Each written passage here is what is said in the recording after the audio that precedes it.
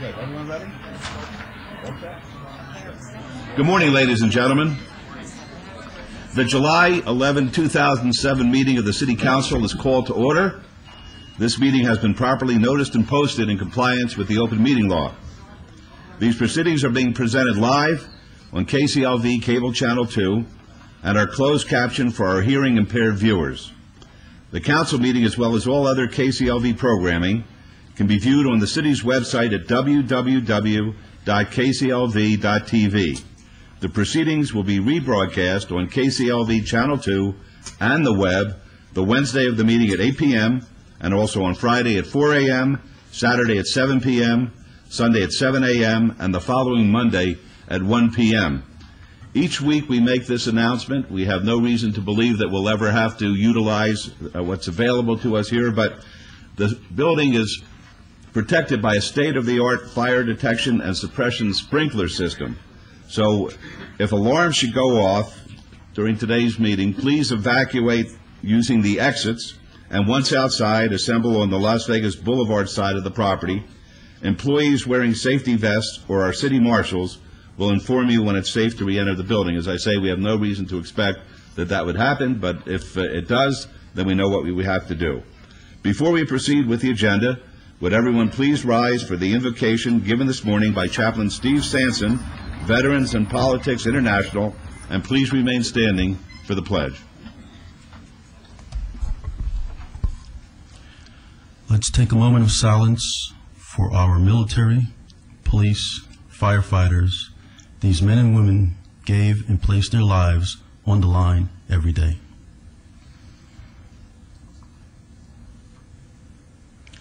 Heavenly Father of power and mercy, we commit ourselves to proclaiming our firm conviction that violence and terrorism are incompatible with the authentic spirit of religion, and as we condemn every recourse to violence and war in the name of God or of religion, we commit ourselves to doing everything possible to eliminate the root cause of terrorism.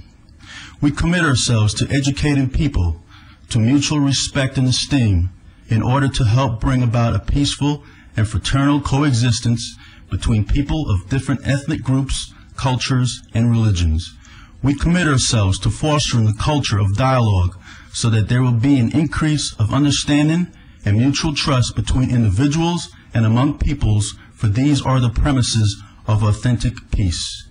We commit ourselves to forgiving one another for past and present errors and prejudice, and to supporting one another in common effort both to overcome selfishness and arrogance, hatred and violence, and to learn from the past that peace without justice is no true peace. We commit ourselves to taking the side of the poor and the helpless, to speaking out for those who have no voice, and to working effectively to change these situations out of the conviction that no one can be happy alone. We commit ourselves to taking up the cry of those who refuse to be resigned to violence and evil, and we desire to make every effort possible to offer the men and women of our time real hope for justice and peace. Heavenly Father, hear our prayer and help all the peoples of this world to find true peace that will bring happiness, health, and understanding, and use this city council as a tool for all to prosper. Amen. I pledge allegiance to the flag of the United States of America and to the republic for which it stands, one nation, under God, indivisible, with liberty and justice for all. Thank you.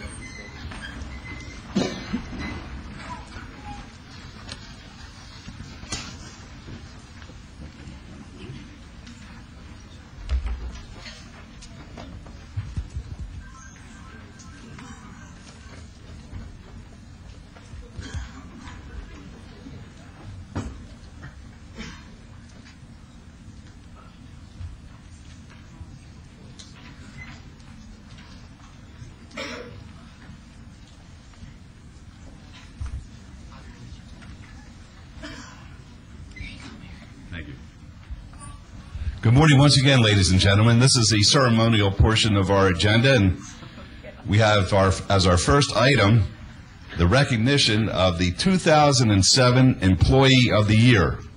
This is one of the city's top honors, and to be selected from among the organization's nearly 3,000 employees, this is quite an accomplishment.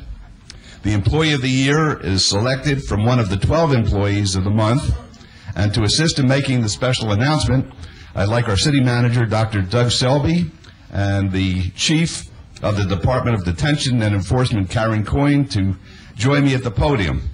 I will tell you this, folks, that the fix was in. I have to admit it.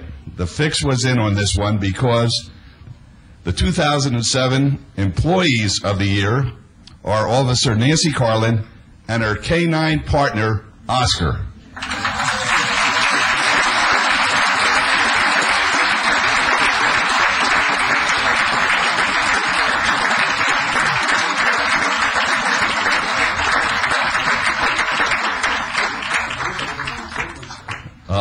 Mayor Pro Tem says there's a resemblance, but I won't hold that against him.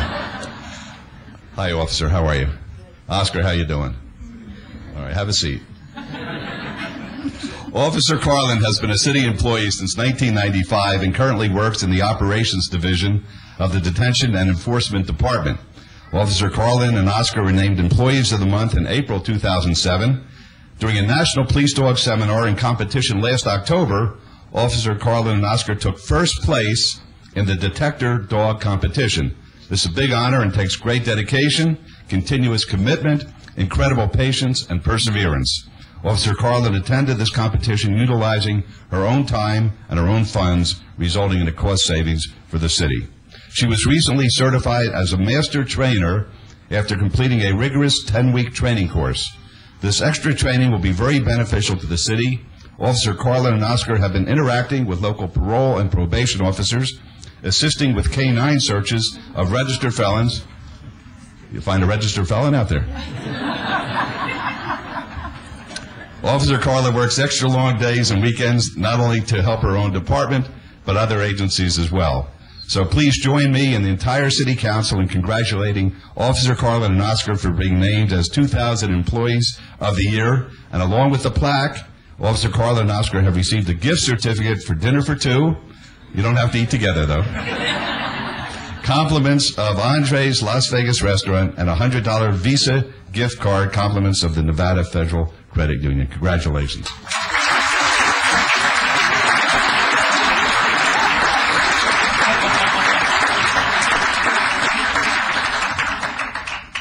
You know, it's just perfectly fitting. It's our 25th year of service to this community, and never before have we had employees, not one, but two employees of the year to celebrate. And by the way, Oscar the dog is the happiest detector dog in the universe. So, Nancy, we're so proud of you. I mean, Nancy lives, breathes, and eats this. It doesn't stop when she walks out the door at the facility. It continues on at home, and she's made a great commitment, and he's a little distracting. I promise you, it's yours. But congratulations, Nancy. You make us all so proud. Thank you. How about Dr. Sully? The way Oscar's acting, I'm wondering if there's some drugs around here. So, we have many fine employees at the City of Las Vegas. It's me? Many fine employees at the City of Las Vegas, and it's always a privilege to be able to recognize some of the best ones. And Nancy and Oscar really stood out in our eyes as some of the top employees here at the city. I need to add that one of our traditions for Employee of the Month is we buy the employee lunch. This is the first year I've ever bought a dog lunch, so I think he enjoyed it. Thank you. Thank you, Mayor and Council.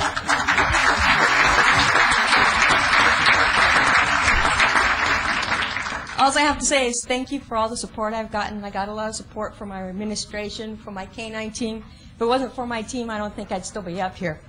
And support from my family and all my trainers that I've had, Don Yarnell, Tom Brenneman, Wendell Nope, all wonderful trainers. I've been very, very fortunate in my job. I don't feel like you said, I don't feel like I go to work every day because this is something that I really love and feel very passionate about. And the one person I do want to thank the most is Sergeant Avila. Because if it wasn't for him starting this and writing this up for me, I wouldn't be standing here today. And he's not here today, is he? But he's the one I want to thank the most, because he gave me a lot of support, even now. I get a lot of support from the whole department, so thank you. Don't get him. This is what he does. This is why he wins first place, because he's always working no matter where he goes. Thank you.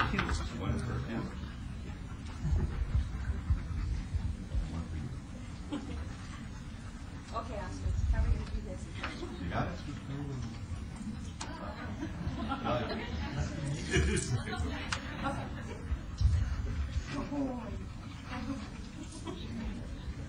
Congratulations. Thank you. Thank you very much.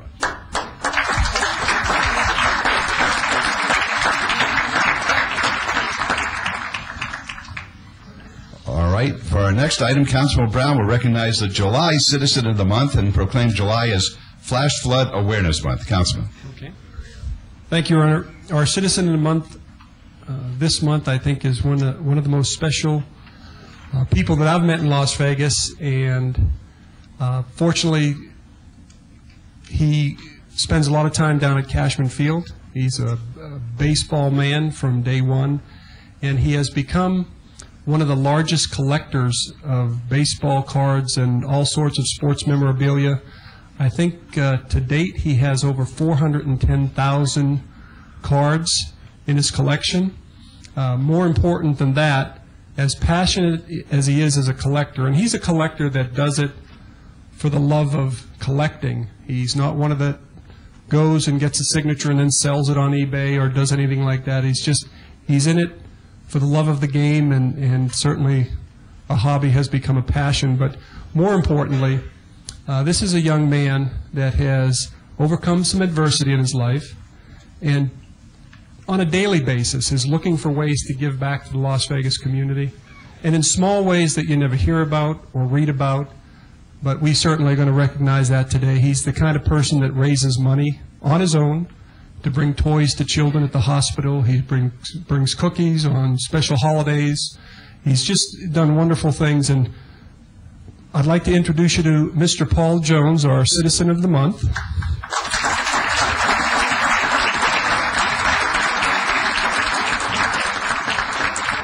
Come on up here, Paul. And along with Paul, his parents, Barry and Lorraine,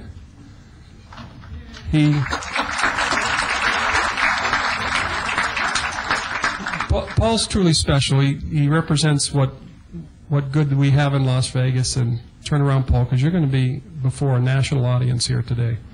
And not only recognize him as Citizen of the Month, and Paul, you know that watching us every few weeks, your name will be on one of our streets. And we have a couple other gifts for you.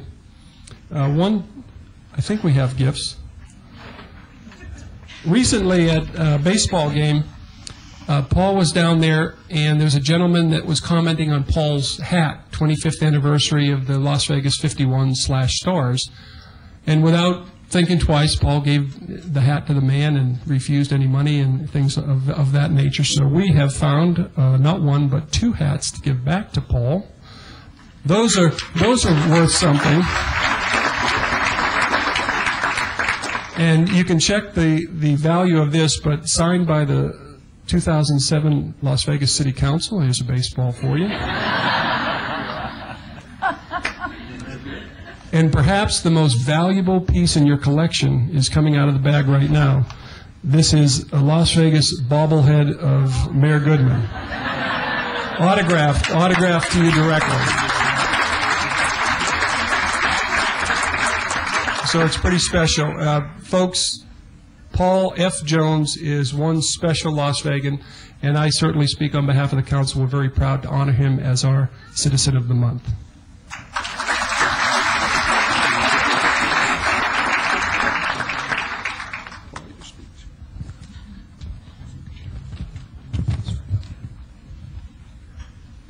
Hi, everybody. It's nice seeing everybody out here today. I want to say thank you to Oscar Goodman, Mary Brown, and the rest of the City Council for giving me the time. I'd like to read my speech. Mr. Mayor and City Council, At this time, I'd like to thank you for this award. I don't know if I really deserve it. I am sure there are a lot of other people out there who are more deserving than me. I am a very lucky person to have a mother and father who love me and believe in me and are willing to allow me to follow my dream.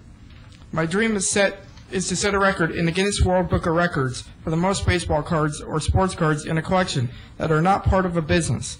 At this time, there is no record set for this category. I have been working on my dream for almost 10 years now. It takes a lot of time and hard work to keep track of all my cards. I like keeping them all in alphabetical order because it makes it easier to find the baseball players that come to Las Vegas. I use my computer to help me keep track of all my cards. This way I know how many cards I have of any player. At this time, I have a little more than 410,000 baseball cards in my collection. I have one room in my house which only has baseball cards in it, boxes and boxes of cards. To other young collectors out there, I would say follow your dream. Don't let anyone tell you that it's a waste of time. These people are not your friends. They just want to bring you down. You just need to live life one day at a time and try to help people along the way. Thank you.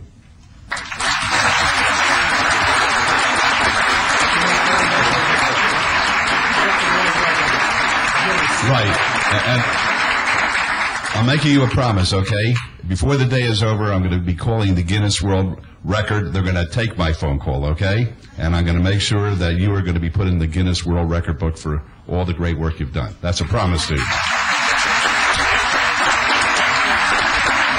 Now, Paul and myself met before the council meeting started today because I really wanted to get to the bottom of something, and he straightened me out because he's a man of truth and integrity, and he answered the question right on the button. I said, is there any card in the history of baseball cards that on one side has a picture of a player and the player's name, and when you turn the card over, it's blank? And he said, yes, there is one card like that. It was a card of a player who played for the Las Vegas Stars. He pitched, named Larry Brown.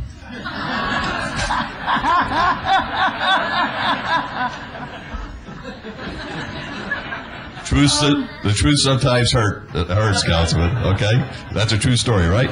Very good. All right, congratulations, and I'll let you know what Guinness says, okay? All right, good, my friend. Take care of yourself.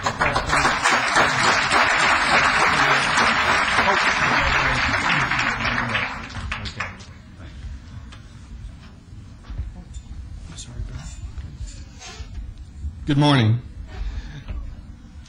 As the mayor said, that Paul has a learning disability, and part of his disability was reading.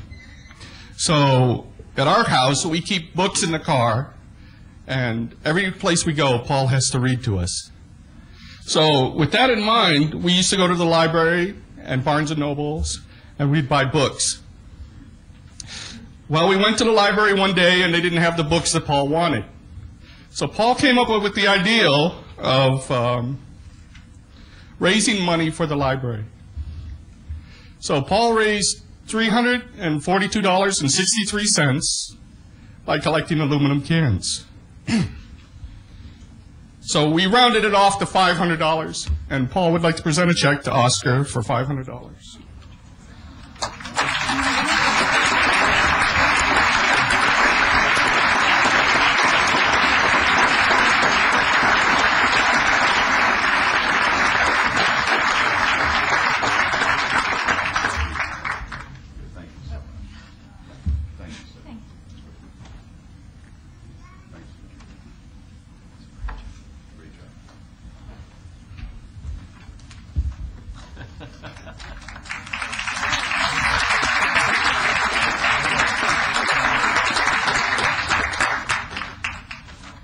Barry and Lorraine, you have a very, very special child there.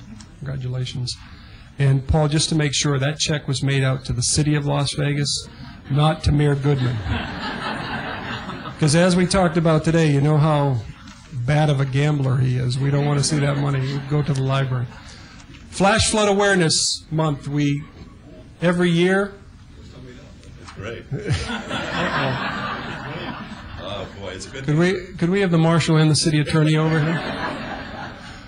Flash Flood Awareness Month would invite Gail Frazier and Betty Hollister. Gail is our General Manager for the Regional Flood Control District.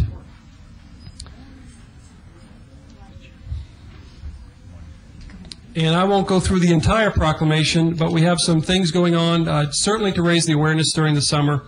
And for those that aren't familiar, we now have 75 detention basins and 450 miles of channels throughout the valley, and we're not even halfway there. We still have 25 to 30 more years of build-out, and it's one of those things that this is a public agency that you don't hear about until those flash floods come, which, by the way, Your Honor, it's 50-50 today, so you are our unlucky charm when it comes to these things.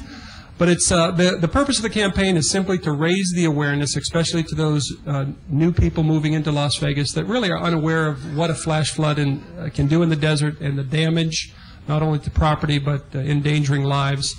We have a great relationship with the media. They promote the campaign, and a great relationship with our fire departments and Metro. And we try to get not only into the school district, but to the general public an awareness of the dangers of flash flooding, and especially things that people should do pretty much from a common sense standpoint. Basically, when it starts raining, just be careful and use your head. And with that, I will let Gail, and I think Betty's going to talk a little bit about the campaign. Thank you, Councilman. You're also the chairman of the Regional Flood Control District, and the mayor sits on the board, too. And I really want to thank the City Council and you two representatives for really taking a regional perspective to controlling the floods out here, because the floods do not recognize any corporate boundaries. We have two missions at our district, really. One is to keep floods away from people, and my hat goes off to your Public Works Department for helping us implement our regional plan throughout the city of Las Vegas and up in the Northwest. And the other thing that we do is we try to keep people away from floods, which tends to be a lot more difficult, and that's what this is all about. And we have to get that message out to everybody that if you see water moving down the streets, just avoid it, wait it out. So with that, I thank the City Council for allowing us this opportunity to get the information out to your residents and the people here today, and also through Channel 2, who is working with us to produce our Flood Channel show, so that we can keep that awareness up there with all these new residents that are moving into this valley on a monthly basis. Here's Betty. So Carrie Ann and I handle our public information and public outreach at the Flood Control District, and right now we're holding our flood safety billboard contest. We have about 276 entries so far. The contest will continue through July the 22nd. So you have a couple more weeks to get your ideas in for a flood safety message, like you know better, wait it out, in too deep, those kinds of things. Just log on to our website at regionalflood.org. On the home page, you'll see the link. We hope that you'll participate and encourage your children to participate too. We will be choosing two winners, one in English and one in Spanish, and those will go up on a billboard in September, and we'll try to get some media attention and recognize you at our board meeting. So remember, always be flood safe. Thank you.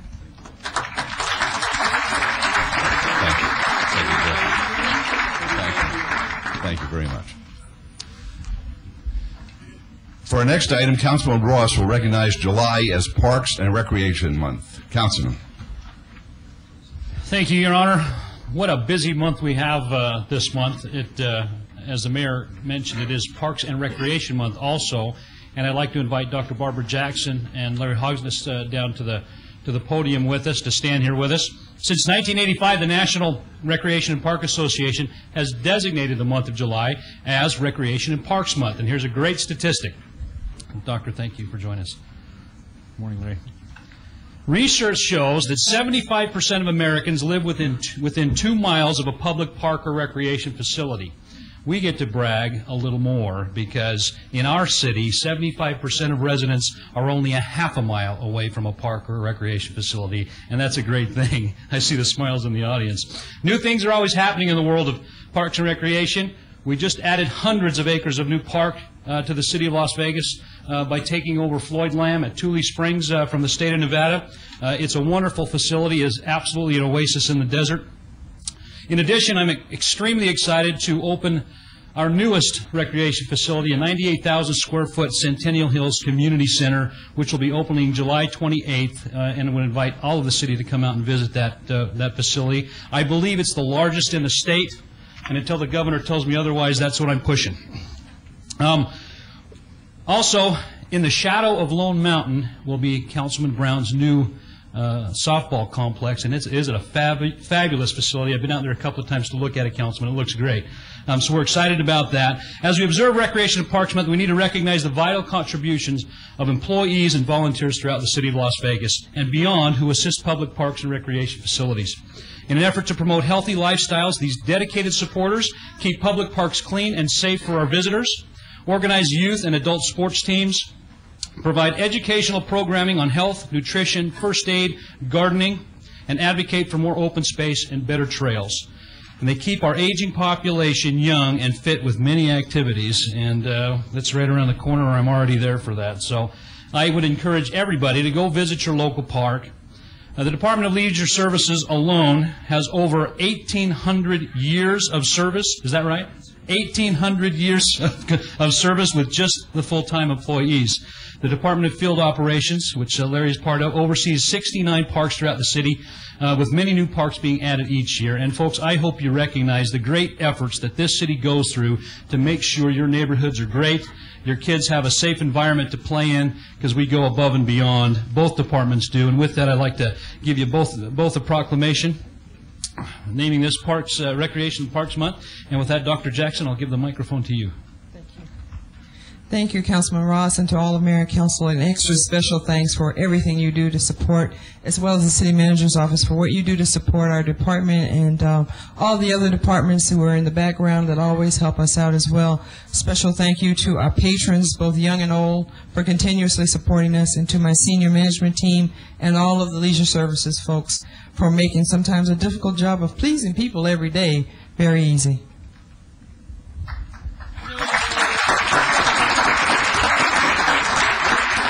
Thank you. And I would just like to kind of got to echo everything that Barbara said. But I'd be remiss if I didn't acknowledge the great employees we have in our department. There's 100+ people that maintain our parks. I think in the last 8 years we've really come a long ways. I think we have one of the finest park systems, not only in the valley, in the state, but probably in the whole Southwest. We get an awful lot of compliments from all the activities we have. We agree. Thank you. Thank you very much. Thanks. For our final item, Councilman Wilson will recognize a very talented group of local gymnasts. Councilman?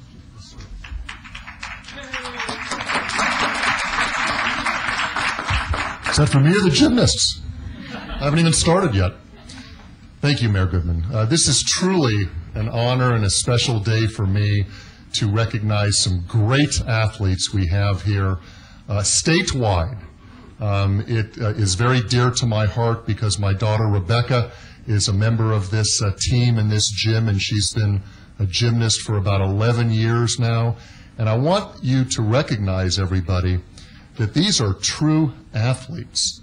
These are girls and young women that devote 20+ hours a week to the gym in there, sweating and working and doing everything they can to make themselves the best athletes possible. So this is not just a casual hobby of these women. This is hard work and dedication, and my congratulations go out to them. This is to honor a particular gym, the Desert Gym Cats, which is off Cimarron and Charleston.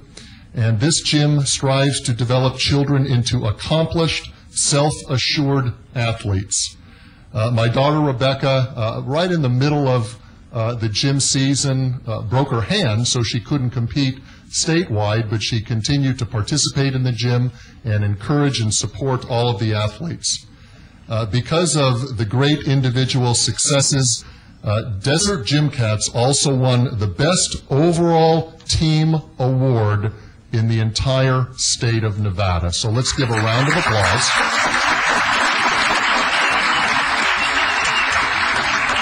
Now I must add that Desert Gym Cats Henderson, wherever that is, won second place, and the reason that's kind of noteworthy is it's within the Desert Gym Cats family.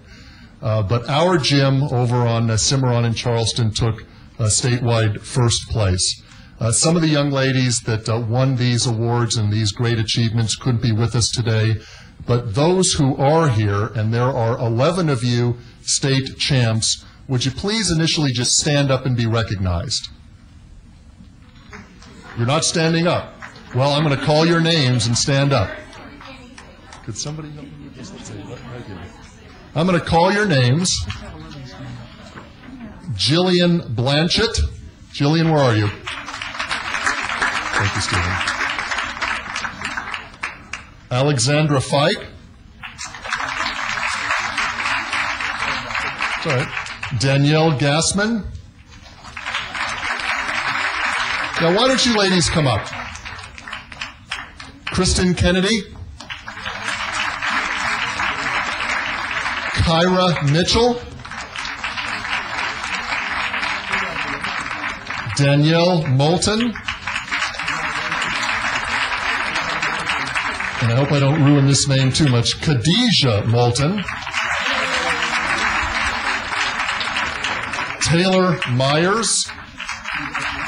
There you are. Abigail Stanley. Caitlin Stanley. And Skylar Witchert.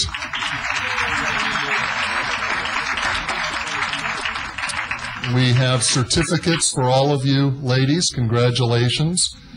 At this time, I'd like to introduce you to the people who are really the leaders. Hold on. These young women athletes couldn't do this on their own. This takes a lot of encouragement and training and dedication by our coaches. And we have some of the coaches here today. First of all, I'd like to introduce the owner of Desert Gym Cats, and I'm sure you're out there coaching as well, Stacy Carrero. Stacy, please stand up. Come on up. Our head coach is Stacy's daughter, Jessica Stokely. Jessica. And then our girls team coaches, Silvana Hill, Ned Lang, Elena Spiziana, and Angie Spizuko.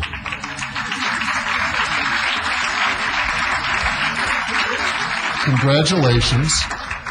And I think, Jessica, you being the brave one, are going to say a few words about these great athletes. Thank you. I'd like to thank Councilman Wolfson, Mayor Goodman, and the Las Vegas City Council, first of all. Second, of course, I'd like to thank all our wonderful gymnasts. Without their hard work, we couldn't have done this. Thank you. And of course, their parents, without their support, we couldn't have achieved what we did this year. And of course, finally, our staff, Ned, Silvana, Angie, Elena, Trish, Elisa, and of course, my partner, my mother, Stacy. Sorry, I'm nervous. We'd like to thank all of them for everything. And thank you. Congratulations to all. Thanks. Thank you.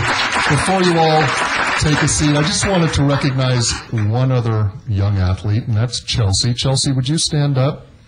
Come on. I know you're a little embarrassed.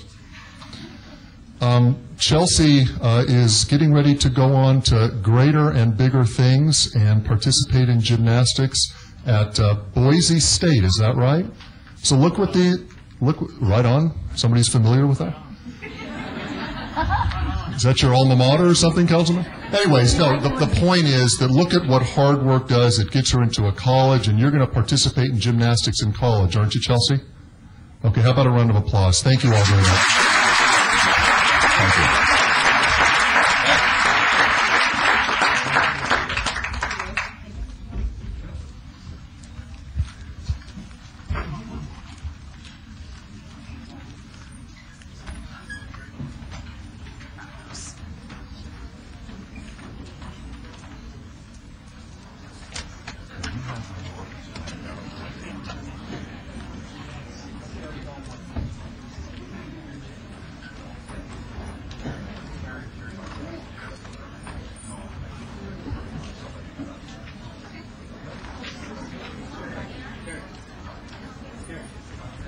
Okay, we're starting the process right now.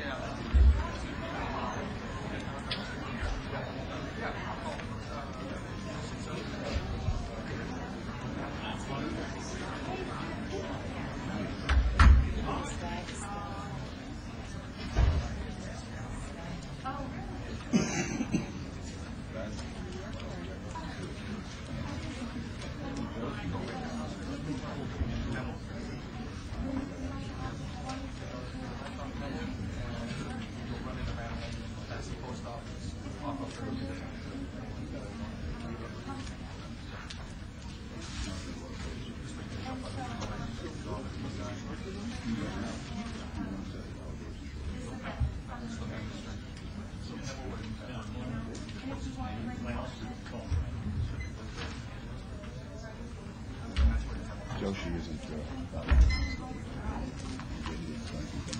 It's basically just driving people out of the downtown, as far as I'm concerned.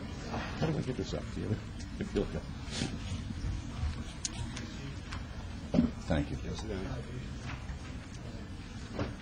Very good.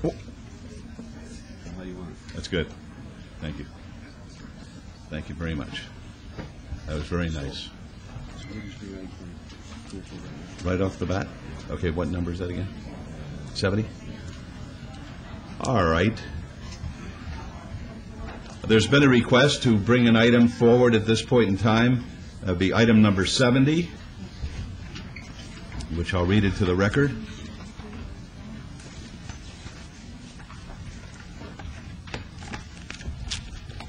Item number 70 is discussion and possible action regarding an appeal of a suspension of a tavern license, Nevada Receivership LLC, doing business as Crazy Horse 2 at 2476 Industrial Road. Michael J. Signorelli, managing member. This is in Ward 3. Mayor Pro Tem. Yes. Mr. Stein, please. Mayor, members of the council, my name is Stephen Stein. Turn. Good morning, Mr. Mayor, members of the council. My name is Stephen Stein, 520 South 4th Street, Las Vegas, 89111. I am here representing Mr. Signorelli. For your edification, and Councilman Reese knows this, and mostly Mr. DiFiore, but Mr. Jervik knows, I sent a letter on July 9th to Mr. DiFiore with a copy to Councilman Reese with withdrawing the appeal of the suspension. The reason I did this and the reason that we wish to withdraw the appeal, not go forward with the appeal, and end any future of Mr. Signorelli with his liquor license at this location is that before any viable appeal or before any viable appearance before this august body could occur, there had to be an agreement between the seller and Mr. Signorelli for the purchase. There were two other conditions preceding before we could go any further, but the first one was the key one.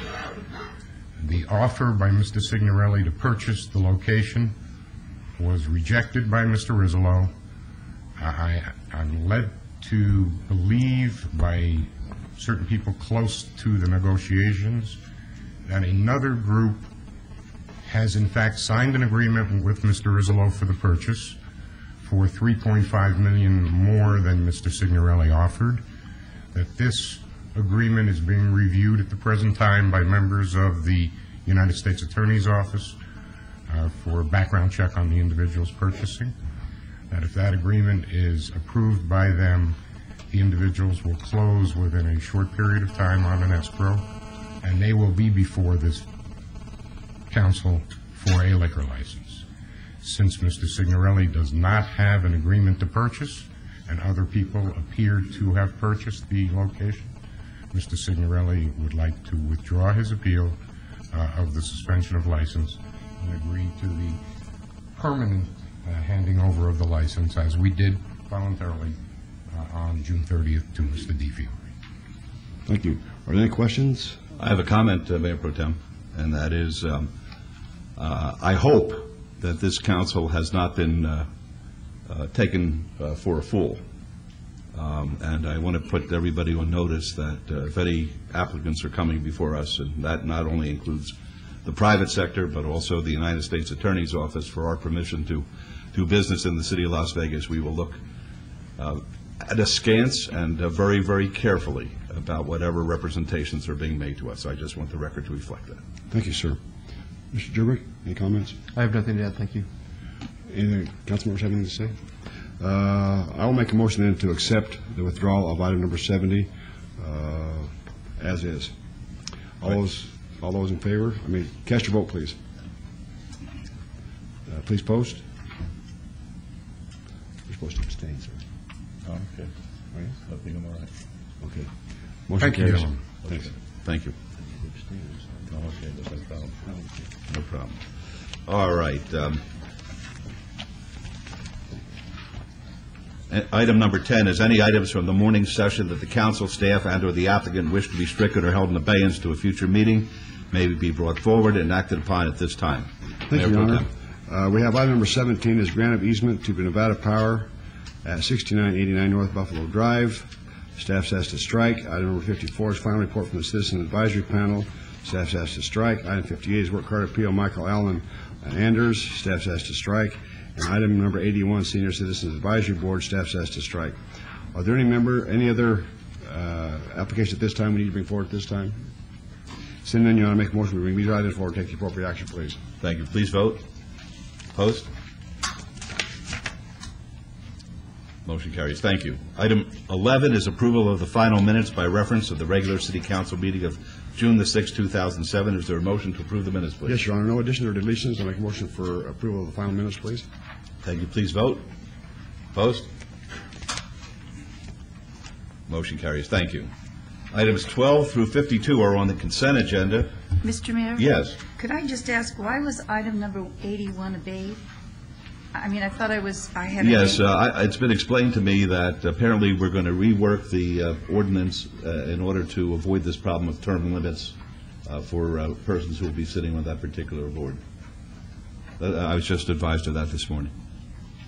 Okay, because I had been instructed at the last meeting to replace somebody, and I had done that. But are you saying now that the ones who were there could stay with the way you're doing the ordinance? I don't know. Or the new ones coming will have no? I don't know the answer, but we'll work it out Okay. before the next meeting, I'm sure. Okay. All right. Certainly, we're not going to put you in a position where, you've made a representation to somebody, we can't follow through on it. Well, because I had a very good person on, but I was told he could no longer do it. Very good. Thank you. Thank you. Okay, items 12 through 52 are on the consent agenda. They're considered to be routine. They're recommended for approval by the departments and may be enacted in one motion. Are there any items that the council wishes to bring forward at this time? Your Honor, we have a request to bring item number 22 forward, please. All right.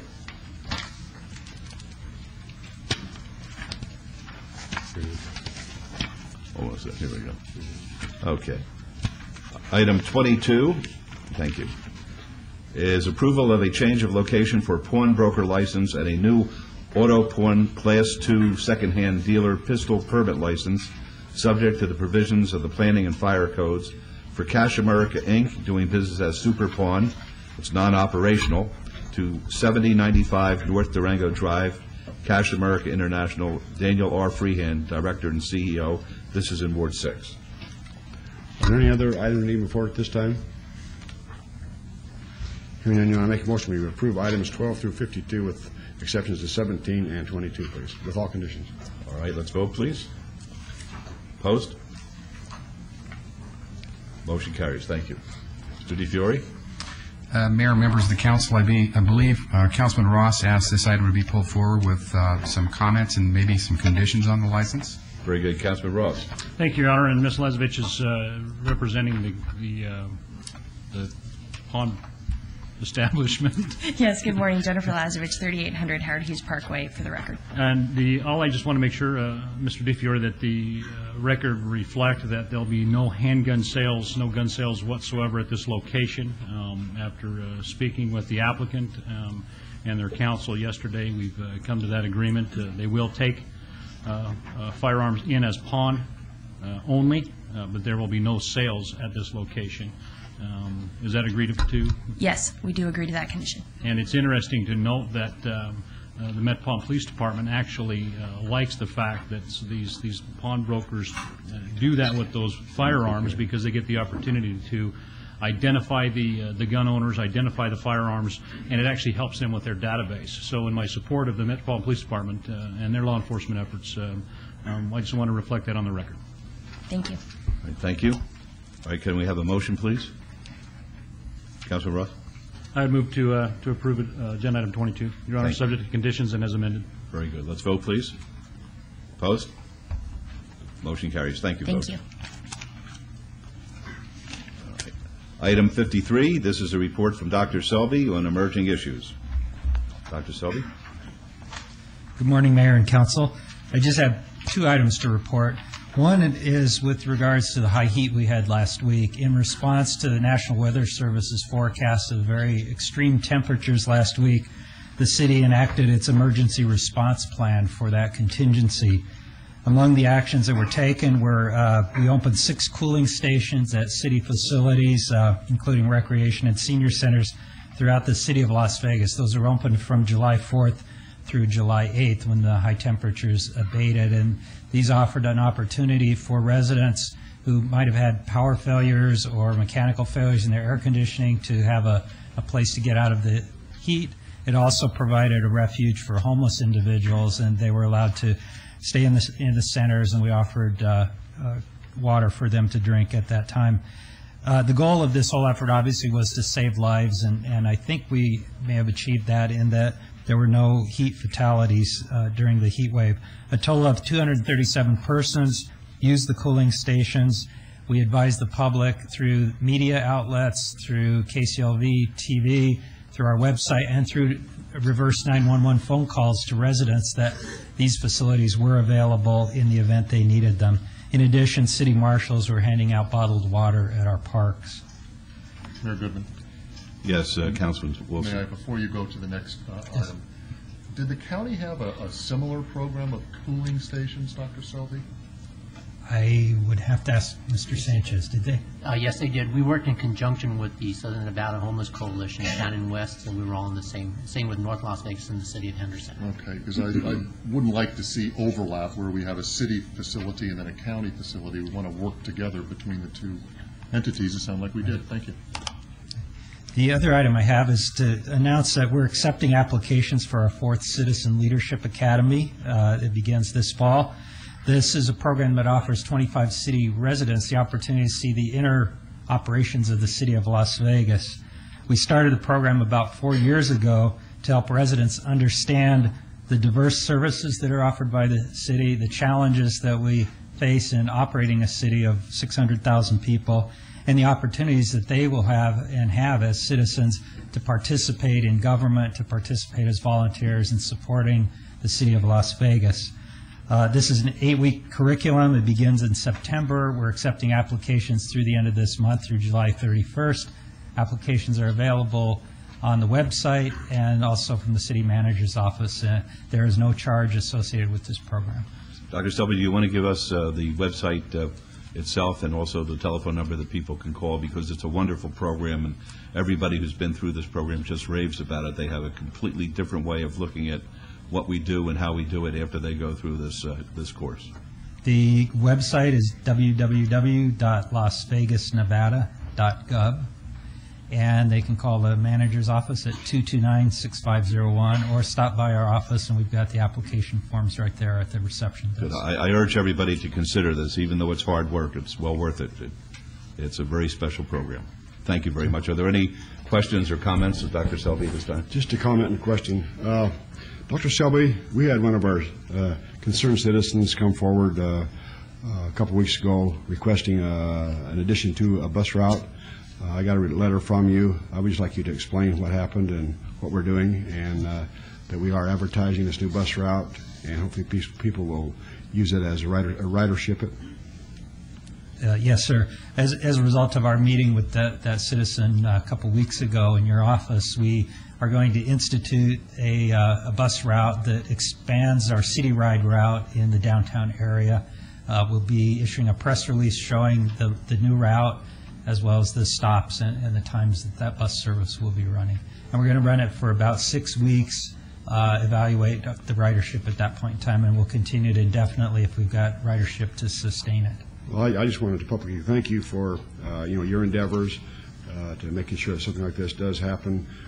When citizens do come forward, we do try to react, and I just appreciate your help in this matter. Okay. You're welcome. Thank you. Any other comments or questions? Mr. Mayor? Yes, the leadership program is 8 weeks, right? 5 days a week? It's one night a week. And, one night a week. And then weekends we'll have special tours. Okay, thank you. Yeah. Thank you. Any other comments or questions? Dr. Selby, thanks for the report. Appreciate it.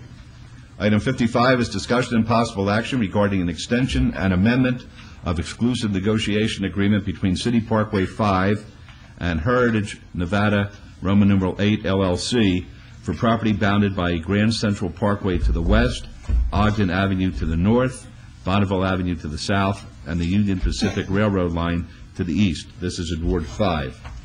Mr. Adams. Good morning. Scott Adams, Director of the Office of Business Development.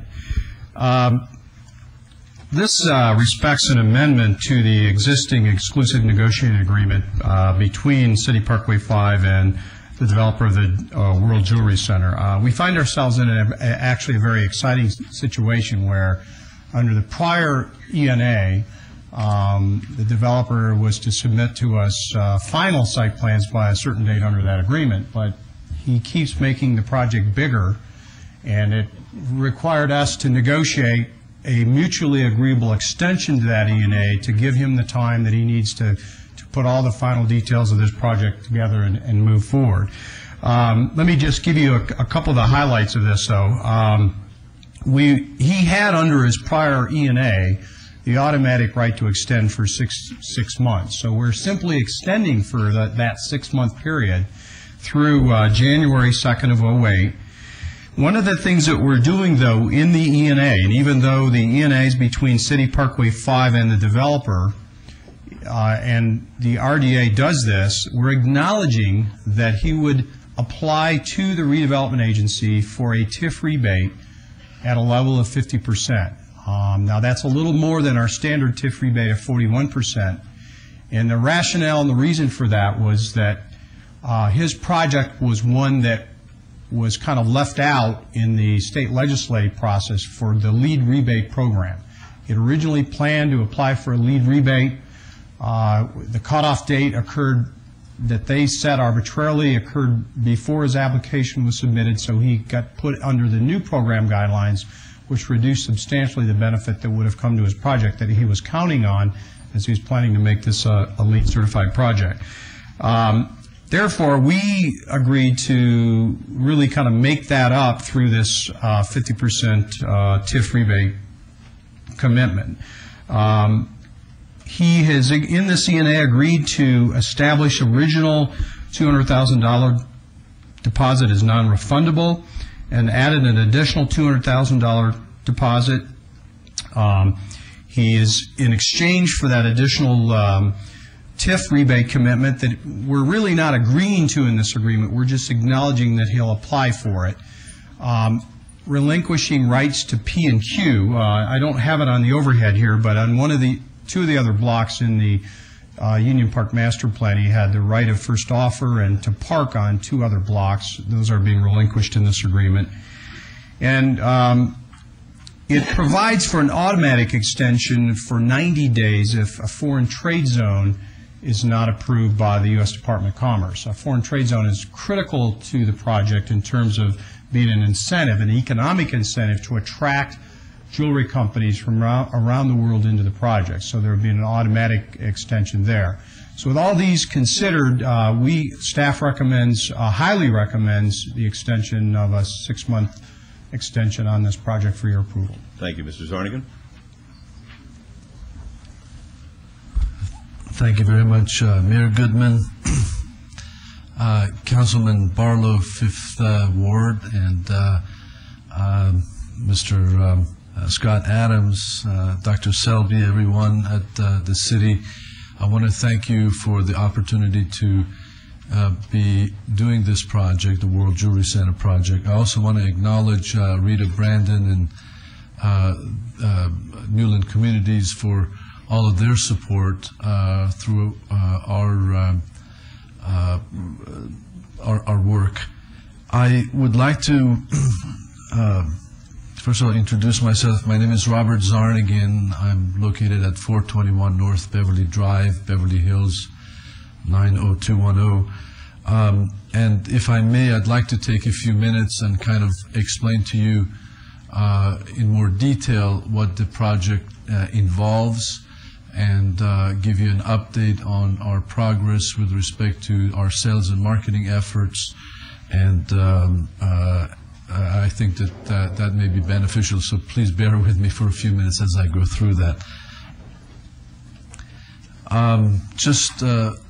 As you may know, I've been developing for the last 27 years.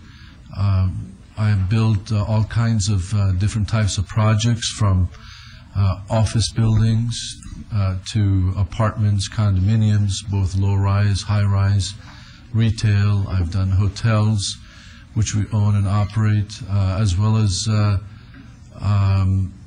storage, self-storage facilities specialized in storage of fine arts and wine. We try and do unique projects, things that are different, out-of-the-box thinking, hopefully. And the World Jewelry Center certainly is that. It's a very unique project. It's never been done before to the scale and to the type of amenities that we're bringing to this great city. I would like to also really acknowledge Union Park. I think that it's a fantastic opportunity to really make a great community there.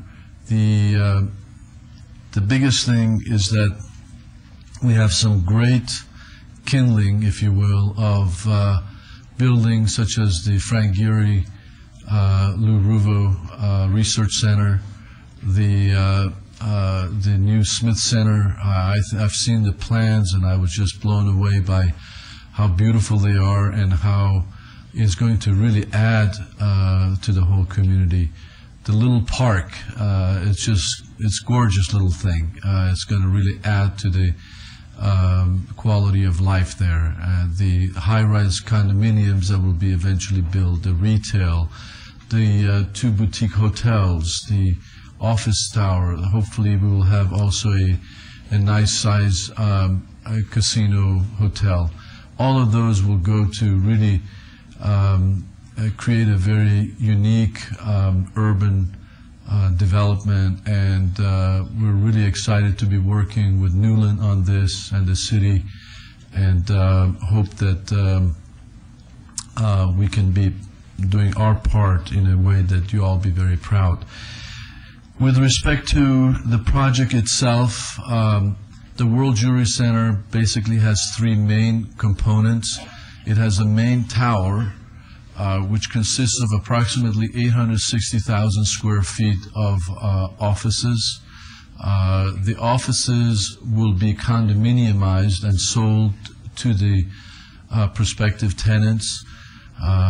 We anticipate several hundred gem and jewelry manufacturers and distributors from all over the world.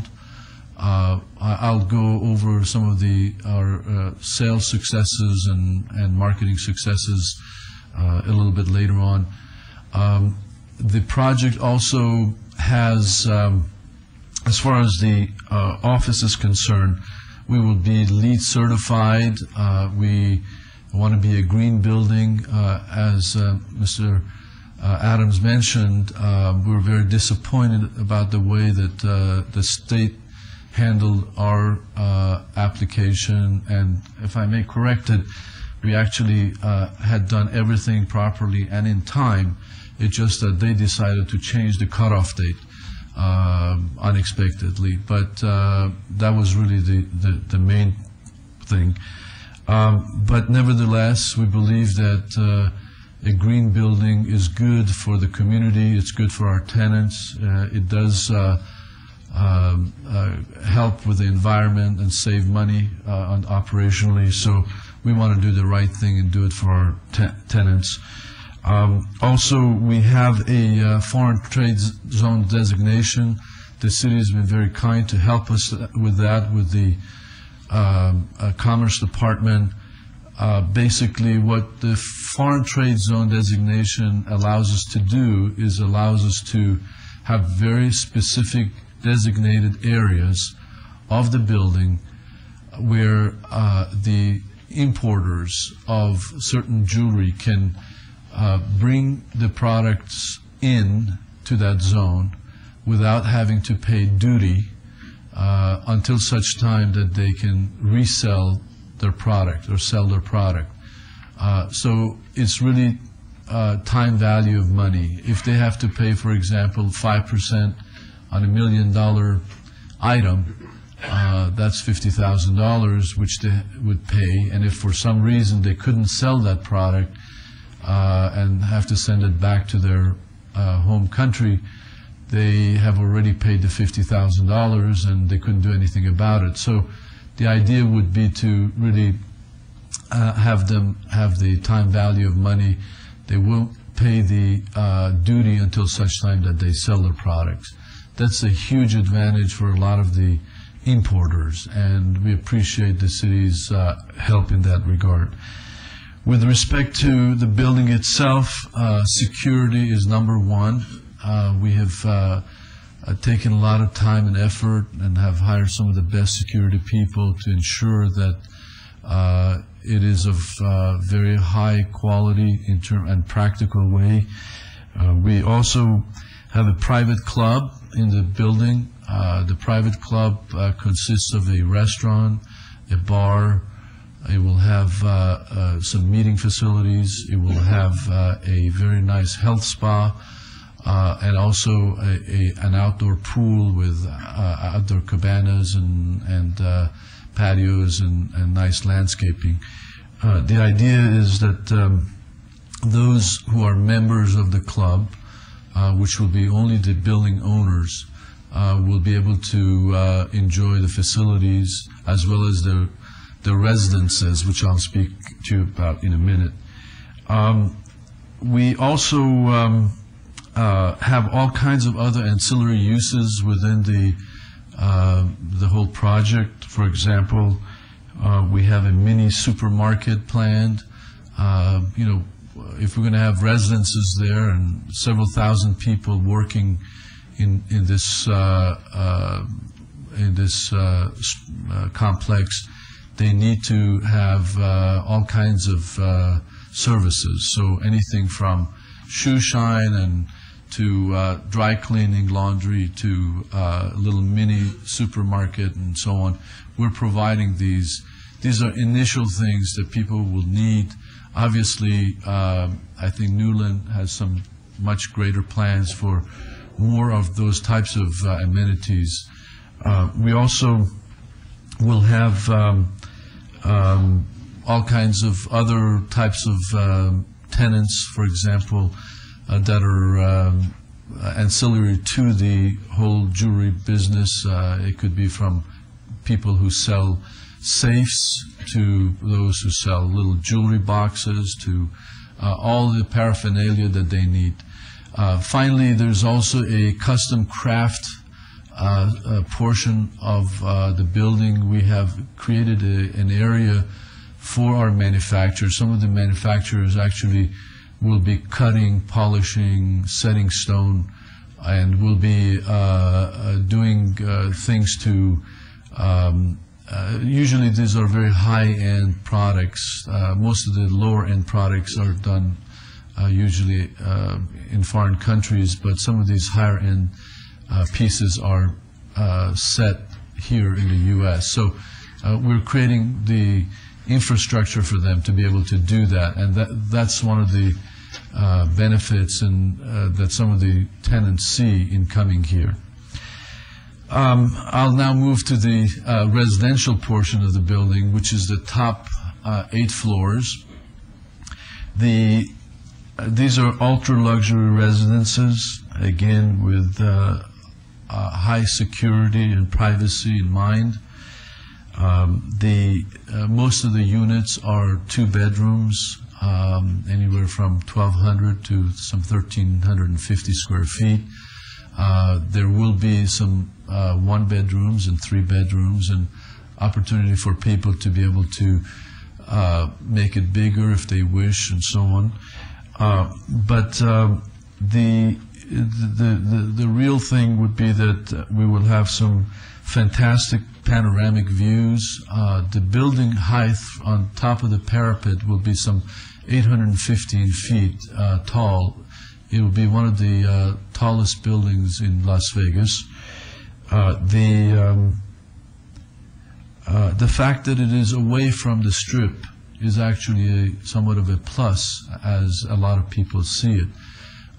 There are those who have discerning taste, and they would like to be able to live in a decent place, but they really don't, and have the views and all of that, but they really don't want to be where there's a lot of traffic and a lot of pedestrian traffic and so on, and want to really be in a very quiet and private type of a environment. And I think that beautiful Union Park does provide that. Also, we will have ultra-luxury finishes, services and amenities, from concierge service to food service to housekeeping services and so on. Plus they'll be able to use the private club facilities. So it'll really bring something very, very unique to the area. As far as the retail is concerned, that consists of approximately, by the way, there will be about 80 units all told on the residences. The retail consists of about 125,000 square feet, principally on 2 levels. There will be a third level where there will be a gem and jewelry museum. We've hired some of the world's most foremost expert on gem and jewelry and museums to help us really figure out an incredible program that is not only entertaining and that is captivating, but also educational, and hopefully can bring the people to the area to really visit and be able to shop. The retail will basically consist of some of the world's best brands. Although a lot of the brands and the products may have never been seen here in the U.S. before, they are kind of indigenous to their own countries. So there'll be all types of products and all types of categories, and we also will be having many countries involved.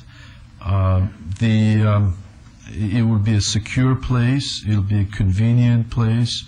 We are emphasizing affordable luxury. We are also making sure that it'll be convenient for them to come in and out, so there will be complimentary valet parking. We will have a section for artisans, atelier. Basically, it's a area that some of the best of the world's designers, jewelry designers from all over the world, that we're bringing them in, and people will be able to see how they design jewelry and how they are made and how they are mounted and so on. I think that, again, part of it is education and part of it is bringing some excitement. There are also some really exciting restaurants that we are contemplating bringing in. There will be some international restaurants, some affordable food. There will be some also a little bit more upscale food. But the idea is that people can really have a reason to come to Union Park, to the World Jewelry Center, and spend a half a day. They may look around, browse. If they like something, they'll buy something. And we hope that it'll be so interesting for them that they'll buy. And so we're very sure of that they will. As far as the total project is concerned on our sales and marketing efforts, so far we have signed up 89 firms with letters of intent to acquire space in the office tower. When I say letters of intent, these are non-binding letters of intent, but these are majority, if not most of them, all of them, will probably be converting to purchase and sale contracts. We have, the jewelry business, these people are very conscious of their word, what they say, and their word is their bond. So a lot of these people while at the beginning didn't understand what this whole project was about. They didn't understand what their business plan would be and why, what the benefits are for being in Nevada and being here in Las Vegas.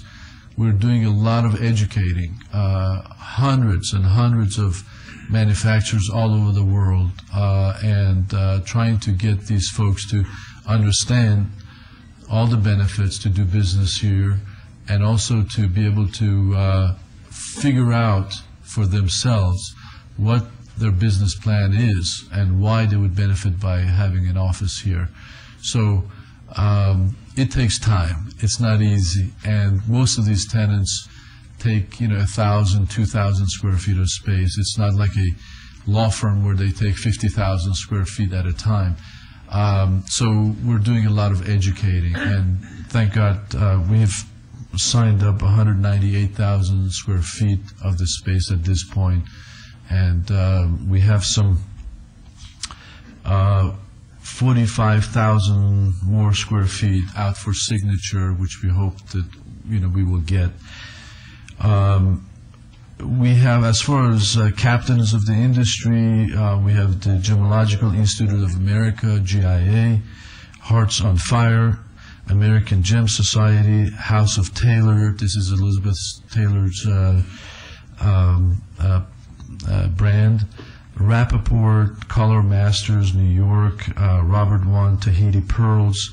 These are the premier black pearls of Tahiti, Tycoon, and many, many others. There are 4 countries represented so far, from Canada, Italy, Greece, Lithuania, Turkey, Israel, Dubai, India, Hong Kong, Indonesia, Russia, Japan, and Tahiti. Also, as I mentioned, we have a number of other LOIs out for signature, and other countries will be participating, such as Australia, Saudi Arabia, and Belgium. Also, if I may just give you a little bit briefing on our marketing strategy and some of the key dates. We are advertising within 10 trade magazines. We're spending hundreds of thousands of dollars doing that. We have a direct mail campaign and all kinds of marketing campaigns throughout this year and next year. We're participating in 5 trade shows around the world coming up: U.S., Canada, Brazil, Bangkok, Hong Kong, and Germany. We have targeted travels, including also Belgium, India, and Italy through the rest of this year. I'm very, very blessed by a managing director. The gentleman's name is Bill Boyajian. He actually was the president of GIA for some 21 years. We were able to have him come and, as he was retiring, to come and really take the helm of our project, and he's done an incredible job of introducing the project to prospective tenants and also in getting them signed up. As far as key dates, August 15th will be a key date for us. The Union Park Design Review Committee submittal for design development review will take place. Mid-October, we will be submitting to the Planning Commission for site development plan review, including our track map and special use permits. And on December 21st, we are to submit our developer-approved DDA and OPA, which is the TIF agreement, for City Council's approval on January 2nd. So this kind of concludes my long description of the project and key dates. I hope I haven't bored you with it. Well, thank you very much. I was going to cut you off about 15 minutes ago, but that's mean. No, it wasn't mean. It's nice because I'm so proud of you. You're all I could say. It's a little saying, from your lips to God's ears, as far as this project is concerned. You started off with an idea, a concept, and it wasn't necessarily embraced immediately, and you stayed with it, you stayed on it, and it's now being shaped and developed where it's going to make the downtown very, very special in and of itself, even if we didn't have all the other wonderful projects. And if you looked at the newspaper yesterday, there was a photograph of the Lou Ruvo Brain Institute. The caption was, it was the first first development taking place that you could see and touch and feel on the 61 acres. And every day we have folks coming in and talking about the kind of plans that even impress you, like the Performing Arts Center and the Charlie Palmer Boutique Hotel and the Access Medical with their boutique hotel, and just one thing after another. But yours is so very special because, as the World Market Center in many ways did, it diversified our economy virtually overnight, and you're doing that basically on your own. This is you're putting huge sums of money. So are you into the millions yet? Oh, yes, many millions. Millions of dollars, as we say in Nevada, on the come. But the dice will roll your way. I'm positive of that. And I was proud of you because the truth of the matter is, and I have to tell you this, Mr. Zornigan, I say it to your face. Betsy isn't here today, but Betsy Fretwell and myself were on the phone on Friday night and Saturday and Sunday pleading with the legislature to give you a break, and you just got yourself caught in a political crossfire. It's as simple as that. It was raw politics that cost you the opportunity to get the advantage that you bargained for. And I'm glad that you blasted them because they deserve to be blasted, because you don't give your word and then go back on your word, and that's what they did with you. To your face, they told you one thing and they lied to you. So anything the city can do to make that up, I know that this council is going to do the right thing by you, because this project just changes the entire way we think of ourselves in downtown Las Vegas. Mayor Goodman, I really appreciate your leadership, your foresight, and also all of the council members in the city and Newlands. I must also say that our neighbors have been most welcoming and complimentary. The local Las Vegas community, I have had a chance every time I come to Las Vegas, which is practically every week. I usually go and see some of the key people in the community, and I can't tell you how supportive they've been. I mean, Mr. Molaski and everybody, I mean, has really, really welcomed us and has been rooting for us, has given us their wise counsel at every turn. I'm really grateful to all of your good support. I appreciate that. All right, we appreciate you. Any other comments or questions of Mr. Zornigan? Councilman Goodman, thank you. Oh, I'm sorry. Councilman Barlow, it's in your ward. Go ahead. No, please, Councilman, I'll bring up the rear. Okay. Thank you, Councilman. Just a quick question, Mr. Zornigan.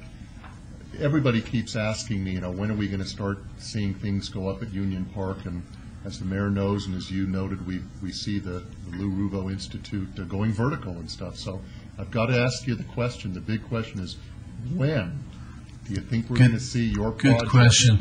We anticipate to be starting probably the end of the second quarter of next year, 2008. So about a year from now. How long for construction? We anticipate that the total project will take about 2.5 years, although we're not yet exactly sure whether we'll start the retail before and have it finished by the time the office tower will take a little bit longer than the retail, or whether we'll, so that they'll complete simultaneously, or whether we'll start one. We're really working with our contractor, and we have many, many dozens of consultants and engineers that are working. These plans are shaping up to be great. Every step of the way, we really price and price and price to make sure that we don't have too many surprises on the construction costs as we go forward. So we anticipate it'll be the latter part of the second quarter of 2008. Thank you. Any other questions? Yes, yes, thank you, Mayor. Barlow.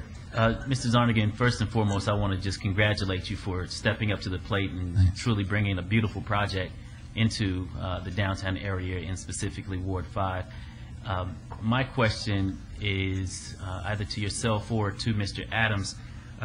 Due to the employment plan of this particular area, Mr. Adams, how does this play into this project, number one? Because I know that there's a lot of individuals who are looking for opportunities to participate, whether it be in the construction side, the minority participation, employment, so forth and so on, with this project from construction to turnkey.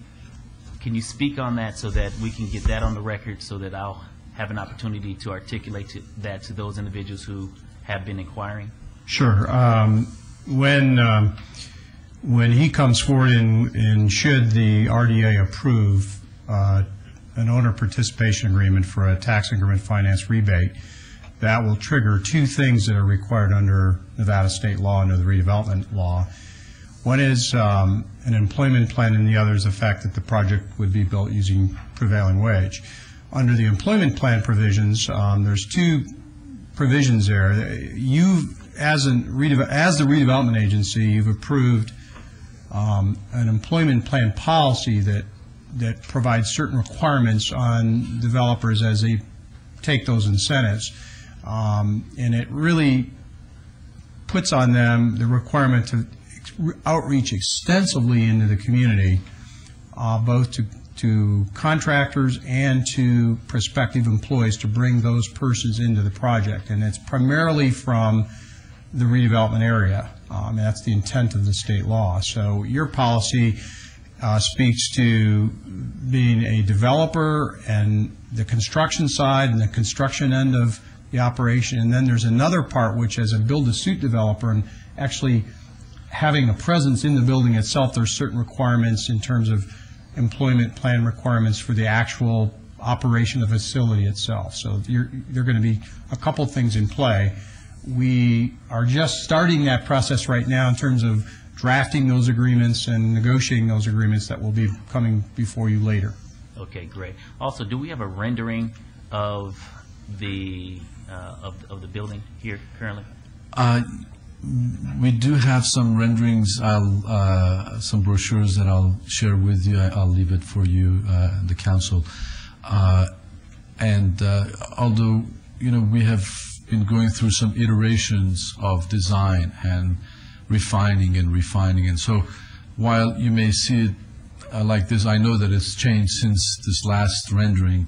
So just wanted you to know that it is changed, but it is that distinctive and handsome. Yeah, I'm pretty sure. I just wanted, I understand that it's changing, but I just wanted the viewers to actually see how beautiful of a building we're looking forward to, if that's something that we can place on the dais. Certainly. Do you have that with you? Do you have it with you now? I actually left it in the car, but I'll go get it for you and bring them to you, if I may. Sorry. All right, thank you very much. Okay, thank you. Are there any other questions of Mr. Zarnigan or Mr. Adams?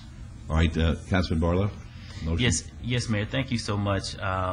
This is going to be a spectacular development in the downtown area, and to Mr. Zarnigan's credit, thank you so much once again for stepping up to the plate and bringing such a beautiful project that this community is in desperate need of. So for that, I ask that the council move for approval, subject to all staff conditions. All right, thank you. Let's vote on that, please.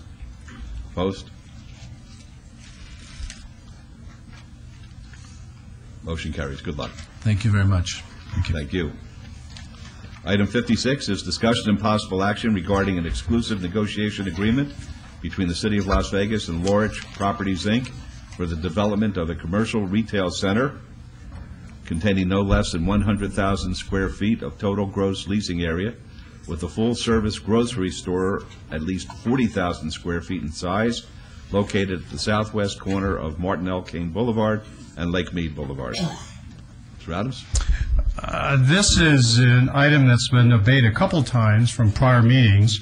This is an exclusive negotiating agreement with Lorich Properties for development of a grocery-anchored retail center on Enterprise Park. It's a 120-day E&A. It has a 30-day right to terminate. It requires a 100,000 square foot commercial development with a 40,000 square foot grocery anchor. It's our typical E&A, and I would was deferred by the councilman, and I would defer to the councilman for some direction on this. All right, very good. Councilor Barlow? Yes, is it on? Mr. Adams, thank you.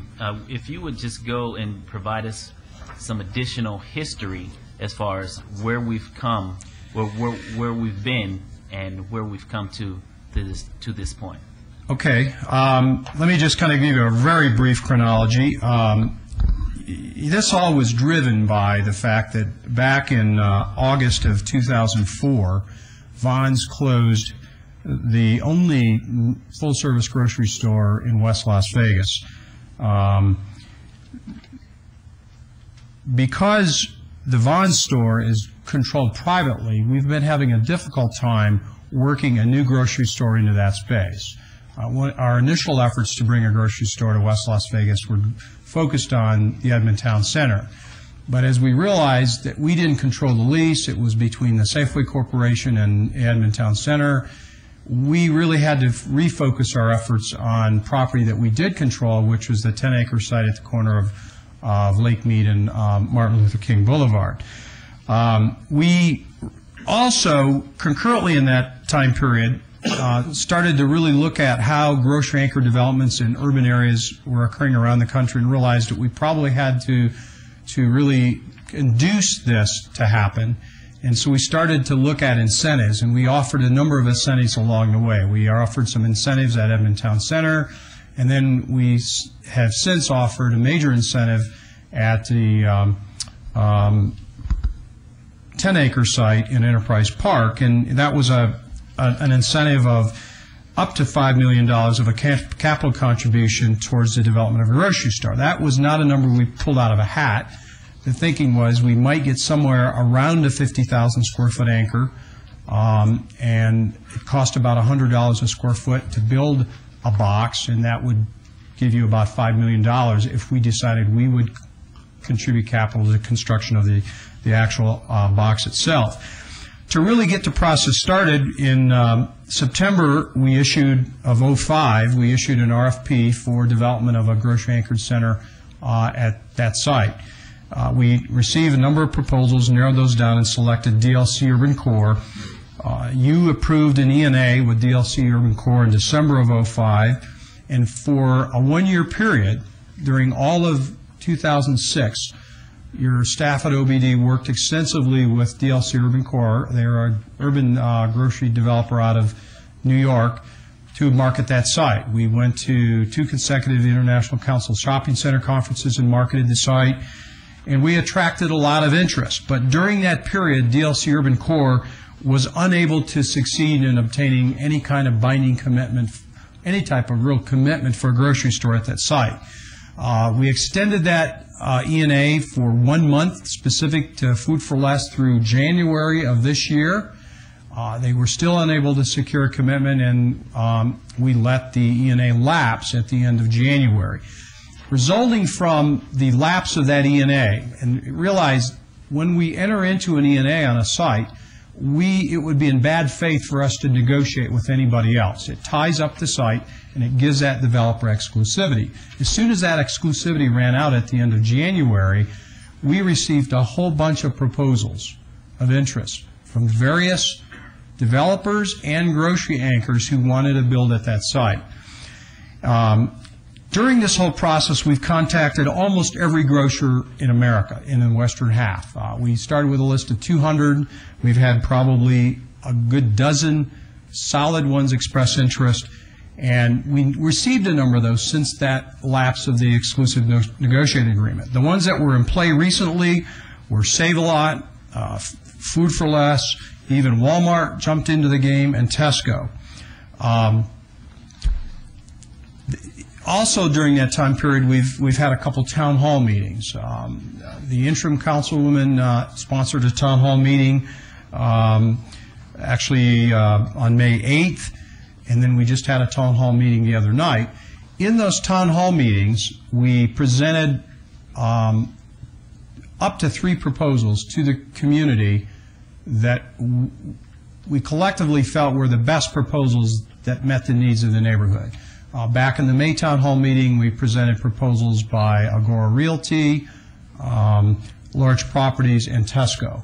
At the Town Hall meeting the other night, on Monday night, we presented just the proposals by Agora Realty and Development and Large Properties, all proposing grocery-anchored retail centers that would strive to meet the grocery needs of the community. So that's been kind of a chronology of what's gone on up to this point in terms of us attracting grocery-anchored developments to this site. Thank you, Mr. Adams.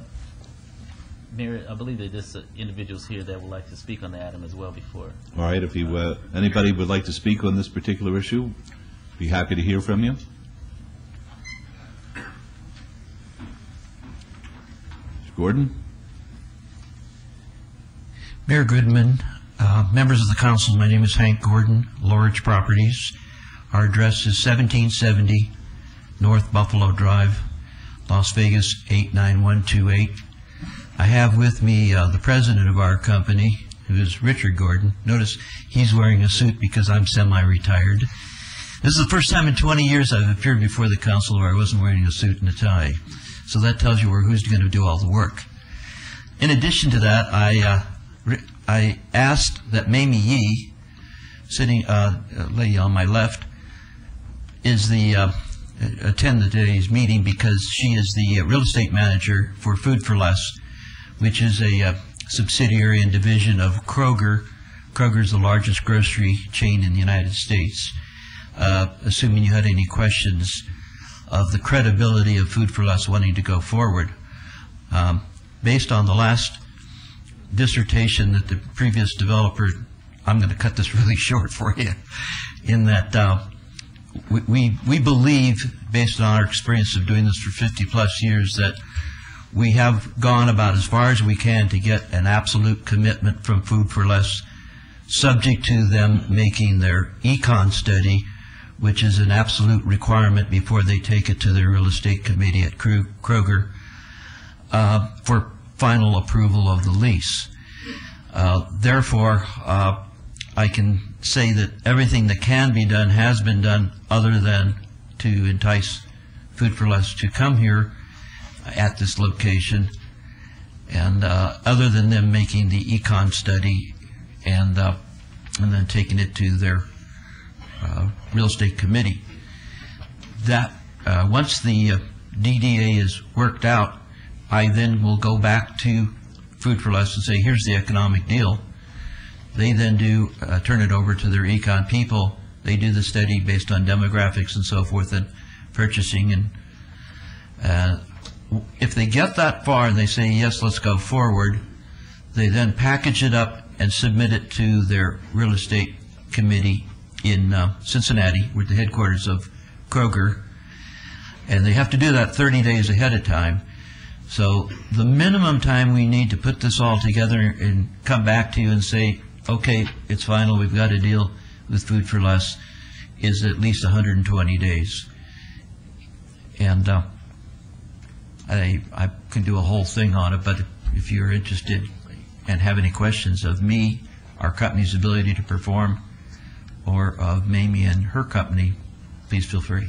All right, thank you. Councilman, do you have any specific questions you'd like to ask? Yes, I would actually like for Mamie to come forward, please, and just speak on your company's ability or willingness to come into the area, if you will. The president of my company and a number of our senior management staff have taken them out and toured the site. We have a very strong interest in the site. It's personally gratifying for me to try to open in urban neighborhoods that are largely underserved, because I think it provides a tremendous catalyst and tremendous service to the community. So we like the site. We would like to move forward with the site. I have to go through the standard procedures that my corporation requires me to do, but I think the site has a great deal of merit, and I think once we can work out the economic terms of the transaction and we can get moving and get approval on this, I think the store will ultimately be an extremely successful store. Because Food for Less particularly services this segment of the population. Working class, we're value-oriented, but we provide a full-service grocery store, good value, good meat, good produce, and a full-line service grocery store that every community would be proud to have. Would you also speak on the type of operation Food for Less runs in the sense of their employees? Our and typical upkeep of the stores store? employs approximately about 100 people, and that's a mix of full-time and part-time employees. We are a union operation, and we provide medical benefits to our employees. We have very competitive wages.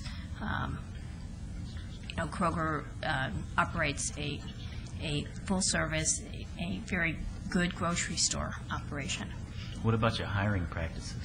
What we've done in communities such as this is that we've had job fairs that we hold in the local community because it's important to try to pull employees from the community if possible, and we've done that and been successful doing that.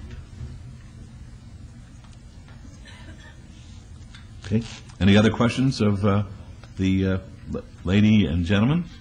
All right. Would anybody else like to be heard on this? Yes. Pardon me. Don McGowan, Las Vegas resident.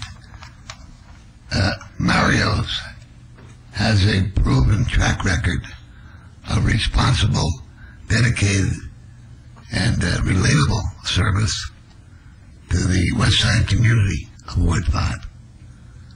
And thereas Mario's is the preferred best alternative choice for 40,000 square foot full-service grocery store. But in addition to that, this is very important, I strongly recommend the City Council to make every reasonable effort to ensure opportunities for the successful development of diverse small businesses of, by, and for the people of the West Side community within the 100,000 square foot commercial retail center to serve as an exemplary model and catalyst for additional development throughout the entire West Side community, which is long overdue.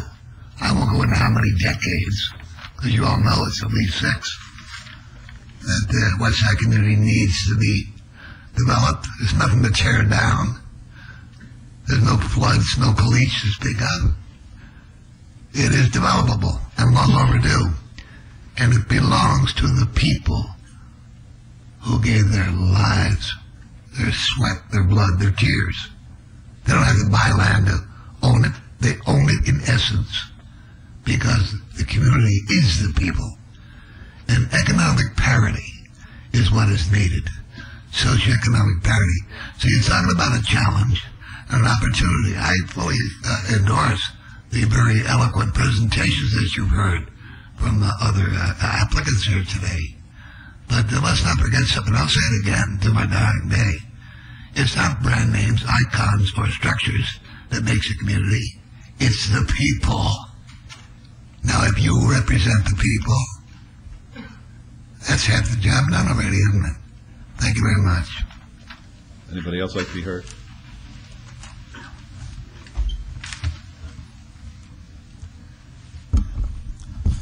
My name is Edward Watson. I live at 1624 J Street. I'm the Vice President of the NAACP. We support Mario's, and we support him for the following reason. I was in West Las Vegas when Smith was there and left. I was part of bringing Vons in. I was there when Vons left. I was there when Jimmy was there and seeing Jimmy leave. Mario had been there. They have stuck. They participate in the community. They help our young peoples. They hire. When we go into Mario, we see people working in the store that look like us. This is a big-time opportunity for him to move up. The store is not as large as some would like for it to be, where I think it's comfortable to our community and that it'll do what we need it to do. Also, the people that he have teamed up with, the NAACP had met with them and talked with them. The fact that they're going to put a security force on the grounds. They're going to have a gas station on the grounds. They're looking to put additional bank on the grounds. All those things are very valuable to us. They're also going to have meeting space. Right now, we only have Doolittle and the West Las Vegas Library.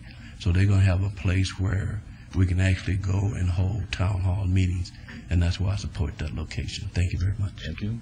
Anybody else like to be heard at this time?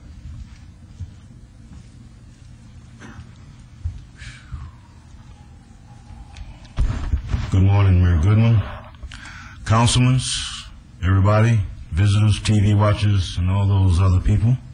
My name is Jerry O'Neill. I am the president of the Marble Meadow Resident Council. And first, I would like to say thank the contractors, the new owners, for coming aboard. And I'd also like to voice the opinion that if Mr. Mario and other businesses in West Las Vegas cannot land this contract, that I feel that they should try to work in hand, because it's my understanding it's going to be a pretty big place. And so maybe we can get some other small businesses that can move into the area and figure out how to make it better for the whole community at large. Thank you. Thank you. Anybody else like to be heard?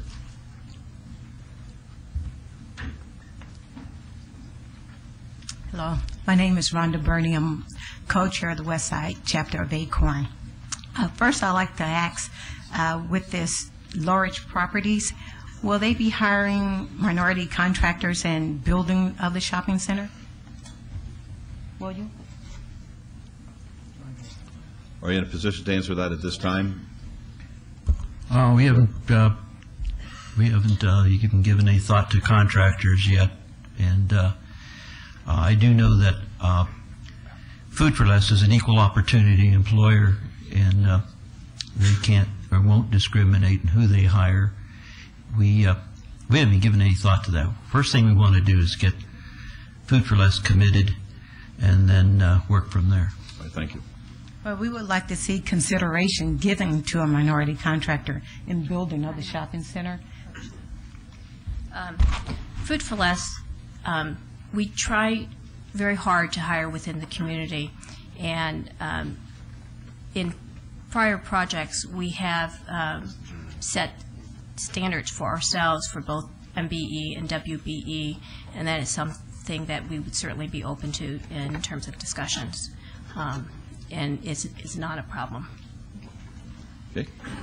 Well, I'm glad to see that we have interest in building a grocery store, which is long overdue over on the west side, and that Food for Less, they do have a union, they have retirement, benefits for the employees.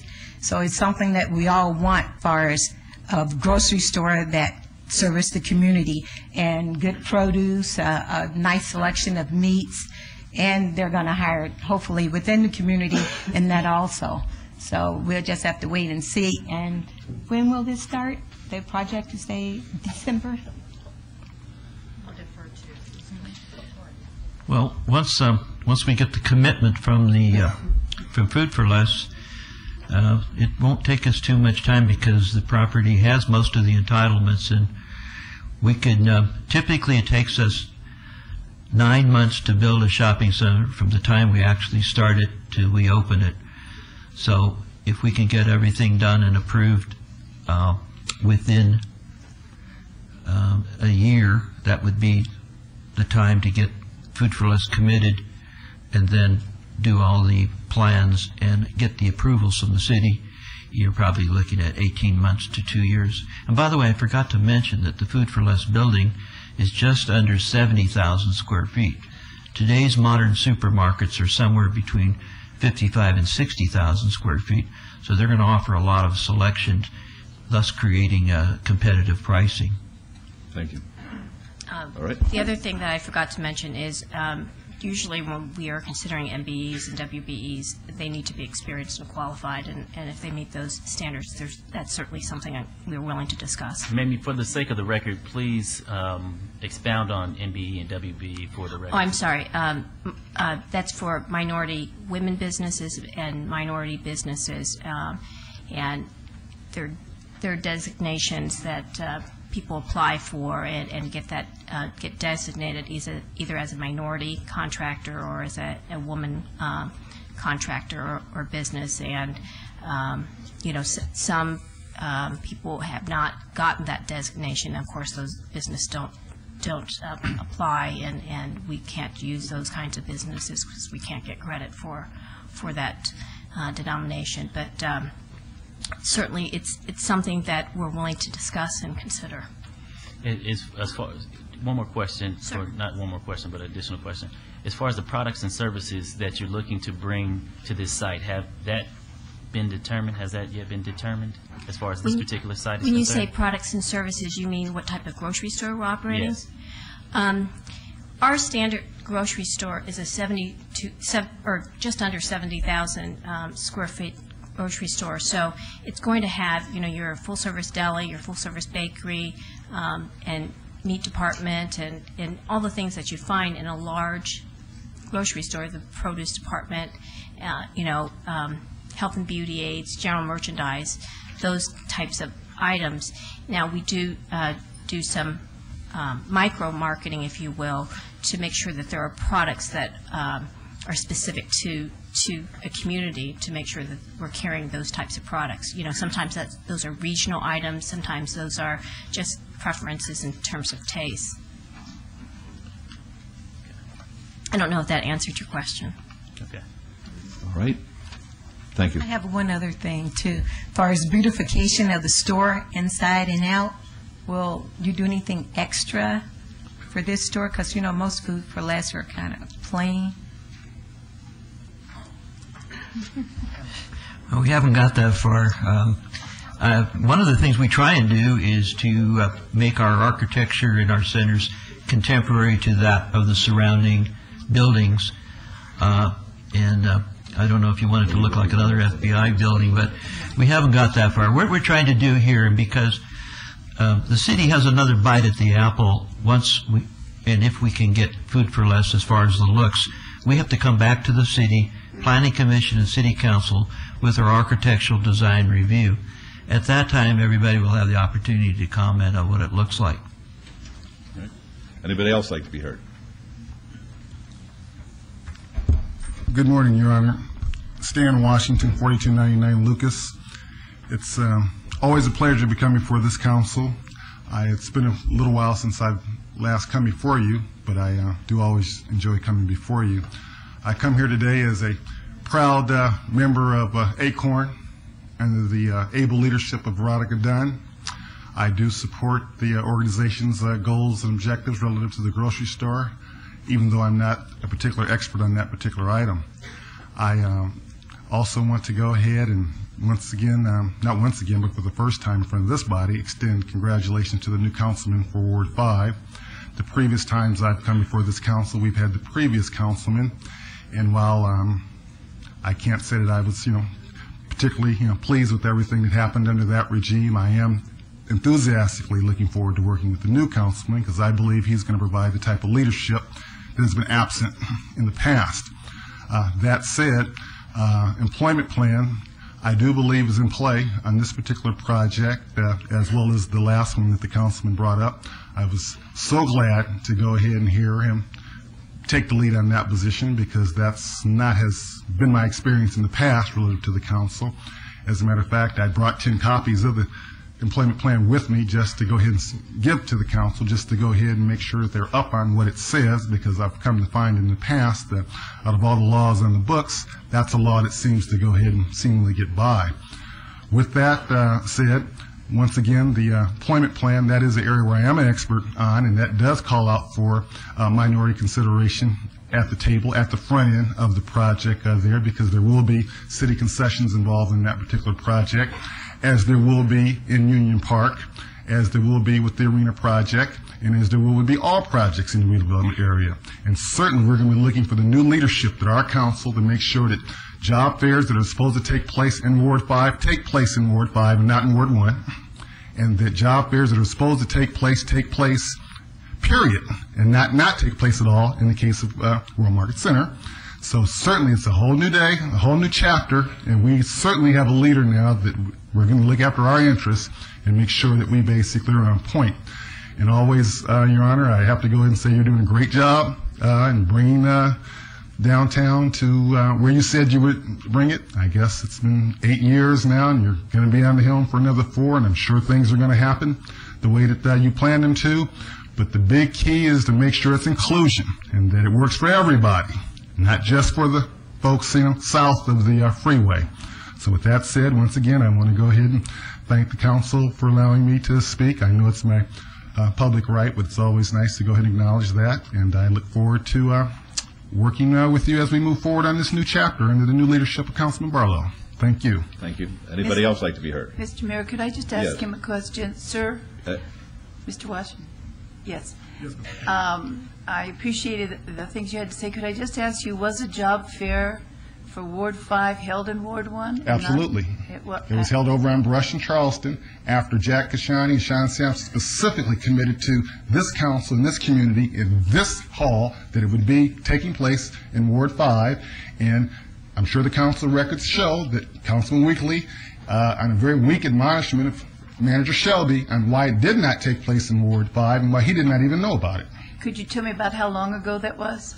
Well, it was it was really in connection with the Las Vegas Premium Outlet Mall. Okay. I was assigned to monitor that process. They called me the Thursday before the Saturday and said, well, you can come get the brochures and educate the community, but it's going to be over on Brush. I was in Houston at the time. I had one of the residents call Mr. Barlow, informed him. Mr. Weekly's office found out through the community. Okay. I really appreciate that. I wasn't aware of that. I represent Ward 1, and Brush is some distance from the area you're talking about. So I really appreciate that knowledge. Thank you. Councilwoman, just for the record, that job fair took place under Moncrief's administration, not your administration. Okay. Yeah.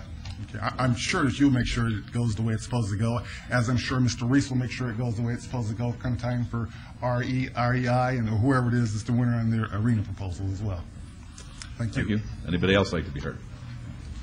Yes, good morning. My name is Jesse Bush. I'm a member of ACORN.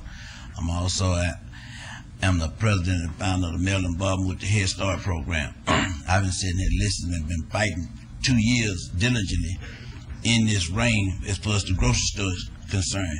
And sitting here today listening to, what's this, Large. They don't even have a commitment to a grocery store to come into our community. They are anticipating getting food for less. They haven't said that they got a commitment or anything. No, that means we're going to have to wait 2 or 3 more years before we do get a grocery store in Ward 5. If this the case, we need to move forward because we need us a grocery store in our community. We don't need no 4 or 5 more years before we get a grocery store in the community. It's been long enough. We're way overdue for a grocery store. And it's time now for us to put everything on the table. Quit giving the little bait and hiding the big bait. Come on, be real with the people in the community. Do what needs to be done for Ward 5. Put us a grocery store over here. And like I say, they're doing everything else, $1 million high rises and everything else downtown and everything. Why is it so hard for someone to come in and put a grocery store over here? Just get someone that's already here that with a grocery store. Help them build a grocery store up in Ward 5 so that we can feed our family without going all over the country and stuff trying to get some bread and some meat. You know what I'm talking about? Food for less haven't been committed. It's going to be 2 more years before they get somebody to say, okay, we're going to do it. That's it. All right, thank you. Anybody else like to be heard? Hello, everyone. My name is Darrell Griffin, and I reside at 612 Frederick. And I've been here in Vegas for 48 years. I was born here. And you can see the type of condition from 48 years when other communities weren't even built, and they get a grocery store. So all I'm asking, as being a city being here, living here on the west side for 48 years, we need to make it short. It ain't, you guys got all the golden rules. Give us a shopping center, please. Thank you. Anybody else like to be heard? Yes, sir. Good morning. Thank you. Mike Giddings, 1201 North Decatur. I'm with United Food and Commercial Workers Union. I was at the town hall meeting a couple nights ago, and I know people are concerned about the timeline when the store might be built. And what I heard at that meeting, as far as the Mario's proposal, was 29 months. So if somebody's looking for speed, I'm not sure that's the way to go. Also, I think there's a couple other issues that should be considered. I understand that those residents have been fighting for a long time to get a grocery store. I really hope they get one soon, but I think they should consider two things. One, the type of jobs that are going to be offered by that store. Mario's does have a store over there right now in West Las Vegas. I don't know that they provide benefits. I don't know what type of wages they provide. I do know what Food for Less provides because it's through our union contract. All the employees get benefits. The wages are the union wages, very good wages. Also, the second thing I think that should be considered is the viability, the long-term viability of the grocery store.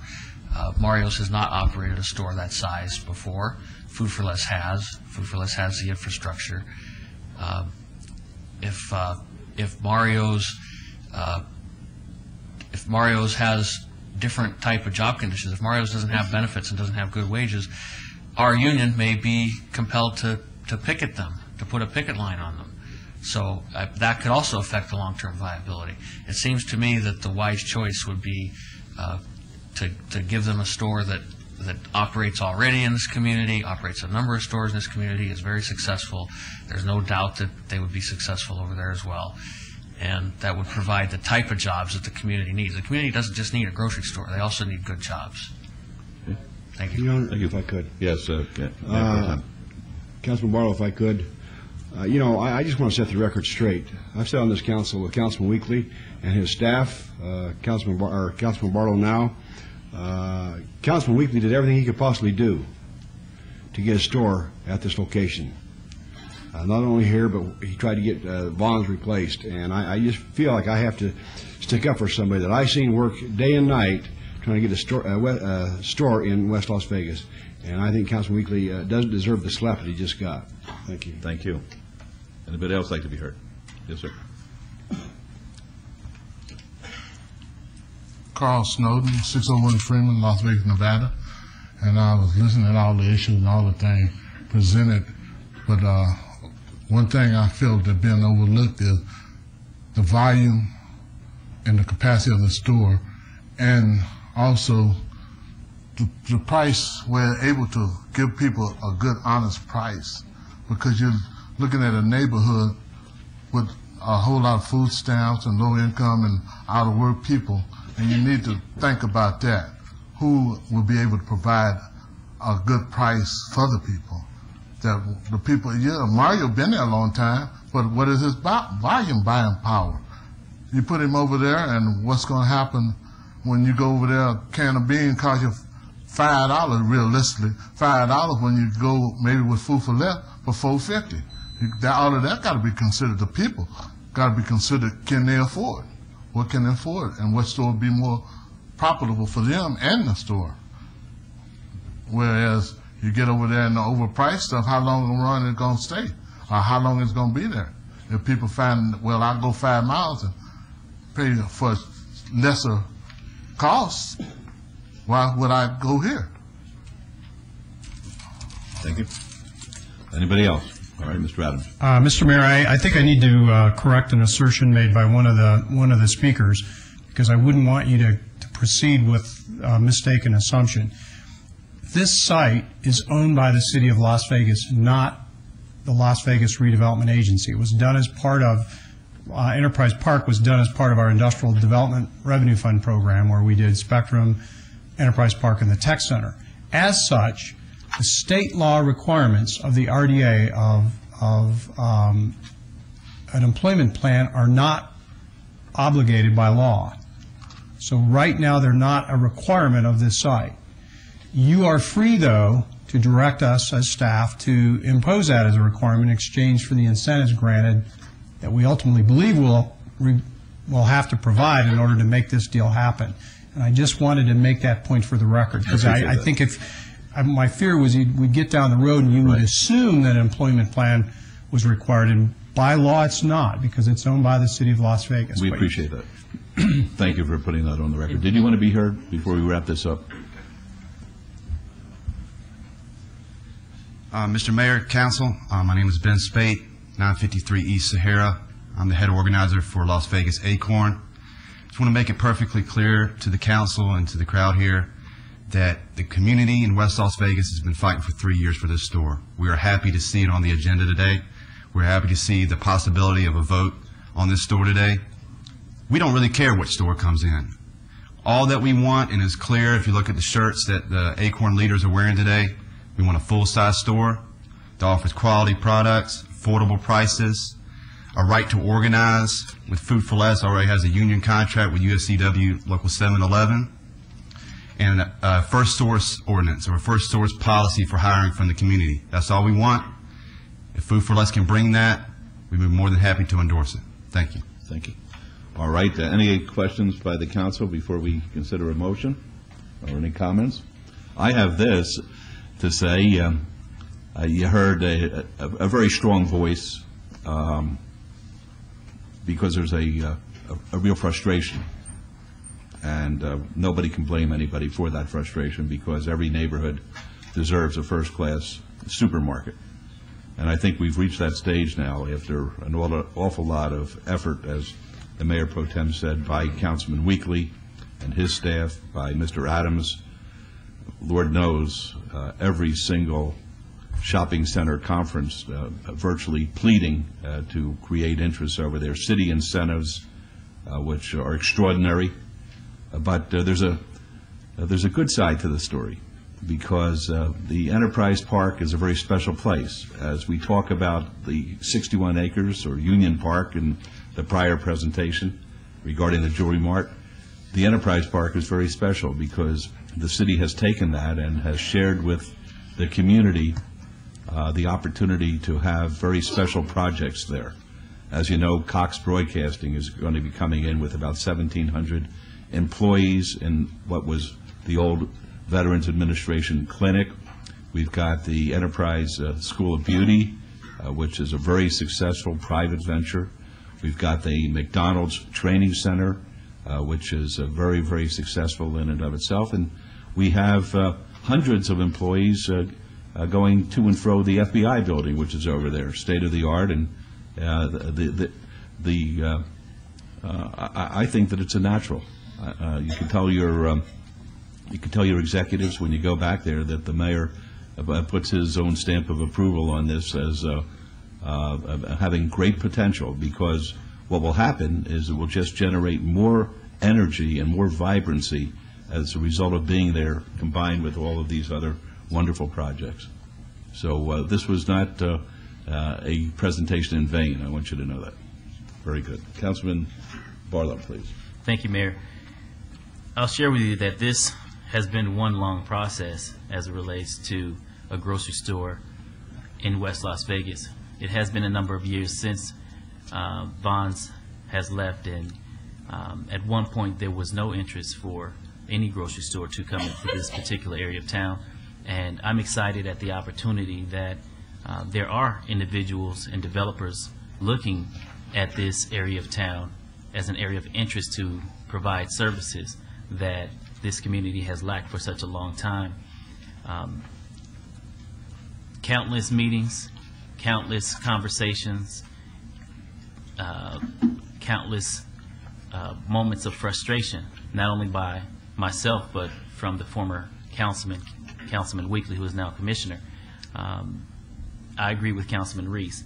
No one knows better than I do how hard Councilman Weekly, or Commissioner Weekly, fought during his time here on this council to bring a grocery store into this area. And I made it my commitment coming onto this council to make sure that I continue that effort and time spent working with developers and making phone calls and seeking out interest of those who would be interested in coming into West Las Vegas to provide a full-service grocery store. Yes, Mario's has been in the community for a very long time and has done a lot of great things and good for the community. The community has asked for quite a few things. They've asked for a full-size grocer. They've asked for full-time jobs with benefits. They asked for the ability to shop in a store that meets the demographics as well as the geographics of this particular area of town. And after looking at both sides of both presentations from both developers, my conclusion for the benefit of the community as a whole, my choice in the selection of the developer would be for Lorsch Properties to move forward with the exclusive negotiating agreement for 120 days. However, I truly hope that you can do it in 120 days because the community is in desperate need of a grocery store. I like what it is that you all bring to the table. In particular, the developer, Mamie, Mr. Gordon, he has done numerous commercial centers throughout this community that are beautiful to this day. They manage them well. And Mr. Gordon and Richard, now that you're the president, I'm going to hold your feet to the fire, being that your father is headed out the door to vacation for the remainder of his life. And I say that honestly and being real with you, that I really, truly am going to hold your feet to the fire to get this building, this development vertical, because we are in need of a grocery store immediately. As far as the timeline, it's unfortunate that it takes such a long time, and it frustrates me also as a council person that it takes so long for this process to come to fruition. But I truly believe that in a case like this, sometimes it takes just a little bit longer to get what we want as a community. And the voters of Ward 5 voted me in to make this and these type of hard decisions. And I truly believe that in the best interests of the residents of West Las Vegas and the community of Ward 5, that Lorsch Properties will do what they say they're going to do, and also Food for Less, and thank you, Mamie, for coming in to speak on this item as well, that Food for Less will truly stand up and be an anchor tenant in this area of town, which will hopefully drive the economic stimuli of this area to turn around and bring in more retail and commercial development to provide additional amenities that this community still lacks. And for that, Mayor and Council, what I don't want anyone to walk away with is that we're pushing any long-term businesses out of the community, because I'm looking to be inclusive and basically build up those anchor tenants such as Mario's Market, who have been here for such a long time and have done such a great deal of good. And so for that, if in fact they are in the future fall into a situation to where they need assistance from the city, I ask your indulgence to please assist me in assisting them to make sure that they remain in the community. And also I'll be looking forward to Lorsch Properties and as well as Food for Less to make sure that we don't push Mario's Market out of the community. They've been here for a long time. They're very good friends of mine, and they do a great good in the community, and we look forward to you all doing the same thing, but basically coming in and being community partners. So for that, my motion at this time will be to extend the exclusive negotiating agreement to Lorsch Properties for 120 days. All right, let's vote on that, please. Opposed? Motion carries, and good luck to you. Thank you. Thank you, members of the council. Councilman, thank you. Item 57 is discussion and possible action regarding the Second Amendment to Ground Lease and Development Agreement with option to purchase between the City of Las Vegas and 601 Fremont LLC for the phased acquisition and development of property located at 601 Fremont Street. This is in Ward 5. Gratis. This is a proposed amendment to our existing ground lease and development agreement with option to purchase between the city and the developer of this project. The essence of this amendment is essentially to provide one concession on a delay by 1 year of the escalation clause and the escalation of the option to purchase the back parcel in exchange for basically getting more control over the project. The developer has really done a lot of due diligence in moving this project forward. He originally concepted the total development as a high-rise condo project, and as we all know, the high-rise condo market in particular downtown has flattened a little bit. And then he worked in due diligence in moving forward with a major club operator, only to see that club operator pull out. We strongly recommend approval of this amendment because it really gets us on track in moving this project forward. He is very much moving forward with the club space in the former Metro building, and Louis Birdman and Rick Pecora here, both representing the developer and the club operator, to give you an update on their plans as they move forward with the tenant improvements in the plan to open the club. With all those things said, though, staff highly recommends approval of this amendment so that we can get another club open on the Strip as we open the street improvements and really realize our dream of having an entertainment district. All right, thank you, Mr. Adams. Mr. Bourbon, try to be as specific as you can. I will be very specific. What your plans are. Good morning, Mayor, Council. I just wanted to give you an update as to where we are. It's taken a while, but a couple months ago we were successful in executing a lease with an operator that we believe brings not only credibility but the financial wherewithal to see that the project succeeds. During the course of our lease period, we have made significant improvements to the building in terms of getting the space ready for a tenant. How much have you spent? Close to $400,000 so far. Just on that aspect of the project. We've spent quite a bit more on other aspects of the development, which I'll come back to later.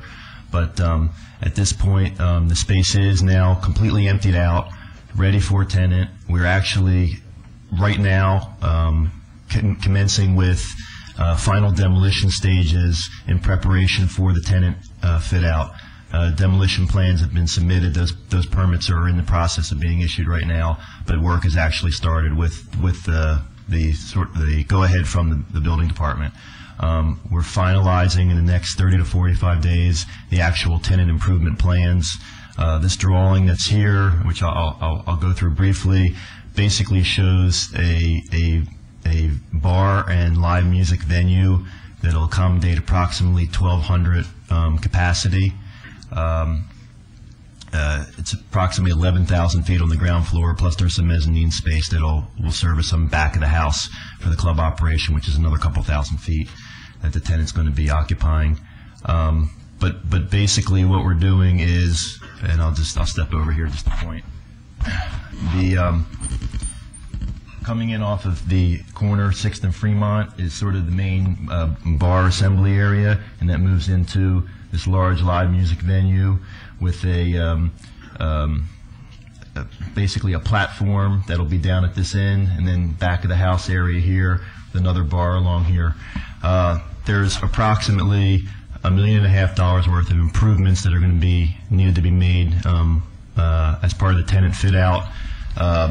A good portion of which will be contributed by us as the landlord, and the tenant's also making a large contribution to the fit out. The initial term of the lease is a 5-year term, and there's some extension options, but there's also some provisions to relocate the tenant as part of future development plans. What I'd like to do is turn this over for a minute to Rick Pecora, who's going to be the operating general partner manager of the club, and while he's talking, I'm going to put up some renderings of the exterior of the building so you can see the signage package and things that are going to be done to the building. I appreciate that. I'd like to hear what tenant you've been negotiating with. The tenant, the actual name of the operation is going to be Club V. This is the tenant right behind me, Rick Pecora. Okay. All right, very good. So, Mr. Pecora, you'll tell us what you're going to do in the club. Yes, absolutely. Good. Mr. Mayor, City Council, Rick Pecora, from New York coming into Las Vegas. I've been in and out of here trying to facilitate a project for a few years. I've been following your development of Fremont Street experience, and I was very happy with what's going on downtown. I've been talking to Mr. Birdman on and off, for a little while, and then we finally decided we were going to put this deal together. I have a partner that is a multi-platinum recording artist. He's known as Versatile Worldwide.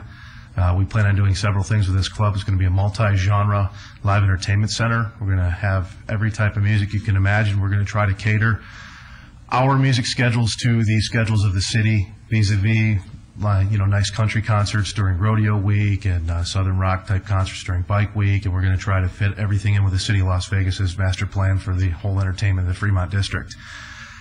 The other things we plan on doing, what are pretty exciting, is we've launched a television program called America's Original, and that is encompassing worldwide multi-genre competition for, I think, about 7 or 8 genres with a recording contract and video deal. That television series is going to start on the internet, go 40 nations wide, or 40 venue partners in the playoffs, and then Club V is going to host the finales.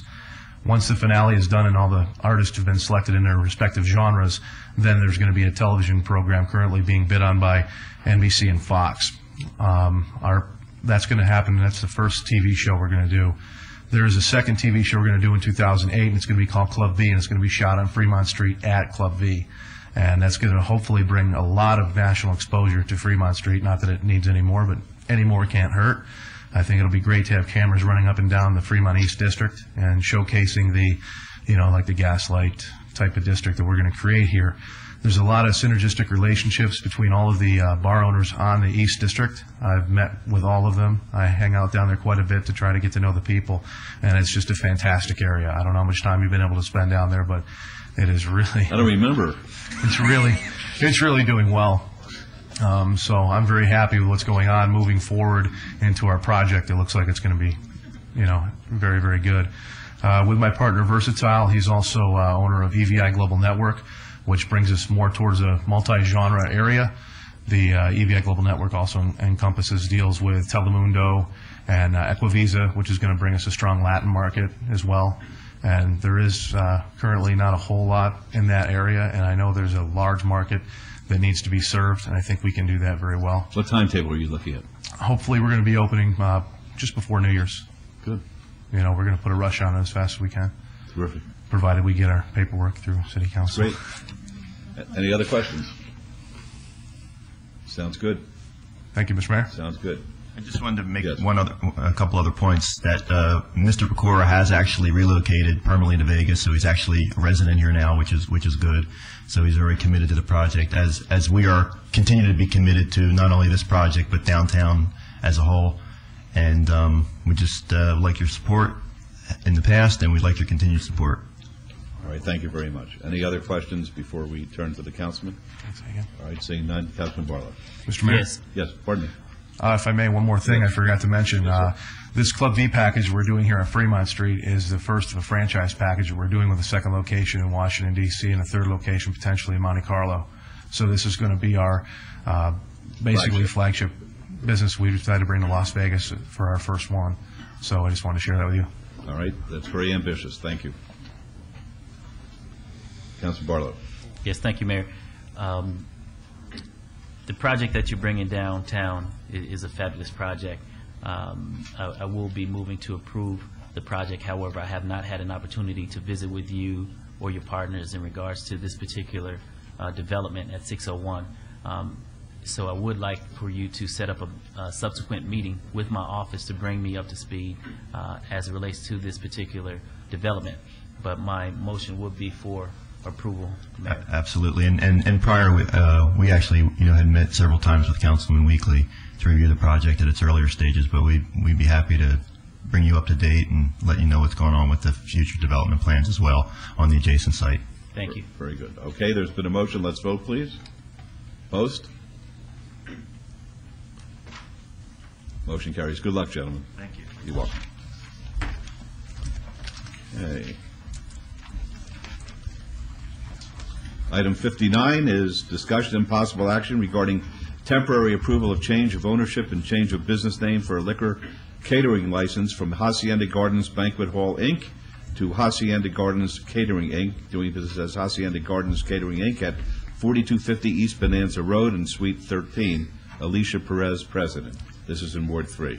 Mr. DiFiore. Mayor, members of the council, in order to save time on all the temporary requests you have before you today, the recommendation will be to approve subject to the backup conditions that you have before you, and that would be that the director or designee could issue a permanent license upon a favorable police report, or extend the temporary license if the report is not completed within that 6-month period of time. All right, is that representation as to items 59 through 69? Yes, it is. Okay, very good. Let's say we're trying to figure out ways to, as you know, to try to streamline these meetings, and that could be very helpful. We may, at some point in time, be able to take all of these in one motion. We won't do that today because it's a new procedure, but it's something we want to explore because these meetings have been running very, very late, very, very long, and it's not fair to the folks in the community who are waiting to have these matters heard. So that's a very good suggestion. Okay, and I'll just add that all of the applicants today before you have been determined to be preliminary suitable for these licenses. That's great. I appreciate that. Yes, ma'am. Hi. Hello. Good morning. My name is Alicia Perez, and I reside at 5580 Grenoble Drive. That's Las Vegas, 89142. All right. Do you have anything you wish to add? No, thank you. Okay, very good. This is Mayor Pro Tem. Yes, Your Honor. Yes, Your Honor. I make a motion to follow staff's recommendation for approval of this item for a 6-month temporary license. All right, let's vote, please. Opposed? Motion carries. Good luck to you, ma'am. Thank you. You're welcome. Item number 60 is discussion and possible action regarding temporary approval of a change of owner and change of business name for a beer wine cooler on sale license from Caspian Incorporated to Alpine Foods, Inc., doing business as Lily's Restaurant at 2101 South Decatur Boulevard, Suites 19 and 20. This is in Ward 1. And the representations would be the same as the applicant here. Are you here, ma'am, on behalf of the applicant? Yes, ma'am. Would you be kind enough to tell us your name? Lilith Odobashian. All right. Welcome here.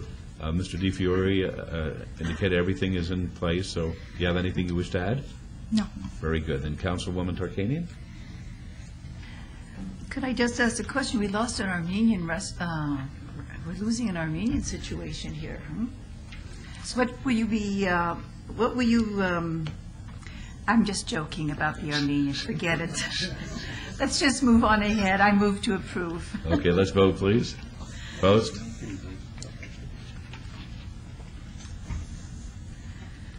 Motion carries. Good luck, ma'am. Thank you. You're welcome. Yes.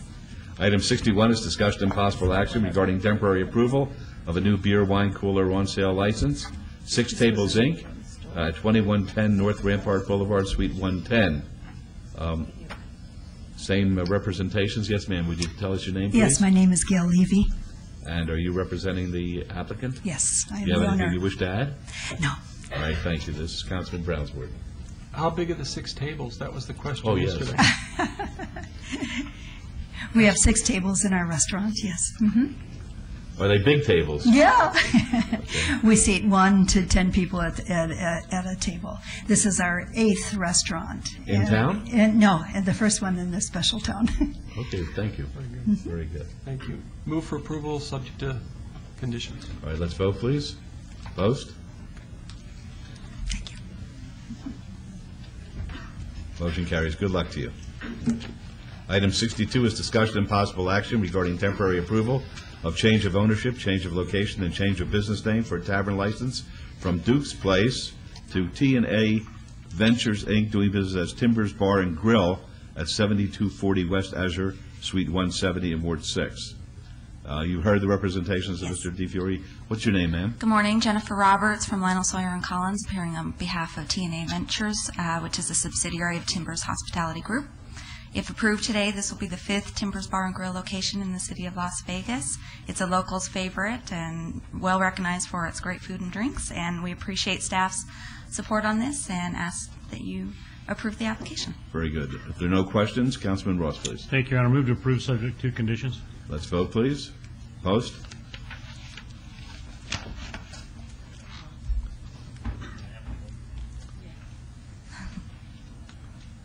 Motion carries. Good luck. Thank you. Item 63 is discussion and possible action regarding temporary approval of a new restricted gaming license for 15 slots. T&A Ventures, Inc., doing business as Timbers Bar and Grill at 7240 West Azure in Ward 6. Hi, Jennifer You're Roberts still from here. Lionel Sawyer Collins. Okay. And I assume the same representation? Correct. All right, if there are no questions, then Councilman Ross. Also, Your Honor, move to approve subject to conditions. Thanks. Let's vote, please. Opposed? Motion carries. Good luck. Thank you. Item 64 is discussion and possible action regarding temporary approval of a new auctioneer license, Gregory J. Harrelson, doing business as Auction 1, Las Vegas, at 2239 South Rainbow Boulevard. This is in Ward 1. All right, you've heard the representation. Please tell us who you are. I'm Greg Harrelson. Fine. Be happy to hear from you. I'm fine. You're happy? I'm just glad to be here. And I'm glad you're here. Okay? We're happy to have you here, sir. It's been a long wait. Okay. But it's well worth it, is it not? Yes, sir. All right. Councilwoman Turkey. I just had one question. I've been told that the auctioneering will be at the site of the auction rather than at the site of you, where you are. Yes, ma'am. I want I've been to- doing a lot of auctions, and of course, you can tell I'm from South Las Vegas, Mayor. But in Nashville, for years and years, I've moved to Nevada and Las Vegas in 2004. Have a real estate broker's license, and also retired my auction license. But the demand and outcry from the public and the real estate community has brought me forward. In the last year and a half here in Las Vegas, I conducted over 60 real estate auctions here in Las Vegas under a company that's been here for 30 years. So I see the necessity to increase and be more focused on the real estate auction business, give the citizens of Las Vegas and Nevada the opportunity to move their properties fast at their convenience. So that's what I'm doing. I move to approve with all conditions. All right. Before we vote, could you give us a 5-second... How many dollars you want for it, Mr. Mayor? Let's vote. Vote. You scared me. Motion carries. Item 65, discussion and possible action regarding temporary approval of a new martial arts instructions license for Desert Wind Martial Arts, doing business as Desert Wind Martial Arts at 4343 North Rancho Drive, Suite 210. This is in Ward 6. Yes, sir. Morning. I'm just here to answer any questions. If anybody Are you has. Mr. Sterling? James Sterling, yes. Okay, very good. All right, if there aren't any questions, this is Ward 6. Councilman Ross. There's no areas of concern, Your Honor, so I would move to approve agenda item 65, subject to conditions. Very good. Let's vote, please. Opposed? Councilman Wilson, however, would like a demonstration. And you can come down to the dojo. Motion carries. Good luck to you. Thank you, folks. You're welcome. Item 66 is discussion and possible action regarding temporary approval of a new massage establishment license for Nicole Cooter, doing business as Bliss Canyon Day Spa at 4335 North Rancho Drive, Suite 150. This is an ancillary license to an existing beauty salon, and it's in Ward 6. You heard the representations? Yeah, I'm Nicole Cuter. Yes. You want to tell us anything? You want to auction anything off? No. Okay. Are there any questions of Ms. Cuter? All right, this is Councilman Ross. Would move to approve agenda item 66, Your Honor, subject to conditions. Very good. Let's vote, please. Opposed? Motion carries. Good luck to you. Thank you. You're welcome. Item 67 is discussion and possible action regarding temporary approval of a new massage establishment license subject to provisions of the Planning and Fire Codes for Chaz Day Spa, LLC, doing business as Pamper Me Day Spa and Salon at 4422 North Rancho Drive. It's in Ward 6, and this is an ancillary license to an existing beauty salon license. Yes, sir. Good morning, Mayor and all the councilmen. My name is Kwang Wing. I'm first time here and kind of like don't know what to expect, but I'll be happy to answer any questions. Expect the best. Expect the best. Okay. All right. Are there any questions of the gentleman? All right. I don't have any Yes. questions of the gentleman, but I do have a question of Councilman Ross. Yes, sir. Okay. What's up with all the massage parlors? Don't answer that question. No, Councilman, I think it's only appropriate that I do answer that question. In Ward 6, it's very comforting and soothing to live out there, so I just want to bring that to you. That's not the answer he gave me privately.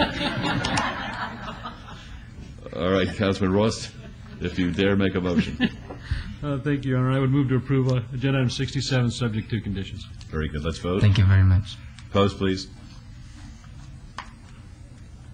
Motion carries. Good luck to you, sir. Thank you. Item 68 is discussion and possible action regarding temporary approval of a new pistol permit license, Island Security Store, doing business as Island Tactical at 8090 South Durango Drive at Suite 106. This is in the county. Yes, sir. Hi, Jason Flutterjohn. We'll be conducting firearms transactions at the Cashman Field Gun Shows. Oh, okay. I understand. All right, any other questions? Mr. DiFiore, would you explain to the audience what's going on here? Yes, Mr. Flutterjohn has a current county license and a current pistol permit license in Clark County. The Las Vegas Gun Show, I believe, appears here twice, if not more frequently than that. And when the gun dealers sell their licenses to the customers that come into the gun show, the sale and the transactions will be run through Mr. Flutterjohn's license, and he'll meet all the police department requirements for having the background investigation and holding on to that item for a period of time to do a background check. Thank you. All right, with that... Thanks for that. Yes, I'll make a motion to follow staff's recommendation for approval of this item, please. Thanks. Let's vote. Opposed? Motion carries. Good luck. Thank you. You're welcome. All right, 69 is discussion and possible action regarding temporary approval of a new psychic art and science license for Angela Kay, doing business as Angela Kay Consulting Services at 8312 Cretan Blue Lane in Ward 4. Yes, ma'am. Thank you. Yes, I'm Angela Kay, and I'm looking forward to having the license in the city. All right. Are there any questions? I have a question. Please. No? Who do you like to win the National League West? Mr. Mayor Goodman, as soon as I get my license, I'll be able to answer that question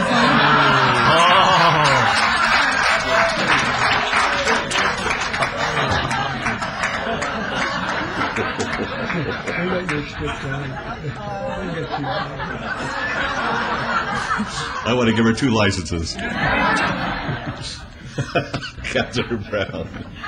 Mr. DiFiore, for the record, this license at this address, the psychic art work won't be done at this address. It will be done in the community. It'll be done in the community. This is just for the purposes of her having a business license. Just to clarify, move for approval, subject to staff conditions. Let's vote. Opposed? Motion carries. I'm going to call you privately, okay? Thank you very We're not much. going to share it with anybody. Thank you. Okay.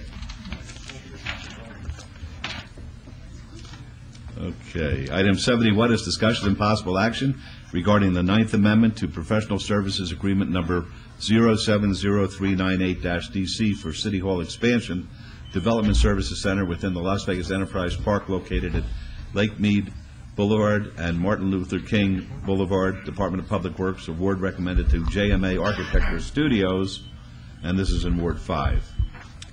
Good morning, Mayor, City Council. Orlando Sanchez, Deputy City Manager. As you are aware, our current lease at the Development Services Center expires on June 30th, 2010. The item that before you will start the process in order for us to construct a new facility at Enterprise Park that will house the DSC. The design period is estimated to take up to 1 year. The bid process is 2.5 and permitting is 2.5 months with a construction period of 18 months. So if we start now, we'll be able to have a new DSC. But we are also looking at alternative sites as we move forward. So if we find an existing building that will be able to house the DSC, we will stop this contract and go forward with the new one. But right now, we have to move forward. We're at a critical point where we have to do something because of our leases expiring. The new DSC, as you can see, will be 3 stories, contain 120,000 square feet, sit in 9.5 acres. It will house 351 employees and have 571 parking spaces.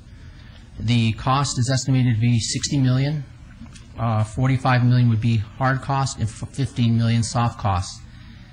Just a little bit of a background. The current DSC has a foot traffic of 535 people walk through it daily that will be going to the Enterprise Park.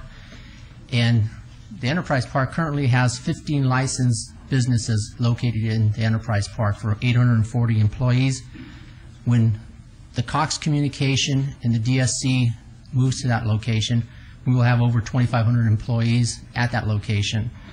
And the reason why I mention that is because of the spin-off creation out of this, the economic impact that it will have in the area. At year one, after opening the DSC, and this is just for the DSC, year one, once we open the DSC, the personal income would be $25,900,552 that will be generated out of that area, including the 351 employees that are housed out of the DSC, for an output of $40,908,000. And also what it requires, based on this analysis from a program that OBD has, it will require 202,685 commercial square feet. And that includes that includes 120,000 square feet for the DSC. So we're looking at a net 82,000 of demand for commercial space in that area. And this does not include, of course, the urban core grocery store. So you can see the benefits by, if we elect to move forward with moving the DSC to the Enterprise Park, there is a substantial economic benefit to the community by relocating it to that area. And if you have any questions, we have architect from JMA. The only question that sort of sticks out for me is we are planning a new City Hall building. And is this a duplicitous type expenditure of money, or would we have the DSC in a location different than the main City Hall building? Right now, our current plans is, if we're going to be doing a feasibility study to determine what would be the best location, the property on Main Street that we're working with Live Work, our current location, and across the street, and that will give us the redevelopment benefit to the community. What will happen if we elect to move to the site? It's 2.75 acres on Main Street. It will not be enough room to accommodate the true one-stop concept of a DSC. I see. And it is a valuable asset. This will be not as high quality as the new City Hall. It will be, of course, it will be LEED Silver certified, but it will not be to the same integrity of the new City Hall. No, I appreciate that. And Dr. Selby, is this in accord with your thinking as well? Yes, it is, Mayor. We're looking for a very customer-oriented facility for the Development Services Center, and we fear that the new City Hall project won't be as accommodating to those who are doing the kind of service that we provide out of that center. I see. All right, thank you. Did you want to add anything? Mayor Goodman, City Councilor Brad Schultz with GMA Architecture. Just simply would like to say we appreciate and are proud to continue to serve the City of Las Vegas in the design of this facility, and I'm here to answer any questions you have. Okay, well, I'll tell you this. Your principal place of business is a beautiful building, and when I went out there when you opened that facility, I was very angry at Mr. Schuman. I said that should be downtown, so I would hope that whatever you're going to be designing for the city will be of the same excellent quality that you have designed for yourself. Absolutely. All right, very good. Did you want to be heard? Thank you. Quick question. Tom McGowan, Las Vegas resident. Is this a new building or an existing building? This would be a brand new building. Brand new building. Any relationship whatsoever to the AD guy ambulatory clinic that was used by the VA? No, this would be a city facility. Okay, I strongly recommend you approve the item. Thank you very much. Okay. Does any of the council members, do you have any questions or comments? All right, this is Councilman Barlow. You got a lot of action today, Mr. Barlow. Yes, I do, and I'm very pleased to have a lot of action, Mayor, because, coming into office with a lot of action is good for me, because it shows my determination and willingness to continue the action to bring about the change that is definitely needed in Ward 5. And so for that, I was concerned initially early on with the DSC in the Enterprise Park due to the fact that a lot of residents in the area are concerned about bringing employment into the area. But after looking at the Enterprise Park and what it has developed to become with the Cox Communications building, the FBI building, the proposed grocery store, the Urban Chamber is moving forward now with their plan of action, and the DSC and Expertise School of Beauty, and the UMC Quick Care Center. The Enterprise Park is really developing into a really attractive park. And what I look at in respect to this park is the amount of people that are in this geographic area. and the number of people will then be able to support the grocery store that's proposed to come online. And not only that, it will drive more interest from other commercial tenants, as well as those tenants who are currently there and others who are coming into the area to speculate, to bring their businesses into the area, because we have a number of people now in this area. We're talking close to 3,000, 4,000 people who are in this area who are in need of basic amenities and services, whether it be food, gas, dry cleaning, what have you. So the number of people in this area is what's really attractive for me to move forward to approve the DSC coming into this area so that we can continue to drive the economic stimuli that is needed in this corridor. Needless to say that Martin Luther King is widening now to 6 lanes, 3 lanes in both directions. So it'll be going under a major reconstruction phase. But after it's all built out, I truly believe that this is going to be a beautiful corridor for the entire community to enjoy. So for that, I would like to move forward with an approval subject to all staff conditions. Mayor, I just want to make sure that we clarify that. If we are currently looking at other existing facilities, of course, we're trying to save taxpayers' dollars. If we're able to find an existing facility that meets the needs of a DSC, we will move forward with that, and we will put this one on hold. But I want to make sure that's on the record. Thank you. Thank you. All right, we've heard the motion and the comment. Thank you. Let's vote, please. Post. Motion carries. Thank you. Okay, item 72 is discussion and possible action on the Neighborhood Partners Fund. Board recommendations to allocate $75,000 for 22 neighborhood projects. This applies to all wards. Mr. Harson. Thank you, Mayor and Council. This is the 10th year of the Neighborhood Partner Fund program that we've been running, and this program allows for neighborhood associations throughout the city to apply for up to $5,000 annually for neighborhood improvement projects. This year alone, the NPF board is recommending 22 projects to be funded for a total of $75,000 of general funds, and the communities or the projects themselves is pledging over $246,000 on their end. This year we had Charles Desiderio, who is the chair of the NPF board, and he is going to be giving you a brief overview of their activities this year. All right, thank you very much. Thank you. Charlie Desiderio, 1312 Bainbury Ridge Lane, 89144. Good morning, and I want to first acknowledge the excellent guidance of Maria Castillo Couch in assisting the board in moving forward. I enjoyed being part of the Neighborhood Partners Fund and learning about the community leaders and their special projects.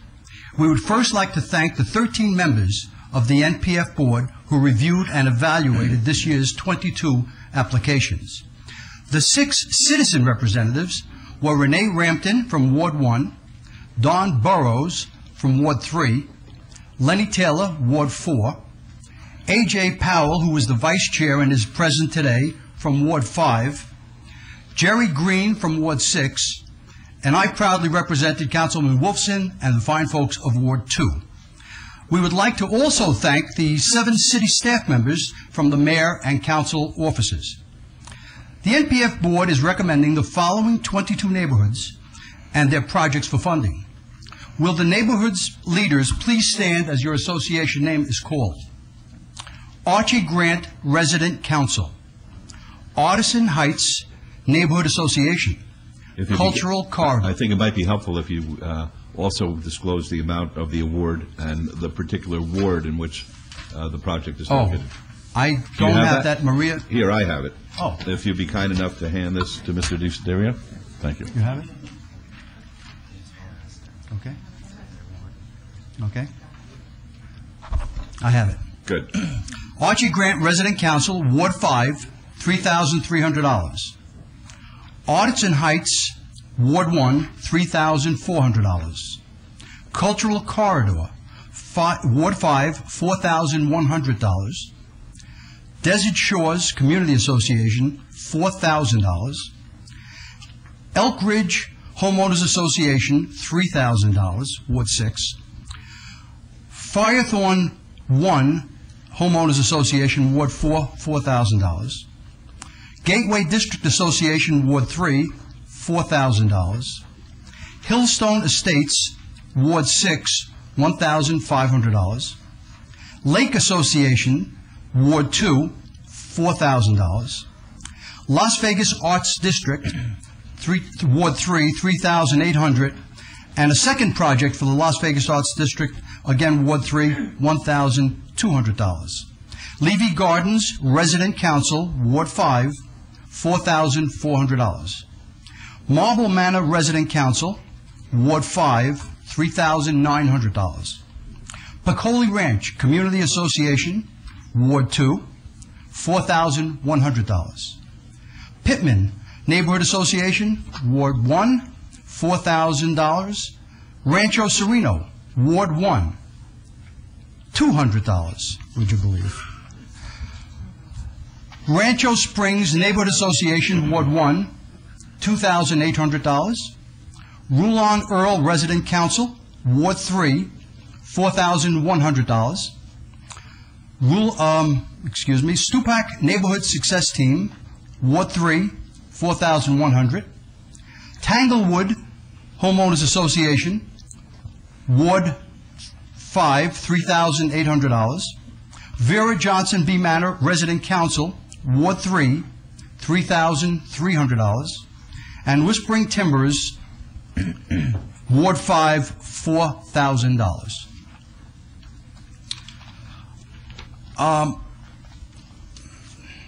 This year, the Neighborhood Partners Fund program will fund 7 neighborhood beautification and physical enhancement projects. 5 neighborhoods will implement safety improvement projects. Another 4 neighborhoods will generate excitement through communities as they host cultural and community events such as the Lakes Festival of Lights, the Omelet Cafe for seniors of a housing authority complex, the Gateway Gallery a public arts collection project, and a December to Remember project, which explores traditions from ethnic groups and world faiths during the month of December.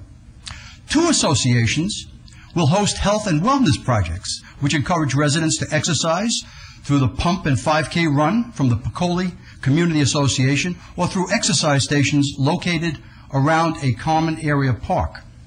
A downtown neighborhood will organize a back-to-school youth event that will serve about 900 needy youngsters through grant funding and business sponsorships. Another community will establish a laundry room to serve residents who need these services on site. Additionally, 2 neighborhoods will utilize the grant funding to implement computer labs in order to educate residents on resume creation, word processing, and the use of the internet. This training will increase their skills to help them access the world in a very competitive marketplace. As you can see, neighborhood leaders are able to creatively use the NPF grant program to address all types of neighborhood issues and positively impact their communities. The board members and I recommend these projects for your approval. Thank you very much, and I want to thank each and every one of you who attended today and those who were unable to attend who were part of this process. We congratulate you. We're delighted that you're part of our community because you all make us a better place in which to live. So on behalf of the City Council, I want to extend that word of thanks to everybody who participated in that process. Mayor Pro Tem? Yes, Sean, I'm going to follow staff and committee recommendation for approval, please. Very good. Let's vote, please. Opposed? Motion carries. Good luck and thank you. Thank you. Thank you. 73 is discussion and possible action on an encroachment request from Jawa Studio on behalf of Lewis Center Parking LLC, the owner at northeast corner of Lewis Avenue and Casino Center Boulevard in Ward 3. Mr. Savante. Good morning, Mayor and Council. Jorge Cervantes, Department of Public Works. This is an item that was debated at the last meeting to give staff an opportunity to meet with the applicant to look at some of the aesthetics enhancements of the encroachment. The applicant did meet with our planning department last week and did review the aesthetics. Also looked at what the requirements are under the Centennial plan for downtown as far as outdoor patio dining. The applicant also met with the Public Works Department this week to afford us an opportunity for us to present him another option that would allow for the outside dining without the encroachment. However, this significantly impacted the leasable space that would be available to his building. So the applicant has decided to move forward with his original application. All right, Mr. Brown. That's correct. Milan Brown, live in Spanish Oaks. We on our first visit with the city, we showed them the plans, kind of responding from you guys. and I think they're beautiful. And they come out, and you gave us 14 feet to come out. We only came out 12 feet because the aesthetics where the trees are and where it looks better with 12 feet out than it does with 14 because it comes too close to the other trees. And there it is, and it's beautiful, and that's the way we would like it. I hope you feel the same way. Thank you. Any questions of Mr. Cervantes or Mr. Brown? All right. Did you want to be heard, sir?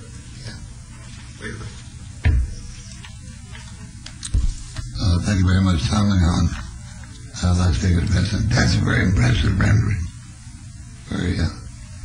It does enhance the entire neighborhood there.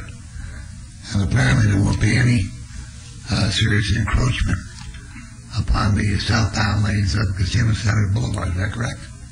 That's correct. Yeah, okay, so that's a good example of the kind of development that works because it's planned in advance. It helps people. It's not just let's get the thing done, bottom line, and forget about anybody else. This is thought, and I'm willing to help you make this a real success. I'll show you exactly where to put the piano bar and where the mayor can sit his own booth.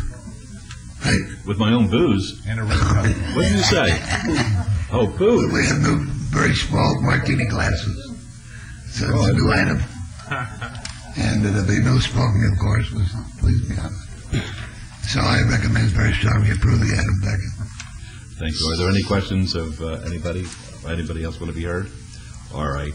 This is Mayor Pro Tem. Mr. McGowan, this isn't due to good planning. This is due to trying to fix a mistake that was made. So it's not good planning. I just wanted that on the record, too. Jorge, you say this is all we can do, the best we can do? That's correct, Councilman. It still would allow for good passage pedestrian. It certainly enhances the downtown area, what the intent is for us to do in downtown. I don't like it, but I'll make a motion for approval. All right, let's vote. Post. Thank you all very much. Good luck. Thank you for your patience. Good luck. Item 74 is R 56-2007, discussion and possible action regarding a resolution to approve transfer of ownership and control of franchise agreement with Medic West Ambulance, Inc. This pertains to all wards. Mr. Mayor, if I might. I hear you. I don't see you. Okay. Yes, sir. Way down here. Councilman Ross, your staff has given me to understand that a member of your staff has an approved part-time job with another business. This business is held by a partnership. One of the partners is her uncle.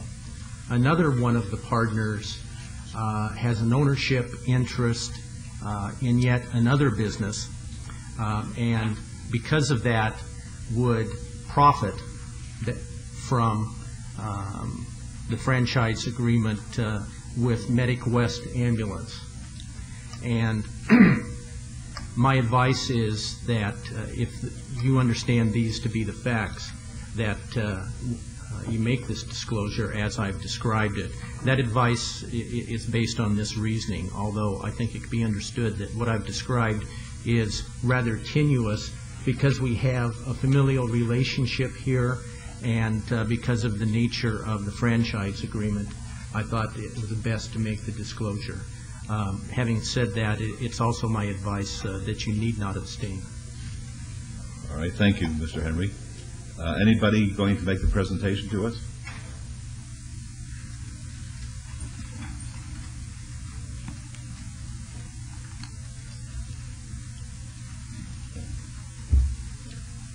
Mayor, Council, John Wilson, Medic West Ambulance, available for any questions, and that would be my family member. Okay, very good. All right, Mr. Forbes? Robert Forbes, I'm representing AMR. Okay, fine. Ms. Falder, did you want to be heard? No, ma'am. No. Excuse me, Mayor. I'm here for questions. Candy Falder with Finance and Business Services. All right, fine. Are there any questions of anybody? All right, if not, Mayor Pro Tem. Yes, Your Honor, but just for the record, I want to make sure that the public understands that all the council members have been briefed on this contract, so there's no reason for any discussion today. I make a motion to follow staff's recommendation for approval of this item, please. All right, let's vote, please. Opposed? Thank you all. Motion carries. Good luck to you. Item 75 is R 57-2007, discussion and possible action regarding a resolution adopting an updated version of the Las Vegas Medical District Plan in Ward 5. Anybody here to make that presentation to us? I know that we were briefed on this during our briefing. Dr. Selby, do you know whether or not Ms. Wheeler asked that this be obeyed? For some reason, I think she did yesterday during our briefing. She said it was going to be obeyed for until the next meeting? Yes. That she asked that this item be put off until the next meeting. Oh, okay, fine. It may even been the August 1st meeting. Okay, let's do it to August 1st. Is that your motion then, Councilman? Yes, I'll move for the advance of item number 74. 75. I'm sorry, 75, until the August 1st City Council. All right, thank you. Let's vote on that, please. Post.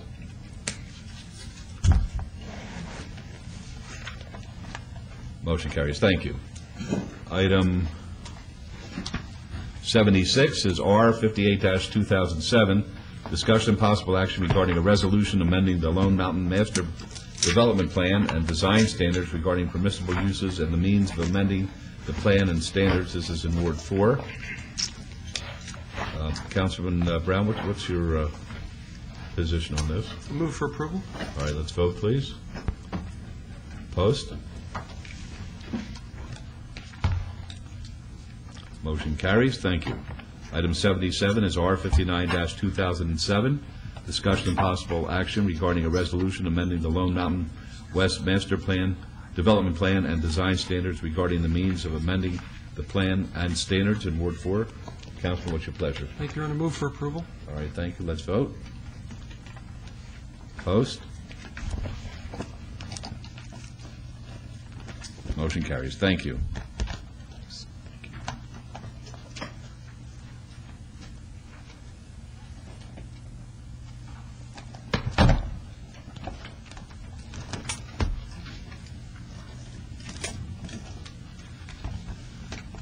Item 78 is discussion and possible action on appointments of council members to various City of Las Vegas and other jurisdictional boards, commissions, and authorities. I have had the opportunity to discuss generally with my colleagues their particular interests in various commissions and boards and authorities, and at this time I would make the following recommendations.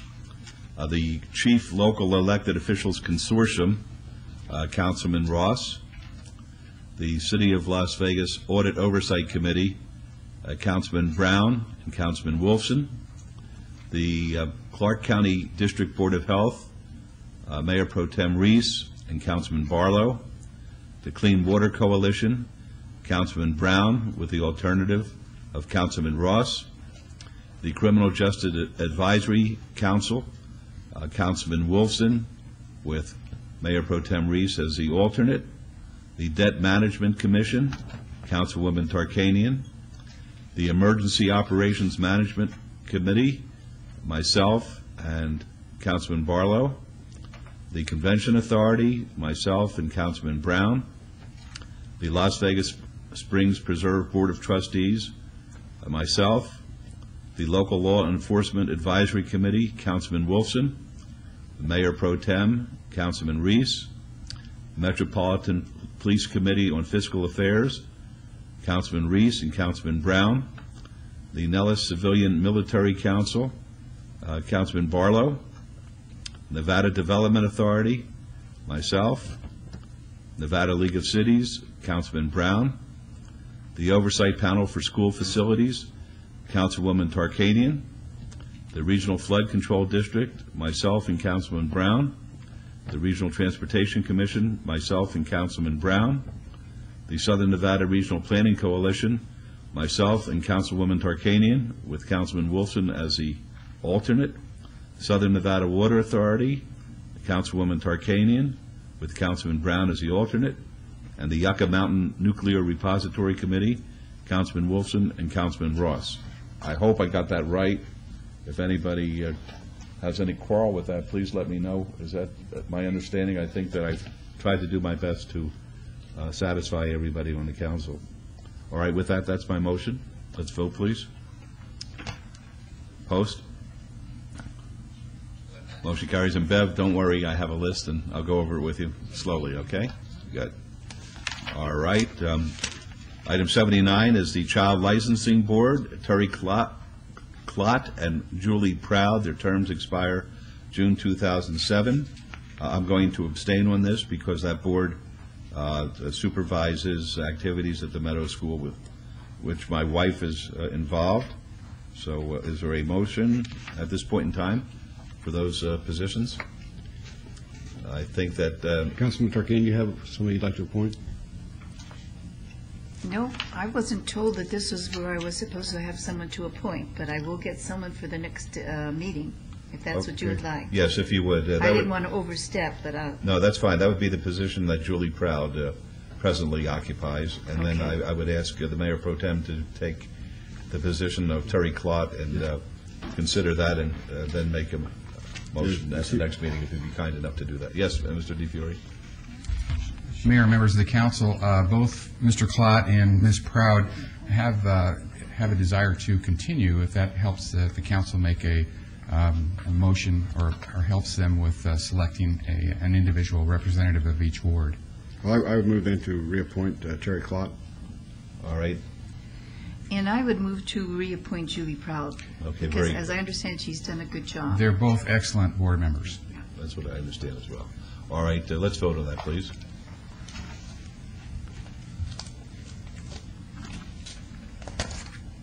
Opposed, please. Thank you. Motion carries. Thank you very much, Mr. DeFiore. All right. Item 80 is the Citizens Priority Advisory Committee, the term of Ronald Butters. I believe this is Councilwoman Tarkanian's as well. It is, and I have been looking for someone. I have not found anyone yet for that position. All right. So how about August 1st then? August 1st. Is that good? Very good. All right. We'll move to obey till August 1st. Let's vote, please. Opposed? Motion carries. Thank you. 81 is Senior Citizens. That's been, yes, that has been continued, right? All right. And we will have the new ordinance when on that? It hasn't been introduced yet, but they're hoping to get it on 8/1. On 8/1, okay. And then it'll take 2 council meetings. So we won't be able to fill these vacancies until That's why we struck it, so that we can just put it back on when the ordinance first is meeting in done. September, probably. Correct. Okay, thank you. 82 is the Regional Transportation Commission of Southern Nevada, RTC Advisory Committee on Bus Bench Shelter Construction and Maintenance. The recommendation is for the appointment by the council to fill Mr. Harry Fury's seat. Mr. Fury served us well, and he passed away, unfortunately. Is there a motion? Your Honor, I will ask to hold this in abeyance till August 1st and talk to the RTC about any increase or interest forms they've received, and also ask city council members if they have anyone that has expressed interest in serving on this type committee. Okay, thank you very much. So that's the motion to obey. Let's vote. Opposed? Motion carries. Thank you. 83 is the Neon Museum Board of Trustees, the appointment by the City Council of one Class 3 City of Las Vegas trustee for the term of Stephen Evans, who resigned. Ms. Diener, did you have a suggestion for us? Yeah, if I could, I would just like to take this time to thank Steve Evans, who resides in Ward 3, for a job well done. I think he was very attentive to these meetings. I think he did a great job and added a lot to the Neon Museum Board, and I just want to thank him personally for. And I want to join in on that. He wrote me a beautiful letter explaining why he was resigning, and they were all good reasons, nothing of which concerning his service to the city of Las Vegas. He just has familial obligations, and he was an excellent representative and really felt very strongly about the assignment which you gave him the privilege to serve. And Mr. Mayor, I would also like to add to that, because I was serving on the Neon Board, and I saw the work he did and his interest and his passion, and much appreciated. Yes, it is. Yes, Ms. Diener. Thank you. We are going to miss Stephen. We hope he will stay involved, and I'm sure that he will. We would like to recommend Patrick Duffy, who has a long history of the arts. Public Art and Service 2 Art Nonprofit Boards, who has voiced an interest and sent a letter of interest on the Neon Museum Board. All right, Mayor Pro Tem? Yes, I move to follow Ms. Diener's recommendation for appointing Mr. Duffy, please. All right, let's vote, please. Opposed? Motion carries. When might we expect to see something? We're working on it now, the SNP. I know, but I've heard that for 8 years. Well, they'll be breaking ground and doing some work on that site this year. We're looking at September, October. When will we have the La Concha put back together? La Concha. We're still fundraising more money to put that back together. Costs have escalated. We're getting there in increments. Okay, because right now on Fremont Street East, it's getting a head start with the neon. I don't want us to. Well, we're preserving it and too far collecting ahead. it. Okay. All right. Tell them that the mayor is getting a little anxious. Thank you. We're getting anxious too. I was going to say sick and tired, but I think anxious is a better euphemism. Thank you. All right. Thank you. All right. And Mr. Mayor, they have raised a lot of money for community group. They really have. They're trying. Okay. 84 is bill number 2007-25. Annexation number ANX 20533, property located at 5695 North Rainbow Boulevard.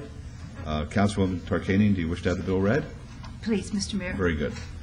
Mr. Mayor, present here today with us is Candace Oranges. She's a second-year law student at the University of Nevada and a summer intern in our office.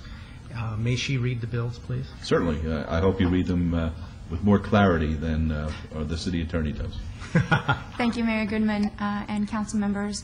Bill number 2007-25, an ordinance to extend the boundaries of the city to particularly describe the land to be annexed, to make its inhabitants subject to the laws, obligations, and benefits of the city, and to provide for other related matters. Thank you. And Councilwoman, do you have a motion, please? Move to approve. Thank you. Let's vote. Opposed? Motion carries. Thank you. Item 85 is bill number 2007-29, adds, quote, permanent trade show facility, end quote, as a liquor licensing category. Councilwoman, do you wish to have it read? Yes, please. Good. Bill number 2007-29, and an ordinance to add permanent trade show facility as a liquor licensing category and to provide for other related matters. All right, thank you. And Councilwoman, you have Yes. a motion? I would like to move for approval and just putting on the record that this is the only place you would have now, World Market Center, would fit this category, but eventually the Jewelry Center might also, and it is something much needed for a rapidly expanding business situation. Right. Move to approve. Mayor Very Goodman? good. Yes. Val Steed down here. At the recommending committee yesterday, there was a minor amendment recommended for approval. At the top of page 7, there are certain things that a permit applicant does not need to do: background and suitability approval, alcohol awareness training, and consistent with those, it was suggested that we add also that they be exempt from the work card requirement. And so that would be the proposed First Amendment. Okay, very good. So the motion is to approve with the amendment. All right, let's vote. With the amendment, yes. Very good. Let's vote. Opposed? Motion carried. And yesterday, we pointed out during our briefing when Mr. DiFiore was there and Mr. Scott of the City Attorney's Office how much we appreciated the fact that they were able to become creative in order to satisfy a need to make life easy for the people who will be exhibiting over at the World Market Center. And as Councilwoman states, that probably will also be applied, hopefully in the near future, to the Jewelry Mart as well. So I want to thank you publicly and on the record for that. All right. 86 is bill number 2007-30, an ordinance creating special improvement district number 810, Summerlin Village 23B. Councilwoman, do you wish to have it read? Please, Mr. Mayor. Thank you. Bill number 2007-30, an ordinance creating the City of Las Vegas, Nevada, Special Improvement District number 810, Summerlin Village 23B, ordering a street project, storm sewer project, sanitary sewer project, and water project within the City of Las Vegas, Nevada, and providing other matters related thereto. All right, thank you. Councilwoman, your motion, please. Move to approve. Let's vote. Opposed? Motion carries. Thank you. 87 is bill number 2007-31, levies of assessments for Special Improvement District number 810, Summerlin Village 23B. Councilwoman? Please read. Thank you. Bill number 2007-31, an ordinance concerning the City of Las Vegas, Nevada Special Improvement District number 810 and assessing the cost of local improvements against the assessable property benefited by the local improvements and providing other matters related thereto. All right, thank you. Councilwoman, your motion. Move to approve. Let's vote. Opposed? Motion carries. Thank you. 88 is Bill number 2007-32, an ordinance creating Special Improvement District number 811, Summerlin Village 24. Councilwoman, do you wish to have it read? Please, Mr. Thank Mayor. you. Bill number 2007-32, an ordinance creating the City of Las Vegas, Nevada Special Improvement District number 811, Summerlin Village 24, ordering a street project, storm sewer project, sanitary sewer project, and water project within the City of Las Vegas, Nevada, and providing other matters related thereto. Thank you. Your motion, please. Move for approval. Thank you. Let's vote. Opposed? Motion carries. Thank you. 89 is Bill number 2007-33, levies assessments for Special Improvement District number 811, Summerlin Village number 24. Do you wish to have it read? Yes, Mr. Mayor. Thank you. Bill number 2007-33, an ordinance concerning the City of Las Vegas, Nevada, Special Improvement District number 811, and assessing the cost of local improvements against the assessable property benefited by the local improvements and providing other matters related thereto. All right. Thank you. Do you have a motion, please? Move to approve. Thank you. Let's vote. Opposed? Motion carries. Thank you. Item number 90 is Bill number 2007-28, and that's eligible for adoption at a later meeting. I'd like to put on the record a message that I received from Councilman Weekly, who wanted to clarify the record concerning the job fair that was referenced during the Lorich matter. He indicates that the job fair on Brush Street took place because that was the only weekend that the owners were in town and no other facility was available at that time. He further adds that a shuttle service was provided to get people there from the Chelsea outlet at the World Market Center. So apparently there was access to the fair and that the community had the opportunity to participate based on those representations. And Councilman Weekly, Commissioner Weekly indicated that if anybody has any further questions about this, to feel free to call him at his office. Thank you. Right? Very good. Okay, the meeting's in recess until, let's say 10 after 1. Okay? 1:10. Thank you.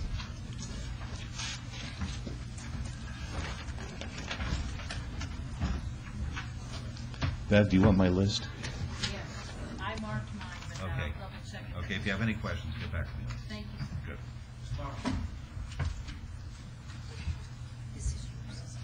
Yes. No, I'm with you.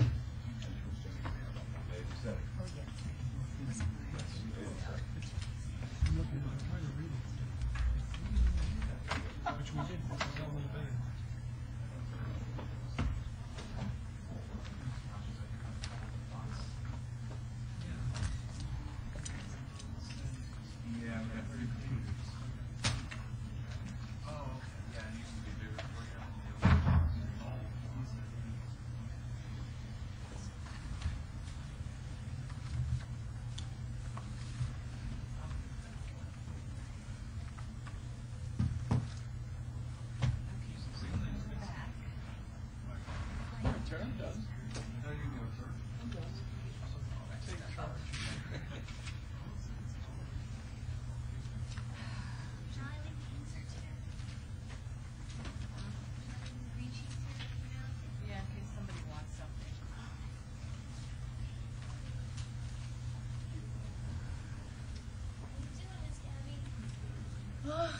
I panicked during the meeting because there were a couple ants over here, one on my lap and one on my steno writer.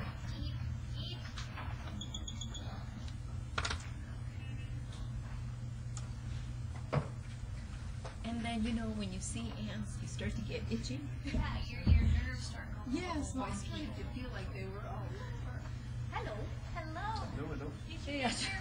Oh, it feels good to stand up. Yeah. Okay, so. Did you get your notes in? Yes, I did, thanks. Yeah, just put one on this.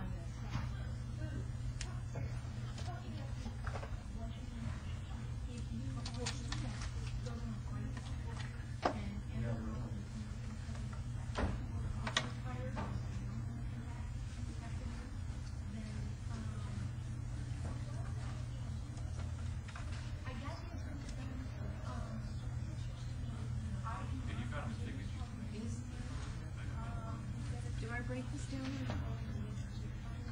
Carrie, is Carrie gonna? Are you doing it, or you gonna? Are you asking her to cover or not? Yeah, we're talking over. Yeah. So break it down or not? Oh, okay.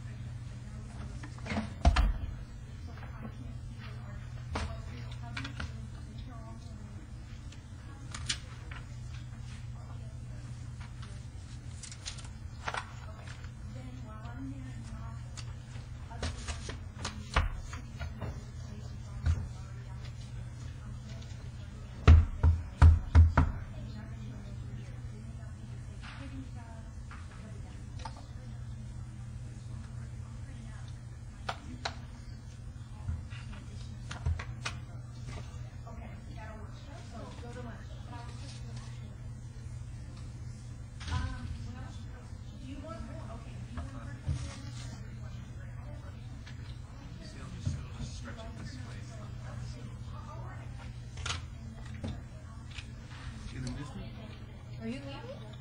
You're going to take advantage of that state. Well, of course I'll miss you, Terry, but... They've already got out of here? I don't blame you for... no, they're not kicking me. I'll take it. Oh, you okay? Yeah. Here, I'll take it. Oh, you're going back to the office too? Okay. Let me go back then and get my Tired stuff. of you? Yeah. Okay. The other. So what can I say? We know you're leaving of your own accord. Hmm? We know you're leaving of your own accord. Yeah. Looks like Kathy, you need to. next September. What are you going to do with yourself? You need any help? Come down here and sit out in the audience area. Do you need any help? To bring stuff back? Can you bring back something for me? Yeah. Just bring this back. And I'll take care of the rest, yeah. Just put it on my desk. Okay, I will. Oh, yeah, you can take these. Okay. Thank you. All right, thanks.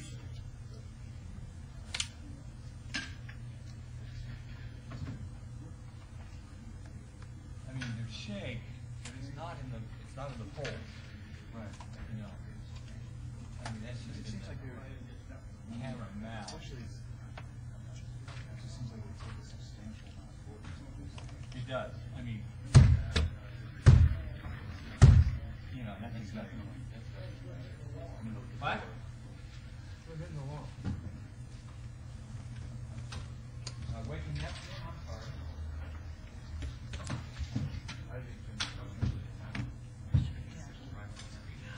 My goodness, Jerry, so you're going to be training something here? Huh? You're going to be training something? I don't know. I've got to check into it though. Well, you still have a long time. Yeah. So, and when I talked to Insurance Services yesterday, what she told me, pretty much sounds like September, because you got to be in the system for two months before November of 08. What do you mean in the system? In the retirement system. So the insurance company will be covered, you know, the state insurance and the city. What do you mean you have to be? Oh, in the PERS? Yeah. And then it kicks in? That's weird. That's all my understanding. I mean, I haven't been to one of the meetings to really clarify it. So are you going because of that? Yeah. Well, Yeah. to put out $500 out of my pocket a month compared to almost nothing. 15. How much would you put out? So if you retire, now that you're going to be retiring, how much are you going to be putting out? See, that's what I'd have to sit down. I don't know. But see, if I stayed in one of the city and stayed with hers, there'd be $500 out of my pocket a month. If not, if I go with the PERS with the state, then they pay, and then the city compensates that, and then I pay probably.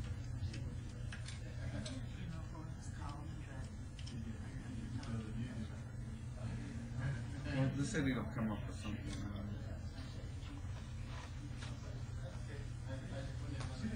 city will have to. That's their. They'll do it. Well, you know what? Maybe by the time I retired, when my daughter wanted to go to medical school, I might be able to retire. By the time I get retire, maybe we'll have social medicine. Yeah, they'll come up with something. You know? That's what I've been hearing. Oh yeah.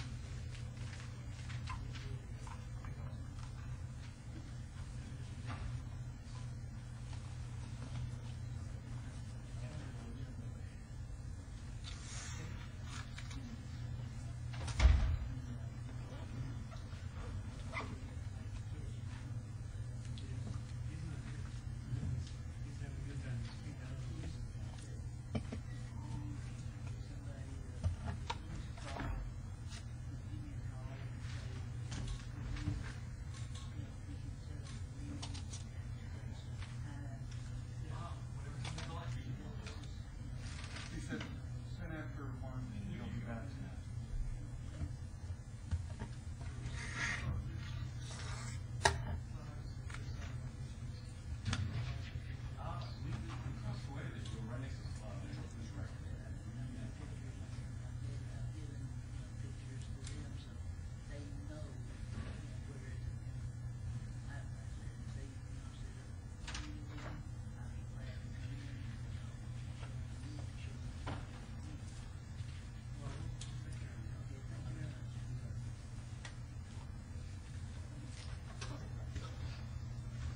Working hard.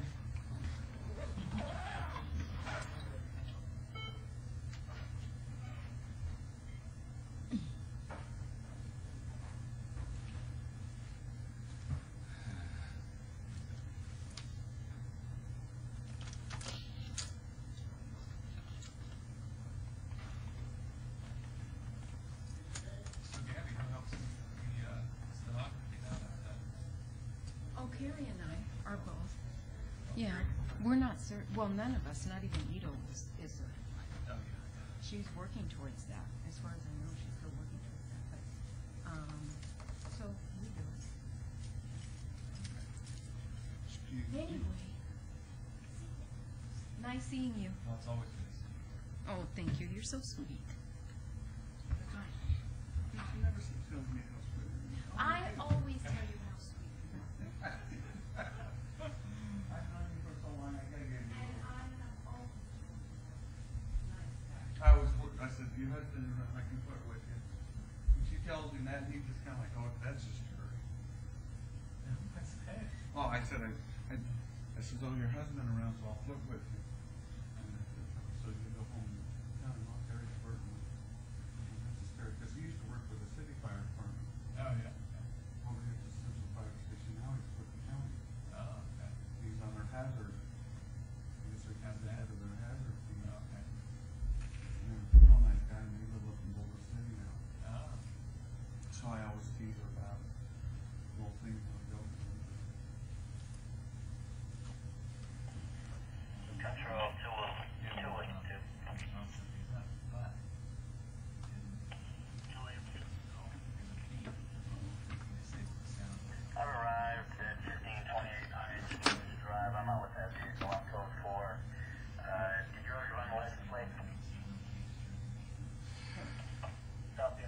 during the council meeting. Beep, beep.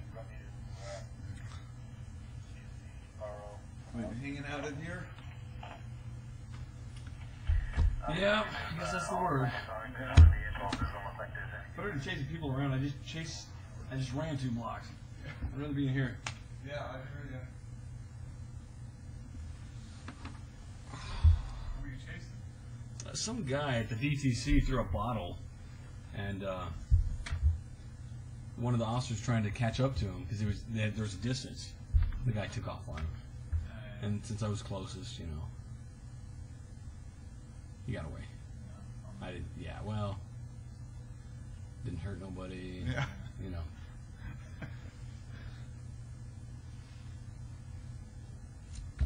Our chief was out there. Yeah.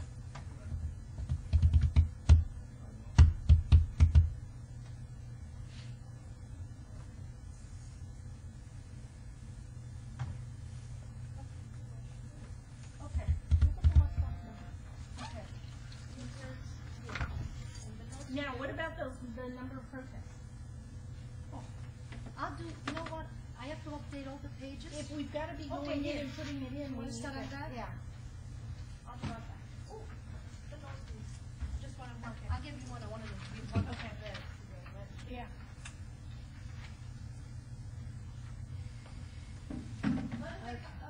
Ricky brought us, the protests were done in his book, except for the other updates. Okay. In green. So I'm Okay. staying over here. Okay. Does that make sense, the law? Oh, I see what you mean. Yeah. Except they don't match. They don't Oh, match? I see, all right. I No, see. they match. I see, okay, yeah. So I don't need to do his. No. I just need to put the inserts in. Just the inserts, and then whatever other, I think there's few that I need to be updated, that we got this morning. Okay, so anything I'm doing an insert for, I need to update. Exactly. All right.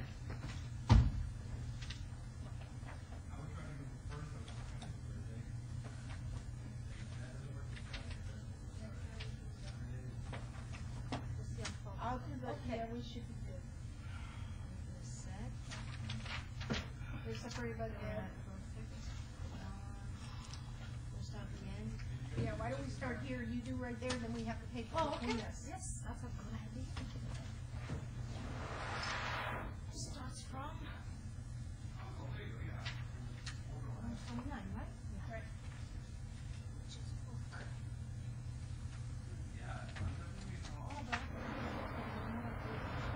Yep. Yep, that's the difficult part, that's why you don't. Okay. You wind up doing so much One more was work. done, so No, this- it's got one first. I want to put this.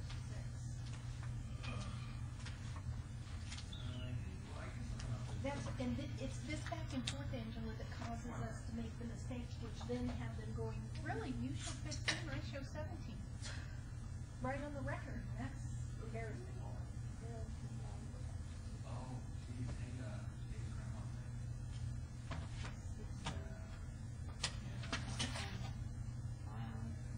Alrighty. 29.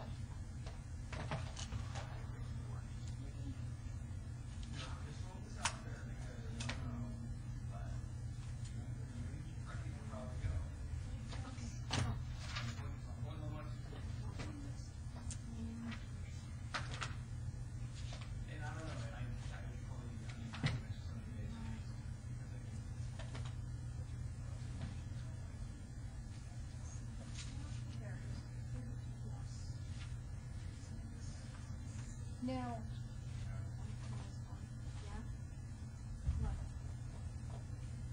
when I look here, 138 has been changed to 7. So Okay, it all should right. be one, right. All right, I see. Be one more for him. So he's 4, but he should be 7? Altogether 7. And 4, all right. Right. Yeah. How I know. Okay, never mind. Why are they there? Yeah. Because I started there and then I saw that it was getting close to them coming and You're right, and I shouldn't come. Yeah. 110. 100.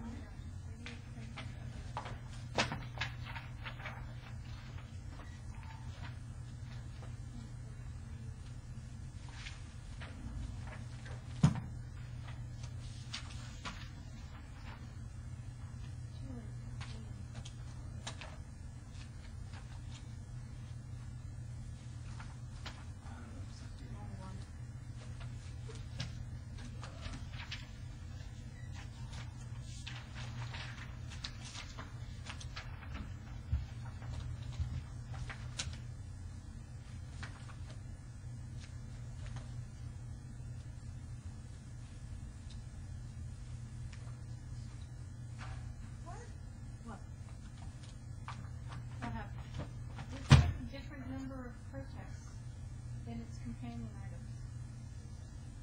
They're at 15, they were at 14, 3 and 14, this is 3 and 10. That's what he did. I'm sorry, what number are you doing? 146? Yeah. Oh, it should be 12. I mean, No, 140. Yeah, 146. 143 is 2 and 15, and you have 3 and 14, so I changed it to 15. Okay. But it is rear. It's 2 plus the 1. 2 plus the 1 is 3. Okay. See, what's confusing me is some of these you've already added in what was there, and some of them you haven't. So I don't know. You know what? I know in the morning I had the 143, 145 was confusing. I'm sorry. Okay, so 46 is still 3. That's okay, and it should be 10 plus whatever is there. Oh, you know what? It was 8. That's why. So But it's 12. Now it should be 12. This is a complete total. That's why it's being.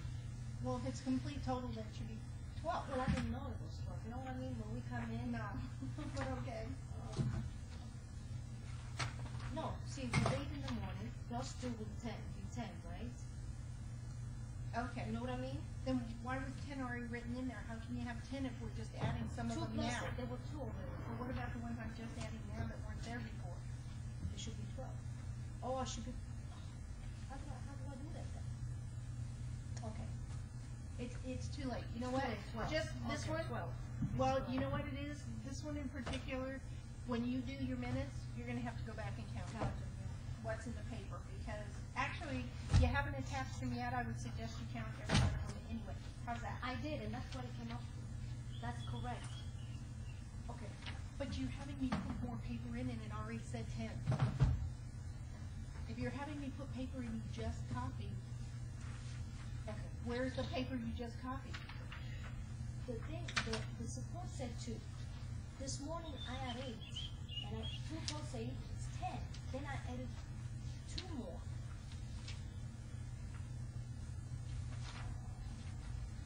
I should have put 8 plus 2. I don't know. The total. 11, no, 12, 13, 14, 15.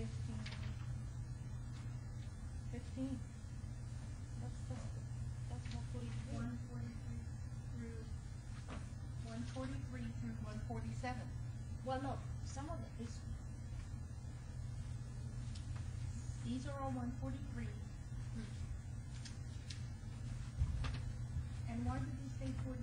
Well, because some of them, see, this is 1 to 145. If you look at this one, he has all of them.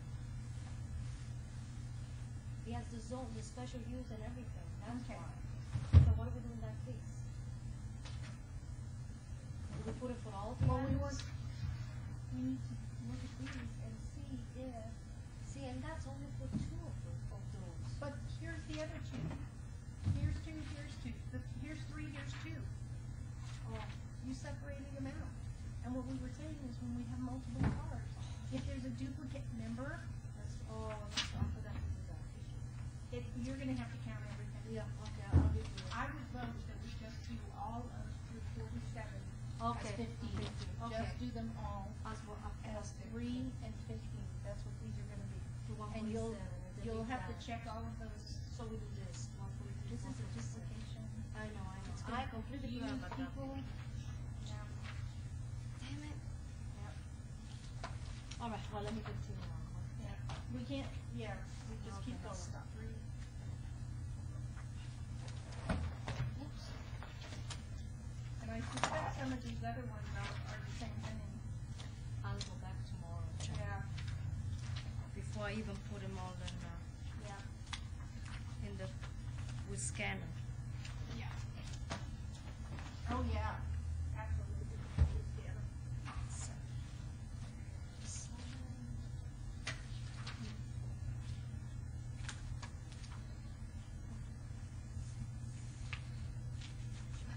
Again? What? Yeah, this one says 6 and you already got 7 in the book. So you started out with 2, then you added 5. Is this that 2 or? Well, 2 plus 5 was 7. Is this a 5? That was a 5 before. Now Okay, it's a 6. So it's gonna be 8. So, Yeah. you have to do it in the morning. It's right? gotta be one number or the other. It's either total or it's adding 2. Well, this is adding to that. To add. But the other ones weren't. Okay. This was 1 and it was 1. I know. So yeah. I'm sorry. It's okay. I mean, I made a mistake. Well, it's not a mistake till it goes in the book. So as long as we figure it out here, we're fine. All right. And this is 152.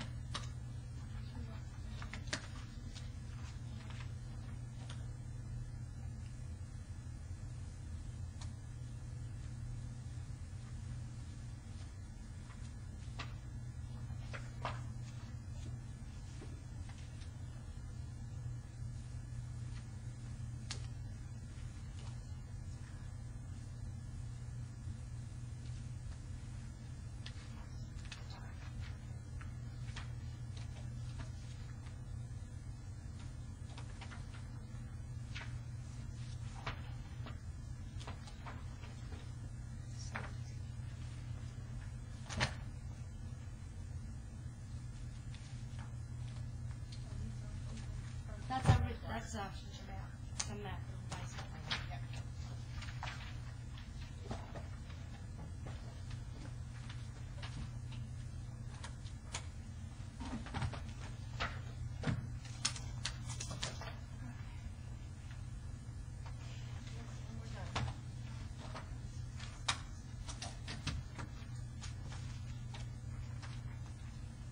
I'll go back and check on that. This is 187.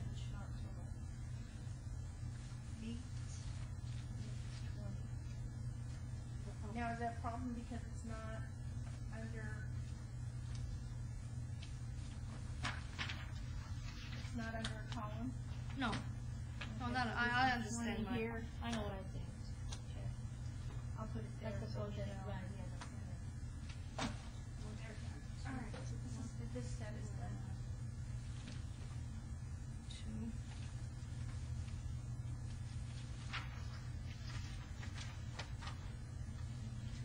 Move up 1. Now I'll be on this side of you.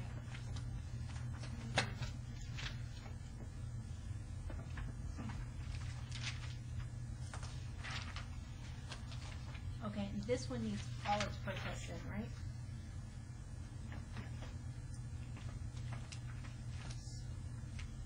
Six.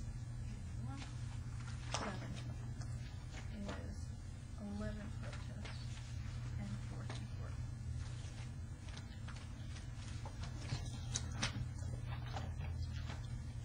Two, there's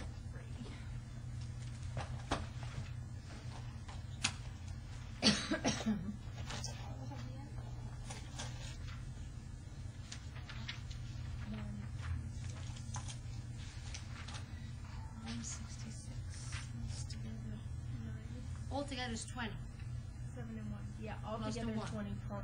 20 protests, altogether. 7 and 6. Wait.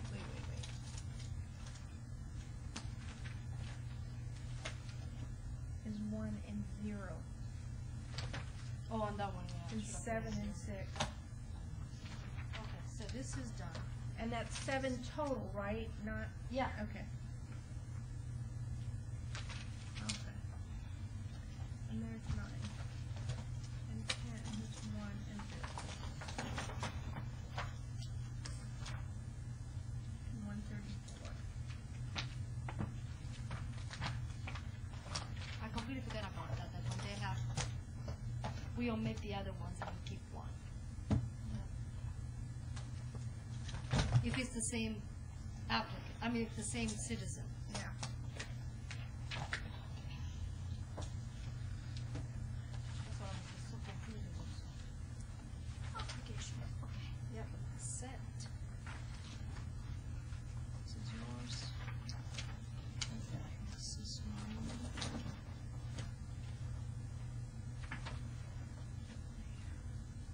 Well, that's the only thing, it is, well, we have to find a way to make it not confusing. Can I put it up here? Yes, that'd be fine. I know.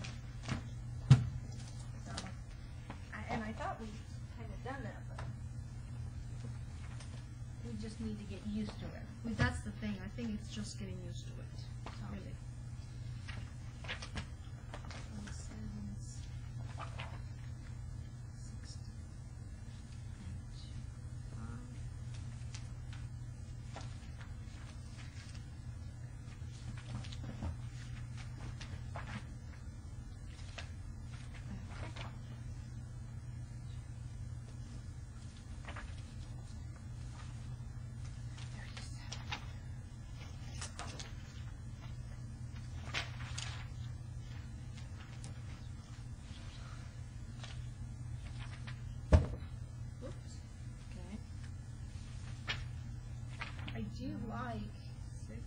I do like doing this all at once. I think that's a much better idea. We came up with this as 7 and 4. I do think this works much better. It's less repetitive, but we are going to have to get it absolutely down as to what we're doodly-doodly-doo. But 38, yeah.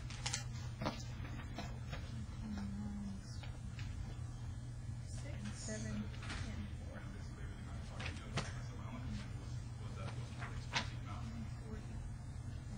And she said that, you never can tell with judges because if it's too spicy, it's going to ruin it for them, but. 2, 3.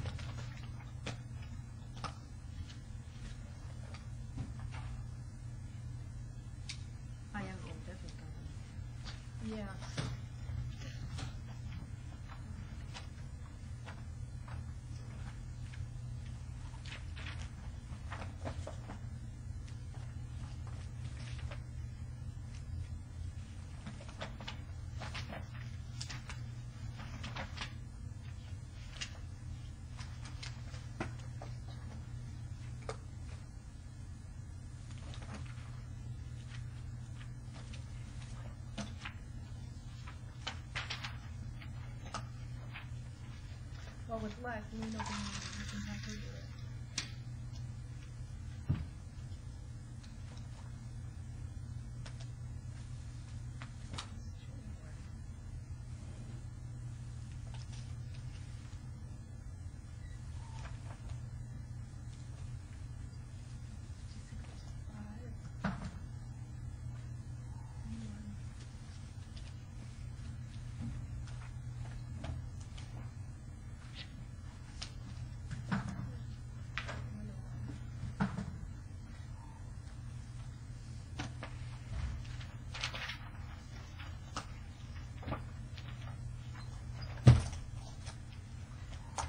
She was a good board. They're looking at the board, that's the morning. Yeah, they're confused. Yeah. Well, it's like, well, we'll have to wait.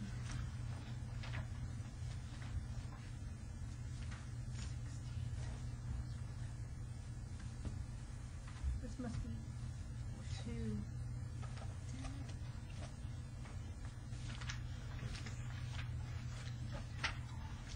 No, it's 1. Oh, that's another one. But it already had 1. Which one is that? See, these are the ones that we received, okay? 160? 161. So we've already had those. Are these advance items? No? I don't know. I know that I received 1 today. Okay. So it should be 2, I mean. There's already 2. one in there, and I don't know. See, this could have come forward from, I'm putting 1. Yeah, I'm putting on it. Yeah. 62 is 4 and 2.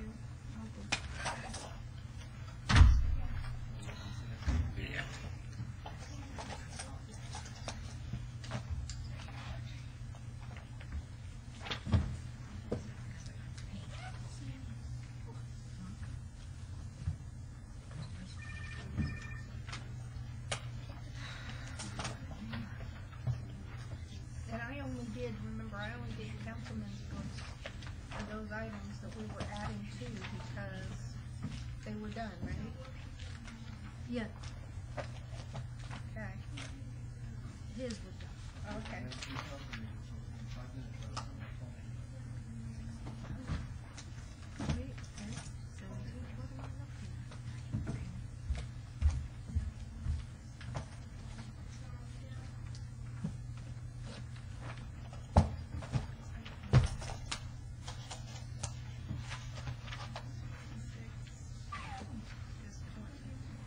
Those are protests, right?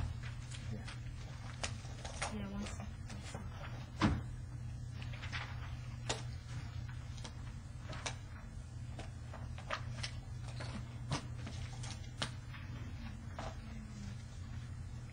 Oh, wait, I gotta write in the others.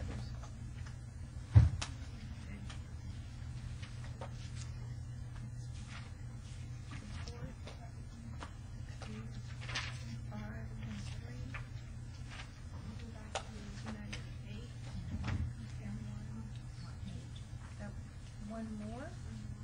Where? Yeah, that's an extra one, so that would be 2. Right. And the same thing for, okay, so 20 is good, 1 is good, 68, I've got 5, so this is actually 6, because there's already 1 there, and 3. So you're changing this is correct. Well, this is 8, and 1 plus equals 2. And 70 is 1 plus the 1, which would be 2. Now, let me ask you this. Does that mean the councilwoman don't have?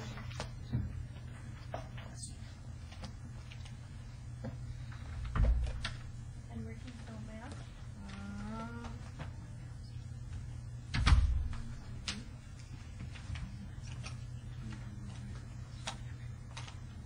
Okay.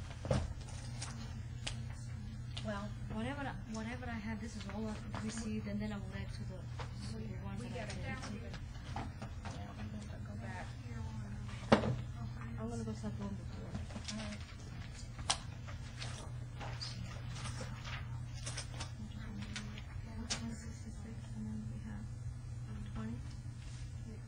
166? Yeah. Yeah. Total. Okay. Councilman, the county board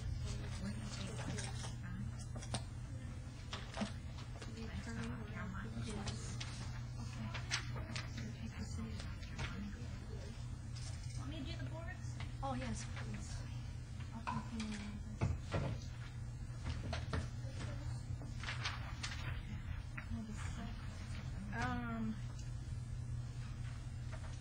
There's that. What are you looking at? 1 second. 4. Okay. Someone put that at Councilman Ross's, that'll be his.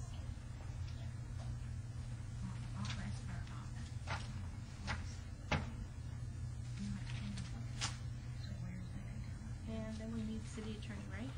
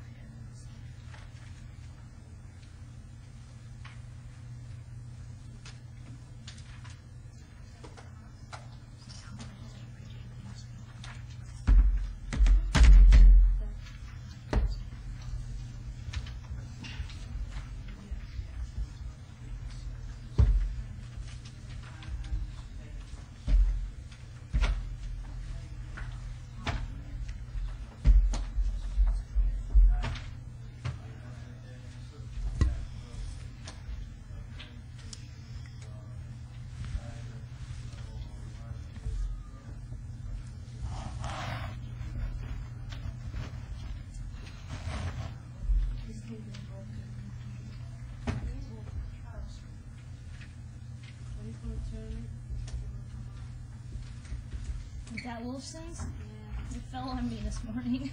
Oh, fell this morning? Well, it was already defective, so.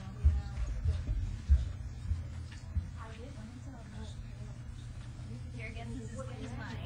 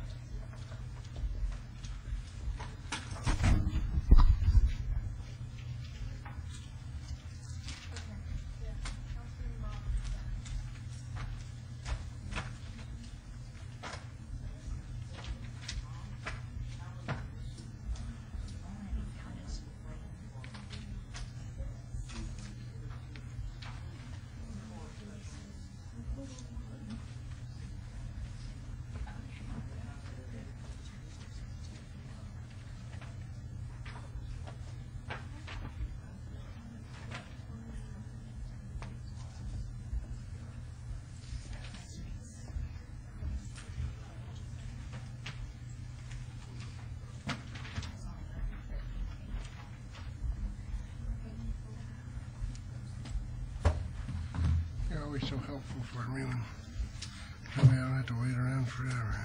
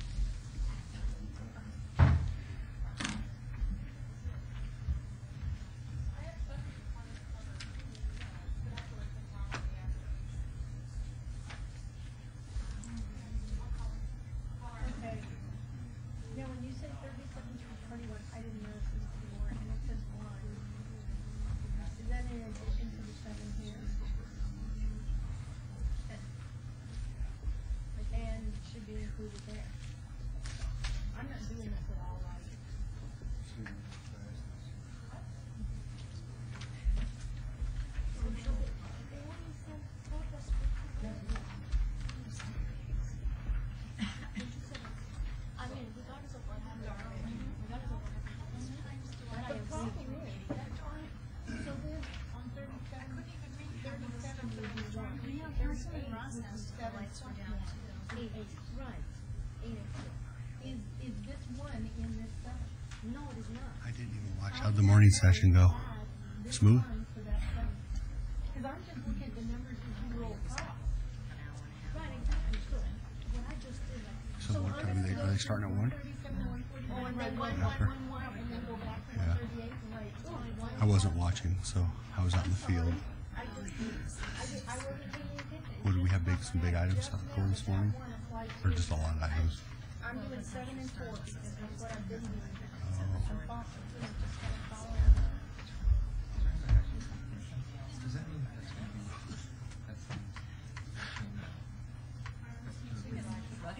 Well, see how you are. Yeah. You guys gonna get out of here on time tonight, or are you gonna be here late? Think.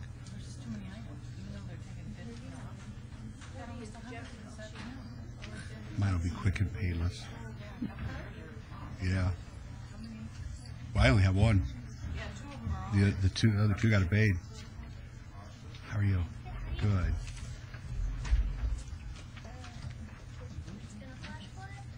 I don't know. Yeah. Yeah, it is sticky. I can't wait to get this jacket off.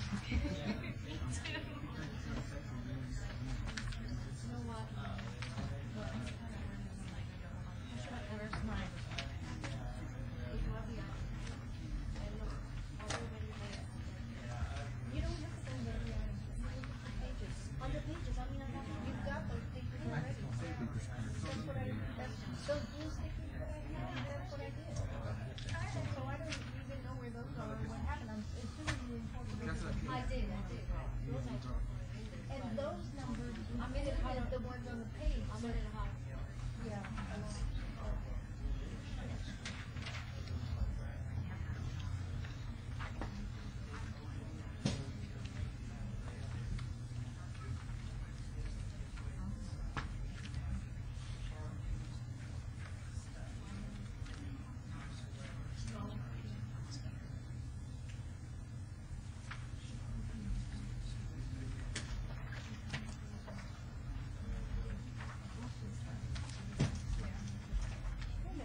And it can be fixed, no problem, but we need to come up with, so it's not this difficult when we're over here, because we don't.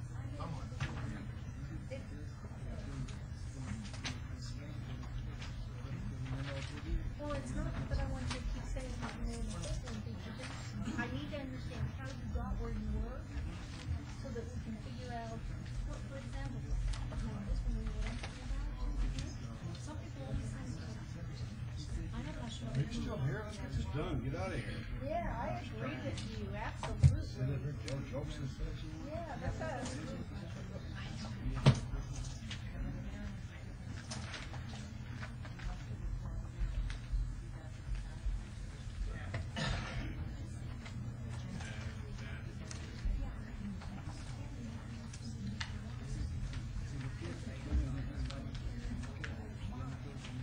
But I don't know how it's counted over here, so we need to. And it does say, I know this makes sense. Yeah, we don't go on the first one and then we got it. Yeah, that doesn't.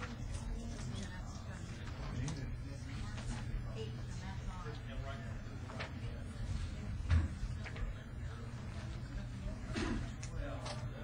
And this is probably one of the hardest things to come up with.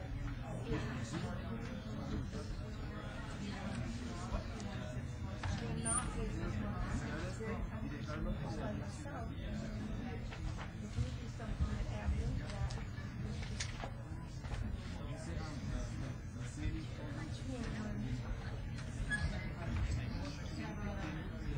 Find someone in planning, of course, hold on, I'll be right back.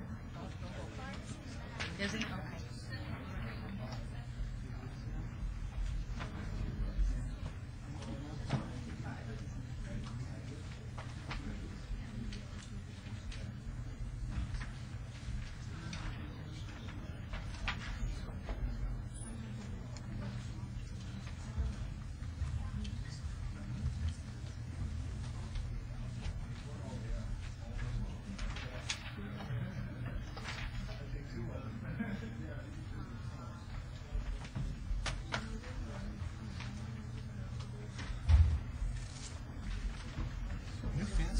Keith's here tonight.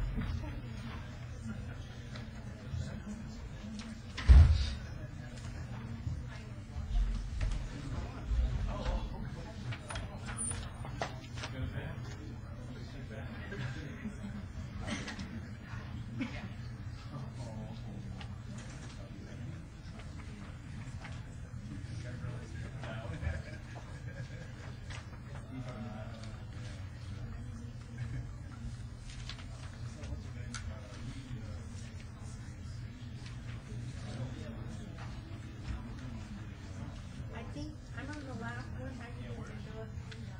You get the board already? Done. You're done? And Councilman Brown is done. So Councilman Ross said yesterday that Transformers is awesome. Only one. Yeah. Really? Said. That's what he said. Definitely strongly recommend it.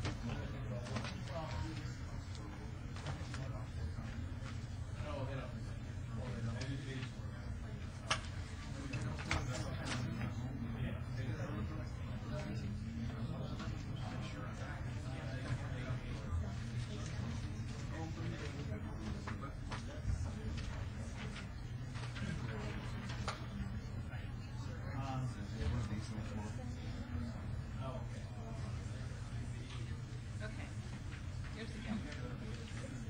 This one, Margot will take off the agenda. Yeah, they'll take that off, just announce it. And then they will hear the rest of it. So you don't need to stay. You have to stay until they hear 152. Senator Barack Obama. Get to meet him on Friday, one-on-one, face-to-face. Was he, dude, what's up? But yes, stay here. So yes, you can, okay, you'll stay here. And then when they, she'll call one or two and say it's not necessary. Why not? So the clerk. Yes.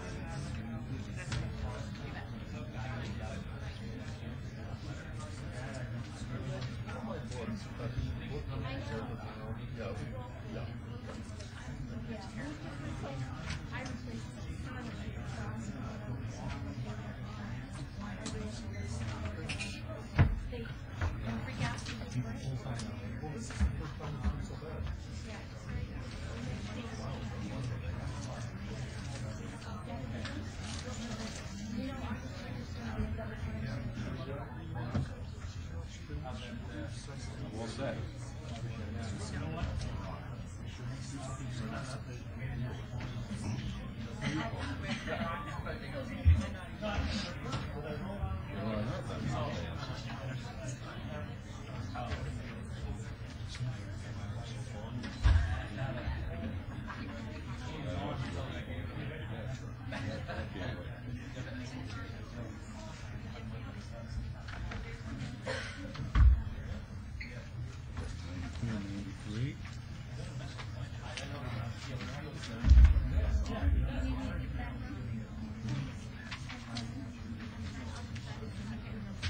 Alrighty. I'll move back. Margot. See, I'm planning to bring you up.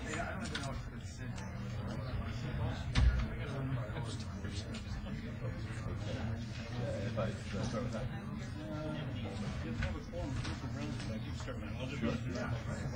Because I like to move it on.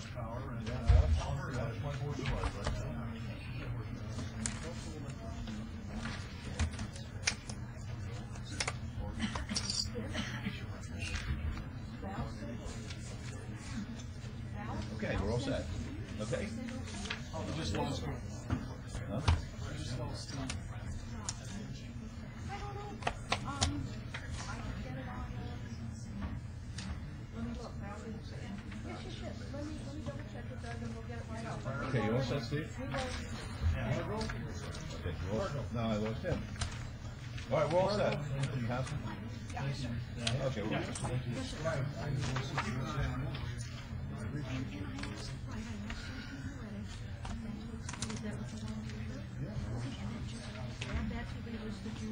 Okay.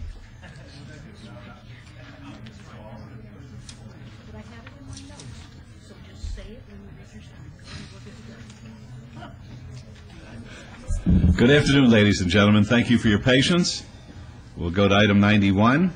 Any items from the afternoon session that the council, staff, and/or the applicant wish to be stricken or held in abeyance to a future meeting may be brought forward and acted upon at this time. Mayor Pro Tem? Thank you, Your Honor. We have item number 92 is appeal of 10-day vacate nuisance notice at 2228 Valley Drive, Kim C. Goosey. Abeyance to 8/15/2007 requested by staff. Item number 93 is appeal of nuisance notice and order at 2232 Valley Drive, Kim C. Goosey. Abeyance to 8/15/2007 requested by staff. And we have item 115 and 116, rezoning 19647 and site development review 19643, Platinum Realty and Development, Craig 95 LLC, CO Abrar Management, rezoning a site plan on 3.53 acres on the south side of Craig Road, west of US 95. Councilman Brown's asked that to be held in abeyance until our August the 1st, 2007 meeting. Item 126 is special use permit 13490, First Presbyterian Church of Las Vegas, Nevada. Appeal of a special use permit for a billboard at 1619 West Charleston Boulevard. The applicant has asked that to be held in abeyance until our 10/3/2007 meeting. Item 127 is a special use permit 20485. Melissa Olson, Euler Family Trust Survivors Trust, horse corral for 20 horses at 8300 North Bradley Road. Councilman Ross has asked that to be held in abeyance until our August the 1st, 2007 meeting. And item 129 is ROC 21911, Shelley Jackson, review of condition of an approved variance at 1247 Douglas Drive. The applicant has asked that to be held in abeyance until our August the 15th, 2007 meeting.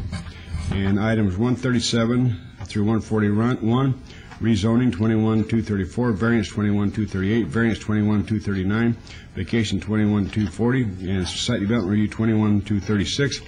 Ashton Boyd Family Trust et al. Proposed development on the north side of Bridger Avenue between 9th Street and 10th Street. The applicant has asked that to be held in advance until our August the 1st, 2007 meeting. Item 152 is a variance 21647, Juan Diego Zamora Aguilar, variance for height of an existing accessory structure at 175 Ronald Lane. The applicant has asked that to be stricken.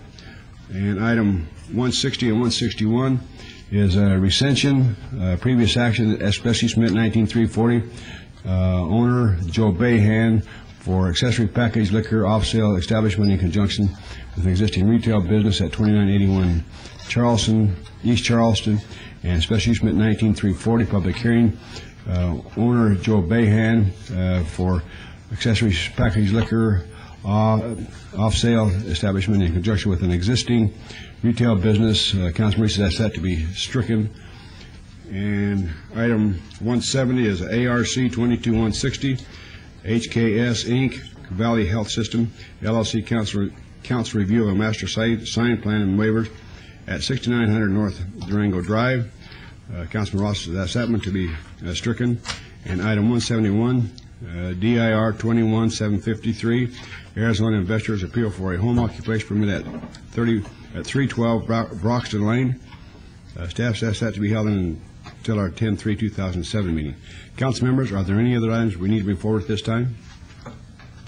Hearing none, Your Honor, make a motion we bring all these items forward and take the appropriate action, please. Okay, thank you. Let's If vote, I may, please. Mr. Mayor, just one minor correction on 171. That request was by the councilwoman. Thank you. All right. Record will so reflect. Let's vote. Opposed? Motion carries. Thank you. Okay.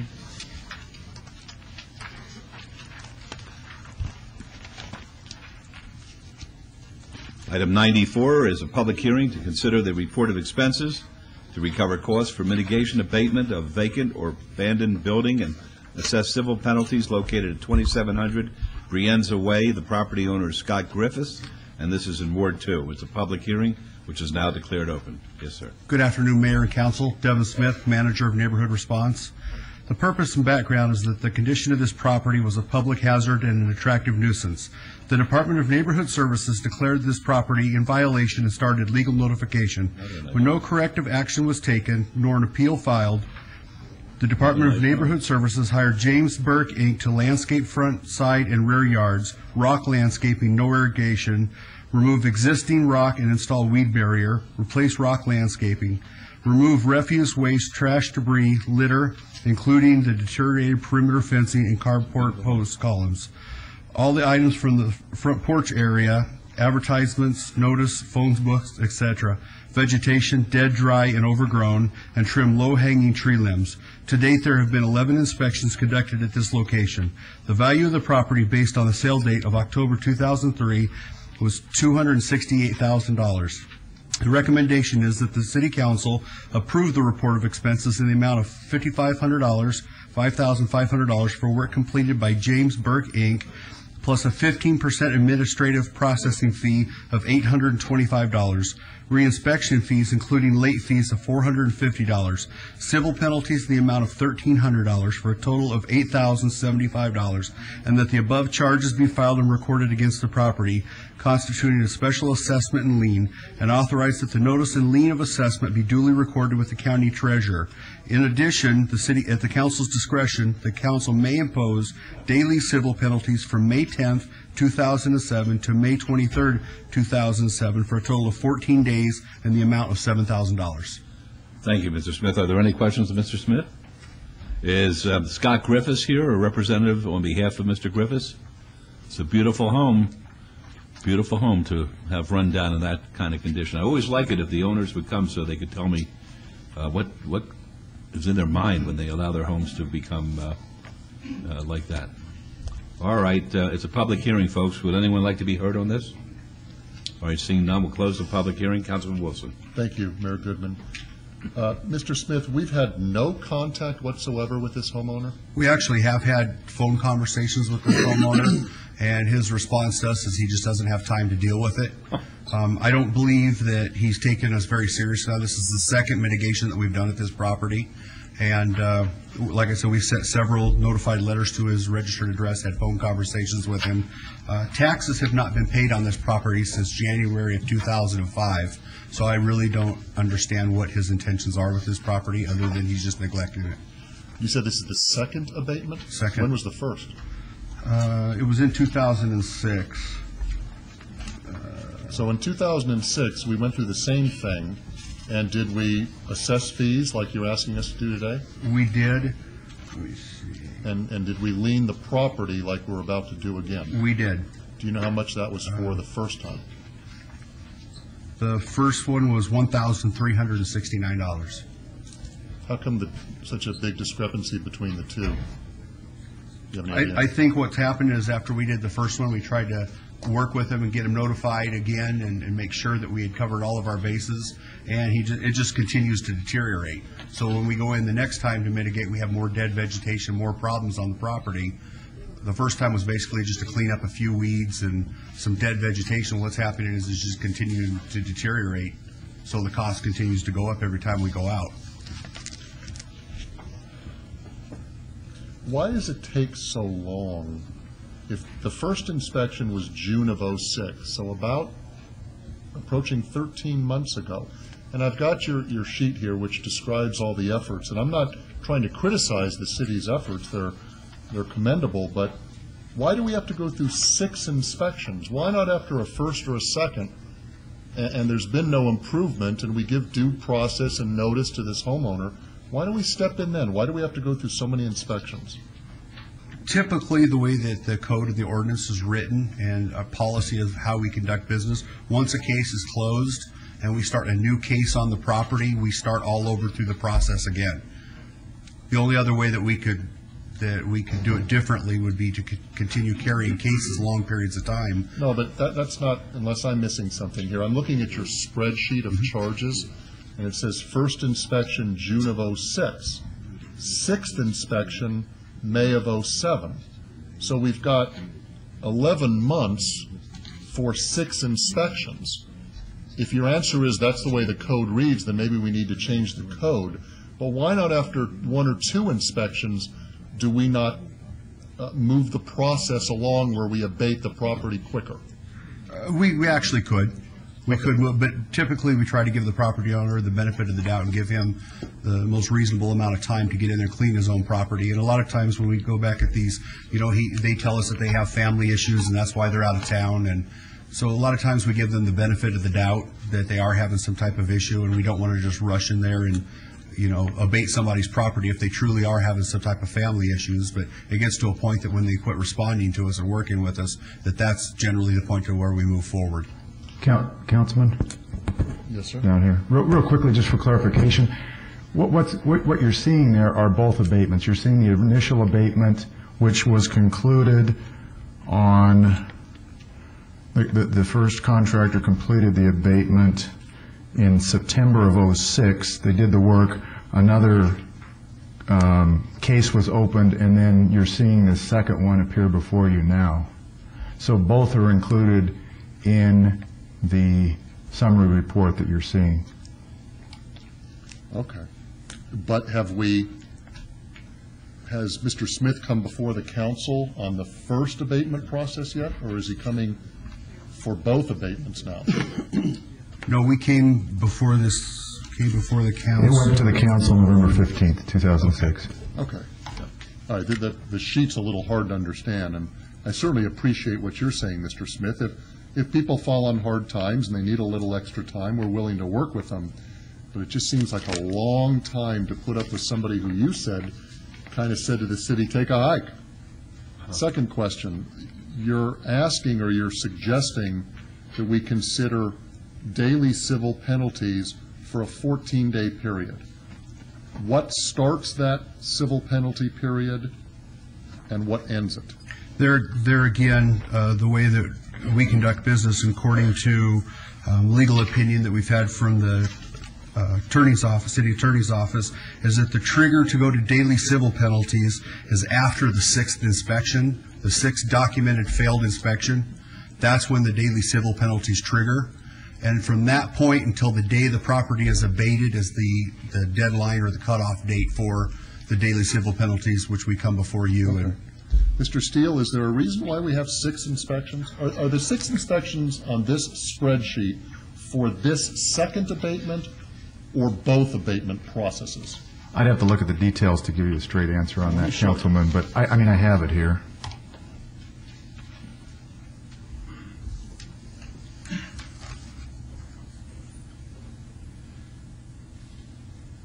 I'm sorry I'm taking up so much time.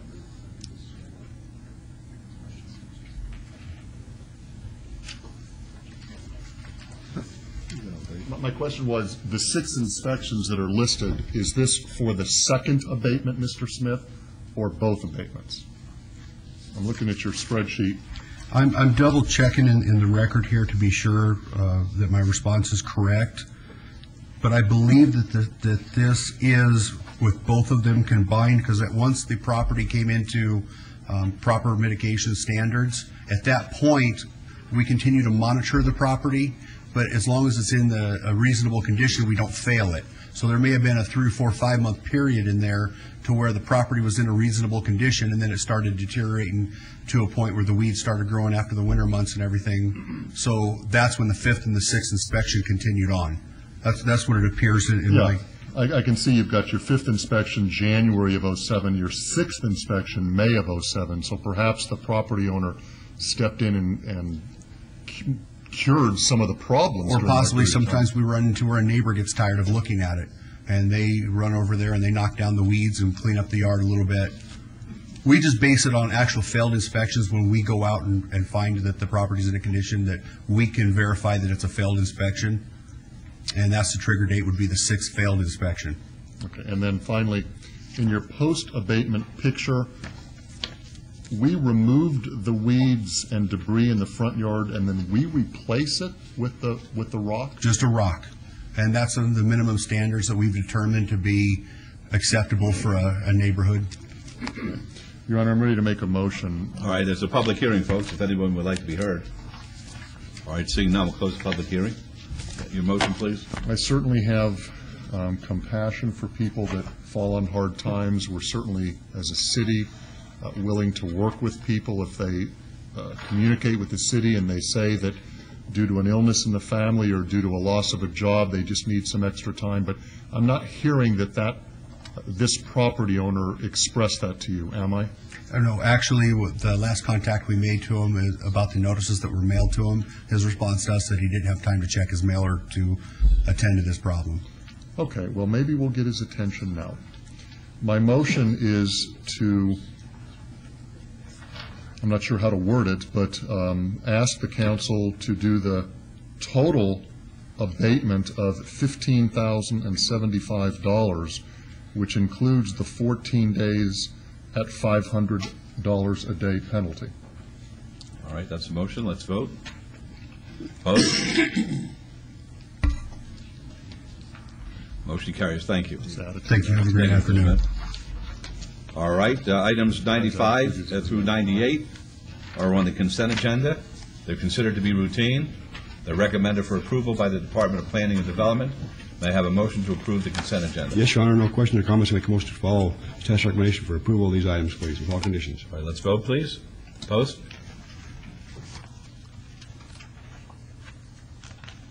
Motion carries. Thank you. All right, we'll go on to item 99, which is ROC 21680.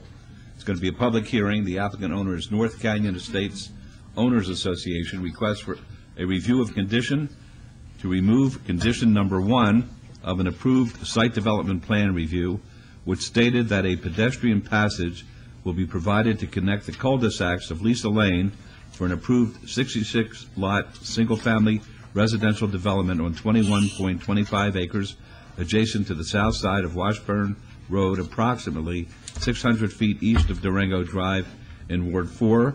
The staff recommends denial. It's a public hearing which is now open, and I believe that Councilman Brown had a comment before we begin to consider this.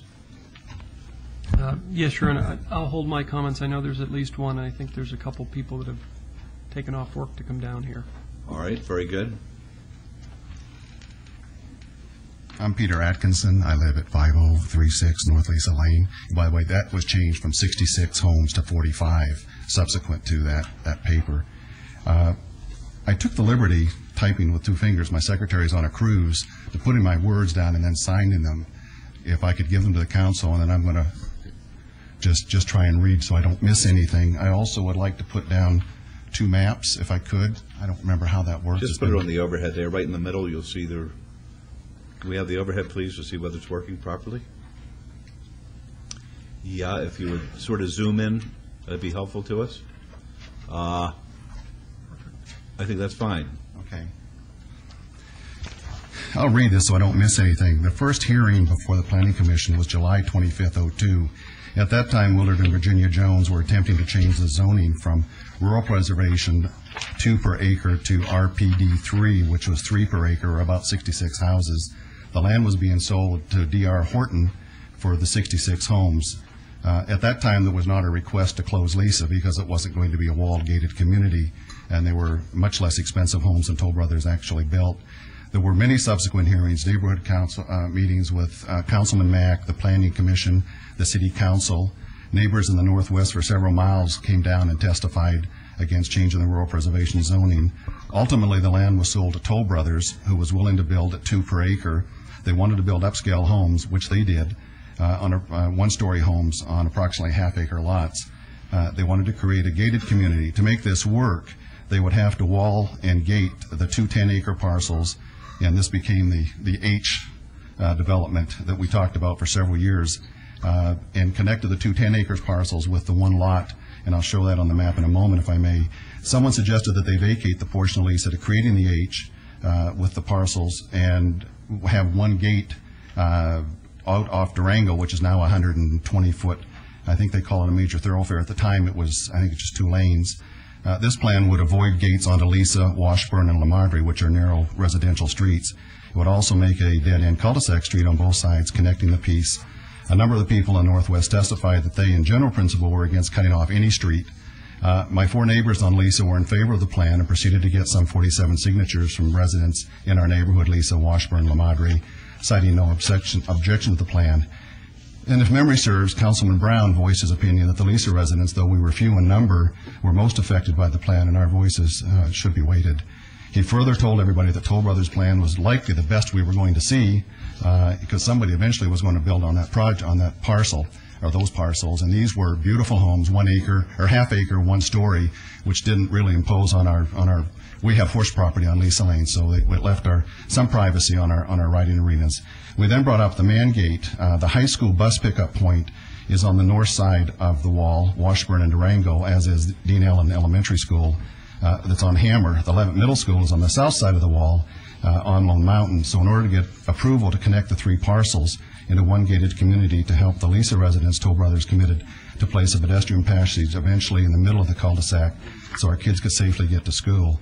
They also promised to keep us supplied to the combination because this is not a padlock, it's a combination lock that they could change if it could be done monthly. And if I can just look at the map. This is the original map, and I believe it was January of '03 with D.R. Horton, and you can see it was not an H, and Lisa Lane was not blocked off. The map to this map shows the cul-de-sac, and this was from the Toll Brothers project. And at that point, it became the cul-de-sac, and where these 2 circles are is where the 2 man gates are. So originally, because I'm sure it wasn't going to be a gated community, it wasn't an issue, because Lisa Lane would not be blocked off. Finally, we talk to people daily who walk down Lisa Lane in the mornings and evenings, sometimes with their dogs, excuse me, and they live in that project and they use the gate. At this point, we only use the gate for our kids, our children, to gain access to the school. As to the homeowner security concerns, we certainly understand the danger of home invasions. We see them on the news all too often. It appears these hoodlums now target gated communities due to their perceived affluent residents. Sadly, removing their personal passage will not likely remove them as a target. So we're asking that you keep your promise to us and leave the gate. All right, thank you, sir. Anybody else like to be heard? Your Honor, before he leaves, I know there's another speaker. Are there fire hydrants on your Lisa Lane? Yes, there is. There's one. There's one right in front of my house, actually, 50 feet from the cul-de-sac. All right, would anybody else like to be heard?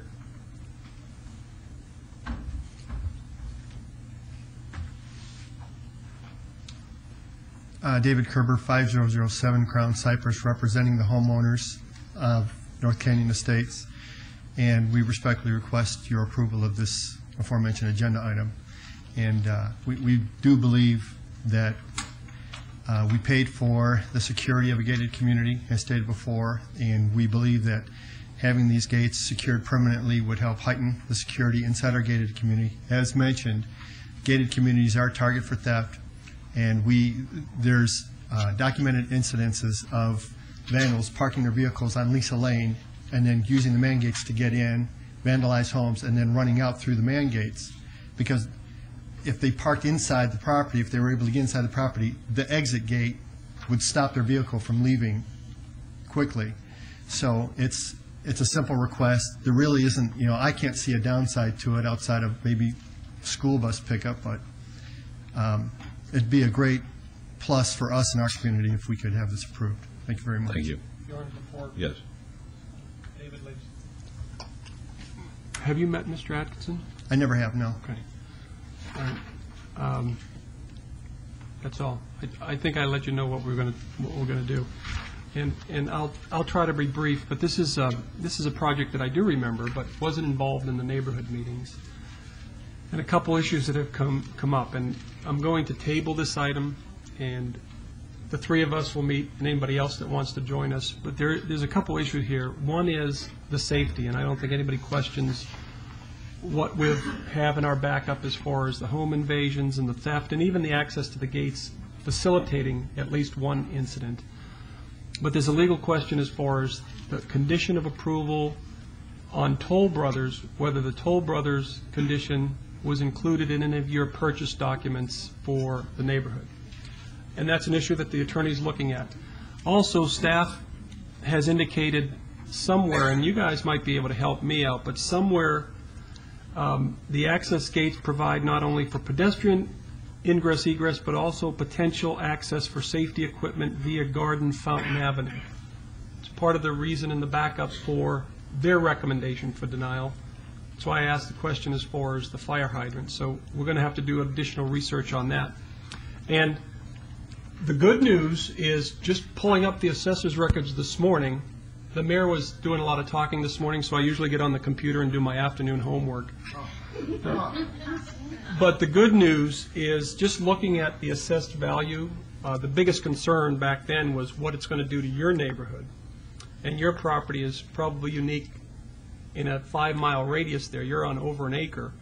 But what all that has done, and you purchased, I think, back in 92, 93, but the Toll Brothers neighborhood is $800,000 in value, probably more. Those are just recent sales. And your neighborhood, likewise. So the compatibility issue, it's wonderful. That's the good news. If it comes down to the one person, the kids needing that access to the bus stop on Washburn, it's an issue of fairness. You and the 45 homeowners deserve the safety. You've paid for the safety, and you may have a legal right to the safety to block those off. But there's a fairness issue, an agreement made by this council and the Lisa Lane residents long before you moved in, and now that's what we're looking at. So that's the backdrop. And until I get some of the answers for the staff report and have an opportunity for us to sit down, maybe there's a compromise, maybe there's a solution, maybe we just shut the gates and find a safety access for the kids. But that's why I apologize, because I've only recently talked to Mr. Atkinson, and David, you and I have met a couple times. So my motion is going to be to table this, and that gives us the ability to bring it back with a final resolution. And I know how to get a hold of both of you, so I appreciate it. David, I apologize that I dragged you out of work again. The mayor has offered to compensate you for lost time. Give him the check. I take 2 hours. 2 hours. And I apologize. I sincerely apologize for that. But I will contact both of you gentlemen, and we'll invite any other neighbors that want to participate. But it really comes down to that specific area of fairness on a deal made 4 years ago, and the legitimate concern as far as safety in your neighborhood. So my motion will be to table item 99. All right, let's vote, please. Post. Motion carries. Thank you, gentlemen. Items 100, 101, 102, 103. 100 is EOT 22313. The applicant owner is William D. Hitt. Request for extension of time of an approved special use permit for proposed 5,200 square foot tavern adjacent to the northwest corner of Deer Springs Way and Durango Drive in Ward 6. The staff recommends approval, subject to conditions. 101 is EOT 22314. Same applicant owner requests for an extension of time of an approved special use permit for a proposed 7,256 square foot supper club adjacent to the northwest corner of Deer Springs Way and Durango Drive in Ward 6. The staff recommends approval, subject to conditions. 102 is EOT 22315.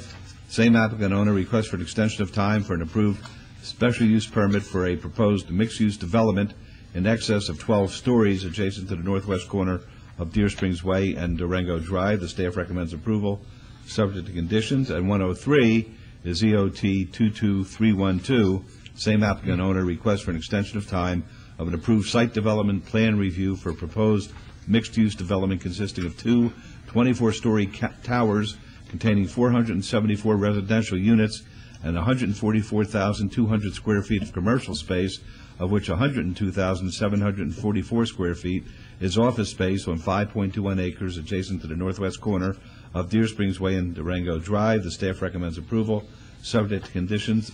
These, of course, are all in Ward 6. And, yes, sir. Good afternoon, Mayor, and good afternoon, councilmen and women. My name is, for the record, Douglas Hitt.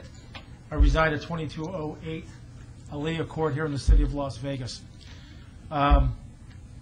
First of all, I want a distinct pleasure of meeting with Mr. Ross on this subject on June 19th. And in all due respect, Mr. Ross, I want to offer my sincere apologies for my lack of communication during the past 2 years regarding Town Center Commons, this project. It's been a very trying project to get a mixed-use, high-rise development of this nature built and financed in Town Center. and I appreciate your patience with me. And again, I find communication is the key to any relationship, whether it be family, business, or here at the City Council. And I'm extremely disappointed in myself that I didn't communicate more effectively with you during your first 2 years in office here. And in all due respect, I just want to give you some background on the project, and the fact on my background relates to the project in Town Center. I've owned that property for over 19 years in northwest Las Vegas. I'm one of the longest landowners out there. I worked closely with Veltman Consulting and in the late 90s, 97, on the concept of Town Center.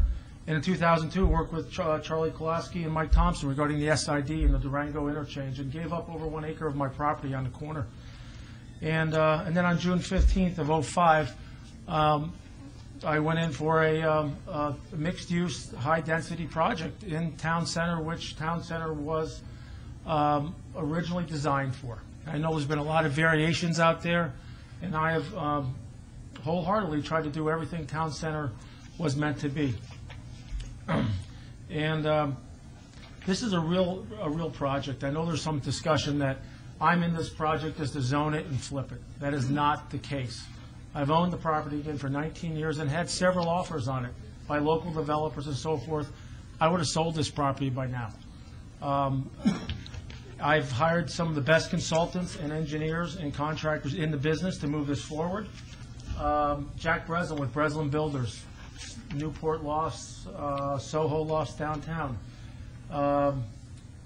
Cornerstone Company, they've pre-leased the majority of the project. I have a tenant roster right here. We have the tenant roster here for review, if you can pull that up on the screen. I'm sure you can read it.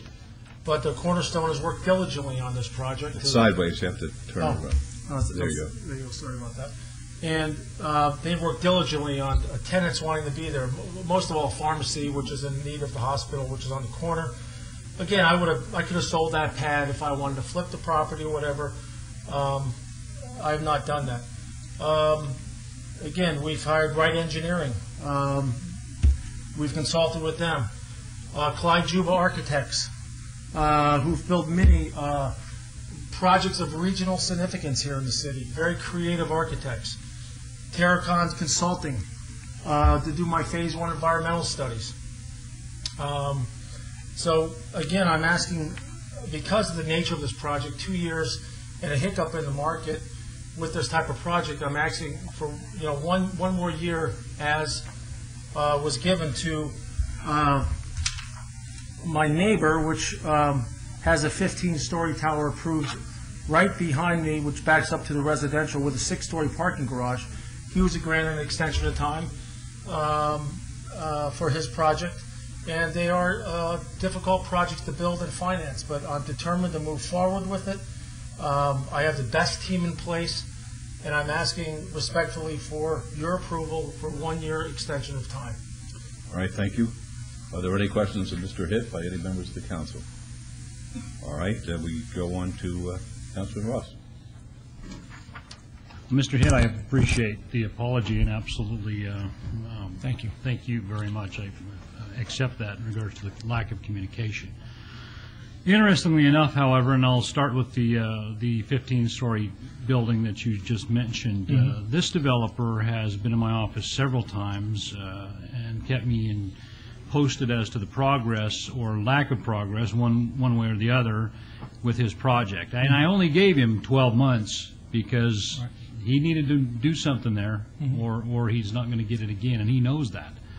Your project, however, and interestingly enough, I had the opportunity to sit through your neighborhood meetings.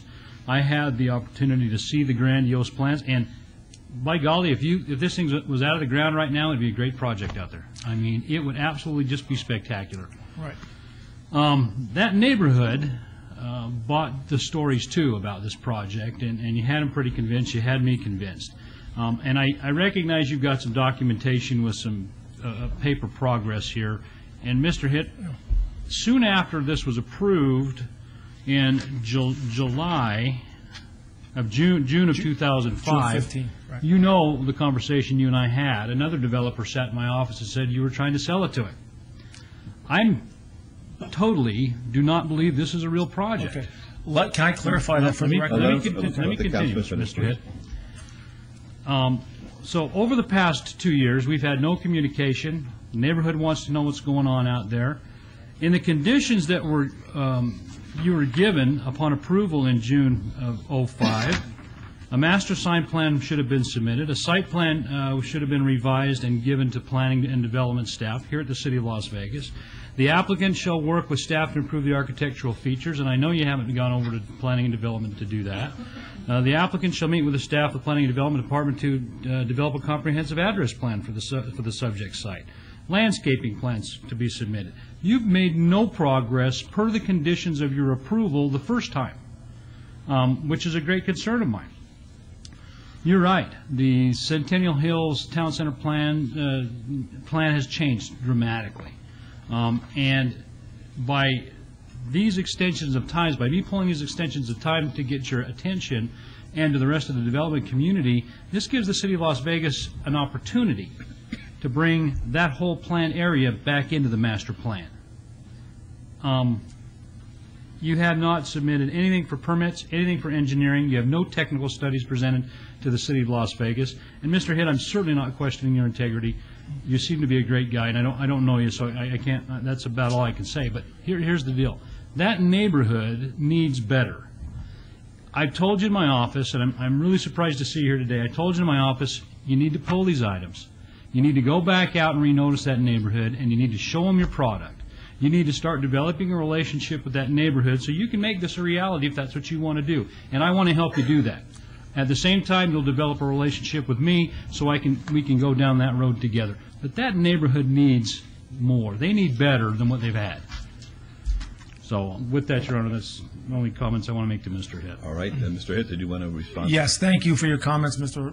Councilman Ross, and I do respect that. And again, we did do a neighborhood meeting when we first got the approvals with the neighborhood, and we hosted it, and you were present along with the other landowners next to me.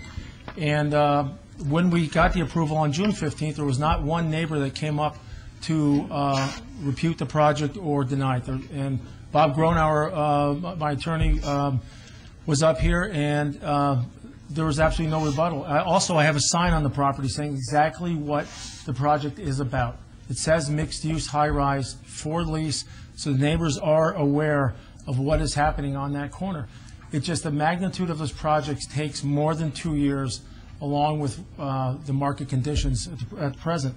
And all I'm asking for is to receive the same extensions as Brooksby right next to me for 1 year, and I will meet with you on a periodic basis of your choice to update you on my progress. I'm very close to pulling permits, but without this extension, it puts me way back, and it's cost me hundreds of thousands of dollars, thousands of hours in labor, and I'm detrimentally relied on these approvals. And yeah. I listen to a lot of this.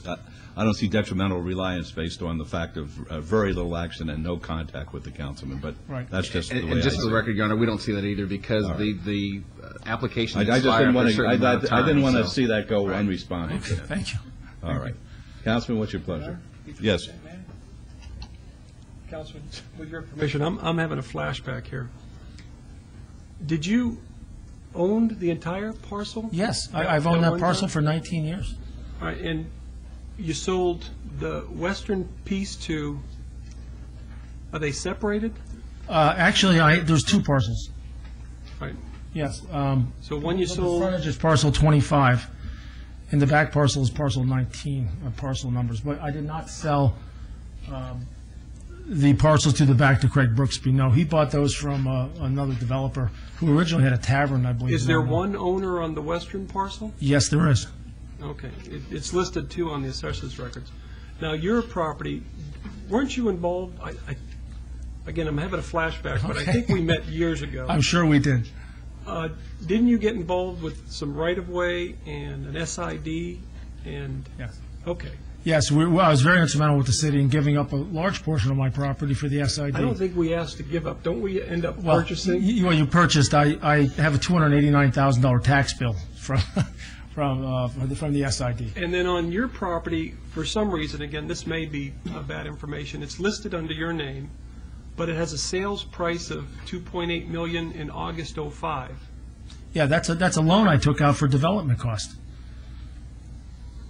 Okay.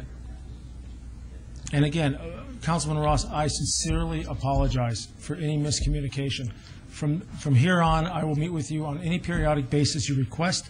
Update. It's an exciting project. There's a lot of tenants that are ready to be there. I want the input from the neighborhood.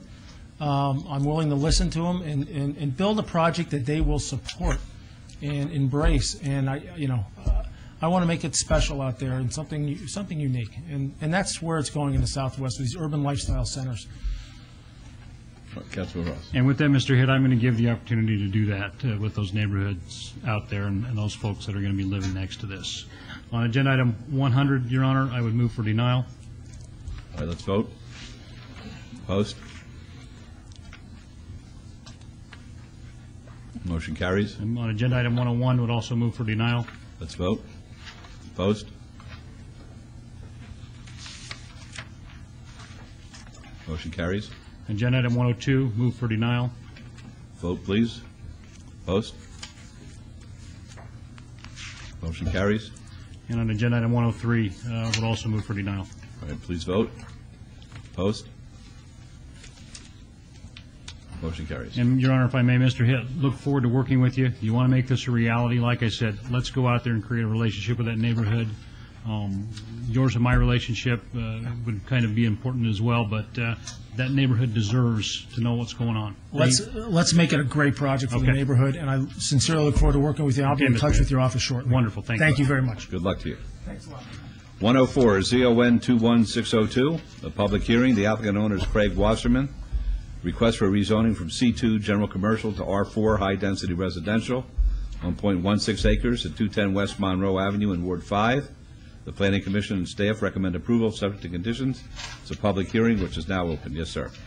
Craig Wasserman, I reside at 12362 Beach Boulevard, Stanton, California.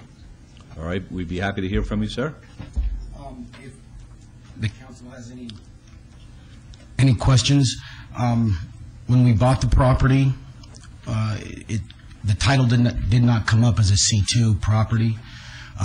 We've since learned it's a C2 property.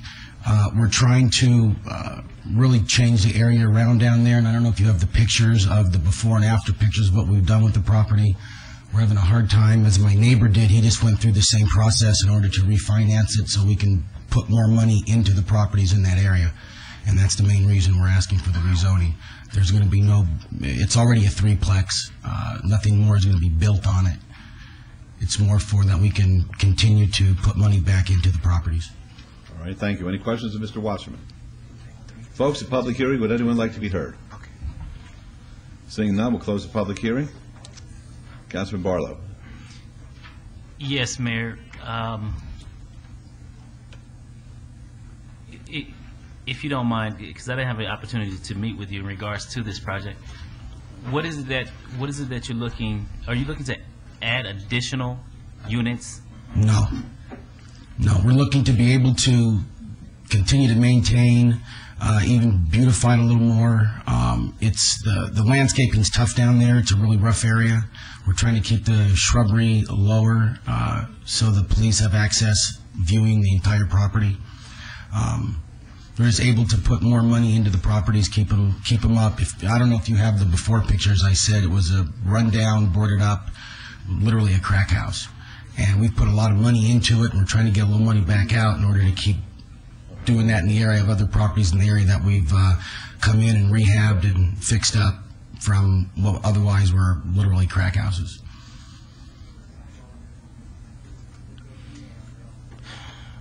Let me do this. I want to obey this item because I want to speak to you about it and meet you on site and really look at this property because I too have some concerns about it. In particular, the 8-foot wrought iron fence on the front There's a wrought iron fence that completely surrounds the property with gates in the front and back access. Yeah, I would like to hold this in abeyance, just to have an opportunity to meet with you. I watched this item on Planning Commission, and I appreciated your comments, but there are some concerns that I would like to speak with you about off the record, so that when we do come back, bring this back forward, we'll be on the same page. So if you don't mind, I would like to hold it to the August 1st City Council, and give me an opportunity to speak with the applicant. All right, that's a motion. Let's vote, please. Post. Motion carries. Good luck to you, sir. Thank you. You're welcome. I'll contact your office. I have someone from my office will be coming out shortly to get you the information. Okay, thank you. Okay. 105 is RQR 21496. It'll be a public hearing. The applicant is CBS Outdoor. The owner is WMC Roman numeral 3 Associates LLC.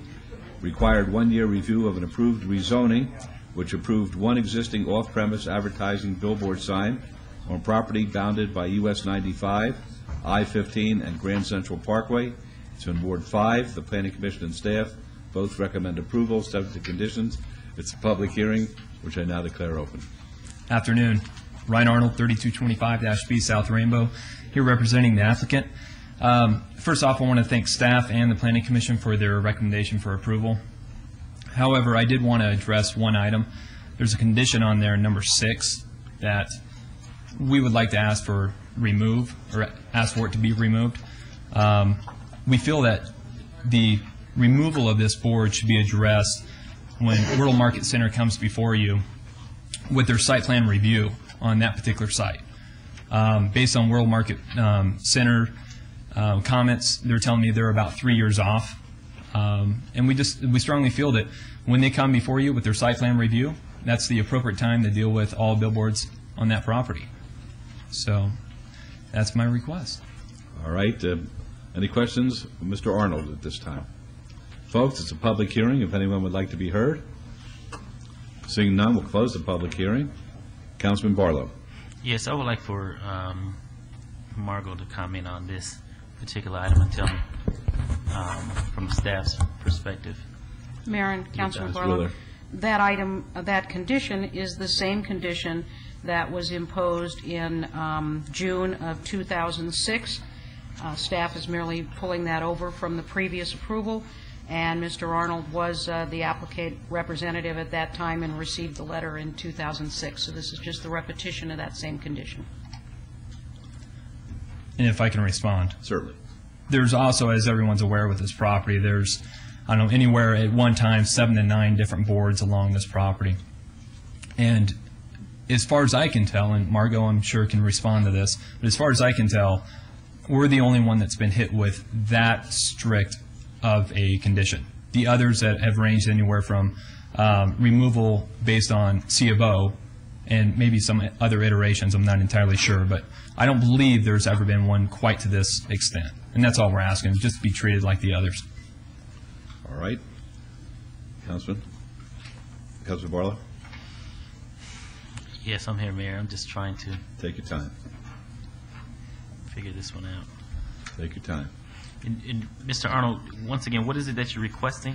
What I'm requesting and what I'd prefer is just a removal of 6, but if that is not acceptable by council and staff, then maybe we should be, I should amend my request to simply state, instead of removal of the sign upon prior to any pulling of building permits, say removal of the sign prior to issuance of occupancy permits. I mean, basically the difference here is we're talking the construction length of time. The time from when they pull the building permit to the time the building is erected and ready to move into. We want the ability to at least use that structure until then. And that's all we're requesting. That could range, I'm not in construction, but I'm going to guess that can range anywhere from 6 months to a year and a half. Margot, let me ask you this question. Why isn't that palatable to staff? If I may, Mayor and Councilman. Yes. The very difficult problem with imposing a condition that is triggered upon C of O means that you have a completed project ready to occupy. and the staff is in the position of having to hold up and require a building to remain vacant until a condition is met. So you can imagine how difficult that is when a building is ready to be completed, it's physically ready to be occupied, and yet a condition such as the removal of a billboard is required. We have had other instances where, of course, the applicant says, well, geez, my building is all ready to go, I want to move people in, and I'm being held up. So it's a very difficult condition, if not well-nigh impossible, to impose, because once the buildings are completed, they are ready to be occupied. Councilman Brown. Your Honor, Councilman Barlow, how does staff respond to the statement that this condition is unique to this billboard along the 15 on these parcels? Councilman Brown and Mayor, I certainly don't have all of the instances memorized, but there are other occasions where there's a billboard on a vacant property where the condition says that when development occurs, the billboard will be required to be removed before that construction is allowed to commence, and that has been done in other instances. Councilman, if I could, I think that was done when what's the gym over the Las Vegas, the gym on Buffalo and Rainbow, is it? I think that condition was imposed on it, that it would not start construction until the billboard was taken down. I think they came and got a review of condition and had that condition removed.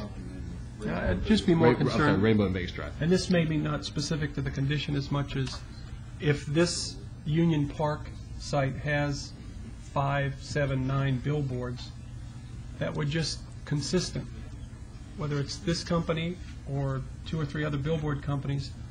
That was the message for the last few years, is just be consistent, so we're treating everybody the same, and that's my only point here. And if I could just add one more time, you all are going to have another shot at this when their site plan review comes forward. They will have to address our board. And, so you're going to have that chance again. Well, Mr. Holgate, you're standing up there. Why don't you come forward and give us your name and tell us when... Robert Holgate, Will Market Center, Director of Forward Planning. When do you think you're going to ask that the billboard be removed? Well, what we have, you talk about consistencies, we also have another...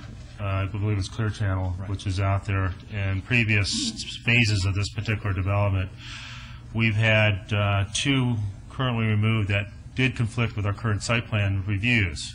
And in that case, we elected to terminate that license agreement we had with that particular client.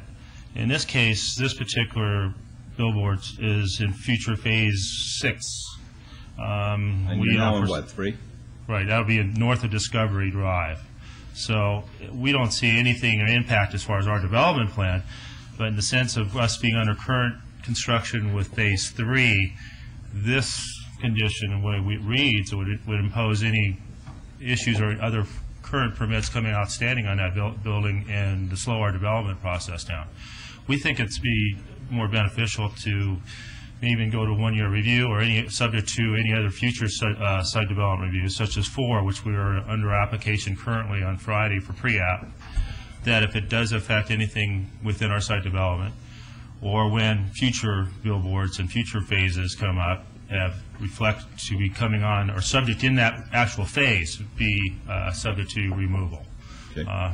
That has a more conveniency for everybody's flexibility in that stage of it. Mayor? Yes, Councilman. Okay, this is what I want to do. I want to hold this item in advance until the August 1st City Council meeting, which will give me an opportunity to sit down with the applicant as well as staff to work this out, and also provide me time to research what, in fact, we did with the previous billboards on this particular site, which will help me to make a better call come the 1st of August. So that will be my motion to abate the site. Would you consider, Councilman, because I'm advised by Ms. Bridges that we're now getting jammed up for August the 1st because our next meeting is August the 18th, and it's going to be a brief one, and then there have been 2 Planning Commission meetings I've been told will be considered on the August 1st. Would you consider putting it over to August 15th?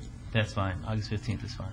Mayor, if I may address Councilman Barlow, if we could collectively bring in the subject parties as well as the developer to talk about this. I know there's been some conversations with staff prior as possible of other signage program removal, enhancements, whether that's come to a final decision, I don't believe so.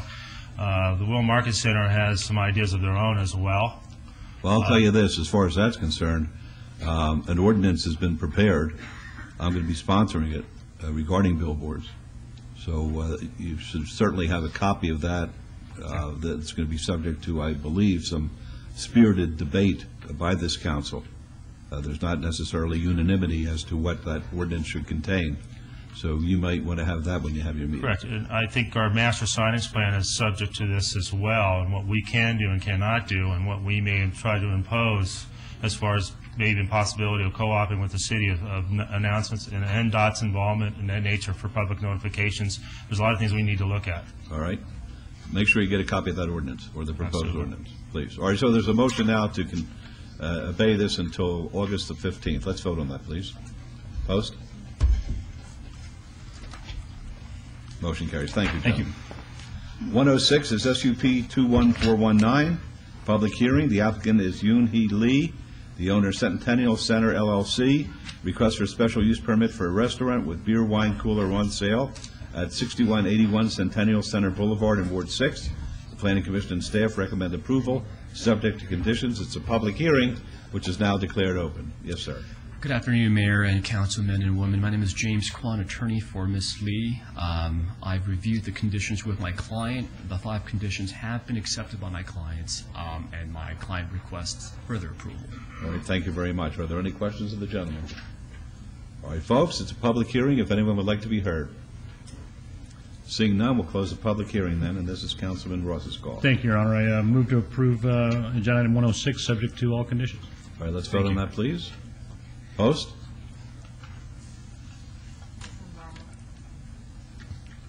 Motion carries. Thank you. Thank you. Good luck to you, sir.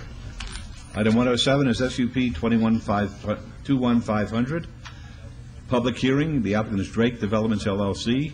The owner is Tanea MB LLC. Request for a special use permit for a retail establishment with an accessory packaged liquor off sale at 9350 West Lake Mead Boulevard in Ward 4. The Planning Commission and staff recommend approval subject to conditions. It's a public hearing, which is now open.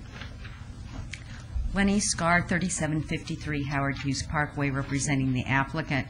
This is a former Save-On drugstore existing and kind of the corner of Sun City, Summerlin.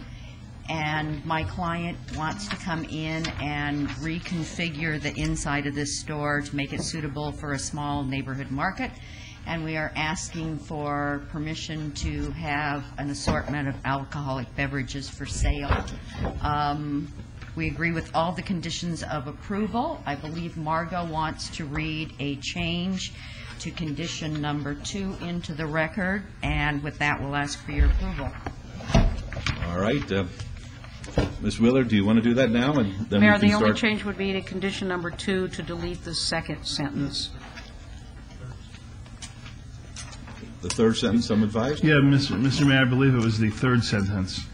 So it would read, the sale of individual containers of any size of beer or wine coolers prohibited, period. All such products shall remain in their original configurations as shipped by the manufacturer, period. Okay, if that's fine. I'll defer to the city attorney. No. All right, is that agreeable? That's agreeable. What are you doing for a living these days? Hanging out here. Okay. All right. You're not associated with government anymore? No, I'm not. The other side of the aisle. I joined another former planning commissioner with his company, Bradshaw and Associates, and I'm doing this now, representing clients. Good for you. Thanks. Okay. All right. It's a public hearing, folks. Would anyone like to be heard? All right. Seeing none, we'll close the public hearing. Councilman, let's see, who is this? Thank you, Your Honor. Yeah. Councilor, what's your name? Did this amended condition 3 address the issue of the shortage of cork trees in the world? Yes, it does, sir. Okay. Tell us about that. That's a fast. I never knew that. Does anybody know? I found out for the first time yesterday that cork comes from a cork tree. It's the bark of the tree. The bark of what kind of tree is it called? A cork tree? Mr. Mayor, it's actually from Portugal. Excuse me? It's from Portugal, the cork tree. And it's true. There are fewer and fewer cork trees as time goes by. Boy, oh boy, we're going to have a moratorium on cork trees. Okay. Thank you, Your Honor. And Sorry, Your Honor. folks. Likewise, a lot of the protests that came in that were part of the public record, I think it's the Sun City, Summerlin area, whatever the notice went out, they were not aware that this was the grocery store. They were just seeing packaged liquor. So just if they're watching, or we will notify them that this is just part of the supermarket. And I think that would clarify those that were on the record. Your Honor, I move for approval, subject to staff conditions, amended condition number 3 as noted. All right, let's vote, please. Opposed? Motion carries, and good luck in your new venture. Thank you. You're welcome. 108 is SUP 21645. Be a public hearing. The applicant is Home Consignment Center. The owner is Centennial Gateway LLC. Request for a special use permit to allow secondhand sales within an existing commercial center at 5720 Centennial Center Boulevard, Suite 120 in Ward 6. The Planning Commission and staff both recommend approval, subject to conditions. It's a public hearing, which is now open. Ms. Lazarevich. Good afternoon, Jennifer Lazarevich, 3800 Howard Hughes Parkway, here tonight on behalf of the applicant. Just to make some clarification for the record, this is for a consignment sales operation, is not for what some people might think of as secondhand sales, although that is how it has to be licensed. Under one of our conditions, we would be limited to only selling furniture and accessories, fixtures, tableware, pictures, paintings, and fine jewelry. So hopefully that answers any questions that may have come up about what type of use this really is, and we'd ask for your approval. All right, thank you. Any questions of Ms. Lazarevich? Public hearing, folks, if anyone would like to be heard. All right, we'll close the public hearing then. This is Councilman Ross. Thank you, Your Honor. I would move for approval, subject to all conditions, and thank you very much. All right, let's vote on that, please. Opposed? Motion carries. Thank you. Thank you. All right, thank you. 109 is SUP 21656. It'll be a public hearing. The applicant is Drake Real Estate Services. The owner is Boaz Las Vegas, LLC. Request for special use permit for a retail establishment with accessory packaged liquor off sale on 1.72 acres at 4810 West Ann Road in Ward 6. The Planning Commission and staff both recommend approval, subject to conditions. It's a public hearing, which I now declare open. Yes, ma'am. Lenny Scar, 3753 Howard Hughes Parkway, representing an applicant. This is another former Save-On building, this one at Ann and Decatur.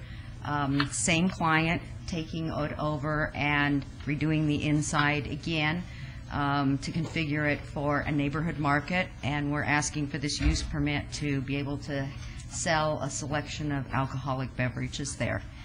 And I've read all the conditions. We agree to them. I believe on this item, it's condition number 3 that Margot would like to make a change in the record to. Ms. Wheeler? I'll try again to see if I get the right sentence. That would be in condition number 3, eliminating sentence 3. Yeah, Mr. Mayor, if I may, that would be please. yes. And if it talks about screw cap wine, we should probably strike that as well. It does not. Oh, great. Thanks. All right, is that acceptable?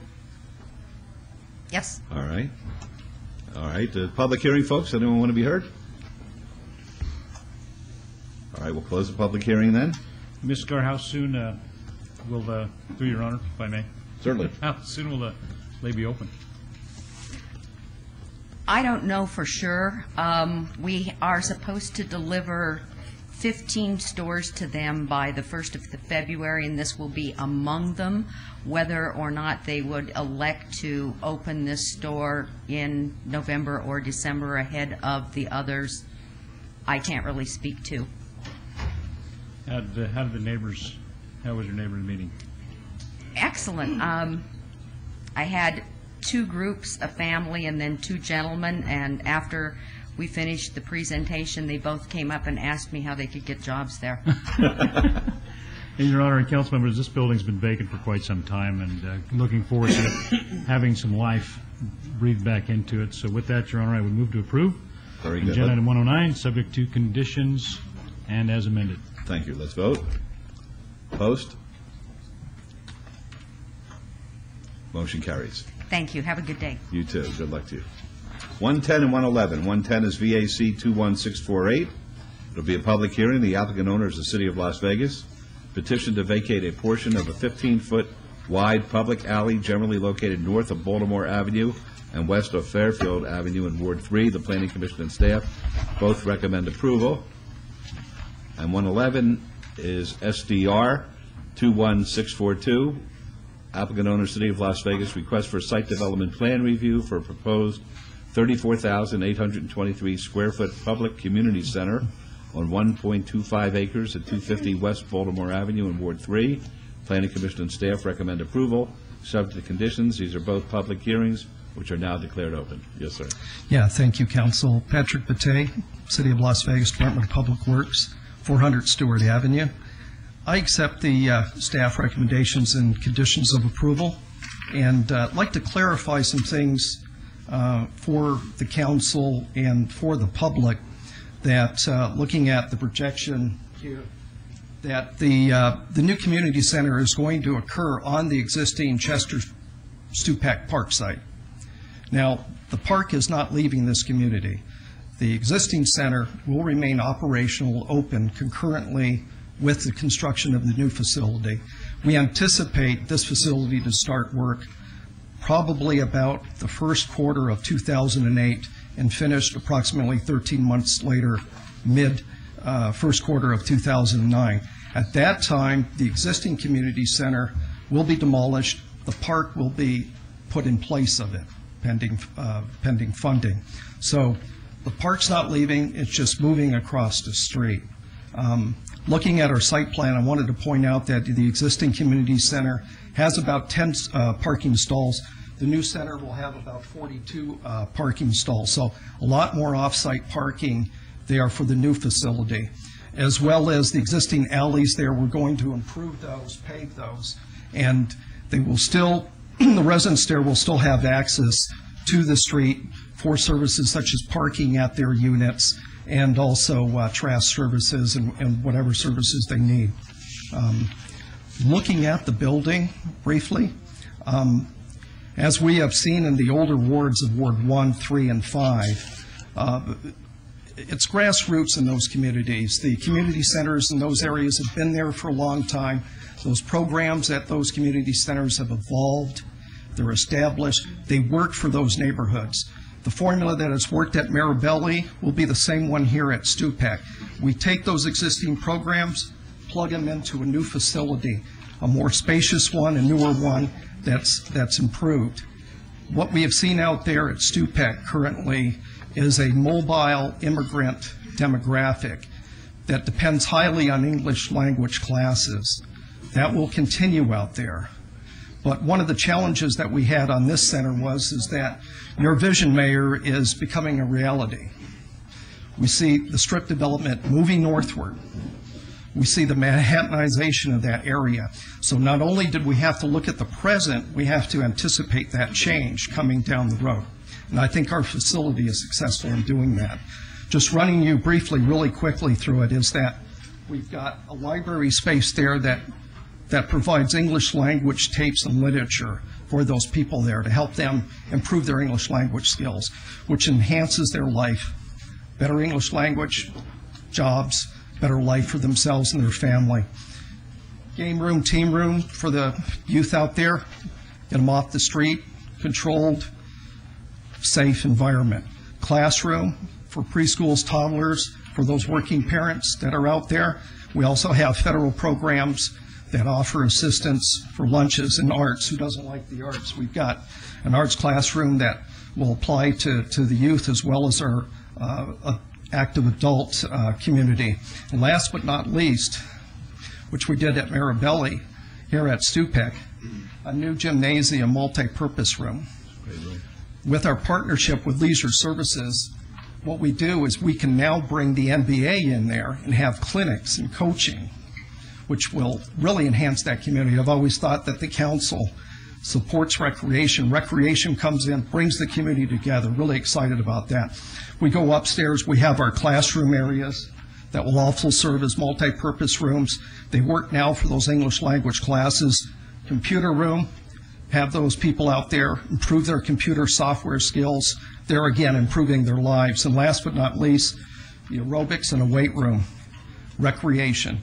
That aerobics in the weight room, glass that will overlook that gymnasium with a jogging track around the perimeter.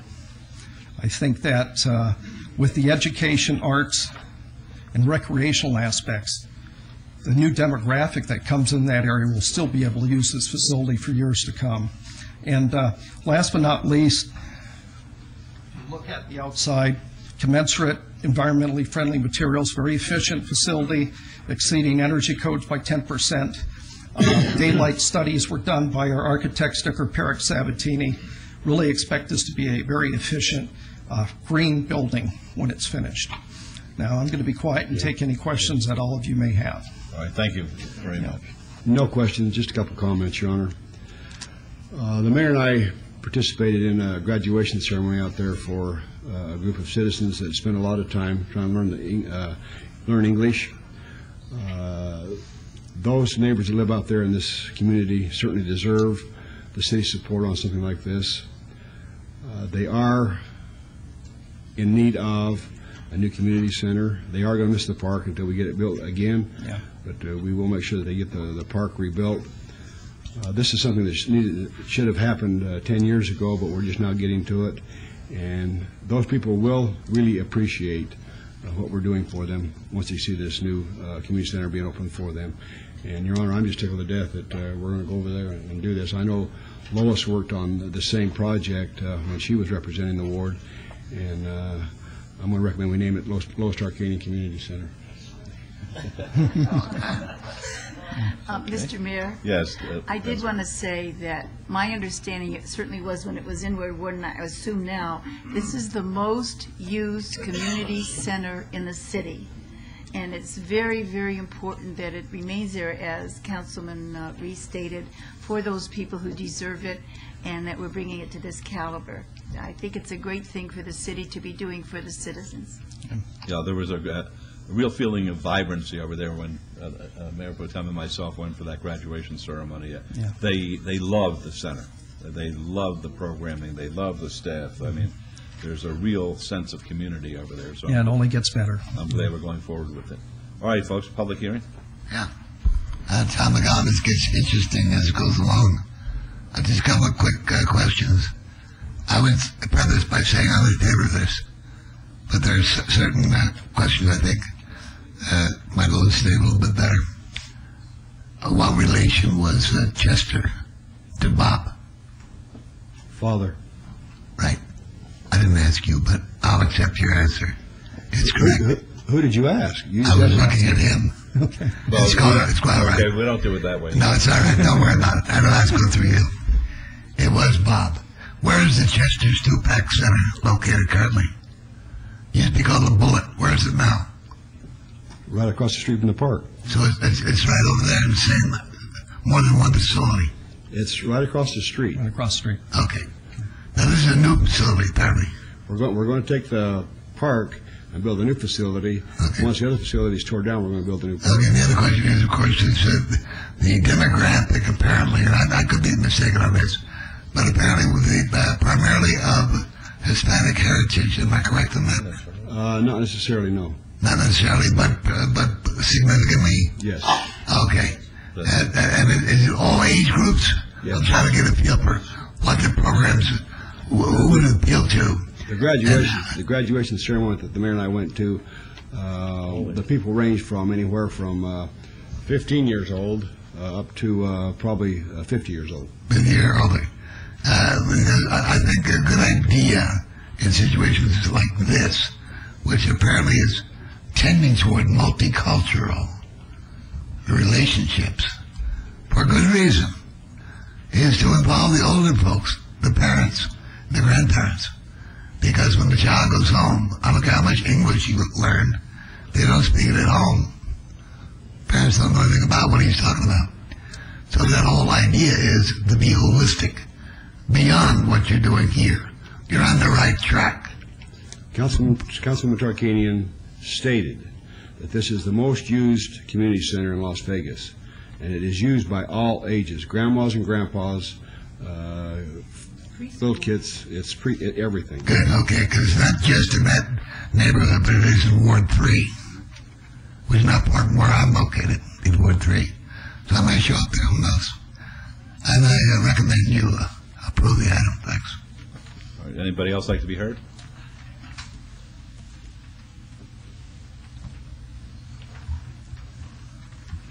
Good afternoon, Mr. Mayor, Council. My name is Ted Russell. I'm a resident of Las Vegas. Also was an English major at Rutgers. I travel around a bit and I visit these sites, and it's one of the things we do most excellently. I'm all in favor of learning English. I'm all in favor of literacy. It's a fantastic project, and the transition is difficult, and we do this again very well. I do attend the Parks and Leisure meetings, and we have a treasurer in Dr. Barbara Johnson, and I can't wait to see it completed. Thank you so very much. Anybody else like to be heard? My name is Alma Halbert. I'm your neighbor, 232 West Baltimore. I'm right on the corner of between the park and the alley on Baltimore. And I did have a conversation with Patrick this morning. I just want some clarity for myself and for my residents. And by the way, on my residents, most of them are seniors, and they do use the facility, and they're multi-racial, so just wanted to have that communication with you. So it's a wonderful thing that this project is coming in. I've dreamed of having that alley paved for I don't know how many years, and it's kind of like a dream come true for me. My concern for my residents is that some of my residents sometimes, because the alley is just there and it's pretty wide, have been parking on the side to get to the apartments. And the parking is way on the back, so I understand the alley will stay open during the daytime hours. The communication that I got from you today, and that's what I want clarity, is that the alley is going to be closed from Baltimore to the corner in the evening hours? No, the alley will remain open. Our own parking lot on site will be closed. The alleys are right-of-ways. They're no different than streets. They'll remain open. So right here, there's no fence, and right here, there's no fence. It will be open in the evenings? Absolutely. 24/7, no different than what it is now. All right, well, that works, because I have people that work in the casinos, and they do work, swing, and graveyard, and that was my concern. My other concern is, and I have three, is that it's wonderful we're having this, and as we're having this, I would like the committee that's planning this to consider adding at least 1 or 2 lights in the alley, because after the park stops, and I'm in the corner, I have a PEN unit that I've been working with Nevada Power to have a lot of light right on the alley. So that corner is very lit. However, once the park stops and you go into the back, that alley's very dark. And there's a lot of drugs and stuff going on in the evening. So we're putting this beautiful project together. 1 or 2 lights in the alley would be like, it would provide security, and it would just kind of take some of the element of the drug dealings out of there. So it's not too much to ask for, and yet it would complement this new project. We'll work on that, ma'am. Mm-hmm. Yeah, I just wanted to respond, Councilman Reese, that I did discuss this with the resident and indicated to her that we're putting a fence around our property. There's not a wall there, so it will be transparent. We are putting parking lot lights that are 20 foot that we could obviously have some additional light spill over into the alley to help that. So we'll work on it. Yeah. Right. One more thing. I do have 5 residents in that in those 2 buildings that I have right on the corner, and I have 5 parking stalls on the back. So that in itself works quite nice. I have had a resident that is planning on moving in, and they were requesting if there was a possibility to get a permit to park on the front of the building, like Baltimore. And right now, as it stands, there is a sign there that no parking is allowed. We can't, this is not on the schedule, this is not scheduled for that type of talk, so we can't discuss that right now. If you want to talk, call my office, make an appointment, we can talk about that. All right, and what is your number, telephone number I can reach you at? 229-6405. 229-6405. 6405? Yes, ma'am. And what is your name? Gary Reese. Gary Reese. And that would be for parking permits? Basically, what the Mayor Pro Tem is saying, that under the open meeting law, we're only allowed to discuss certain things. I see. And you're beyond that at this point, but okay. Happy to have you call his office for absolutely. That kind of well, thank you for your time. You bet. All right, thank you. All right. And I'm just really glad to see this coming on board. Good. Okay, anybody else like to be heard? Seeing none, we'll close the public hearing. Thank you, Your Honor. On item 110, I want to follow staff's recommendation for approval with all conditions. Please vote. Opposed? Motion carries. In item 111, I want to thank Patrick and his crew for moving this forward as rapidly as they are. Please continue. I move for approval with all, following the Planning Commission staff's recommendation for approval with all conditions, please. All right, please vote. Opposed? Motion carries. Thank you. Thank you, Counsel. Counsel, I'll meet with you right after this. We'll take this and then we'll go back. All right, 112, 113, 114, 115, and 116. 112 is GPA 20481. Public hearing, the applicant owner's Church Christian First. Request to amend a portion of the southeast sector plan of the master plan from L, low-density residential, to PF, public facilities, on 4.81 acres at 101 South Rancho Road in Ward 5. Planning Commission and staff recommend approval. It's going to be a public hearing. 113 is ZON 20482. Public hearing as well. Same applicant owner, request for rezoning from R1, single-family residential, to CV Civic on 4.81 acres at 101 South Rancho Road. The Planning Commission staff recommend approval, subject to conditions. 114 is SDR 20483. Same applicant owner, request for site development plan review for proposed community recreation facility on 4.81 acres at 101 South Rancho Road. Planning Commission staff recommend approval, subject to conditions. Okay, and these are all public hearings, which are now declared open. Good afternoon, Your Honor, members of the council. I'm Bob Gronauer, 3800 Howard Hughes Parkway. I'm here in this matter representing the First Christian Church of Las Vegas and also Tim McGarry. This is one of these applications that I'm going to classify as a fun application. What I have before you is an applicant, which is the Miracle League.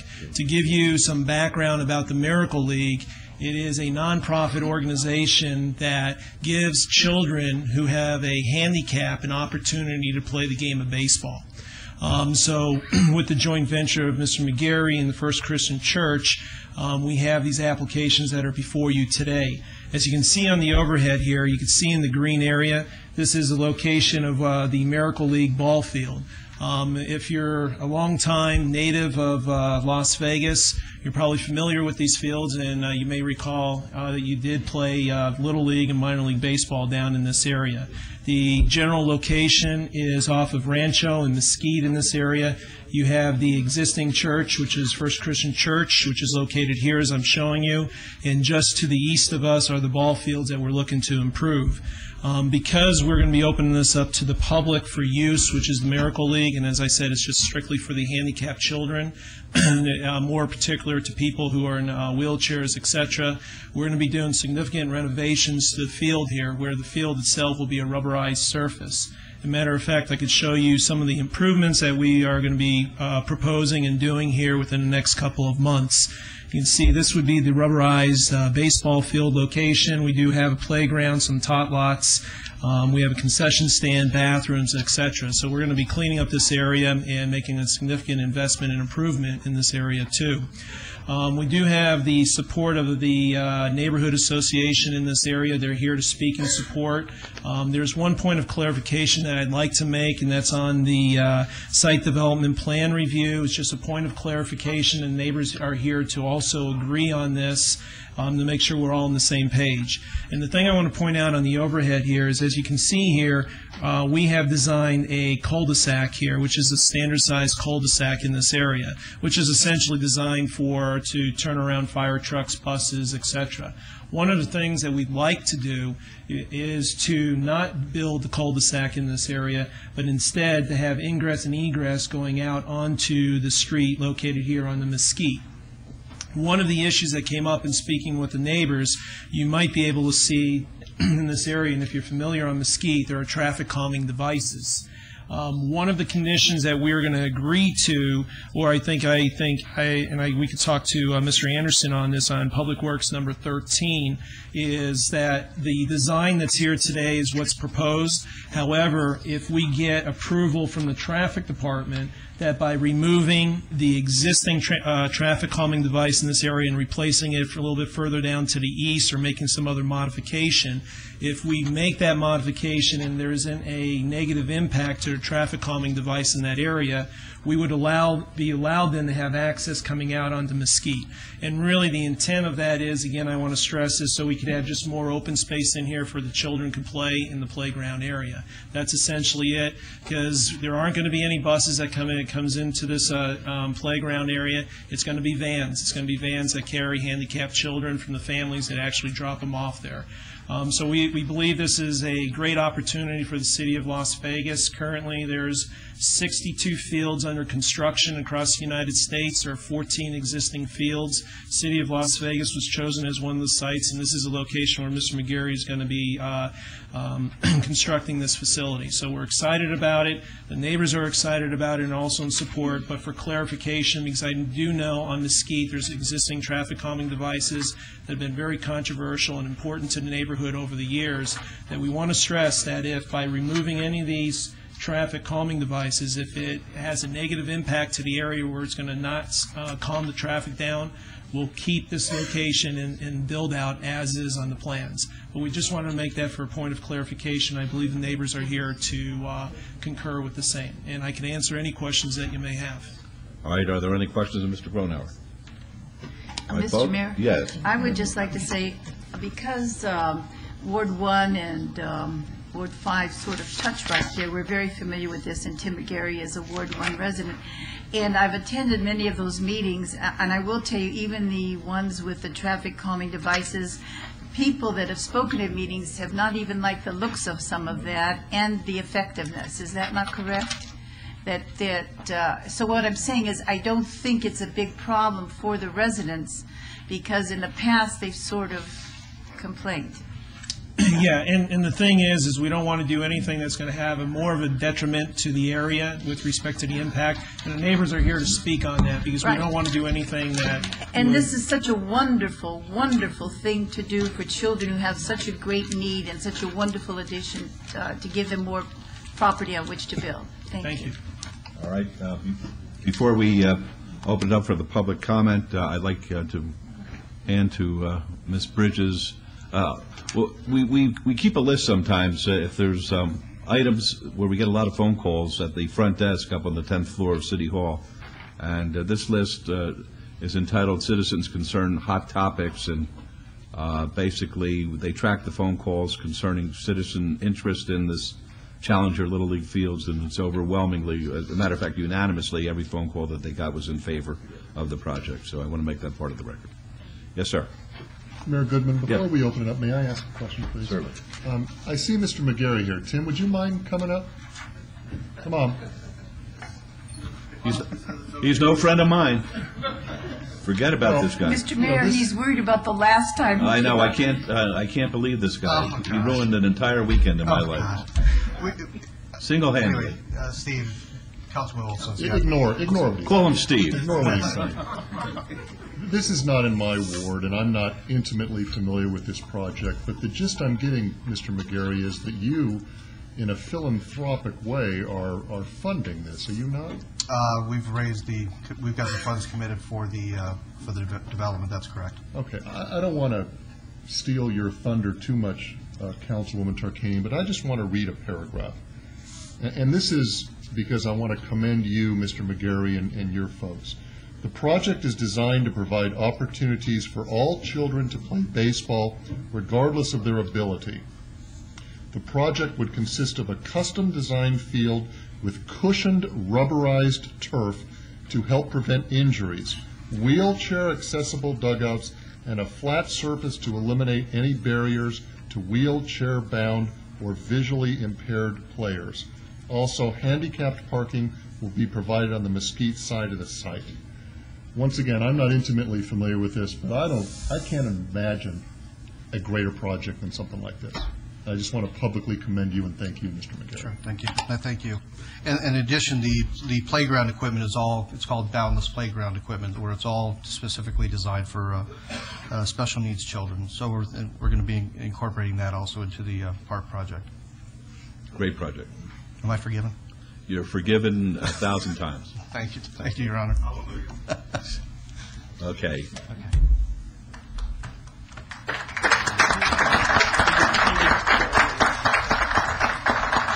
Good afternoon. William Stojak, 1820 West Mesquite. I'm the current president of the Rancho Manor Neighborhood Association. I'm proud to say that we've tried to work hand in hand with the church for well over 2 years now. We feel this is one of the highest caliber projects we could bring to our neighborhood, and it revitalizes our neighborhood. It's a wonderful thing. You can have no better purpose. We're with it 1,000%. As Mr. Gronauer stated, our concern, as you're aware, is the traffic mitigation devices and the impact if the egress. We're totally acceptable to anything that works out. If staff says it'll work with the exit rather than the cul-de-sac, we're good with that. Good. Thank you very much. And very good. We'd like to get your support on this project. Good. Thank you. Next, please. Good afternoon, Mr. Mayor, Council. My name is Ted Russell, a resident of Las Vegas, the come-as-you-are city, the fun capital of the universe. Mr. Hansel likes that. Mr. Sebelius doesn't. I have a very strong fondness for Disciples of Christ. If anybody laughs, I'll be angry. I attended also Transylvania University, which is a Disciples of Christ school in Lexington, Kentucky. And to give you an idea of the caliber of that school, very small, liberal arts exclusive, Jefferson Davis and Henry Clay went there. To ramble no more, this is not my neighborhood, but I'm extremely familiar with the site, and I'm just wowed and wowed and wowed for this project, and I can't thank you enough. I sort of recommend approval. Thank you. Anybody else, please?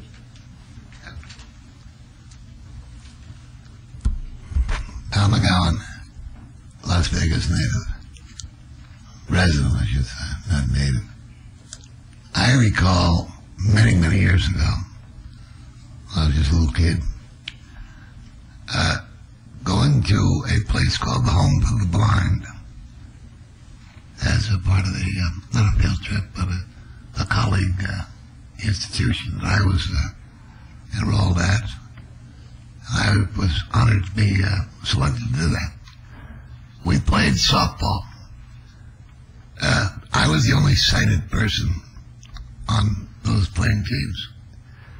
And after that day of recreation, with people that were referred to then as the blind,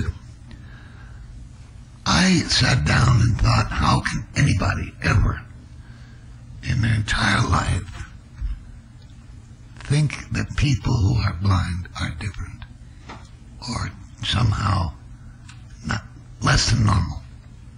No. They hit the ball, they ran the bases, everything. And I was impressed. And we all had lemon meringue pie, as I recall. That was even better. And so I'm in favor of this essence of this project.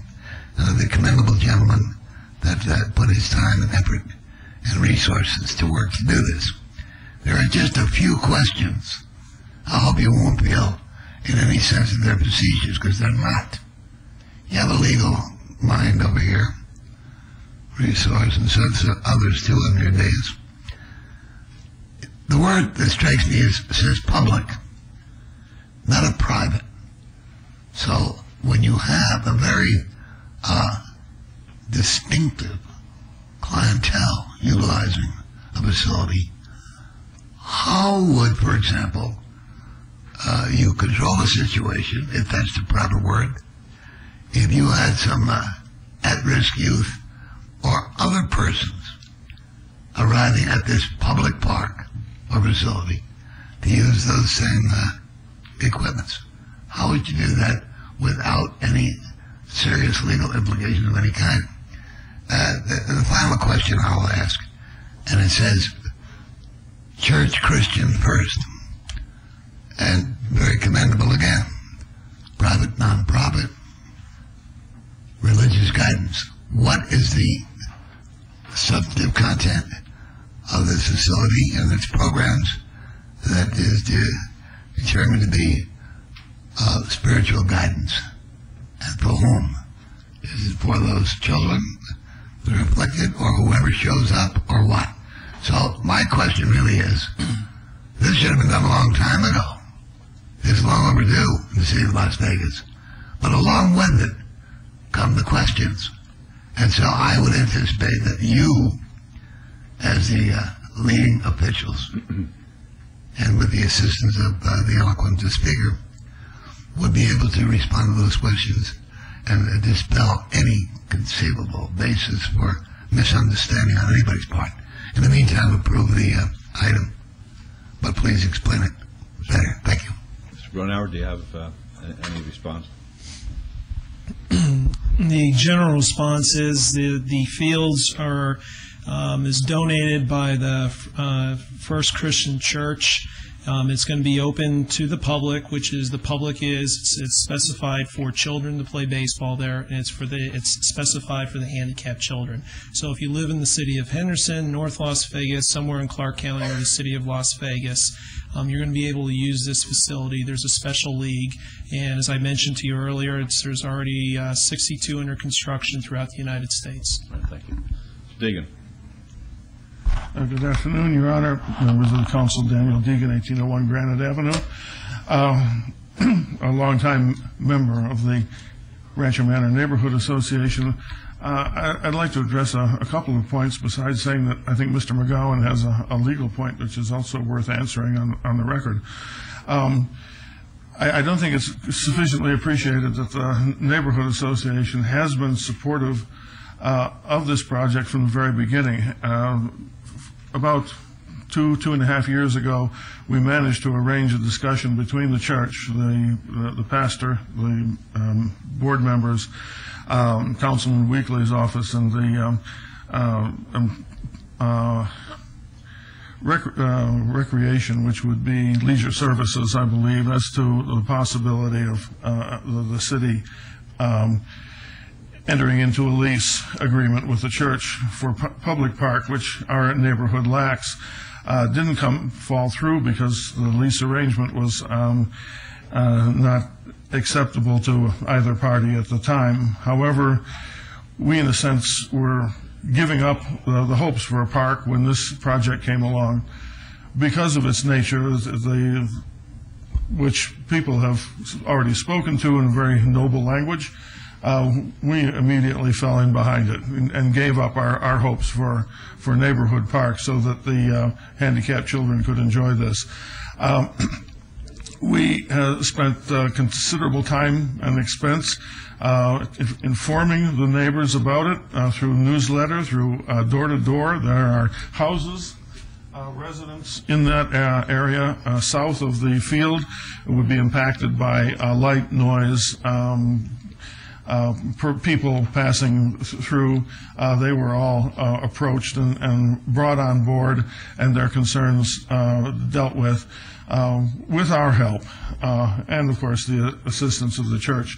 This last-minute change we're agreeing to with Mr. Grunauer simply because the First Christian Church has been such an exemplary public citizen in Las Vegas. They help us as a neighborhood association. They help many other groups. We stand in debt to them. They are a fine organization, and for their sake, we're agreeing to a last-minute change, whereas a month ago at Planning Commission, we agreed to the design that you saw. Mr. Grunauer says that Miracle League now wants to impinge on the traffic calming device. I'd like to correct Councilwoman Tarkanian's observation to a certain extent. Yes, there are complaints about that traffic calming device, and God knows there should be. The people who are complaining are the offenders. That traffic calming device, more than any other in the city of Las Vegas that we've visited, whether it's Upland Avenue, Antelope Avenue, works. It makes cars slow down before they enter a residential area. With the help of Jorge Cervantes and Victor Bolianis in traffic engineering, they have come up with a design that works. And it is a blessing to our neighborhood, whether people realize it or not. My daughter's friends come through there and say, "What idiot put this here?" Because they hit the bumps. Well, they can take a certain amount of inconvenience and slow down before they enter the residential neighborhood, and they will be perfectly all right. That traffic calming device needs to be there, and it needs to work. And that is what we are asking Mr. Grunauer to accede to, that if a traffic calming device cannot be arranged to suit his plans and at the same time work as effectively as the current one, they will agree to go back to the design that was approved by the Planning Commission and accept the cul-de-sac. I think it can be done. Victor Bolianis has already said it can be done, but his party has to agree. He did. I heard him specifically say that the replacement, the changed device will be at least as effective as the current device. He put that on the record. And since it's on the record now, I think it's important that it be there, because I think we can do both. We can accommodate their wishes and their interests and the neighborhoods at the same time if we make an effort to do so. Thank you. Thank you. Yes, sir. Good afternoon. My name is Thomas Tatcher. I live in the city of Las Vegas. I've been affiliated with Challenger Little League of Southern Nevada for over 15 years. I am in favor of the Field of Dreams. The Challenger Little League allows all children from the ages of 5 to 18 play America's favorite pastime, which is, of course, baseball. This past season, we had a total of 85 kids and 6 teams. In years past, we've had as many as 12 teams and 140 kids playing. We have played baseball in some of the local city parks, J.C. Park, Gary Dexter Park, Votech, and recently Baker Park. None of those parks were really ADA accessible. All of the kids currently assigned to the Challenger Little League are really excited about the Field of Dreams, as you can see by the phone calls you received. We currently play from mid-March to the end of May, early June, and the Field of Dreams would allow us to play baseball more frequently. And with this park, all children with a disability would be able to come to a park that is specifically designed for a child with a disability. And in the movie, The Field of Dreams, it was said, if you build it, they will come. Thank you. Yes, sir. Did you want to be heard as well? The young man? Good afternoon. I've been... Please tell us your name. Oh, my name is Kenneth Teacher. I've been coaching for 4 years. I've been playing baseball for 10 to make a total of 15 years, and all the years that I played, the field has been harder for the kids to get around in. The the wheelchairs are having to go off route, and I lost myself. Take your time. Take your time. I'm in favor for this. We've been playing at fields that were not accessible, and I think this would do a great job for the neighborhood around it, as well in the community. And I think it would cater to everybody, and thank you, and I looking forward to seeing this field.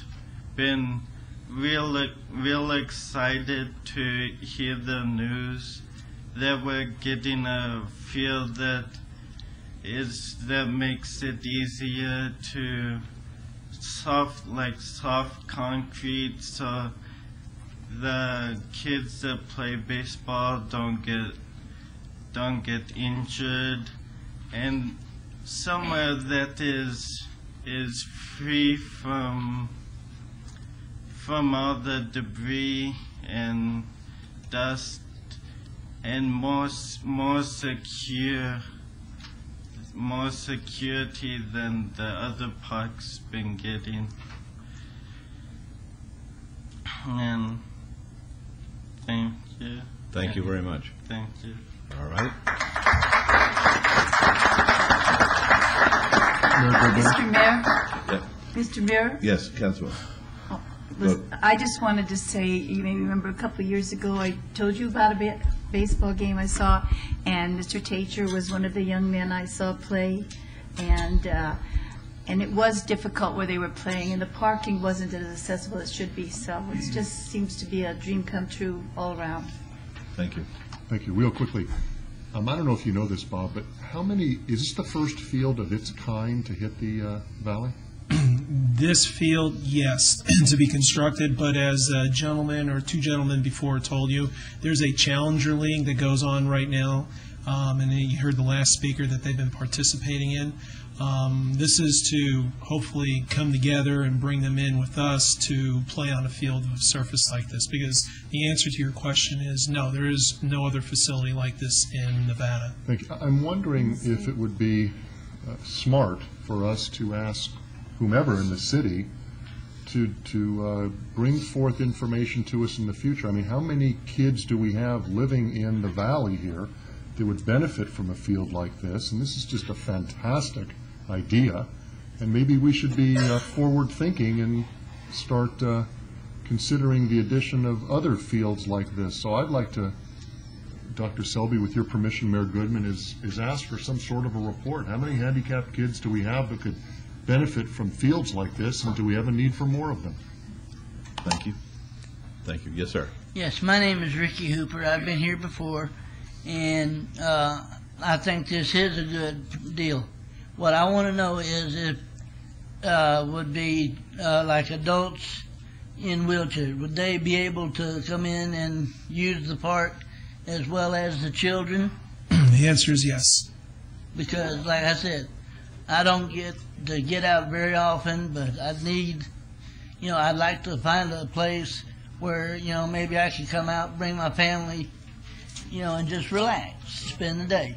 Yes, you and anybody else is more than definitely welcome to come. That's the whole intent there. Because essentially the game plan is hopefully if we get enough success with the children to have the adults also who are handicapped to partake in these activities. So there's a bigger plan here. This is just the beginning, the first step of many steps we hope to come for the success of this. And I do hope that this does become a reality because, like I said, there are people like myself that are not really able to get out, to these other parks and, get out and enjoy themselves, where something like this would be, a real good idea for, not just for the children, but for adults also.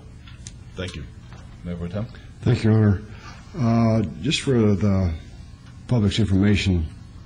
We've had people working in leisure services that have definitely tried to push handicap leagues and sports. I know at Freedom Park we had a blacktop area down there that's been used probably for the last 7 or 8 years for handicap basketball. They played dodgeball, they played baseball. It may not be the type of service that we're going to have here, but leisure services, I do want to give Barbara Jackson and her staff the credit that they deserve. And I just wish that people did know that the city did sponsor many handicapped leagues in and at Freedom Park. And I think it's important that people to know that, to me, this may be the first one of this kind, but it's not the first activity that's been offered by the city of Las Vegas for this use, Your Honor. Thank you. Right. We have what we call adaptive services, and anybody who is interested in calling the city and finding what programs we have for those folks who are looking for a little special type of activity, please feel free to call us and we'll put you in the right direction. Yes, sir. Good afternoon, sir. My name is Larry Gold. I am a resident of Las Vegas. I've been working with Mr. Tacher and Challenger Little League for about 8 years now. I've been a coach. And first I'd like to apologize to Councilman Reese's assistant, Jennifer. She's the one that got all the phone calls. It's my fault. Okay. I called all the players to call in. No problem. This is the most important thing this city can do. The most important. All these individuals that are going to be playing on this field, and I've watched these children now going to college because they are realizing that they can do things, not can't. And there'll be future employers in this city, future voters, future workers, future citizens of this city. They need this field. Thank you. Thank you. Yes, sir. My name is Reverend David Jarman. I'm co-senior pastor of First Christian Church, Disciples of Christ here in Las Vegas. We're very excited that finally a dream that we've had for over 2 years is getting close to becoming a reality.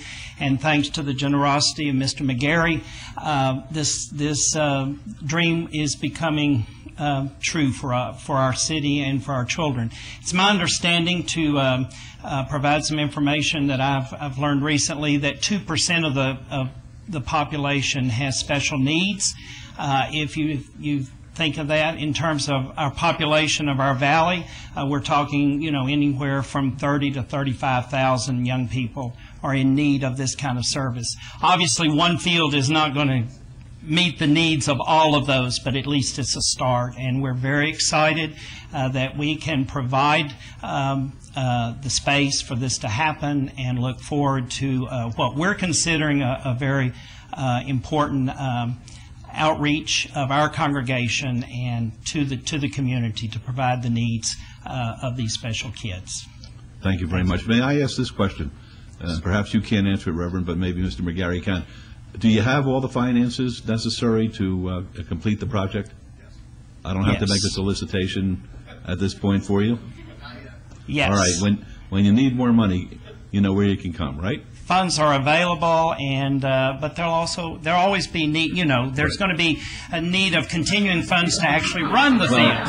So you are run the league. You are a man. We're always open for. You're a man of God, okay? Yes, exactly. Maybe the first one who told the complete truth today. Thank you. All right. Okay, anybody else? All right, we'll close the public hearing then. This is Councilman Barlow's word. Thank you, Mayor. First and foremost, I would like to thank Mayor Pro Tem, Councilman Reese, and Jennifer Ellis for a job well done as far as fielding the calls for the Miracle League. And I also want to commend Mr. Tim McGarry for bringing this project to our office 2.5 years ago. And we fell in love with the project and wanted the project to go up 2 years ago. But understanding the process, of getting to the point where we are today. I am truly elated for the opportunity for this to actually be coming to life, and you are truly to be commended. And I look forward to celebrating with you, as well as all the young people that will be coming forward to utilize this great facility, and looking forward to great success and many more projects to come. So thank you for bringing it to the community. This project is very important, Mr. Gronauer. Yes. And I say that on many fronts because the Rancho Manor Neighborhood Association has worked diligently with our office in the past, and they continue to work with my office today as it relates to anything that's taking place in or around their community. I stand behind them in their efforts to basically bring good quality projects into their neighborhood. They're being squeezed on all four sides. And the city knows that, I recognize it, and we work with them to basically make sure that whatever comes into their community, that they are comfortable with those projects. And this is a project that they have embraced, because when we first started off talking about this plot of land, thanks to the First Christian Church and Pastor Jarman, we were looking at trying to see if we could acquire that piece of land to do a community park for their neighborhood. But the neighborhood thought that it was more important to bring forward the Miracle League in replace of their community park, because they felt that that was a greater need than their own. So to me, it was a form of the neighborhood giving back at the same time. So for that, thank you for representing this item, but most importantly, working with the neighborhood as it relates to the ingress-egress of this particular project, because as you know, the traffic calming device that currently exists on Mesquite is working.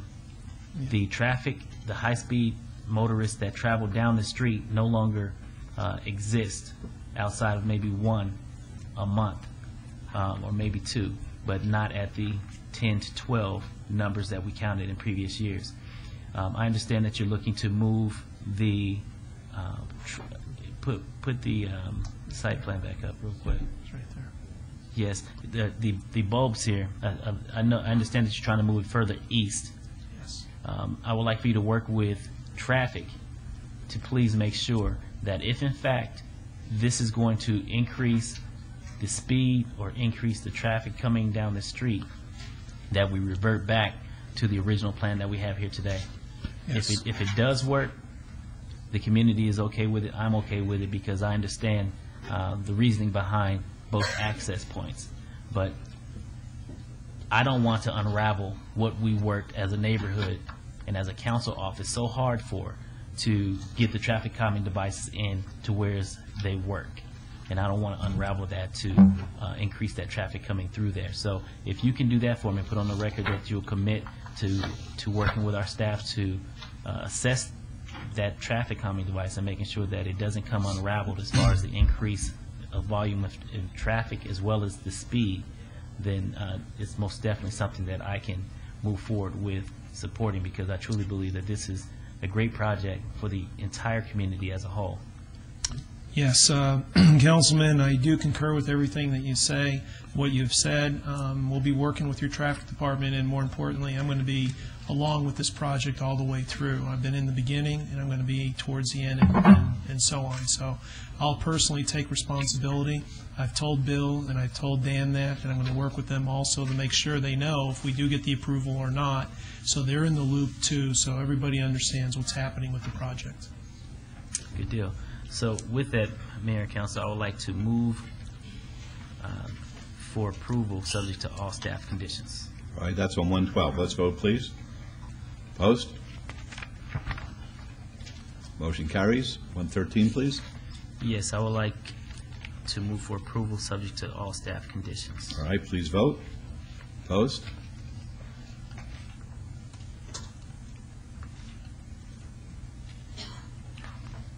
Motion carries. On 114, please. Yes, move for approval subject to all staff's conditions. Okay, If I may, Councilman and Mayor, we'd like to amend condition number 3 to add an additional sentence that an additional driveway to Mesquite Avenue shall be allowed at the eastern side of the property if in conformance with condition number 13 herein. that condition would allow them to redesign and work with Public Works. So that's And agreeable, isn't it? I concur, All right, yes. very good. Okay, thank you for that, Mr. Gronauer. So, Thank Margot for writing the condition. All right, so the motion to approve with that condition. yes, the motion to approve with that condition. Thank you. Let's vote. Opposed? Motion carries. Thank you. Thank you very much. Good and luck we- to you all. And we look forward to seeing you on opening day. Take care. Okay. 117, 118, and 119. 117 is VAR 20816. It's going to be a public hearing. The applicant is Craig and Creek Developers, LLC. The owner is the Shafini Family Trust. Request for variance to allow a 3-story, 50-foot tall building where 2 stories and 15 feet is the maximum height allowed. It's in the medical district at 600 South Tonopah Drive. It's in Ward 5. The staff recommends denial. The Planning Commission recommends approval. 118 is VAR 21609. The applicant is Craig and Creek Developers, LLC. The owner is Shafini Family Trust. Request for variance to allow a residential adjacency setback of 82 feet 3 inches where 153 feet is the minimum setback required at 600 South Tonopah Drive. The staff recommends denial. The Planning Commission recommends approval, subject to conditions. And finally, 119, which is SDR 20812, same applicant owner. Request for a site development plan review for a 15,000 square foot medical office and a waiver to allow a 5-foot landscape buffer along portions of the south and west property lines where an 8-foot wide landscape buffer is required at 600 South Tonopah Drive. These are all in Ward 5. The staff recommends denial. The Planning Commission recommends approval subject to conditions. They're all public hearings which are now declared open. I've been advised by one of my liaisons that she is very friendly with members of the Shafini family. I do not know them other than having been introduced to them over the noon hour just to say hello, so I'm not going to abstain from this. And we believe you're able to vote on this item. Very good, thank you. Yes.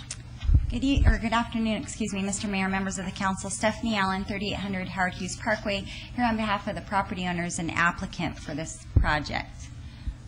This site is located at the southwest corner of Pinto and Tonopah. Rancho Drive is just to the west of it, and Charleston is to the south of this. This entire area is located within the medical overlay district. UMC Hospital is right down here off of Charleston. Valley Hospital is located right here, and the Goldring Diagnostic Surgery Center is located right here, as well as a number of additional medical offices and uses down in this area. What we're proposing today is just that sort of thing. Dr. and Mrs. Shafini own this parcel. Dr. Shafini currently has a practice right in this area but he does not own the property, so he's looking to relocate and build their own building. The Shafini family is a long-time Las Vegas resident. He's a doctor and has his practice right here in this area and believes it's important to continue his practice down in the medical overlay area. The green, before I get into the nuts and bolts of the project, the green indicates the neighbors in the area that we've worked with and the applicant has worked with. We have a petition in support from all of the surrounding property owners. We've showed them the project, showed them what we're proposing, and they are in support, so I'll submit that petition in support for the record. All right, Ms. Bridges, could you hand that up to us, please? Thank you. And in a minute, when I get into the project, there are some conditions that we've agreed to with those property owners, particularly the property owners to the west where the residential adjacency applies. This is the site plan that's before you. What we're proposing is a 15,000 square foot office building. Sorry, It'll Mayor. be- Yes, excuse me. Maybe we could ask the camera operator to. My screen's pretty blurry. I'm not sure if you guys can read those. I think they're all blurry. Okay. If you ask the camera operator to. If you could hone in and, nope, make it a little more clear. It's like going to, you're not an eye doctor, are you, doctor? Dr. Shafini's actually couldn't be here today. His Okay, wife is here. I mean, I was going to go like this, left, right. I thought it may just be my screen, so that's better. As you can see, the building's located at the northwest corner of the site. It's a 15,000 square foot building that'll be 3 stories in height. The bottom level will be used for parking, and the second and third level for office space. As you can see, we haven't overdeveloped the site. we have meet all the parking requirements around the property to the west and to the south, as well as I mentioned, the parking that's on the bottom level of the building. Dr. Shafini will be moving his medical practice into this building, and then there'll be some additional office space for lease for medical or other uses as well. There are a couple, due to the size of this site, we do have a couple variances that are before you, one of them being the residential adjacency from the property to the west. We have an 82-foot, 3-inch setback from the property line to the building, and I believe 153 feet is required. But because of the shape of the site, it makes it difficult to meet that 3-to-1 setback.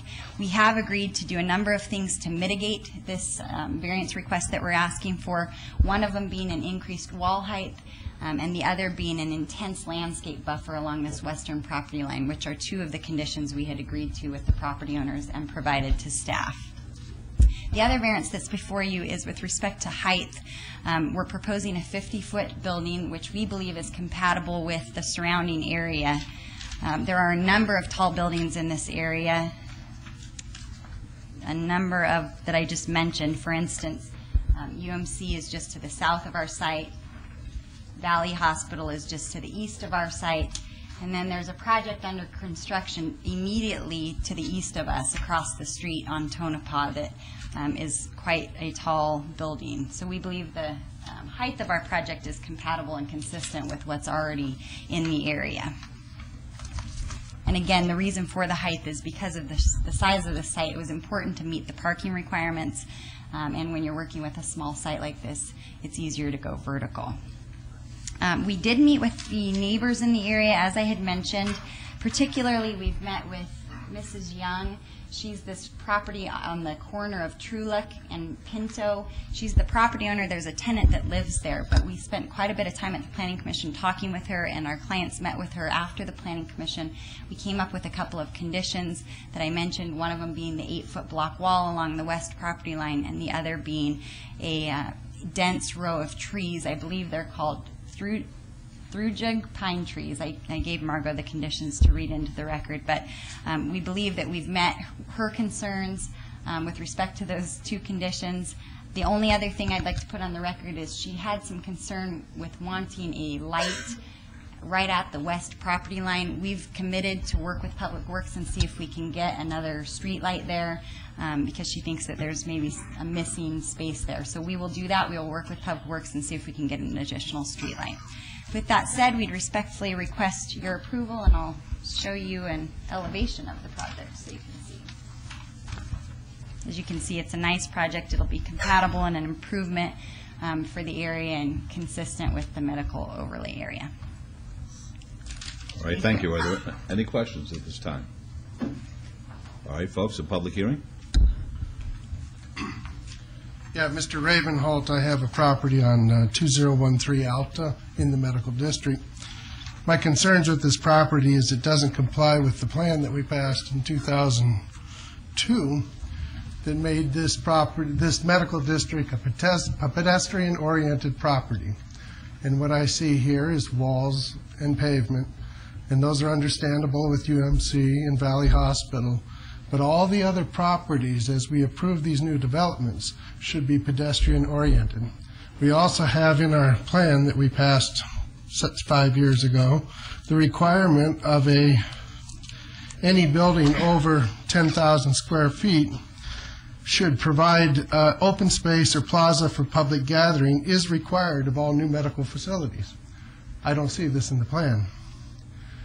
Further, with this pedestrian orientation, now these are the plans that we made 5 years ago, and people that purchase property in this area need to know that this is a very small area.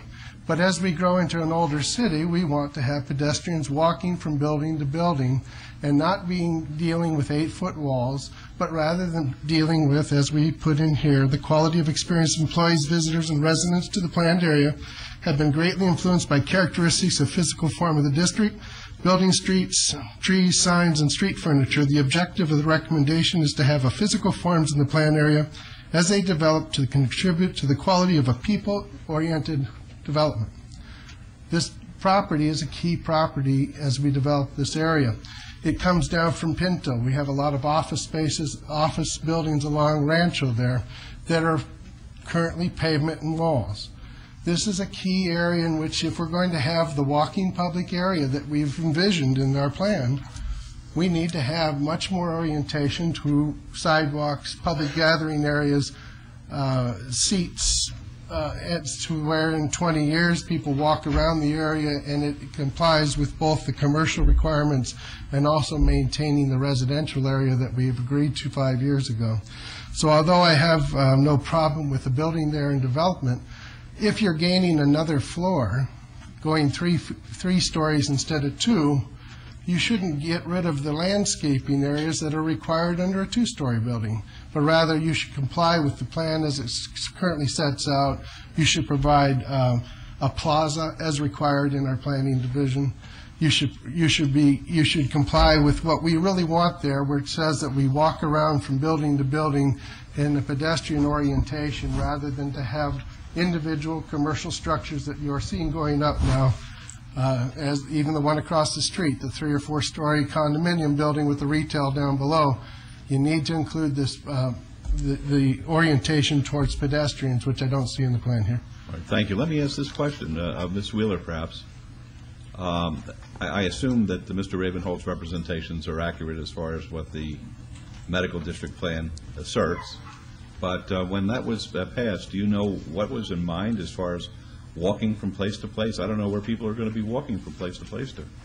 Mayor, if I may, yes, the representations were correct, and in your conditions of approval, you'll find reference to the type of streetscape that is required. There are enhanced sidewalks that are required in the medical district. There are different treatments required on the corners, somewhat akin to the downtown Centennial Plan, but not precisely. Fine. Who's responsible for putting those in? Is it the city or the private adjacent property owners? The private developers when they develop their properties. So when we're talking about reviewing a project such as this, we have to ask ourselves, what will that developer do as far as the public area is concerned? And what conditions we would want to impose in order to be consistent with the plan? Yes, sir. And those requirements are written into the project. In this case, as you see, the palm trees do comply, but the sidewalk will require work to comply with the medical district plan. What the speaker indicated was that there are requirements for plazas and other outside areas within the medical district plan.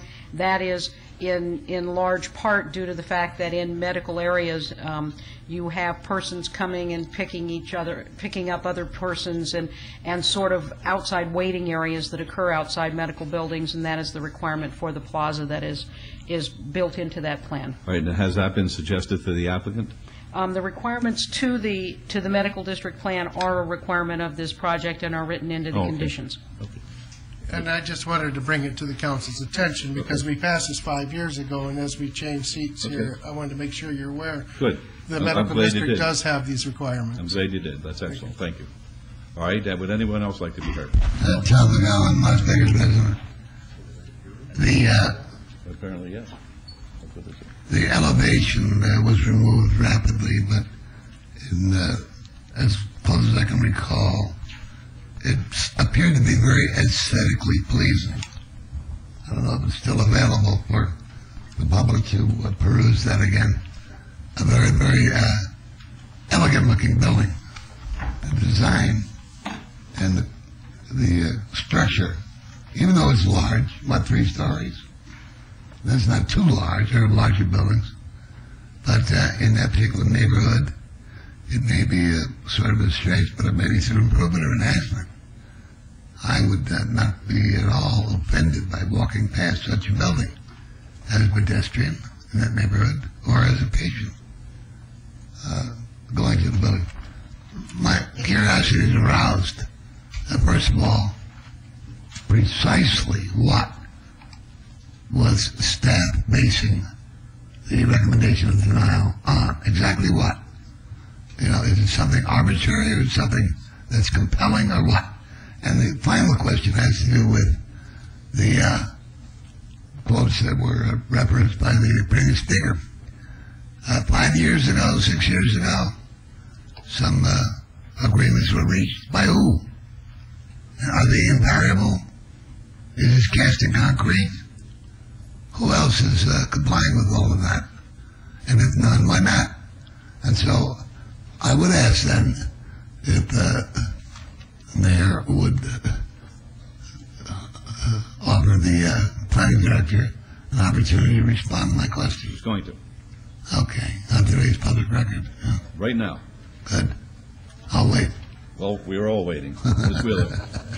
Mayor, the medical district plan was formulated by working with the residents and the business owners in the area over a series of many public hearings. It was adopted first, I believe, in 2000 and updated substantially in 2005, and you had amendments that will be considered very shortly. The design standards are adopted by the City Council and are required of all projects in the area. With regard to staff's recommendation for a denial, there is a request for a variance of the residential adjacency requirements. Staff believes that as the property is regular in size, shape, and configuration, a less intense project could have been developed and still meet those residential adjacency requirements, and therefore staff recommended denial. Would you like to amble by this particular property? Yes. Yes, sir. Okay. All right. Anybody else? Well, yeah, I just want to mention one thing in passing to sum up the eloquent explanation that was provided by the planning director. She mentioned the words amendment several times. In the closest understanding, I would realize that in my public perception, that means it's not invariable. It's not casting concrete. If you want to amend it again, go right ahead. Because that looks like a very attractive property. That's simple. Thank you. Okay, would anyone else like to be heard? All right, seeing now, we'll close the public hearing. You really don't want to say anything, do you? Well, one quick thing. We do meet the requirements for the pedestrian, and so I'd just like the council to know that, because they did work hard in the pre-application process to ensure that we meet the intent of the medical overlay. We have a 700-foot pedestrian plaza that's located right here in the center of the building, which exceeds the code requirements. We do have the sidewalks, and we'll comply with the condition that we upgrade those sidewalks to allow easy pedestrian access through the site. We have bicycle parking, and we've got the paver element right here so that there is the area within the pedestrian plaza that's ADA accessible, by the way, for patients and patrons that come to this office complex. So we believe we meet the intent of the medical overlay, and we respectfully request your approval. All right, thank you. Okay, Councilman Barlow. Yes, sir. I love the projects that are coming into Ward 5. In particular, projects that benefit the community as a whole. And I had an opportunity to look at this very closely and also receive input from the neighbors who are adjacent to this particular development, proposed development. Mrs. Young to the west has concerns in regards to the lighting, which you spoke of briefly, and I ask that you please do work with Public Works in regards to making sure that that area doesn't become a dark corner for her from a residential standpoint. Another good thing is that the building has been shifted to the east to provide more distance between the residents as well as this development, along with the trees that are proposed.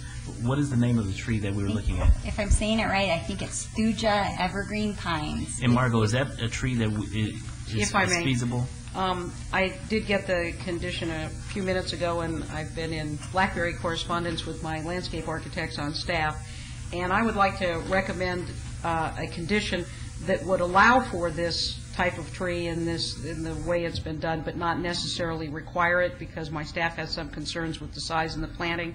And what I would recommend is that a decorative block wall, a minimum 6 feet in height to a maximum 8 feet in height, will be required on the western property line with 15-gallon evergreen trees, minimum 10 feet on center on the western perimeter. That would allow for this type of tree, but not necessarily require that specific one. And is that something you can? That's fine. We've talked in depth with Ms. Young about the trees, so I think that would allow, as Ms. Wheeler said, the type of tree that she had asked for. Would you consider a cork tree? I heard the discussion about the cork tree. And so, what is the timeline for the build out of this building? I believe as soon as we have approvals, we're ready to get started on it. So as soon as they can get the engineering done, which usually takes maybe a year to break ground, would be my estimate. Okay. All right. If no one has any other questions, Mayor, I'm ready to Please. Move for approval, subject to the amended conditions from staff. That amended condition would go on item 119, please, sir. Okay, great. All right, there's a motion to approve 117. Let's vote, please. Post. Motion carries. And 118, please. Move for approval. Please vote. Post.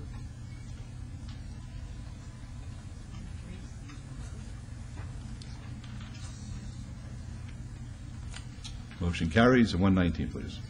Yes, move for approval, subject to the amended conditions by staff, which I believe Margot has read into the record, or do you still need to read them into the record? Nope, I did read them, so that should be fine. Very Okay. good. Let's vote. Thank you. Post. Motion carries. And thank you, Mr. Ravenholt, for your observations. I appreciate it. We Thank you appreciate very much. Thank you. Thank you. Thank Good you, luck, Council. folks. Thank you. All right. Good start. Stop it. 123, please. 123 is VAC 20284. It's going to be a public hearing. The applicant is Nevada Power Company. The owner, pardon me? We had a petition. We need a petition. On the last item. Yes, I sent it down to Councilman Barlow. Okay, 123 is VAC 20284. It's going to be a public hearing. For some reason, I had that abated. Mr. Mayor, Yes. I believe this item is, they now wish to obey it, and Yeah, they that's- might step to the mic and... That's the reason I made a note that the councilwoman and myself talked about that, and apparently she's been in discussions with Nevada Power and also with the owner of the property and believes that it should be appropriately obeyed. She indicated to me that time is of the essence, at least as far as some of the parties are concerned, and therefore we have no choice but to set this over until August the 1st. Now, if anybody came down here that wants to speak to it today, because you are here, we'll certainly listen to you, but this matter will be heard on August the 1st. And it was Nevada Power, Mr. Mayor, that requested the abeyance. That's correct. But if you want to be heard, we're happy to hear from you, and we'll make it part of the public record. Thank you, Mr. Mayor. David Rigdon on behalf of Nevada Power Company. As the councilwoman suggested, we would like this abate until the 1st. We did want to just take just a moment, though, to let everybody know that we've been working on this project for a very long period of time, and her office has been extraordinarily helpful to us in this, and her staff has been extraordinarily helpful and provided great input. We apologize for having to hold this today. There's been an issue that's come up at the last minute between us and the property owner, and we'd like to have time to resolve that. But we do really appreciate all the help that Councilman Tarkanian has given us. This is a very, very extremely necessary part of our electrical infrastructure that we need to get moving on very quickly. So thank you very much. Very good. Yes, sir. Mr. Mayor and Council, I'm Charles Gormley. I live at 7432 Oak Street, Oak Grove, that is. And I'm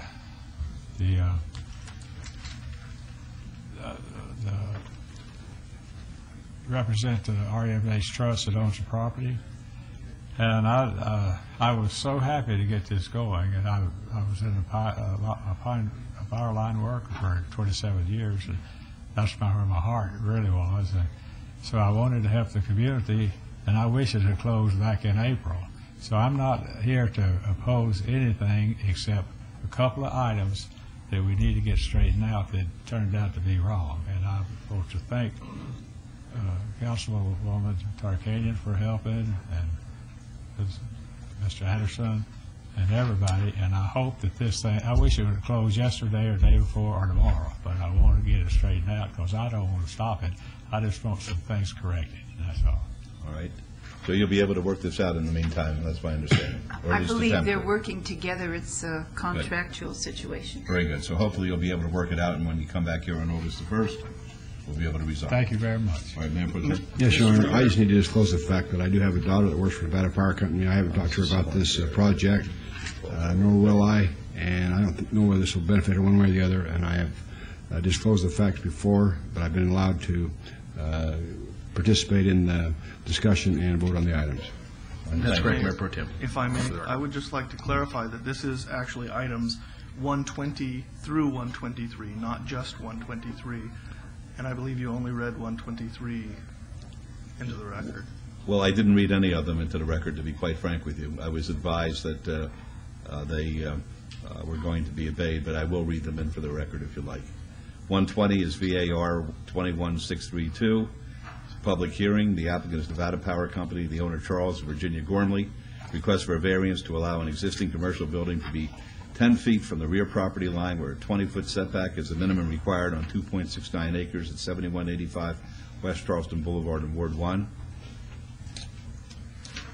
121 is VAR 21724. The same applicant, the same owner. Request for a variance to allow a perimeter wall to be 15 feet high where 8 feet is the maximum height allowed on 2.16 acres at 7175 West Charleston Boulevard. 122 is SDR 20282. The applicant and owner are the same. Request for a site development plan review for proposed electric utility substation and a waiver of the perimeter landscape buffer standard to allow 0-foot wide landscape buffers where 8-foot wide landscape buffers are required along the east and west property lines on 2.16 acres at 7175 and 7185 West Charleston Boulevard. And 123 is VAC 20284. Same applicant, same owner. A petition to vacate a patent reservation generally located north of Holmby Avenue alignment, commencing at the center line of the Holmby Avenue and Belcastro Street alignments. These are all in Ward 1. And there's been a motion to obey these until August the 1st. Let's vote on that, please. Well, it's still public. No, not now. No. There's no reason to talk. It's being obeyed. You can speak. I want you to deny all requests by Nevada Power. Thank you. Let's vote. To learn how to be a citizen. Let's vote, please. Opposed? Motion carries. All those items are obeyed to August the 1st. All right? Very good. 124 is RQR 17763, required 2-year review. It's going to be a public hearing. The applicant is Lamar Advertising. The owner, Z&Z Investment Company. Required 2-year review of an approved special use permit, which allowed a 40-foot high, 14-foot by 48-foot off-premise advertising billboard sign at 2350 North Rainbow Boulevard in Ward 5. Staff recommends denial. The Planning Commission has no recommendation. This is a public hearing, which is now declared open. Yes, ma'am. Good afternoon, Mr. Mayor, members of the council. Stephanie Allen, 3800 Howard Hughes Parkway, here on behalf of the applicant, Lamar Advertising. If I could direct your attention to the overhead. This site is located at the corner of Rainbow and Smoke Ranch. As you can see by the pink, it's zoned C1.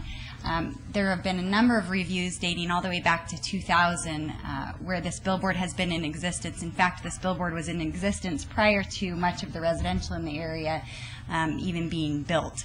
Since the last review, there has been no substantial change in this area. We appreciate the Planning Commission.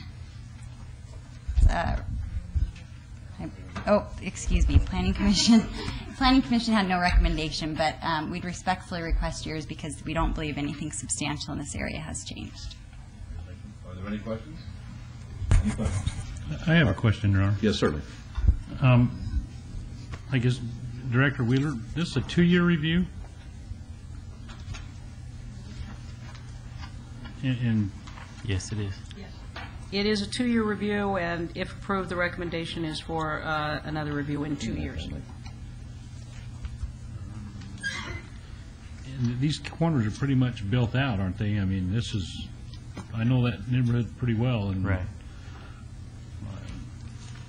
I'm just, it gets back to Director Wheeler to my thought on why we're doing 2 years instead of longer reviews, so we don't have to continue to do this paperwork issue, not only for the city staff, but for the applicants as well. You may certainly amend that however you feel appropriate. It's Councilman's call, but I just, I just recognize that, when things are not going to change in the neighborhood, and they're already built out, and that's just a thought of mine, Councilman. I just want to share that with you. And Councilman Ross, I'd like to share with you that the ordinance which I'm sponsoring is going to be talking about a 5-year review. So let's be ready to debate that, because that'll be the appropriate time to get this resolved, all right? Yes, the Mayor Pro Tem is all riled up here. Okay. All right, public hearing, Mayor, folks? Yes. Can I ask Sure. a question? I don't understand, why did, what was the reasoning for the Planning Commission going for a tie there? Their concern was that this is a picture of the billboard. As you can see, it's located over one of the buildings, and they had concerns with the billboard being located over the building. It is a structurally sound and has been approved. We have all of our permits, so nothing has changed with respect to that, but that was the discussion that was had at the Planning Commission. Well, is there any code relationship to over a building? No, not by code. All right, public hearing, folks. Anyone want to speak? We'll close the public hearing then. Councilman Barlow. Yes, thank you, Mayor. I had an opportunity to review this board. Actually, I look at the board every day, pulling out of my community, and nothing has changed, Councilman Ross, and it's something that I was speaking to my staff about as far as why do we have the billboards come back so often, and this is one of those billboards that I believe should be extended, and I'll go out on a limb today to ask that this billboard gets approval with a 5-year review. Okay. Mayor and Councilman, that would simply change condition number 1 to change 2 years to 5 years. All right, that's the motion. Let's vote. Post. Motion carries. Thank you. Thank you very much. Good luck. Okay, Ms. Wheeler, I don't listen to Councilman Brown, and when he says things to me, they go right over my head. But he did say something that sort of he's right about. Excuse me, Your Honor, could you repeat that? I think he may be right about something that he said. Mr. Ravenholt spoke in terms of the medical district and our medical district plan. Would you be kind enough to call him and tell him that that is a matter which will be placed on our council agenda? I believe we abated to the 1st, and tell him that any input he would like to make on that, we'd be happy to hear from him. I'm certain I'll be able to find his number and contact him. All right, thanks. I appreciate that. And thank you, Councilman Brown. I should listen to you sometimes. You're welcome. All right, 125 is RQR 17764. Public hearing. The applicant is Lamar Advertising. The owner is Foster Day Corporation. Required 2-year review of an approved special use permit, which allowed a 40-foot high, 14-foot by 48-foot off-premise advertising billboard sign at 2401 Decatur Boulevard in Ward 5. The staff recommends denial. The Planning Commission recommends approval, subject to conditions. It's a public hearing which is now open. Good afternoon again, Mr. Mayor, members of the council. Stephanie Allen, 3800 Howard Hughes Parkway, here on behalf of the applicant, Lamar Advertising. This is an existing billboard located at the corner of Decatur and Smoke Ranch. As you can see, the property is zoned for C1 development. This board has been in existence for many, many years. This is a picture of the board as it stands. There have been no significant changes in the area since the last review, and we'd respectfully request your approval if you're inclined with an extension of the next review to 5 years. All right, thank you. Are there any questions? Folks, a public hearing, if anyone would like to be heard. We'll close the public hearing. This is Councilman Barlow's call. Yes, thank you, Mayor. I would also like to move forward for approval with amending the 2-year to a 5-year review. That would be amending condition number 1 as specified. Thank you. Let's vote on that, please. Opposed? Motion carries. Thank you very much. You're welcome. Good luck to you. 128, ROC 18260. Public hearing. The applicant is CBS Outdoor. The owner is City Parkway 4. Request for a review of condition number 1 of an approved required review to remove the condition that required the applicant to obtain building permits and to call for a final inspection by the Building and Planning Department within 30 days of approval by the City Council for an existing billboard adjacent to the north side of the Orrin K. Gregson Highway US 95 between Bonanza Road and Grand Central Parkway, 150 feet west of the center line of the Union Pacific Railroad tracks. This is in Ward 5. The staff recommends denial. It's a public hearing, which is now declared open. Mr. Arnold? Caught me off guard there. Vine Arnold, 3225-B, South Rainbow, here representing the applicant, CBS Outdoor. I obviously didn't mark down my agenda appropriately. On this item, just a little history. I originally asked for this review of condition last year, sometime around November, I believe it was. At that time, I was then agendaed for a January of this year hearing, and then the moratorium was put in place. So I've kind of been in limbo on this review for quite some time. I don't have all my information in front of me right this minute, but in discussions with councilmen, what we're trying to do, the only intent we have here is there was a condition placed on this board that basically said that we needed to go get our final permit. If I'm not mistaken, I was the first board to receive that condition, and over subsequent time, we all realized it wasn't quite as easy as it appeared. So there's also been additional discussions, I should back up for a second, with staff and with this new ordinance the mayor keeps referring to. And basically what we've come to is the staff, Paul Wilkins with the building department has agreed to accept a signed letter by a registered engineer that basically states the board is sound and safe. We have been able to come up with that. My only concern here is that I currently have a condition that says I must go out and get the final permit.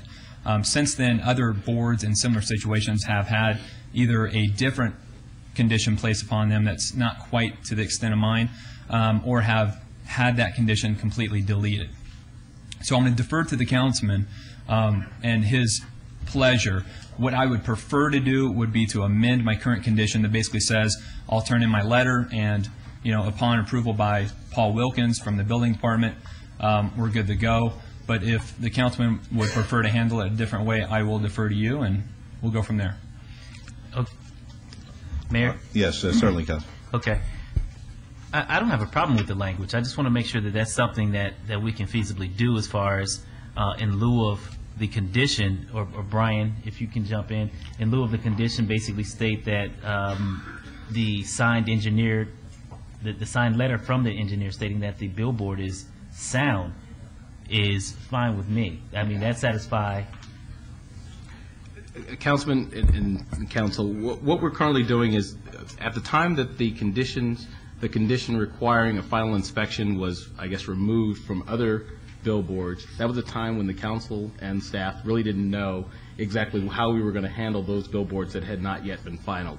We worked out a scheme with, a plan with Paul Wilkins. Scheme, wrong words. A plan. Why don't you say you conspired? No, sorry. I was not. We worked out a plan with the billboard industry and with our building and safety department, whereby we would accept the letter from a registered engineer who would indicate that the structures were sound, and we wouldn't require that final inspection be done by the billboard industry. Mr. Arnold has submitted a letter from a registered engineer indicating that the billboard in question is sound. I believe he's given a letter to Mr. Wilkins. Mr. Wilkins has accepted that letter as sufficient to meet that final condition of approval. What's before you today is an application to remove the condition that requires that the applicant obtain a final inspection of the building of the billboard.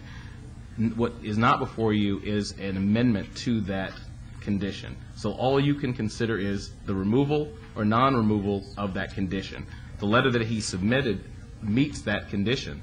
So we were when I met with Mr. Arnold, I indicated to him that the condition could stay in place and the letter could act in lieu of that final inspection, and the city would accept that, and he's met the condition, and the condition doesn't need to be changed.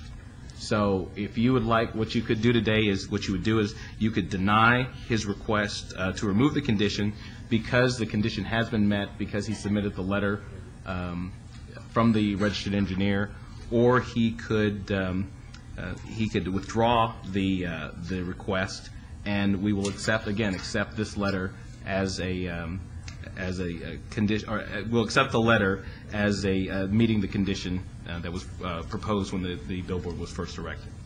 Can you repeat that, please?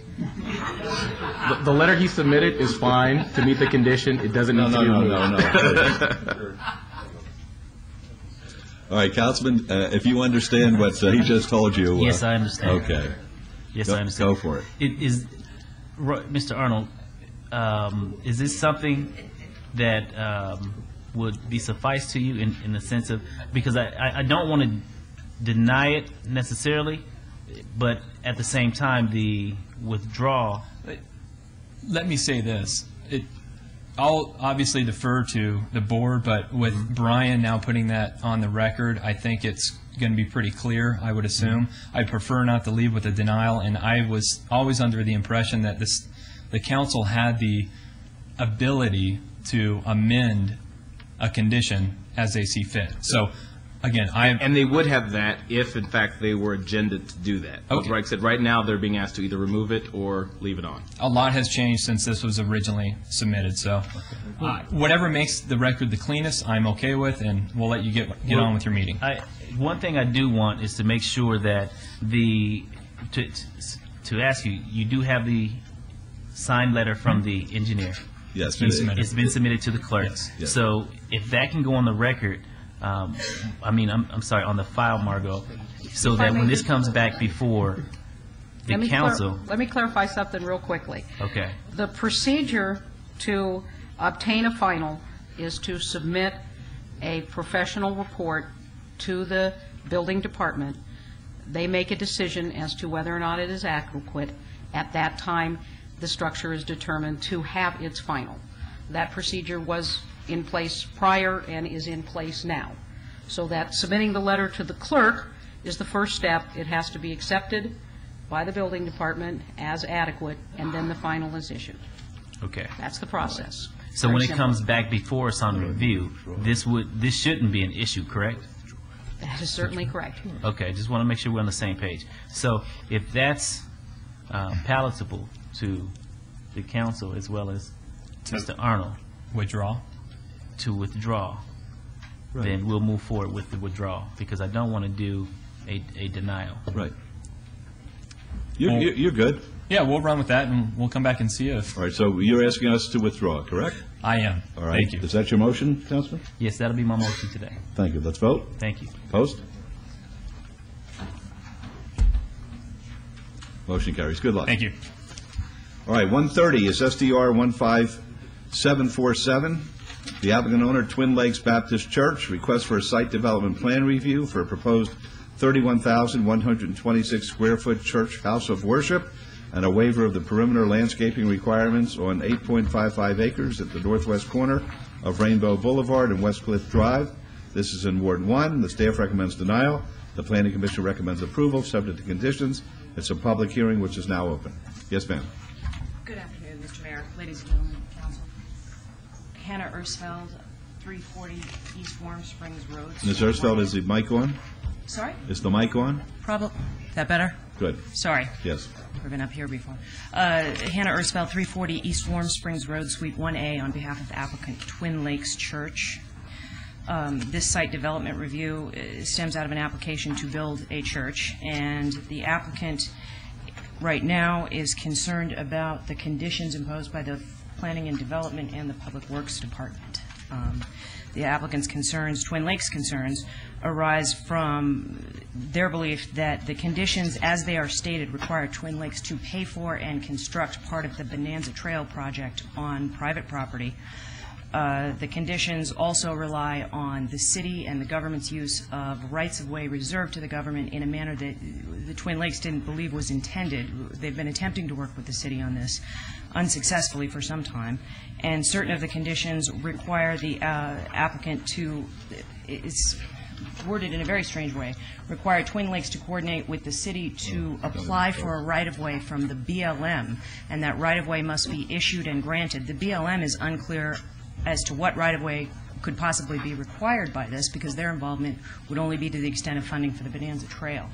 So at this point, the Twin Lakes objects to the conditions imposed, number 4, number 14, number 19, number 20, and number 23. Whether that's better talked out here or better set forth in a meeting with the BLM to find out what possible grant we could be referenced. I know that this matter has been before us many times and has been obeyed many times, and it's always obeyed not because of anybody's disagreement about building the church, but about this very issue as far as the trail is concerned. Exactly. It would appear to me, and I'm going to defer to Councilwoman, it would appear to me that the BLM should be part of this discussion if it hasn't been so far. Is this, Bart, is this your bailiwick here? I have some involvement and some familiarity. Okay, has the BLM been brought into the discussion, or don't you believe that's necessary? The BLM has had been involved in some aspects of the discussion with respect to the use of a patent easement for trail purposes. It is my understanding, though, that the BLM has patented this property to the church, and it's no longer BLM property, but is in fact church property. And if that is the case, then the BLM doesn't really have any active involvement in this. One of the conditions that the applicant's representative has referred to is condition number 14, which requires dedication of right-of-way for Rainbow Boulevard. Rainbow right now is already a right-of-way grant from the BLM, which is effectively as if it were right-of-way, but we have in Public Works and in the city, we have consistently required when property that is encumbered by a BLM right-of-way grant is patented to a private owner, they then dedicate on top of that in order to relieve them of the liability of the underlying property ownership and to make it clear that this is in fact a public road. But I would emphasize that a BLM right-of-way grant is, for all intents and purposes, the equivalent of right-of-way. It's just kind of a bookkeeping thing. Yeah, I think. All right, I did not want to. I don't want to mess this up, so I'll let the councilwoman take the lead as far as the questions here. Mr. Mayor, I don't know if you could mess it up because we're really having a time here. I have felt that it's. I support the building of the church. I support the waiver of the perimeter landscaping, which is this an item today. The problem is the condition relating to the trails.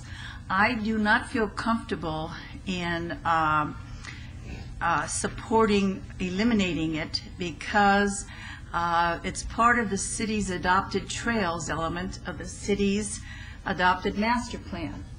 And I don't feel comfortable, I myself, when we have all these other trails. It's my understanding this is the last segment left of the trails out in that area. And I don't feel comfortable in having that condition removed going against the adopted master plan. All right, you heard the councilwoman's concern. Are you in a position where you could address that? Yes, Your Honor. Actually, I just consulted with the architect. It's his understanding this is not the last portion of the trail. The architect for the church that's been working with us on the site development review has been involved in other properties in the area, and in fact, he has proposed an alternative plan that, because he has seen this before where there's been some disagreement between private property owners and the city regarding the placement of the trail and the use of easements, but that is usually where there is not an alternative possible, and it's my understanding. Let me ask you this. I've been under the impression that when this matter is obeyed all the time, that there has been communication between the representatives of the church and with our city staff. I get the feeling that perhaps there hasn't been as much communication as there should be, and maybe you can resolve this. Have you discussed the alternative plans with our staff? Lendl Mains, 3930 East Patrick Lane. We had a meeting with Kimley Horn, which was the consultant used to do the design for the trail system, including the elevated portion of it. And when we discussed with them about possible alternatives, we were told basically that it was at 100% design and there would be delays and that there weren't monies involved to be able to deal with this. Well, and that the church that the city would build to one end of the property and to the other end of the property, and that the church would be required to do the rest. But part of the problem is that the elevated portion of this is in a right-of-way which has still not been dedicated by the church. But, from what we're hearing, different sides of the story from BLM versus the city on this. Councilman, I'm going to make this suggestion because of your expression that you have no problem with the church. No, I have absolutely no problem. And it's a trail that's the problem. I'm going to suggest that we obey this till August the 18th, August the 15th, and ask that they work with our city staff to try to resolve this as far as alternative plans. I think that's a smart thing to do because, Bart, you look like nothing good could happen out of a discussion? Well, no, but at the risk of sounding argumentative, and I don't mean to, we have had quite a bit of consultation back and forth. We don't agree. Okay, well, I think this is the issue. The issue is that the councilwoman is going to be insistent as far as the trail is concerned. So it's going to be incumbent upon the church and their representatives to work out a solution that will be acceptable to the city. And certainly relocating the trail is an option, but it can't be done as a condition of approval on this action. It would have to be done as a general plan amendment to amend the trails element of the master plan. Why don't you work with these folks and try to come up with something rather than for us to vote? Because I don't want to turn them down without having further discussion. We would be happy to continue the discussions. All right. May that be your motion, Councilwoman? Yes, and what we're saying is that there's a possibility that we might have a general plan amendment so that it could go not over their property? Is that what you're saying? No, I don't believe that would be correct. Okay, they could realign it on their property, but it would still have to go somewhere to connect the two pieces. Was I incorrect in being told it was just that segment that was left? I thought I saw maps that showed me that that was the only segment The left. city is constructing the Bonanza Trail for quite a bit of its length. I cannot say that absolutely all of it is constructed, but I can tell you that we will be constructing up to the east side of this parcel and up to the west side of this parcel. So this link needs to be constructed to link those two pieces together. Farther to the west, farther to the east, those may be a different phase. But right now, we're ready to build on both sides of this property, and we'd like to link it together. So you're saying in this phase, this is the one link that's missing? That's correct. In this phase of funding, as I understand it, and if I might, I think one of the alternatives that's been proposed by the church, which I would like to see explored if we may, is to have the trail run on the north side of the property in an easement that's already reserved to NDOT for the Summerlin Parkway. And in fact, the trail does run on such an easement, I believe, up by the Longford Medical Plaza and an apartment building nearby, so that it has been feasible to run the trail along this easement without disturbing the private properity owners. Try to convince our staff of that, okay? We would be happy to meet with them again between would. now and August 15th. I'm sure you would. Is that okay? No, that's fine, and I would make that motion. I would like to say we have met a lot of times, and we have called a lot of times, but this is one stumbling block that we're not getting the leeway on. So I move according to what the mayor said. Very good, and try in good faith to try to work this out, okay, please? All right, thank you. Let's vote on that, please. I think you had one speaker. Do you really want to speak now? Okay. If it's all right with you. Any public comment, you're certainly welcome. Thank you, sir. My name is Pat Kelly. I'm the head of the building committee here at Twin Lakes Baptist Church. Several meetings we've had our architect sit down with the head of the Trails Committee originally when we were planning the building. Went through and came to an agreement. Came back with, Kimberly Horn came to us with Sherry Elderman, I think is her name. Came to us with 100% design, totally opposite of what we've been working with. We'd never have liked it from the beginning. Had some troubles with it. They said that whether you like it or not, this is what we're doing, and we had our congregation there, and they explained it to it. Like it or not, we're coming on your land, and this is what we're building. Never consulted us at any stage of the design. That's the reason why I want you to get together with our city staff here. Well, the problem that the congregation has, we've owned this land for 20 years. The people, it's bought and paid for. We've saved every bit of it. People contributed to this building fund to build a church on the land, not to build a public trail for the city on the land. We tried to work the best we could with them. We don't agree with it, and neither does the congregation. So. All right. Well, we're asking you to give it one last college try with our staff here. I've asked them to try to be as reasonable as possible. I'd like you to be as reasonable as you can, and then hopefully we'll be able to resolve it in everybody's best interest when you're back here in 3 weeks. So, okay. Thank you, sir. Thank you. All right. All right. That's the motion. Let's vote, please. Opposed? Thank you. Motion carries. Thank you. Okay, where are we? 131? Okay, new book. Say it again. Okay, thanks, Rob. You get it? Thanks.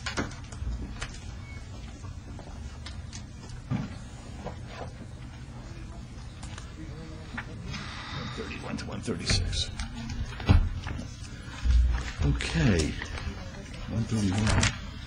This will be 130. 131. Yeah. 131, right? 131, right. 131 is SDR 21091. It's going to be a public hearing. The applicant owner is KB Home Nevada, Inc. Request for site development plan review for proposed 3-story, 492-unit multi-family residential development on 20.9 acres at the southeast corner of Egan Crest Drive and Grand Teton Drive in Ward 6.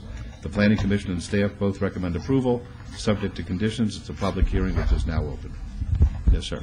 Good afternoon. Bob Gronauer, 3800 Howard Hughes Parkway. I'm here representing the multifamily developer here, Pacern Development. Staff is recommending approval. The Planning Commission has recommended approval, and I believe there is going to be a change to condition number 3 on the site development plan review that we're going to concur with, and I believe Ms. Wheeler has that additional language. Ms. Wheeler, could you read the language into the record, Yes. please? Condition number 3 will be changed to read that the applicant shall provide additional landscaping than what is required by Chapter 1912 on the south boundary of this site, subject to approval by the Planning and Development Department. I take it that's agreeable. Yes, that's agreeable because it's understood that behind the buildings here, as I'm pointing out on the overhead, that we'll be providing additional landscaping there. That's the whole intent of it. Very good. Thank you. It's a public hearing, folks. Anybody like to be heard? Seeing none, we'll close the public hearing, and Councilman Ross. Thank you, Your Honor. Would move to follow Planning Commission and staff's recommendations with all conditions and as amended. Thank you. Let's vote, please. Opposed? Motion carries. Thank you. Thank you very much, and have a good night. You too. Good luck to you. Item 132, 133, 134, 135, and 136. 132 is GPA 20466.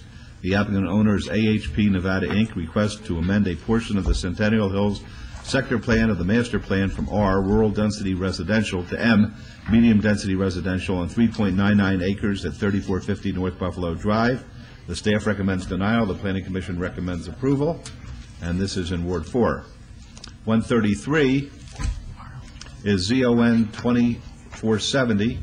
Same applicant owner, request for rezoning from U, undeveloped R, rural density residential general plan designation, to R3, medium density residential on 3.99 acres at 3450 North Buffalo Drive. The staff recommends denial. The Planning Commission recommends approval, subject to conditions. 134 is VAR 21139. Same applicant owner, request for a variance to allow a proposed convalescent care center to be 30 feet from a residential property line where the residential adjacency standards require a proximity slope setback of 66 feet for a 22-foot high building on 3.99 acres at 3450 North Buffalo Drive. Staff recommends denial. The Planning Commission recommends approval, subject to conditions. 135 is SUP 2471. Same applicant owner, request for a special use permit for the expansion to an existing convalescent center at 3450 North Buffalo Drive. The staff recommends denial. The Planning Commission recommends approval. And 136 is SDR 20468. Same applicant owner, request for a site development plan review for proposed 17,466 square foot expansion of an existing convalescent care center with the addition of 36 beds for a total of 154 beds, and a waiver of the perimeter landscape buffer standards to allow an 8-foot buffer where 15 feet is required along the north property line, and a 7.5-foot buffer where 15 feet is required along the east property line on 3.99 acres at 3450 North Buffalo Drive. The staff recommends denial. The Planning Commission recommends approval, subject to conditions. These are in Ward 4. They're all public hearings. I now declare them open. Mr. Genzer. Thank you, Your Honor. Bob Genzer, Genzer Consulting, Las Vegas, Nevada, on behalf of the applicant. Should the council have any questions, there are representatives with me today from the applicant. Excuse me, Mayor Pro Tem. Where's all those ugly jackets at today and them ugly ties? Margot gave me permission to not wear a tie today. And don't deny it. Where was I? Start again, will you please? Thank you. We do have folks here today with me from representing both the applicant and the architect for this project, JMA, should you have any questions. This is an existing facility. The map that is currently on your screen that shows the easterly portion of this plan, the darker colored area is the expansion area of this particular project. As indicated in your agenda, this is currently a 118-bed facility. We're asking through these applications to add 36 beds for a total of 154. The reason that we have had to apply for the general plan amendment and the rezoning is because, as you're aware, convalescent care facilities are based on total beds per acre, and in this particular case, the existing facility actually exceeds the number of beds per acre that are allowed in the zoning that it now it appears in. So we have requested the next possible zone to allow for that expansion to occur. We do accept all of the conditions recommended by the Planning Commission, and I think I will just finish with that, and should you have any questions, we'd be happy to answer them. Thank you. Are there any questions of Mr. Genzer? All right, folks, the public hearing, would anyone like to be heard on these matters? Seeing none, we'll close the public hearing then. Councilman Brown, your pleasure. Thank you, Your Honor. Ms. Wheeler, what were staff concerns as far as the recommendation for denial? The recommendation for denial, Mayor and Councilman, is again only because of the variance. I did attend the community meeting, and there was no protest there. If I may, Councilman, in response to that, I think there is a significant difference between this project and the previous one, and that was a totally new building. In this particular case, the variance is right here, and all we're doing is simply extending the building that already exists. So it would work against us were we to try to put a building in a different location. You know, I'm very familiar with the facility. The concern with the going to the higher zoning, do we address that anywhere? As if, I don't think this facility is going anywhere, but. No, sir. It's just that any other zoning, any other subsequent project would have to meet all requirements and come back for any discretionary permits, including site development plan review. Thank you. Your Honor, I would move for approval on item 132.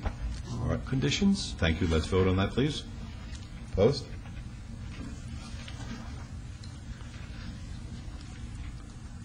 Motion carries.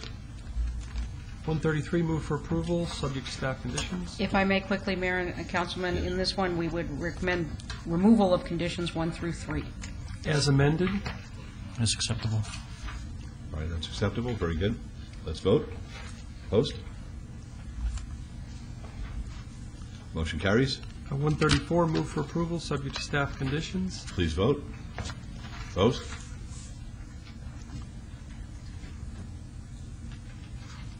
Motion carries.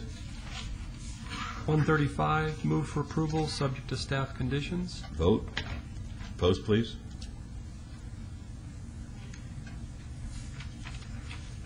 Motion carries. Item 136, move for approval, subject to staff conditions. All right, let's vote. Opposed? Motion carries. Good luck to you. Thank you. Okay, I think that brings us to 142. Very good. 142 is ZON 21487. This will be a public hearing. The applicant owner is Leland E. Lutfi. Request for a rezoning from R1, single-family residential, to PR, professional office and parking, 1.16 acres at 615 South 7th Street. This is in Ward 3. The Planning Commission staff both recommend approval, subject to conditions. It's a public hearing which is now open. Is anybody here on behalf of Mr. Lutfi? Mayor Goodman? Yes. Mr. Lutfi was here this morning, very early at 9 o'clock. He didn't know it was on in the afternoon session, and he told me that he was having a daughter that was having a medical procedure or something, so he couldn't be here today. I took the liberty of telling him that that would be fine, and that if Councilman Reese had any problems, it could be obeyed. All right. Councilor Reese. And I'm sorry, Councilman, I didn't tell you that ahead of time. Councilor Reese. You will hold this in the minutes till August 1st. No, is that right? You know, I don't have a problem with this application. We'll go forward, please. All right, we'll go forward. All right, public hearing, folks. Would anyone like to be heard? All right, we'll close the public hearing then. Margot, Planning Commission staff both recommended approval of this item. Are there any additional condition we need to put on this item, or? The only thing I would ask Mayor Pro Tem and Mayor is to remove condition number 1 as it is not necessary. Thank you. I move for approval of item 142 with all conditions as amended, please. Following the Planning Commission staff's recommendation for approval. All right, thank you. Let's vote. Opposed? Motion carries. Thank you. All right, now we have 143, 144, 145, 146, 147, and 148. 143 is VAR 20487. The applicant is the Island Development LLC. The owner, Near and Far LLC, requests for variance to allow a 15-foot setback where a 254.5-foot setback is required from a collector street for a proposed mixed-use high-rise on 2.92 acres at 401 South Maryland Parkway. The staff recommends denial. The Planning Commission recommends approval, subject to conditions. This is in Ward 3.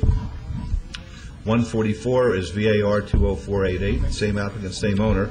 Request for variance to allow a lot coverage of 60.57%, where 50% is the maximum allowed for proposed mixed-use high-rise on 2.92 acres at 401 South Maryland Parkway. The staff recommends denial. The Planning Commission recommends approval, subject to conditions. 145 is VAR 21263. Same applicant, same owner. Request for variance to allow 2 loading spaces where 10 are required for a proposed mixed-use high-rise on 2.92 acres at 401 South Maryland Parkway. This application is for 4 loading spaces where 10 are required. The staff recommends denial. The Planning Commission recommends approval, subject to conditions. 146 is SUP 20486. Same applicant, same owner. Request for special use permit for a proposed mixed-use development at 401 South Maryland Parkway. The staff recommends denial. The Planning Commission recommends approval, subject to conditions. 147 is SUP 20740. Same applicant, same owner. Request for a special use permit for a proposed restaurant service bar with a waiver to allow a 95-foot distance separation where 400 feet is required from a school at 401 South Maryland Parkway. The staff recommends denial. The Planning Commission recommends approval, subject to conditions. And finally, 148, which is SDR 20484, the same applicant, the same owner, request for a site development plan review for a 544-foot high, 50-story mixed-use development with 93,800 square feet of commercial space and 497 residential condominium units on 2.92 acres at 401 South Maryland Parkway. The staff recommends denial. The Planning Commission recommends approval, subject to conditions. As I said, these are all in Ward 3. They're all public hearings, which are now declared open. Your Honor, if I could, please. Yes. I received a newspaper from Summerlin dated June 15th to 21st, and it really upset me. In this newspaper, it said, the Island mixed-use high-rise development in downtown East Village area, investor developer fully entitled, $25 million, called Dusty Bucknell at 812-1209, or called Dyson and Dyson at 888-234-7356. And this is before it ever comes to City Council. Do you want to respond to that, please? Peggy Pound, 6324 Shady Valley Court, on behalf of the applicant. This is the first I've heard of this, sir. I don't know. I'm Dusty Buckle, and 8330 West Sahara. I'm with Dyson and Dyson Real Estate. That's the company put that in there, but I'm also the applicant, the Island Development LLC, and we have the funding for this project. But you have no entitlements at all, though. Pardon? You have no entitlements at all. No, sir, no. But that's not what you're advertising. I didn't know about that. That's why I've got to go and see what Dyson, the advertising staff, put in there. Your Honor, I'm going to make a motion with all these in advance. I've had a problem with this application. They're asking for huge waivers. It's really, really large.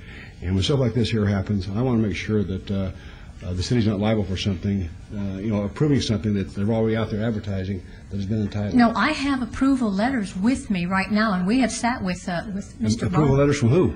for a funding, that we're going to develop this ourselves. But with all due respect, what the Mayor Pro Tem is saying is that he's been advised that there was an advertisement saying that the property which is before us today has already been fully entitled, when in fact that's what you're here for today to try to achieve. Right. And he finds it objectionable, and I don't blame him, to be quite frank with you, that an ad was placed assuming that, I guess, that we're going to entitle it without giving us the opportunity to make that determination. No, that's okay. I understand what you're saying, Is because that accurate? we've been saying it's proposed even on everything that we have, and we're talking. Well, that doesn't say that. But what I would expect you to do when we come back is to have an explanation and maybe a body with you to say why this happened, because it shouldn't happen. A letter withdrawing that from Dyson, I mean, that person who put it in, To tell us why they put it in when it wasn't entitled. they didn't understand, but I guess, okay. Yes, sir. We are not entitled. That's why we're here. No, of course. And why that was put in, I'm shocked. I didn't know anything about it. And on behalf of this team, I do apologize. It should not have happened. So if you wish to hold it in advance until we can get an explanation, We wish to hold it in we will do advance that. until our August the 15th meeting, please. All right, that's the motion. Let's vote, please. Post.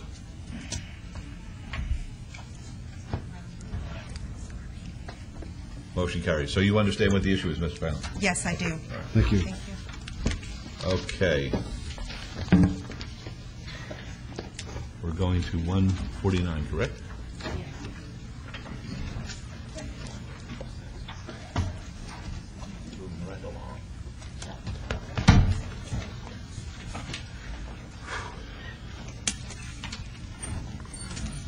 $149, $150, $151. $149 is VAR 21181. Applicant owner is Richmond American Homes. Request for variance to allow an 8-foot solid front yard wall where a 5-foot wall with 2 feet solid and 3 feet open is the maximum height allowed on 8.5 acres adjacent to the southwest corner of El Campo Grande Avenue and Mustang Street in Ward 6. The staff recommends denial. The Planning Commission recommends approval, subject to conditions. 150 is VAR 22090.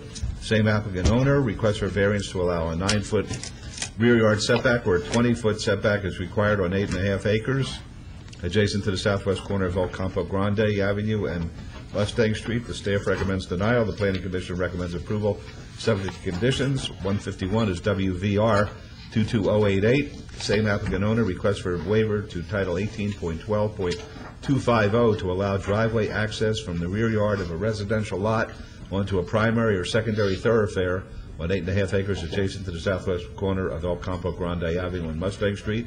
The staff recommends denial. The Planning Commission recommends approval, subject to conditions. These are in Ward 6. They're all public hearings, which are now declared open. Yes, sir. Good afternoon, Mayor, City Council. Good afternoon. Paulo Chavez, 2490 Paseo Verde Parkway, here as the applicant. I'd just like to start that this project was approved, the SDR was approved back in, I believe, January with this configuration.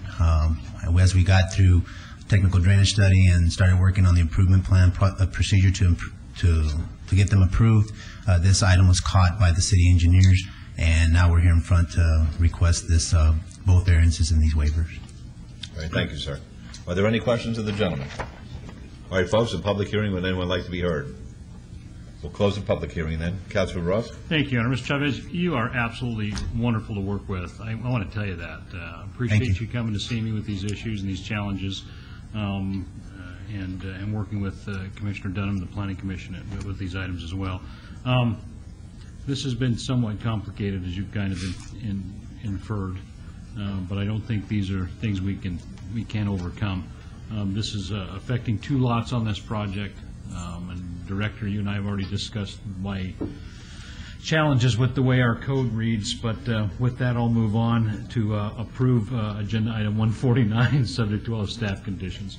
All right, let's vote on that, please. Post.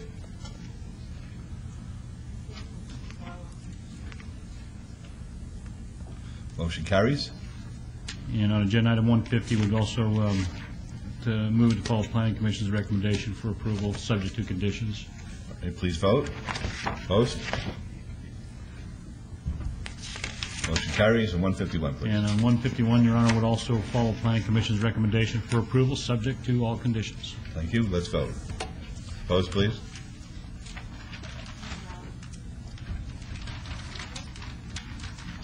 Motion carries. Good luck to you, sir. Thank you very much. You're welcome.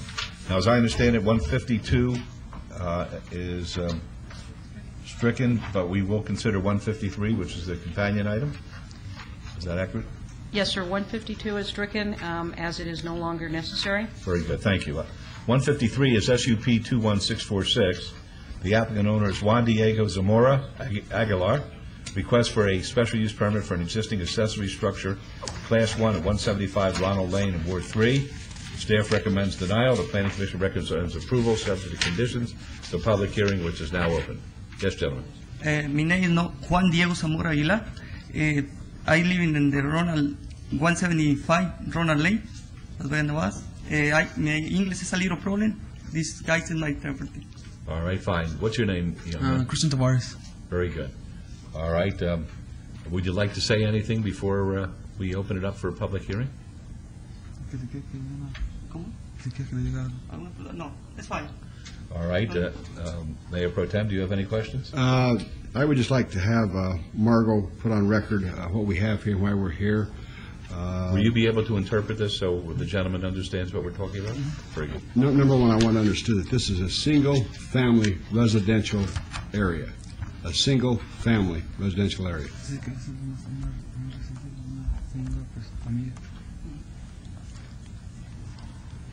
And what we have here is we have a unit that was built without permits.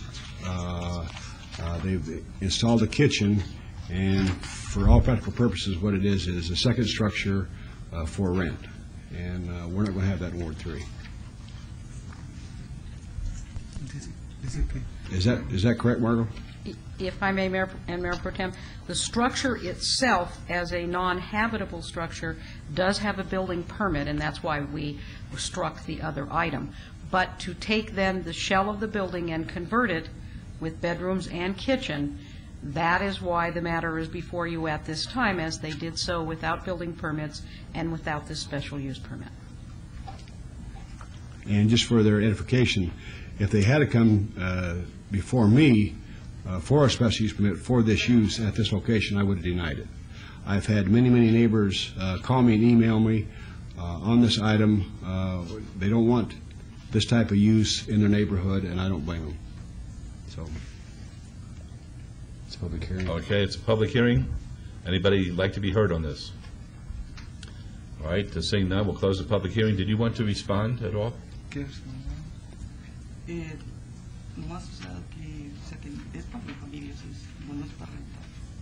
Las dos. He said that's for his family. Pardon me? And he's for his family. He needs both. Like. I'm sorry. I understand, but it's a single-family residential area, and we can't have people building apartments in their backyards. That's what backyard is for. Is for use for people to play, raise their dogs, whatever. It's not for another family. No puede poner apartamentos atrás. Dice que no quiere subirse los barrios. Para perros. Well, you can't. Number one, you can't have an apartment in your backyard. Councilman Brown wants me to explain to you that it's the kitchen. You're going to have the opportunity once the family leaves to rent it to other people. It's a rental property. I don't want that in Ward 3. It's not zoned for that. It's not used for that. And so, Your Honor, for those reasons, I'm going to follow staff's recommendation for denial and make a motion for denial of this application, please.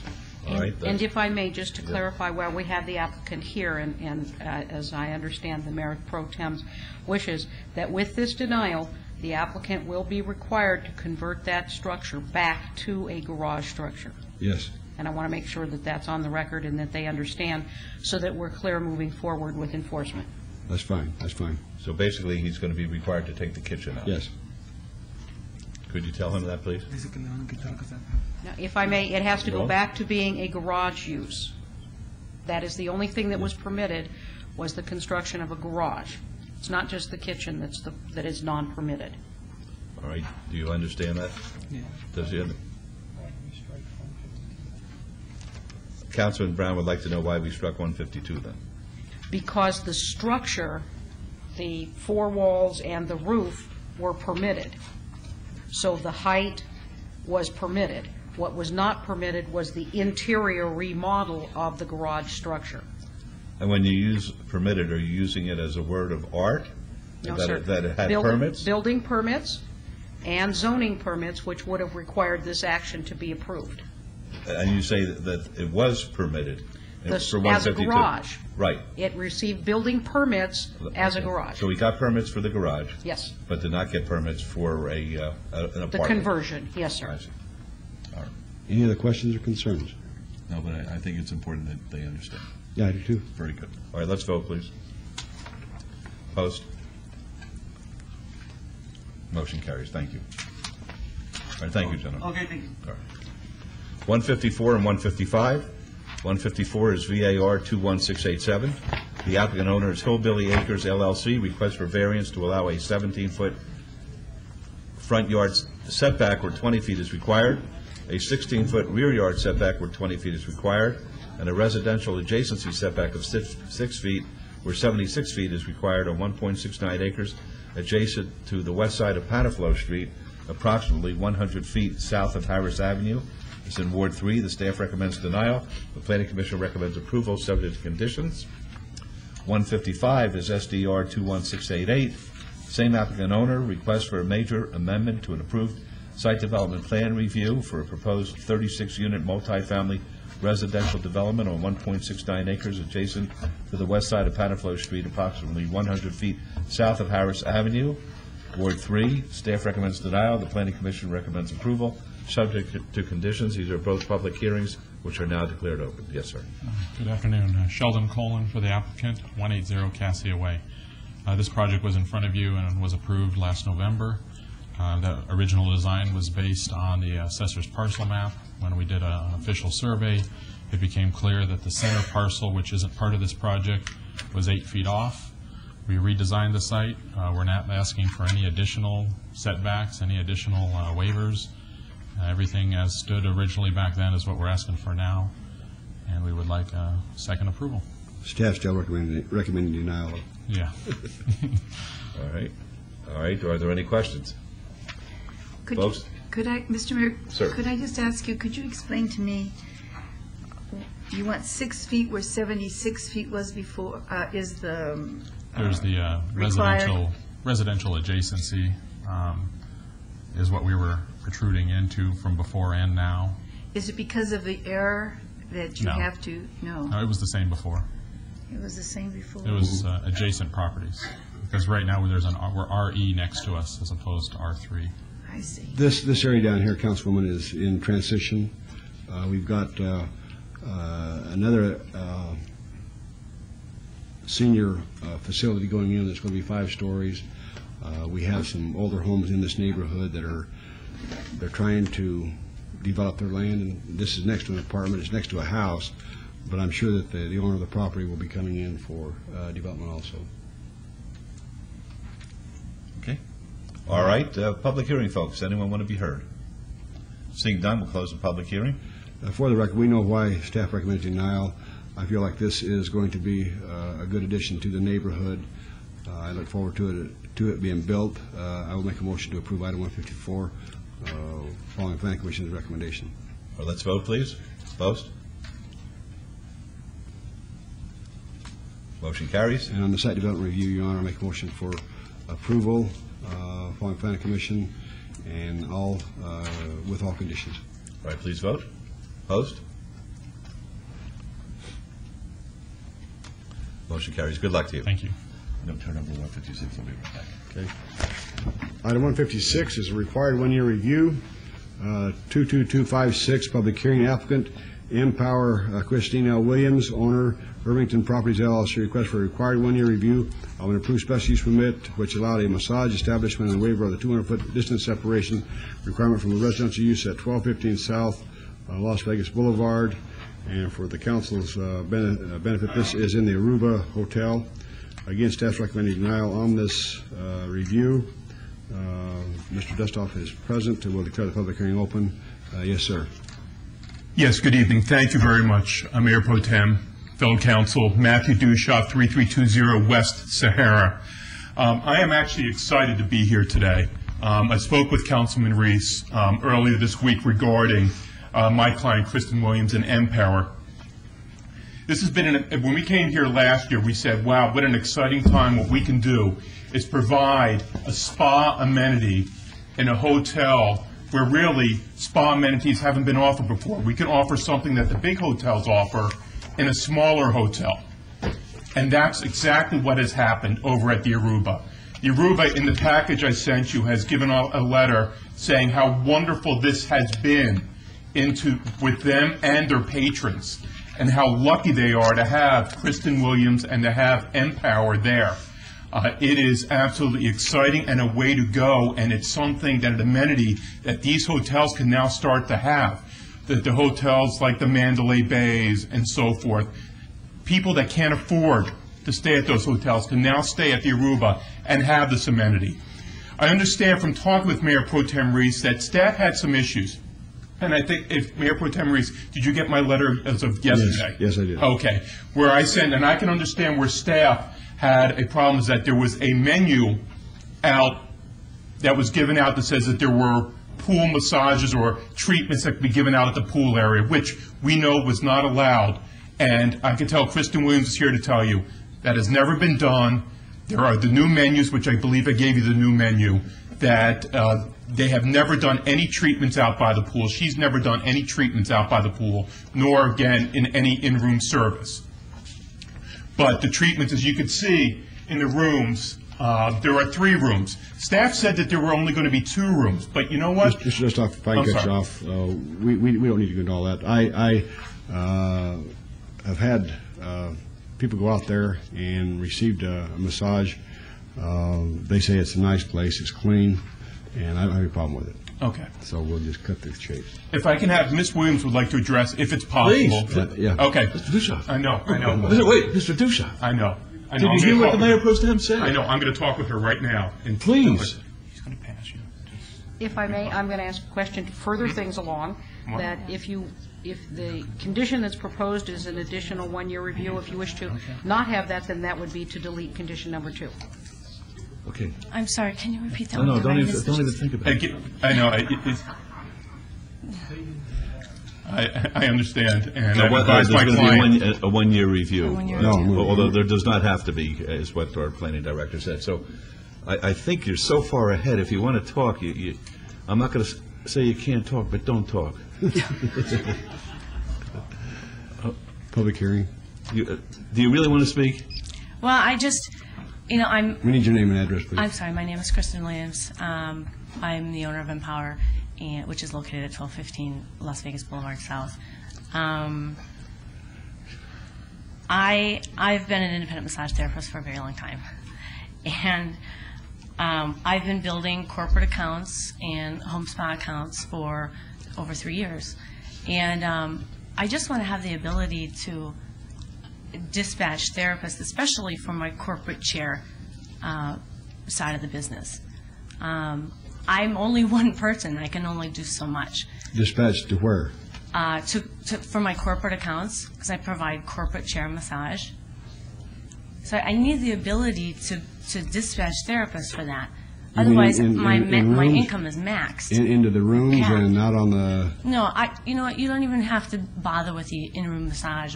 Ideally, I'd like to be able to provide at least poolside massage, because every hotel does that.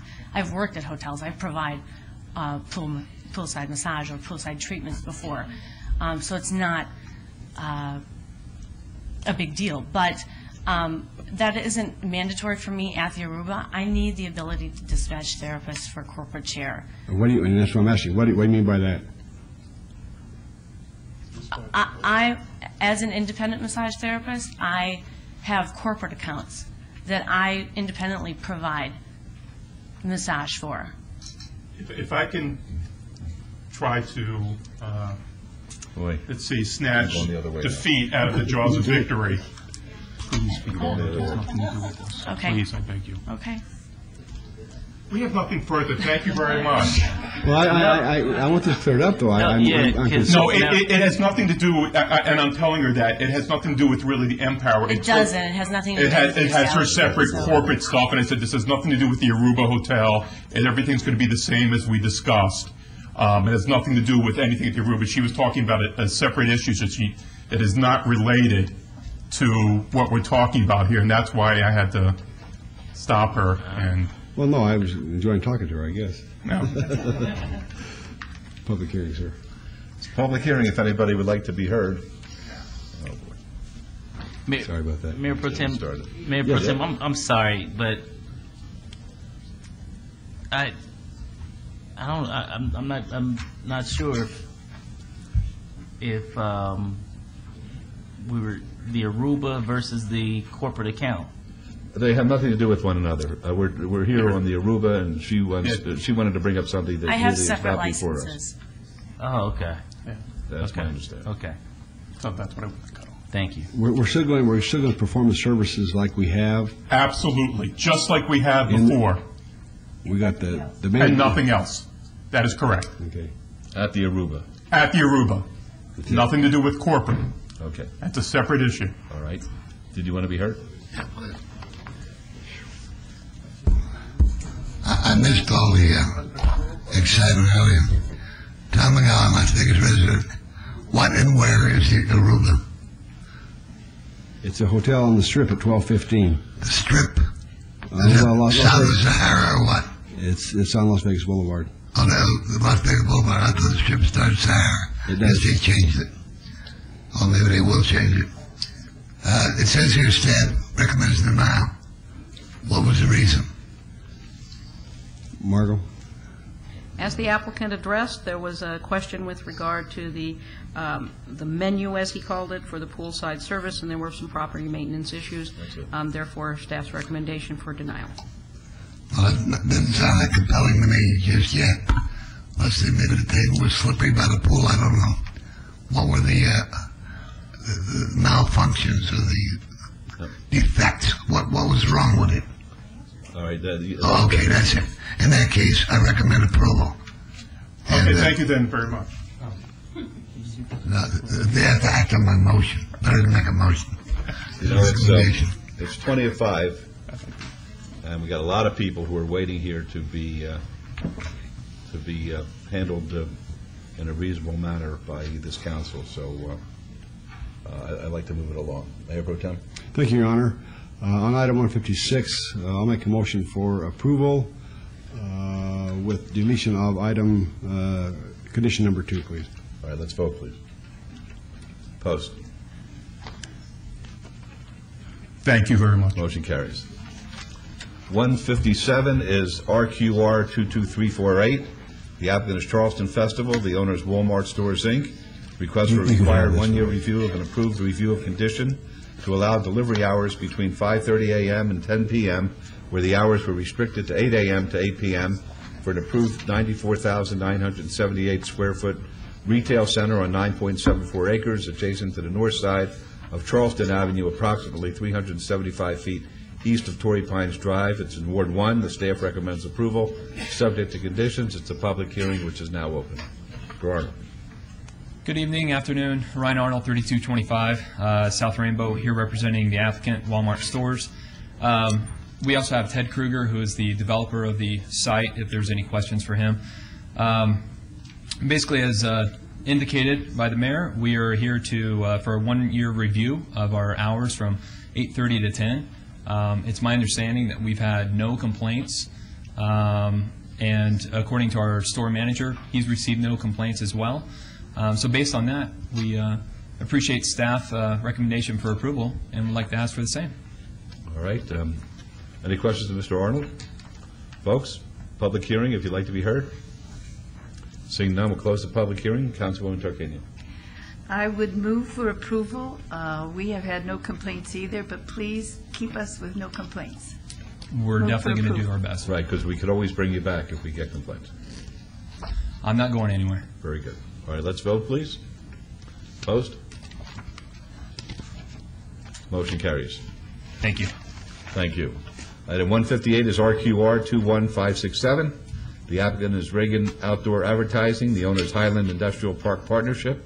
Request for required 2-year review of an approved special use permit that allowed a 45-foot tall, 24-foot by 28-foot off-premise advertising billboard sign at 2901 Highland Drive. It's in Ward 1. The staff recommends denial. The Planning Commission recommends approval. It's a public hearing which is now open. If I may, Mr. Mayor, we received a request for abeyance on 158 and 59, and I believe, unless Excuse me, Margot. No? No, I can answer that. Okay. We did receive a request for abeyance, and I then called the attorney representing the applicant, and I explained that I was in favor and would move for approval. And it was Jay Brown who said I guess he's in Europe now, he couldn't be here, and that's why he moved for abeyance.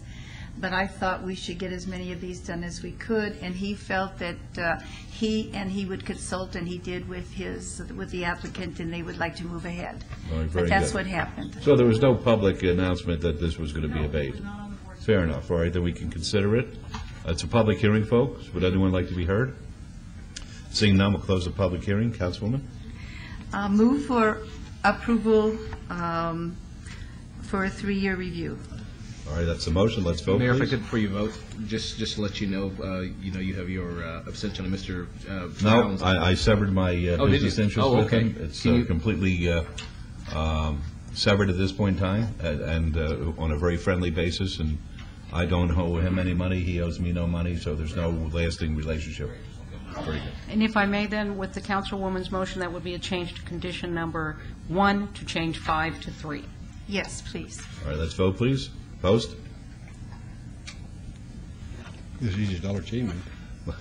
Motion carries. You're right on that. Thank you. 159 is RQR 21572. The applicant is Reagan Outdoor Advertising. The owner is Highland Industrial Park Partnership.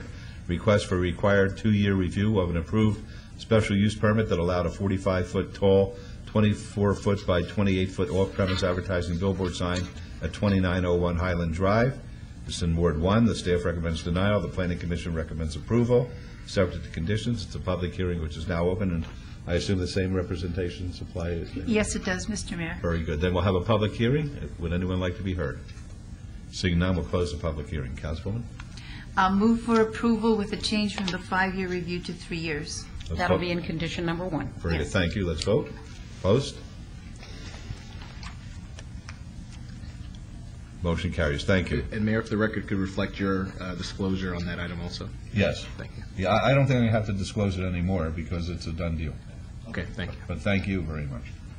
All right, I think we're up to 162, correct? 162, 163, 164, 165. 162 is SUP 20497. Applicant is Lowe's Companies, Inc. The owner is Caroline's Court, LLC. Request for a special use permit for a building and landscape material lumber yard at the northwest corner of El Capitan Way and Durango Drive. It's in Ward 6. The Planning Commission and staff both recommend approval, subject to conditions. 163 is SUP 20498.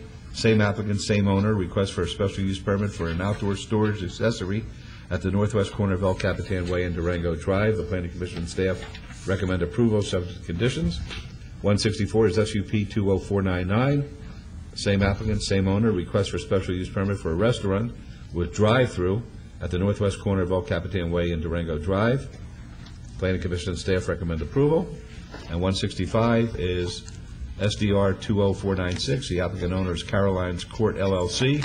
Request for a site development plan review for proposed 269,860 square foot commercial center and waivers to deviate from town center design standards to allow a 6-foot wide landscape buffer on the south property line where 8 feet is required, and to allow 0 feet of perimeter landscape buffer adjacent to the multi-use transportation trail along the north and west property lines where 15 feet is required on 23.62 acres at the northwest center corner of El Capitan Way and Durango Drive. The waivers have been added to allow 0 feet of perimeter landscape buffer adjacent to a drive-through aisle where 10 additional feet are required, and to allow a drive-through aisle on 3 sides of a fast food building where only 2 sides are allowed. The Planning Commission and staff recommend approval, subject to conditions. As I said before, these are all in Ward 6. They're all subject to public hearings, which are now declared open. Yes, sir. Thank you, Mayor. Lizelle Prater, AMTI Sunbelt Engineers, 720 Susanna Way in Henderson, on behalf of the owner and the applicant. We appreciate the time that staff has spent with us. I know we're running late, so I'll try to be brief but cover a couple of key items. We have had several meetings with the local people in the area. They are in favor of this. We have met with Councilman Ross and others and worked with staff to come through a couple key agreements. We feel that it is in great use for the area, and it is go with zoning, and we agree with the conditions placed by staff. Thank you very much. Are there any questions of the gentleman? All right, folks, a public hearing.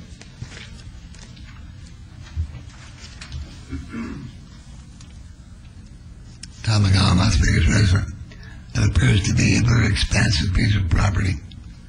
One didn't guess what the total square footage is or acreage. And what's the reason for the apparent overwhelming demand for multiple variances? What's the compelling reason for that? The immense shortage, no shortage of space. Nobody's impinging on that area. So what is the reason? Sir, there are no variances. Right, okay. No, let's see now. I think you had something about request for special use permit. 6-foot wide landscape buffer where 8 is required. What is that called? It's a waiver. Oh, a waiver. Okay. Let's, I'll withdraw the word variance and insert the word waiver where it's appropriate. So what's the reason for that? I believe the applicant can best speak to that. Thank you. The reason that we're requesting the special use permits are No, he's inquiring about the waiver. The waiver is we have this. We are complying with the pedestrian trail, and therefore we're requesting the reduction because of the pedestrian trail. It is against an existing residential development, and also we're requesting it along our frontage of El Capitan Way due to the fact that there is also street land. Would it be a stretch to say that, in the closest understanding, the applicant is apparently attempting to maximize every last millimeter of the property? Is that right? That's the American way. Is it the American way? I see. Apparently you're on the American side, is that it? Okay. Go ahead and approve it. Thanks. Thank you. All right. Anybody else like to be heard? Ms. Lasvich? Good afternoon, Jennifer Lazovich here on behalf of the adjacent property owner to this development. The property owner owns APN 125-17601-015. Thanks, Lizelle, which Lizelle is pointing out right there. We're before you today to ask for an additional condition to be placed on item number 165, which would allow us to work with the applicant to gain access to our property. Our property is bounded on one side by US 95 and on the other side by Durango. Currently it has an easement on it that NDOT owns or controls, but we are working with NDOT to have that easement removed. And just for the record, I'd like to hand this to your city clerk. All right. Which just evidences that we are working with NDOT to have that removed. And if, in fact, that easement is removed, we would like to go ahead and develop the property, which would mean we'd need access because we can't get it from US 95 or Durango. So we'd ask for a condition to be added onto item number 165, which states, the property owner will provide cross-access vehicular and utility access easements to parcel 125-17601-015. This easement shall not be construed to allow any access to US 95. Do you have a problem with that? We are working with KKBR on this. We have no objection to the condition as read. We would like to just put into the record as part of this negotiation that the property owner Olympic Group has agreed to give us permission to grade on their property and also work with us on the drainage that goes through their property and into ours. Do you agree? Is that accurate? Yes, we have to both work together to handle our drainage equally. And just I guess for one point of clarification, we're talking about some access in the general area of where their truck turnaround is. just to give everybody an idea of, and we'd worked with the applicant on that general location. Has Councilman Ross been briefed on this? Yes, he has. Okay, fine. Very good. Okay. Just one question, Jennifer. If the word perpetual needs to be added to that before her easement, perpetual, would it be a perpetual easement, or would it be a just an easement for a certain amount of years? I actually didn't think it would, well, maybe I turned to Bart on that. I actually didn't think it would be either, because it's a cross-access agreement between the two parties, not with NDOT or anything like that, just between two private parties. You may want to just put perpetual in there, just so that we know that it's going to be forever. Okay. All right. If that's agreeable with everybody, then the councilman knows what he's going to be moving on. Then. Very good. All right. Anybody else want to be heard? We'll close the public hearing now. I just love it when people work together, Your Honor. I will follow Planning Commission and staff's recommendation for approval of agenda item 162. All right, please vote. If I may on this one? Yes. I'd like to add, this is the SUP for the Building and Landscape Material Lumberyard, that the hours of operation are limited to 6 a.m. to 10 p.m. and delivery hours are limited to 6 a.m. to 10 p.m. Monday through Saturday, and also delete condition number 1. Is that agreeable, sir? Yes, it is. Very good. Let's vote, please. Is that where I was supposed to put that? The use, yes. Okay. All right, that's part of the motion then. Let's vote. Post. Do you abstain, Councilman Brown? I'll support that. All right, motion carries. And on 163, Your Honor, I would also follow Planning Commission and staff's recommendation for approval, subject to all conditions. All right, please vote. Post.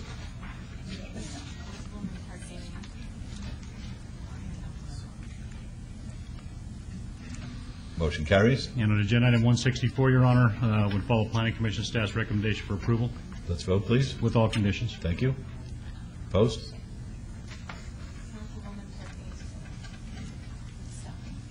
Motion carries. And I think on 165, Commissioner Dunham had some genuine concerns about progress with offsites. Have we got conditions, Mr. Anderson, prepared? Yes, we do. We need to revise condition number 27 of item 165. This was entered at the Planning Commission, but unfortunately, inadvertently, it was left out of your staff report, so I'd like to read it in again. But again, this was part of the Planning Commission's approval. 27 should be revised to read as follows. Construct all incomplete half-street improvements on El Capitan Way and Durango Drive adjacent to this site. Off-site improvements consisting of asphalt, curb, gutter, and striping shall be completed within 150 calendar days of building permit issuance. Installation of sidewalk and streetlights shall be completed prior to occupancy of this site. You agree to those conditions? We do. I do have one question that actually goes back to the hours that Margot read in, Ms. Wheeler read in.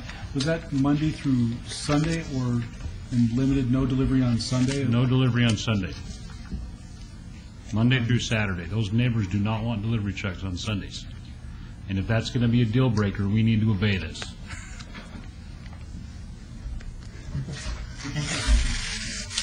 Do I need to, the Jack Mandel with Lowe's out of Carlsbad, our Western Real Estate office. Yeah, I don't recall, Councilman Ross, that's what we talked about. Is that what we discussed, was Monday through Saturday? Actually, that came from the neighborhood. Okay, well. We didn't discuss that. I hate to obey this. I don't know if, that's very unusual. We don't get very many deliveries on Sunday, but I know. This is what's important to me, is that you're a good neighborhood partner out there. 'Cause Absolutely. folks like going to your store. I like going to your store. Okay. You've got a great site plan and a lot of wonderful things right there on that corner. And, you know, those neighbors are the ones that are going to be most impacted by this. So that's where that came from. No, and I understand that, and obviously, if we're not a good neighbor, we're not going to do good business. Our business won't thrive, and our business does thrive because we do have that image, and we work hard to maintain that image. The problem I have is that the weekends are busy for us. That's our busy time. Occasionally, they're going to need to bring a truck in, maybe to bring extra plant material to the garden center. That may have to be a Sunday once in a while. The bulk of our deliveries are Monday through Friday. However, there is an occasional truck that might come in on the weekend. And if we restrict them and then we get code violations because of that, then, we're not being good corporate citizens, and that's our concern here. Well, perhaps you can agree to the condition and do the very best job you can to make sure those deliveries don't occur on Sundays. See, but the problem is once I clear the site for an escrow closing, I don't have any control over what goes on in the day-to-day activity. I'm just trying to tell you what I know our activities are like in these stores. Okay. We're going to have to recall agenda item 163 then, because that's where the hours of operation were. May I make a suggestion that you do let us go Monday through Sunday, and that if we get any kind of... No. Why I'm not going to not? buy that. Because I represent that neighborhood. I understand. That's why I'm saying no. So if you want me to recall that item and obey this, I certainly will. I will give you that opportunity.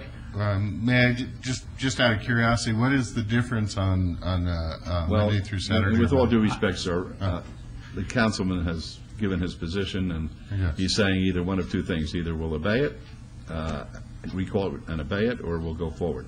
But that's what he wants, and his mind is not going to be changed, obviously. Certainly.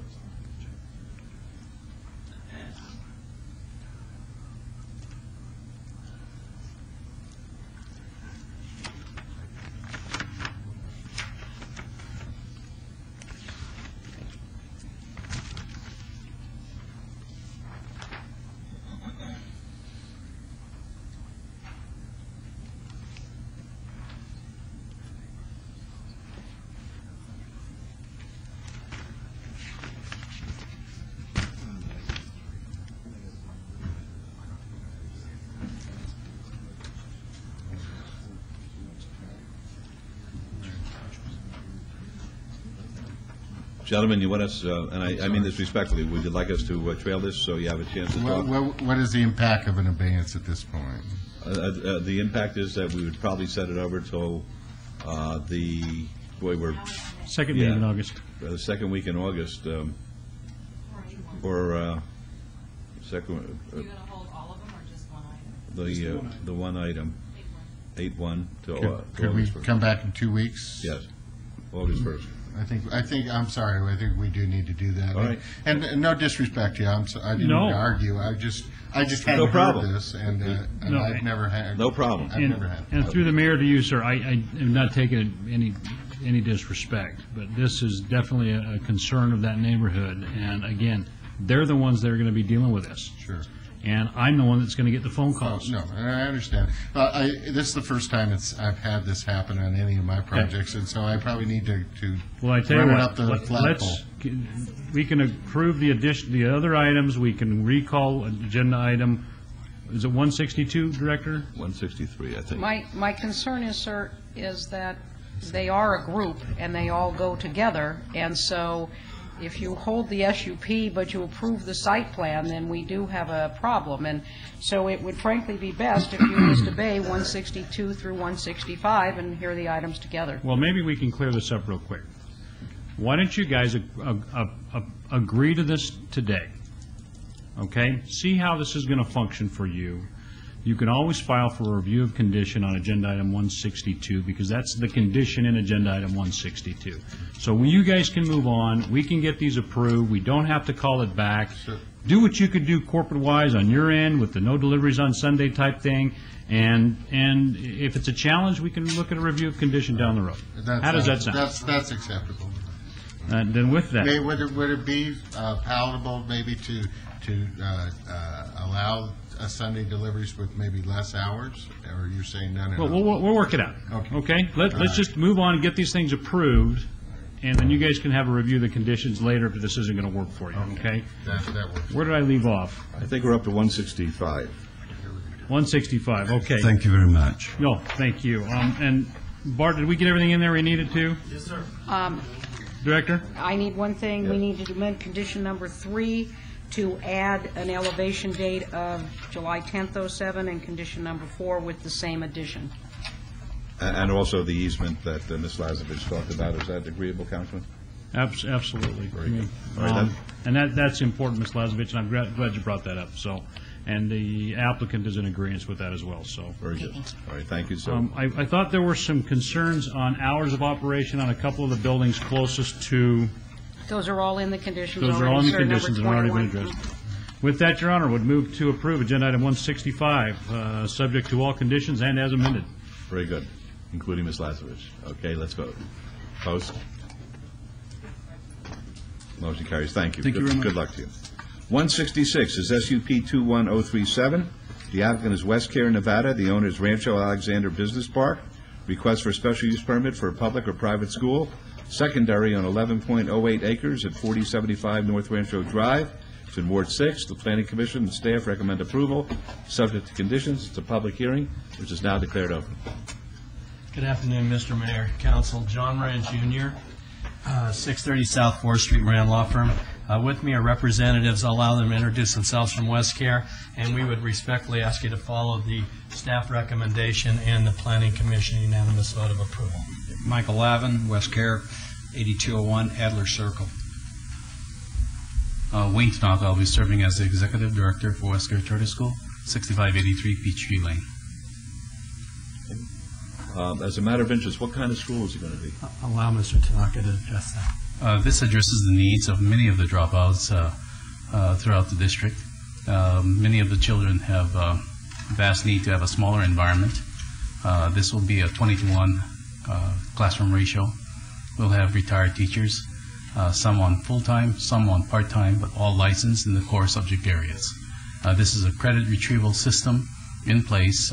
There'll be a separation between the males and the females, and there'll be intensive counseling going on at all times. Will this be a public or private institution? It'll be a public charter school, sponsored by the Clark County School District. Okay, very interesting. All right. Any other questions? All right, folks, a public hearing?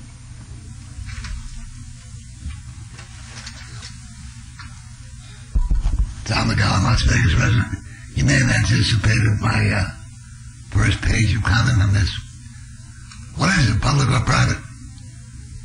It doesn't say public and or private, which is it? It's public and it's a chartered school. That's a question. A public-private school? No, a public chartered school. I see. And what has the word private fit in there? It does not.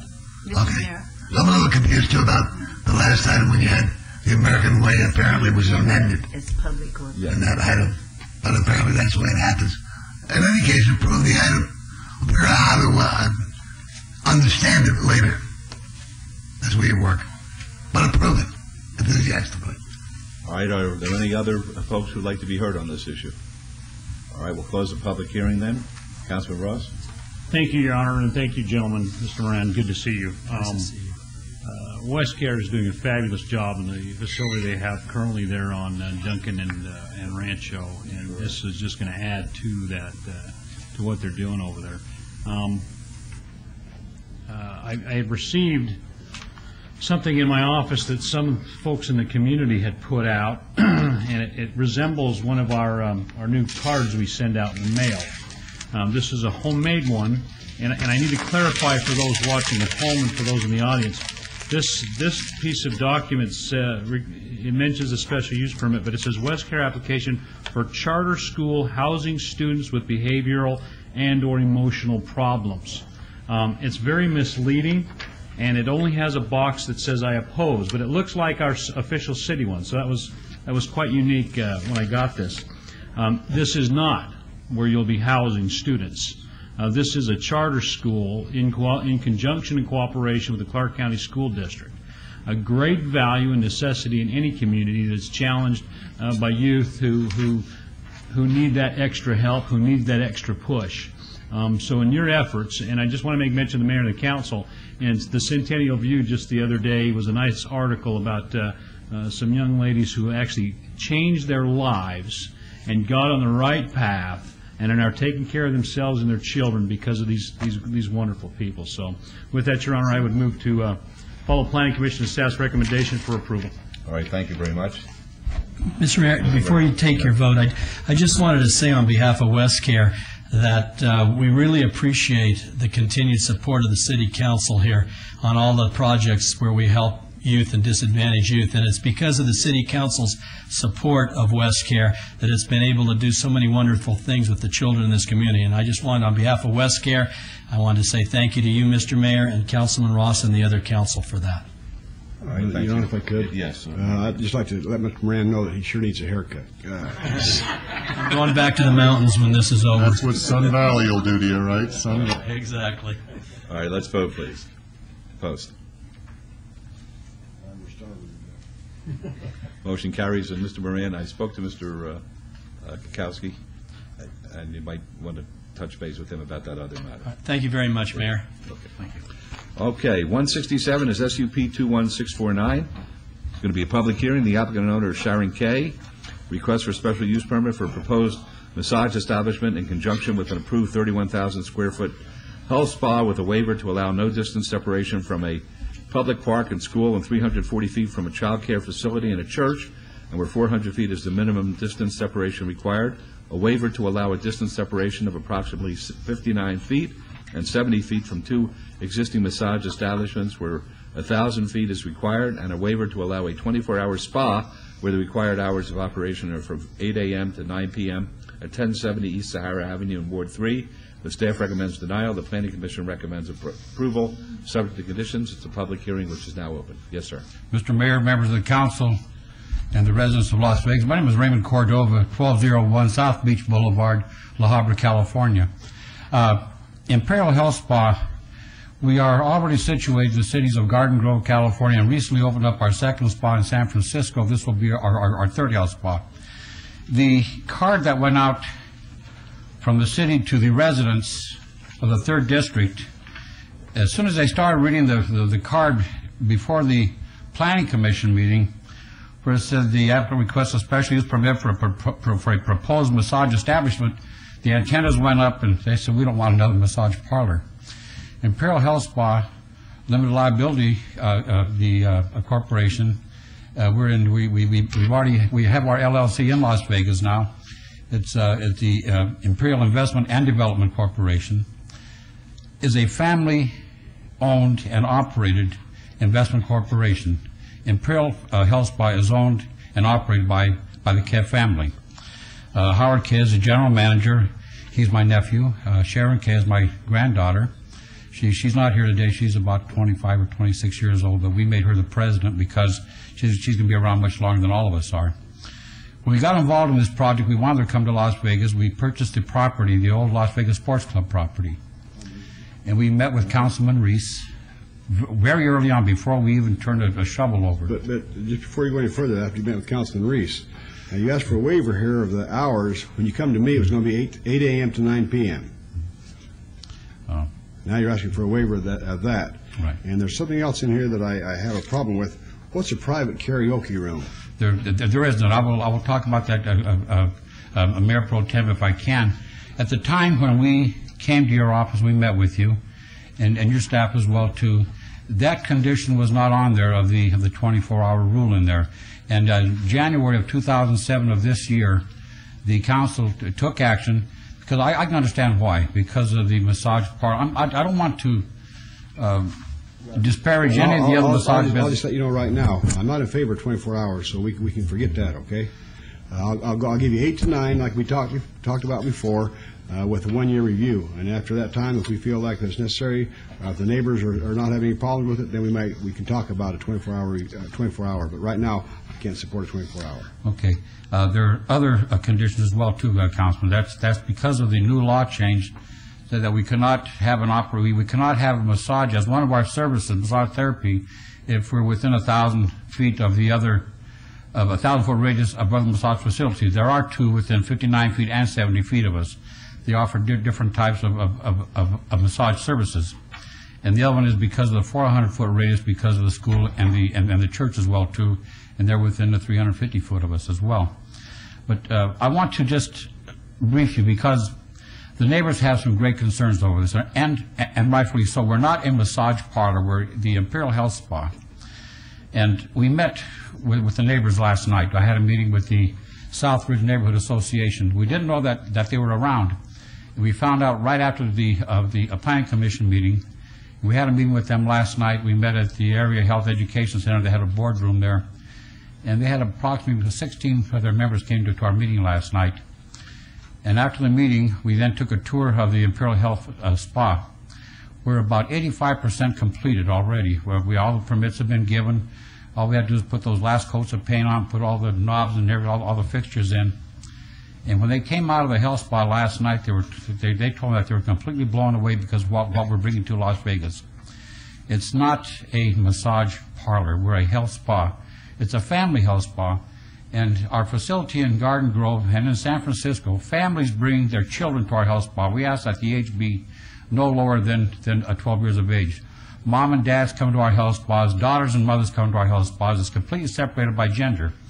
And some of the services we offer for those council members who don't know, we have in there separate spas for men and women. And we offer skin care, beauty salon, tanning salon, heated mugwork rooms, saunas, salt and steam saunas and dry saunas, sitting showers and standing shower, whirlpools. In the women's whirlpool, we have 3 different types of whirlpools. That's a cold, hot, and a salt whirlpool. In the men, it's only hot and cold in there. We have cold and heated quiet rooms, heated jade rooms, gym, aerobic fitness, juice bars, quiet internet access room, and lounge area and restaurants. And Councilman Mayor Pro Tem Reese, when you asked a question about this karaoke thing in there, early on at the onset of the project, that was going to be one of the issues because it was going to be the Asian type spa where the karaoke is very big in Asia. And we thought we would do that over here. We don't have it in the other health spas we have. And later on, as we developed the project, we figured it's just not going to work over here. We're not going to do that. Those are the heated quiet rooms in there, sir. What is a karaoke room, though? To me, a karaoke is when people go to a bar and sing. Right, right. Well, if you go to if you've ever traveled to Asia, in the Asian community, they're very big on karaoke. And in some of the spas, they do have karaoke rooms in there, and there's no alcohol, beverage, or anything else like that. And we were trying to bring that type of ambiance here, but it's just not going to fly with the Western culture over here because a lot of our clientele come from the Western culture. We have a strong Asian population as well, too. And the reason why we were asking for the 24-hour operation was because Las Vegas is an international city. And it's a city that practically never closes down. We want to offer all of our amenities to all of our customers through that period of time. But, Councilman, we are willing to work with you and your office. And by the way, we have kept your office in close contact with our operation. I want to commend your staff representative, Susie Martinez, who has been in constant contact with us. And I had even sent her an email as recent as 3 weeks or 4 weeks ago asking that we have another private meeting with you to give you an update. And she emailed me back and said that wasn't necessary. And she sent me an apology email several days ago saying she was called out to Honduras or something like that. But I also want to thank She's taking karaoke lessons in Honduras. Well, I can't even sing. But I also want to thank the Las Vegas Planning Department as well. They've been excellent to work with all the way through. They put some tremendous restrictions on us. I understand why we've abided by all of them. And I also want to point out that Imperial Health Spa, we do not impose upon the county to take care of our employees. We do not pay minimum wage. We do not pay a livable wage. We pay a living wage. It's wrong for any corporate employer to force their employees to become wards of the county to make that their primary health care giver. Our employees are well treated and they stay with us a very long time. I wouldn't have it any other way. My background is organized labor. I'm still the chairman of the South County Labor AFL-CIO. And in my background, I could not ever have my family associated with someone paying less than a livable wage. With that, Mr. Mayor, thank you so much, and thank you, Council Pro Tem. All right. Any questions of the gentleman? All right, folks, a public hearing. Would anyone like to be heard? Yes.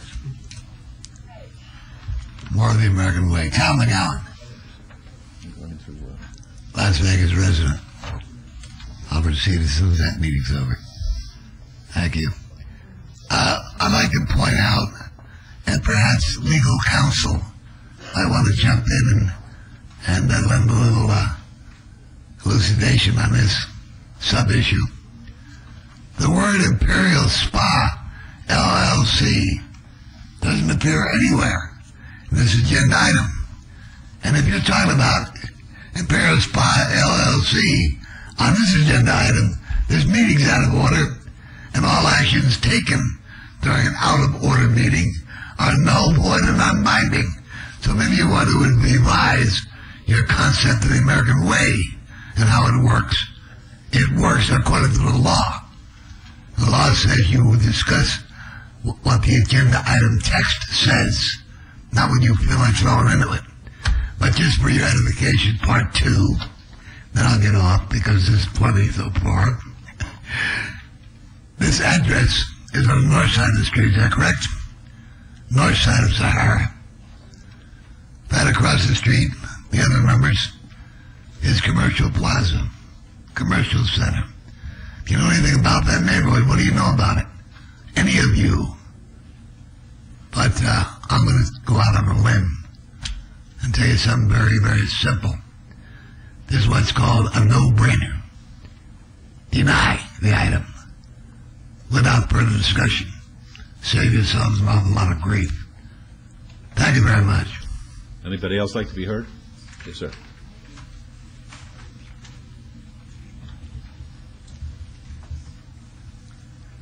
My name is Ron Schock, and I live at 920 Bonita, which is in the neighborhood this is in.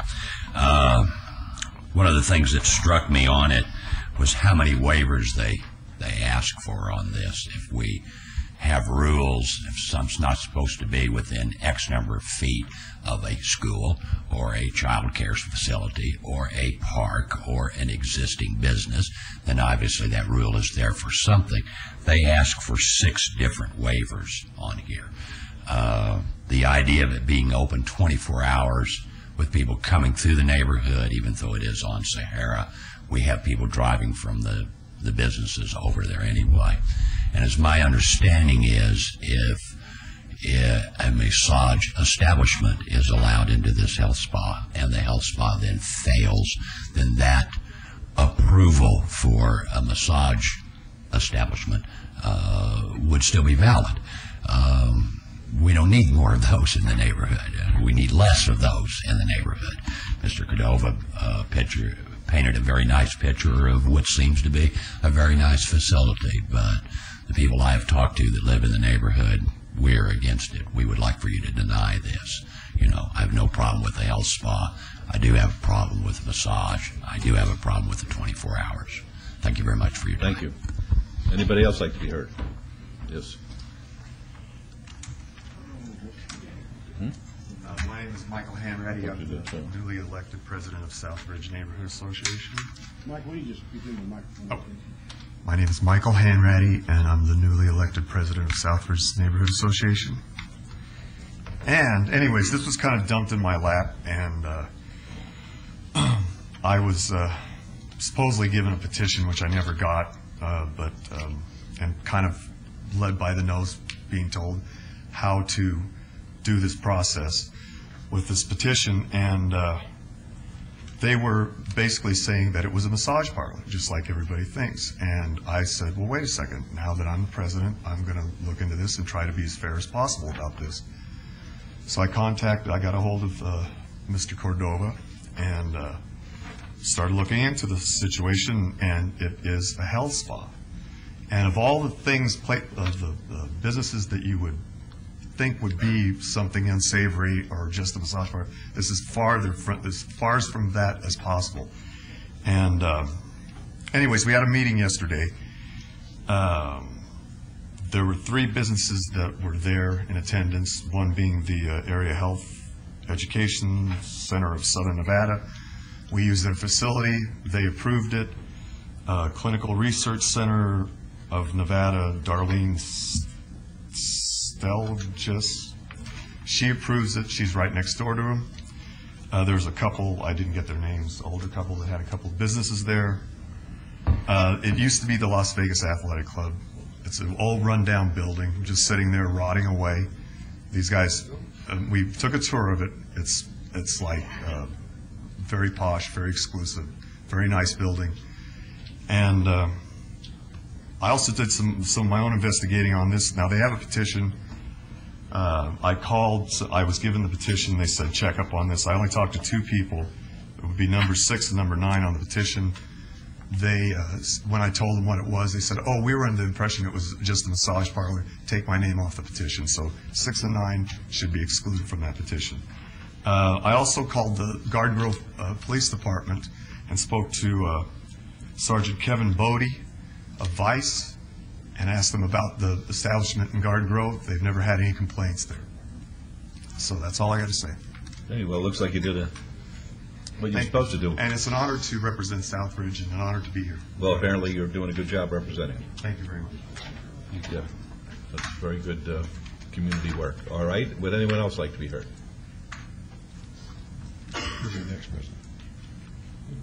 Hi, Gregory Brown, 606 Bonita Avenue.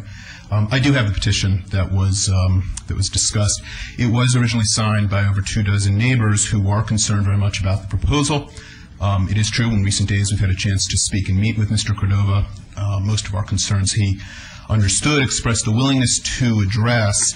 The abiding concern, the original and the abiding concern, has been to avoid creating the perception of some sort of red light district along the northern side of Sahara, because that's effectively what's happened on the stretch of Paradise north of Sahara. And along Sahara from Maryland to 6th, there's already, in addition to the 2 massage facilities that are identified in the application, 3 other facilities that have noticeable signs advertising massage. This includes a newly opened facility on the south side, on the county side, with a sign advertising 24-hour services. And around the corner on Paradise, there's a series of massage facilities with signs that advertise massage and even depict masseuses. So our concern is simple, that the commercial thoroughfares of our neighborhood not become known, even by perception, for being specifically districts where there's 24-hour massage facilities. And our understanding is that the distance requirements from other massage facilities and the operating hours from which they're seeking the waivers are in place precisely to prevent some kind of district like that from developing in any neighborhood in the city. Mr. Cordova understands these concerns and he shares these concerns. So after our conversation and our tour of the facility, I also share the positive response in that the building itself, the site's been very much cleaned up, and the nearly complete building seems to be very high quality. We're very impressed with that and admire that. In my conversation with Mr. Cordova, I suggested to him 3 things that might help alleviate some of the concerns, and I'd like to propose those. We've discussed a little bit already. First of all, that he agree to post no external signage advertising massage to diminish this visual impact. I believe that if the City Council proposes that, he would accept that as a condition. We also ask that he agree to a public review, a review with public input, and I believe that if the City Council were to ask him, he would accept that condition. The third item that we discussed with him, and that I'd like to ask the City Council if they can propose, is some way to not grant a waiver for that would effectively entitle a 24-hour massage facility with 10 massage rooms or actually an unlimited number of rooms. In other words, there's got to be some way to limit that. I'm by no means suggesting that I believe his business will be in any way untoward, but given the close proximity to other highly visible massage facilities on and near Sahara, including at the commercial center, I would ask the City Council to try and impose conditions that would safeguard against the appearance of a corridor of 24-hour massage facilities on a second boundary of our neighborhood. Thanks. All right, thank you. Would anyone else like to be heard? Are you going to give the clerk a copy of the petition? Well, I feel I should just because people have signed it. Please. Make that part of the record, please. Good afternoon, Your Honor, Counsel. My name is Ted Russell, resident of Las Vegas. This is not my neighborhood. I don't think the 24-hour will happen, but I have substantial familiarity with Garden Grove, California. I used to go there repeatedly for meetings of the Crystal Cathedral and worship there. On the basis of the gentleman that was the president of the Homeowners Association, especially the reference and investigation with Garden Grove Police, all the above, I am in favor of this project. Thank you very much. Thank you. Would anyone else like to be heard? Yes, Ben. Good afternoon, Mayor, members of the City Council. My name is Pam Kowalski, and I live at 1050 Bonita Avenue.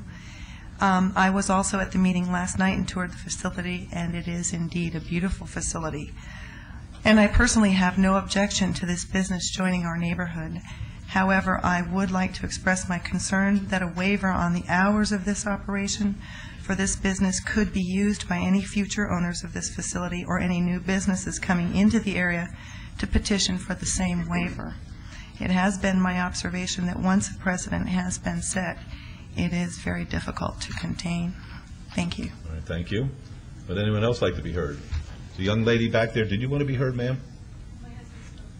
Okay, we'd be more than happy to hear from you, though, if you'd like to speak. But been sitting here a long time. If I could, I'd like Mr. Brown to come back up too, please.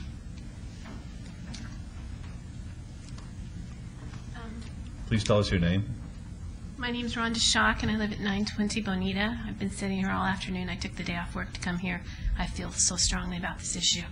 I've heard from people whose opinion I trust that this is a lovely facility, and I'm thrilled to have it come into the neighborhood.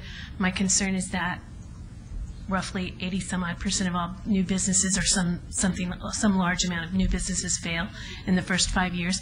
And in the event that this business were to fail, or something were to happen, the variance is granted, and there you have it. We love our home, we love our neighborhood, we're dug in, we're going to live there till we die, and we would like very much for people who are in a position to make decisions like this to really take that to heart when you're deciding how you'd like to act on this. Thank you very much for coming, ma'am. Thank you. Ma'am, let me just answer your question, please. This is true. This business could go out of business in 4 or 5 years. But any other business that comes in, even if they want to use this facility, they still have to come back before the city council to get approval. So no matter what it is, you're still going to have the ability to put input in there.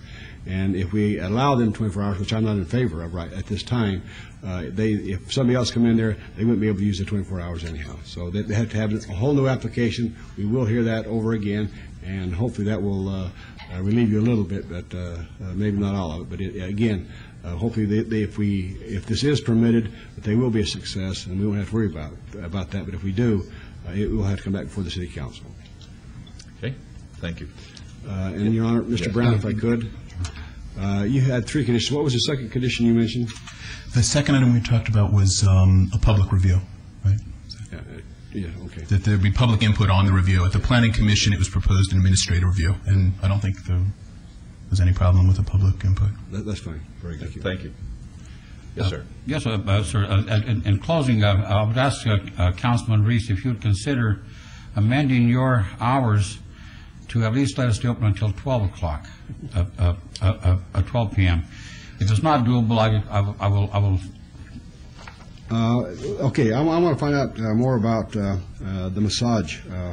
When we talked about it, it was a health spa. I see in here that you have acupressure. Yes.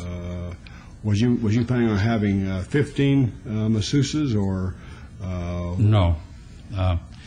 In our current facility, we have 10 rooms in Garden Grove, an 18,000 square foot facility, and we employ, I think we have about 5 therapists in there. And we have the same number of rooms here in Las Vegas, 10 rooms total, in a 31,000 square foot facility. I anticipate we'd probably have about the same number of therapists as we have in Garden Grove 5 total. Well, but again, when we talked about it before, when you first came into me, there was no talk about a massage. It was a health spa. And you talked about acupuncture, and I agreed with that. So now I'm a little bit taken back about with this massage also. My recollections are somewhat different than that, because a health spa is totally inclusive of acupressure and massage therapy. I don't recall that part of the meeting of Mayor Pro Tem, but if you're probably correct on that. But we have this on our business plan along from day one, with the exception of that crazy karaoke thing. Well, okay. I guess I agree with the neighbors to a certain extent. I can kind of go along with having a masseuse at a health spa. I can understand that. That should be there. But again, though, I don't. It's not important to me how many rooms you have. We're going to fill up all the rooms. Would you be agreeable to have no more than 2 masseuses in the establishment for the first year? I would agree to that, Mayor Pro Tem, if we find that it's such a detriment to our business operation, because in the first year of business, it's very critical to us. We'll have a 6-month review instead of a year then. Okay, thank you very much. I appreciate it. Okay. Are there any questions or comments? No, my comment is I assume that you're not going to put up a sign outside. Well, that's going to be one of my conditions. Well, I was not going to just say massages, which is a given. There won't be that you're not advertising massages, but please don't have some lady with long black hair and a It would gardenia in her detract, it would head. detract from the ambiance of the building. It's only going to say Imperial Spa, and that's all the building's going to say. And I promise you, in the back of the building, we will plant some cork trees back there for you, too. Now you're talking. I'm in favor of this project. Excellent. Mayor Pro Tem and Mayor Goodman, may I? Just a couple of questions.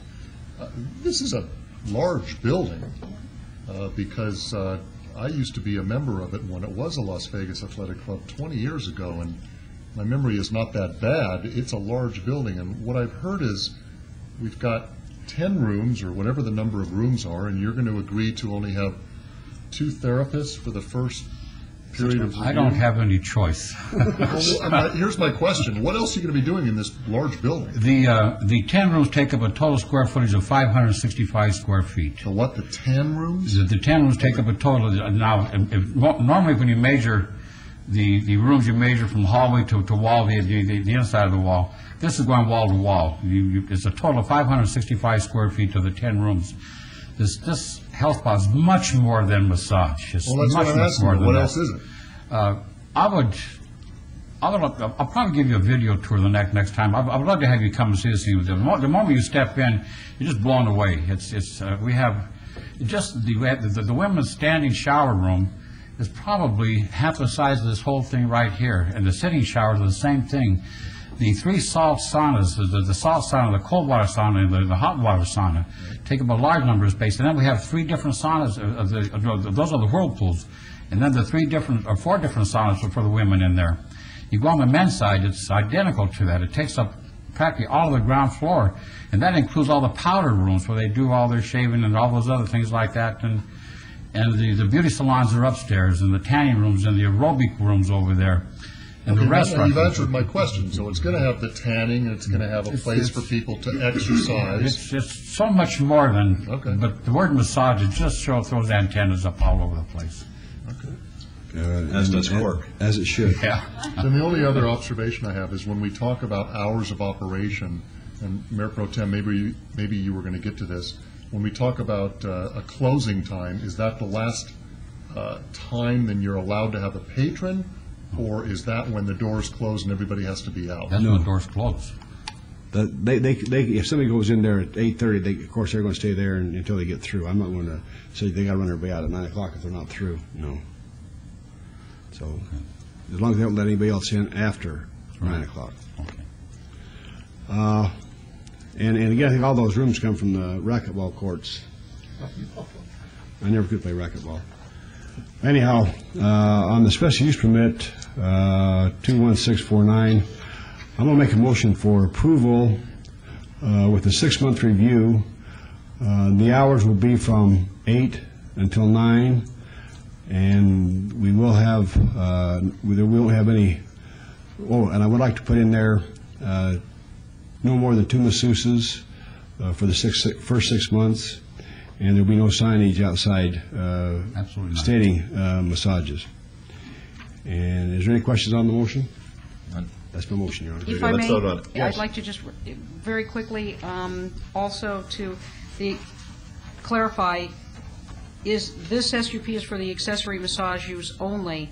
Is your condition that the entire facility shall be limited to the hours of 8 a.m. to 9 p.m.? Yes. Okay, then that we will say that the entire facility, and thank you. With a 6-month review. All right, let's vote, please. Opposed?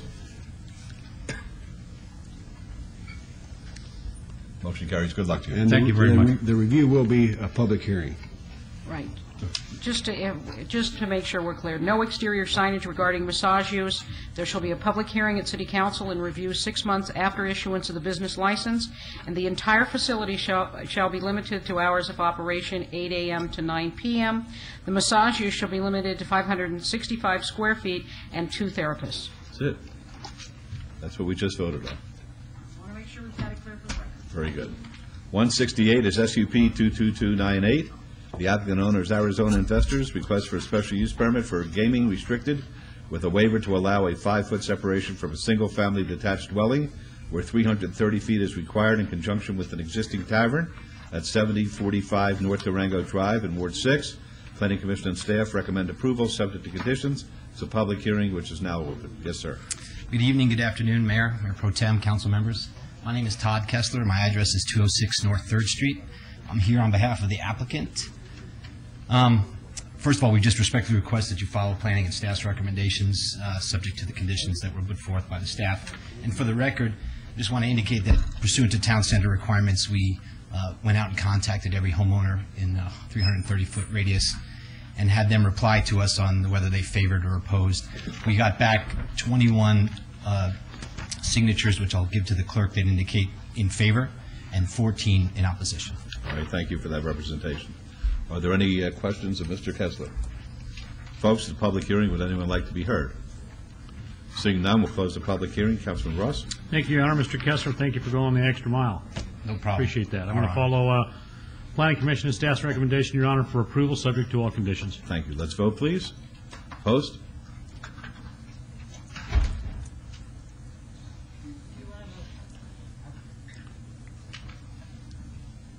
I'll take this opportunity to congratulate Councilman Barlow. And this is my first opportunity to be here before him, and I can't express how thankful we are to have him in Ward 5. That's very nice. Thank you. Thank you. All right, motion carries. Thank you, and good luck. Thank you. 169 is ARC 22117.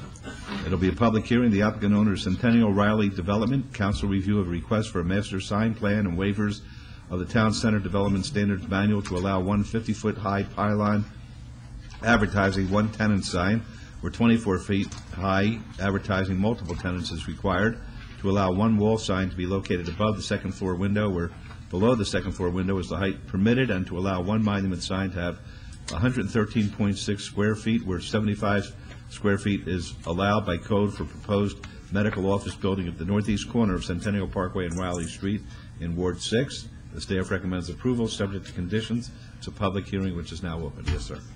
Mike Pendleton representing the applicant, 2800 East Desert Inn, Las Vegas, Nevada. All right, we are asking for approval based on the recommendations of staff. All right. Any questions of Mr. Pendleton? Folks, public hearing. Would anyone like to be heard? Seeing none, we'll close the public hearing then. Councilman Ross. Thank you, Your Honor. I believe I appealed this to this point, and I wish you'd have contacted my office because I'm going to make some changes to your sign plan. Okay. Okay? Most of the signs I'm all right with. The 50-foot pylon sign isn't going to work right there. The conditions that we agreed to with the Centennial Planning Commission was 40 feet. 40 feet's not going to work there Okay. either. We have standards set out there, and I want you to follow those standards. I'll go ahead and let you do the other signs, but I need you to have that pylon sign 24 feet high. And the challenge that we have, we don't need the sign there if it's not going to be visible from the 215. The reason we propose that is at the higher height is because of the elevation. Yeah, I recognize that, but there's no on-ramps or off-ramps even near your facility other than Durango or going all the way down to, well, also Blanco now, but that's going to change. Right. So I'm not going to buy that. There are no other signs that I've allowed out there that to be so tall. There's a couple of them that are there. One's there now. The car dealers several months ago asked for a large sign, significantly large sign because of the height of the freeway. You've got a great facility right there, and I want you guys to be successful right there, and I think you're going to do that without a 50 or 40-foot pylon sign. So you want to hold this? You want to talk to? I mean, are you the guy, or are you representing them? Well, it's a group of physicians, and I'm their administrator and in-house counsel. Are you okay with that, or what do you want to do? You want to hold this so we can talk about it, or if maybe we could obey that portion of it and discuss it in private, that'd be great. Okay. Then with that, Your Honor, I would move to obey agenda item 169 to the August 18th, 15th. Let's do it on the 18th. August 15th meeting, and then that will give us time to chat. Thank you. I'll call your office. Thank you. Thank you. Very good. Let's vote on that, please. Let's vote. Post. Motion carries. Thank you. Before we go on to the next item, I'd like to ask if there are any homeless folks in the audience who will be asking us for any assistance today. Are there any homeless folks here who would like our assistance today? Because we have our staff present, and we're in a position where we can help those who need to be helped. All right. Ms. Barnes? I don't know if you can approve this I don't know. We'll listen to what you have to say today, and maybe our homeless assistant will be able to be of some aid to you. All right. We'll go on to 170, which is ARC 22160. It's going to be a public hearing. The applicant is HKS Inc. Oh, man. So I can't believe that we're done so early. We're not done, of course. We have 172.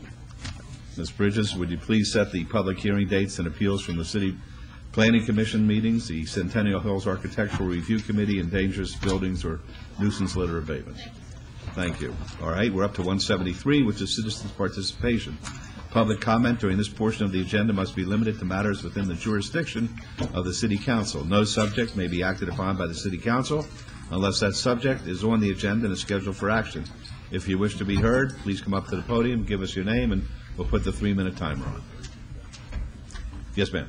Dorothy Barnes, Las Vegas resident since August of 1999. Since I've been a citizen of this city, I have been here a number of times, and I'm still experiencing a problem with Nellis Air Force Base. People being allowed, they've had open house on me out there. I don't have any secrets. My private life has been invaded to the extent that I'm ready to hide under a bush. But the thing about it, they've issued my distress signal, or code, whatever you want to refer to it, from military intelligence. It's been used, misused, and abused. They've misused and abused my authority. They've slandered me. I'm asking for a new distress signal to be reissued. I don't care how they have to do it. Call the CIA, whoever, counsel out any kind of illegal activity that'll be, I'll be blamed and held responsible for, because I did not give anyone in writing or verbal permission to use me to hurt anyone, to slander the city of Las Vegas, or hurt the mayor or any of the council members or commissioners or senators or governor. And this and all has hurt me as well as a lot of other people, for some of these people that have been allowed on this military base to misuse my authority, and I know they've done it. So in previous meetings, I've asked them to reissue my distress signal or code. Give me a clean slate. I don't care to take the blame for something that people have been allowed to do at my expense without my permission. It's got me in a homeless situation. I have children and grandchildren in another city and state, my hometown. They have been hurt by this. I've got to ask them to draw a line. It's got to stop.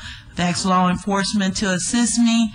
I don't mean to ask for a bulletproof vest and ammunition, but I've got to go home and face some vigilantes, some corrupt-minded people. They've traveled here and have set up something on me. They were setting it up down in my hometown, my ex-husband and that group he fools with. I understand the drug dealers have to have some livelihood. Some of them may be out of prison and can't get legal jobs.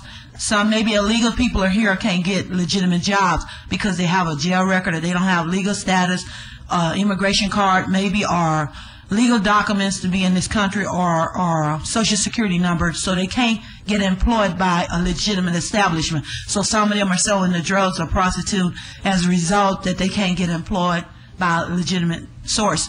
But I cannot have them to hurt me and use me to get money, and that's what they've been doing. They've been robbing me raggedy without a gun or a knife, and I've got to draw a line, and I've asked for them to reissue me a new distress signal. I want to be able to help everyone, but right now I'm waiting for them to cancel out the lies and turn my name over. They're putting way too much false information on a day-to-day basis. I was over at RTC on yesterday asking RTC to help stop people from being put on the bus to lie on me when I'm riding the public transportation.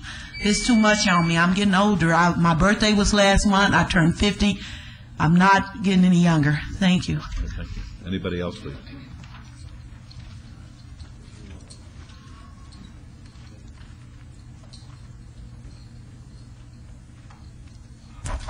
Mayor Goodman, councilman, council members, Councilman Reese, I've tried getting in touch with you and your people people there, because on 4th Street, I've brought it to your attention before. They built a new condominium there, and from when they turn on 4th Street from Charleston, like I said, they have the walkways. They don't even slow down. There's no signs there telling, to get them to slow down. I've almost been hit. My wife's almost been hit numerous times, and I've tried getting in touch with you. I've tried getting in touch with some of your people in your office and left messages. Nobody has called me back. And Councilman Tarkanian, I do appreciate your, getting back with me like you have. Have you had a chance to go out to Charleston to that Walmart and look and see what I showed you the pictures of? We have not been there yet, but we do have it on our calendar now. Okay, and like I said, I've given you Paul Martin's name and everything, and he's, he's willing to work with you. Right. And like I said, all I'm asking is, if you need me to, I'll meet you out there. I told my staff that you would be willing, and you gave me the phone number too. Right, and like I said, I do appreciate you, at least you have, gotten back in touch with me, and trying to do some things. And like I said, Councilman Reese, and I'm not blaming you, but... Would you please give your, I don't want you to give it out loud, but if you just, Steve, if you could get his telephone number for me, I'd sure appreciate it. It's just, and it's just ridiculous. Okay. Thank you. Next, please.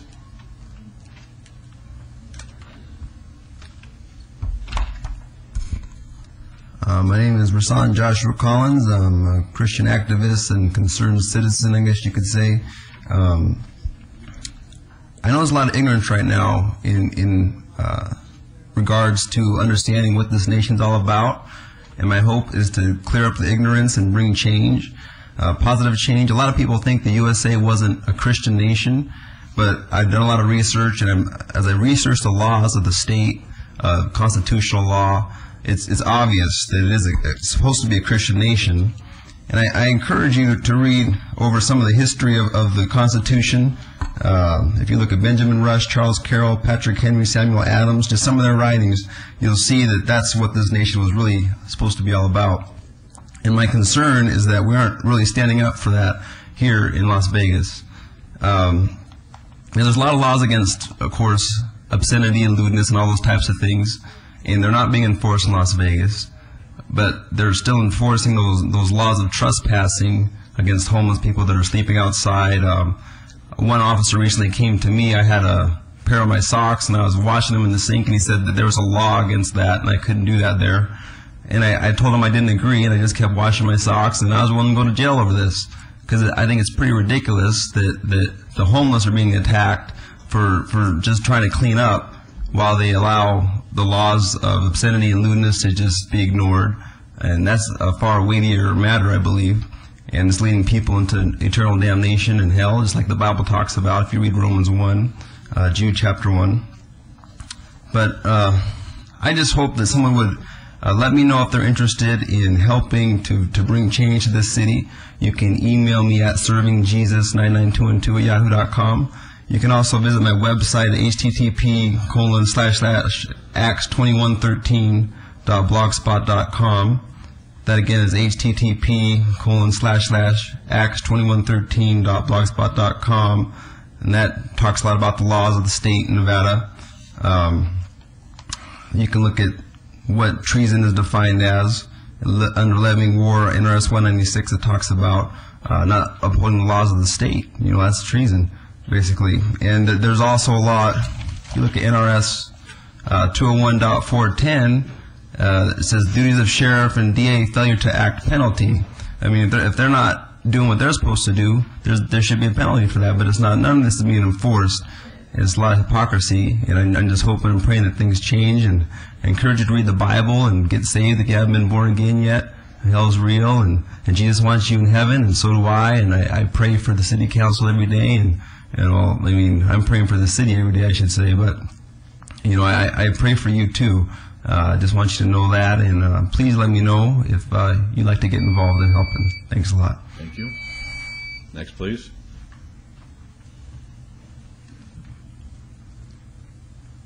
Norman Johnson, Las Vegas resident. I'd like to propose an official slogan for Las Vegas. Can I get a picture here? pull it up. Can you read that? Can anyone read this? I have a hard time reading it. I think, why don't you read it to us? What's hot in Las Vegas stays hot in Las Vegas? I got to say that's a truism. Yes. Okay. Thank you. Is there a way to propose an official slogan for Las Vegas? You got me. I'll tell you, we have a study going on that we're paying a lot of money to experts for as to what the brand Las Vegas is worth, and I'll ask Mr. Houchins. Well, I usually give this dirty work to Mr. Sanchez. I'm going to ask Mr. Houchins to take that from you if you would loan it to him so we could show it to our experts and see what that's worth. Okay? Thank you. Thank you.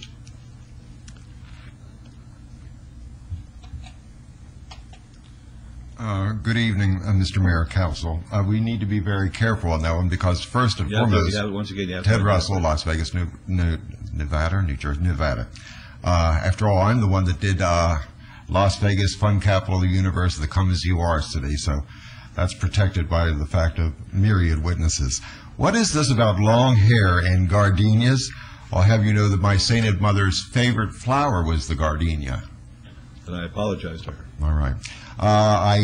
Seriously speaking, I want to give commendation to Sheriff Gillespie, Under Sheriff Rod Jett.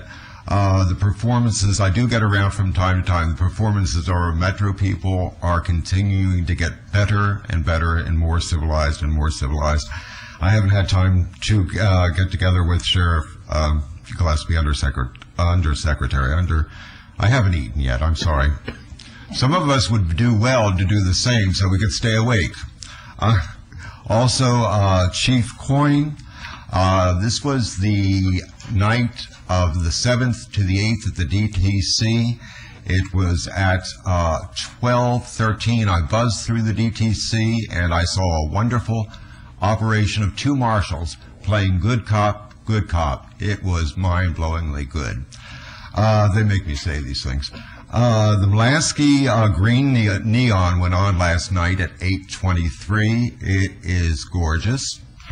I wanted to also commend the Las Vegas Club, because I am the unofficial Mr. Downtown. The Las Vegas Club's new bar is dynamite, and I invite all of you especially to go into the plaza. Their diner has been redone. That's very close to my heart because the plaza was the first place I ever stayed in Las Vegas.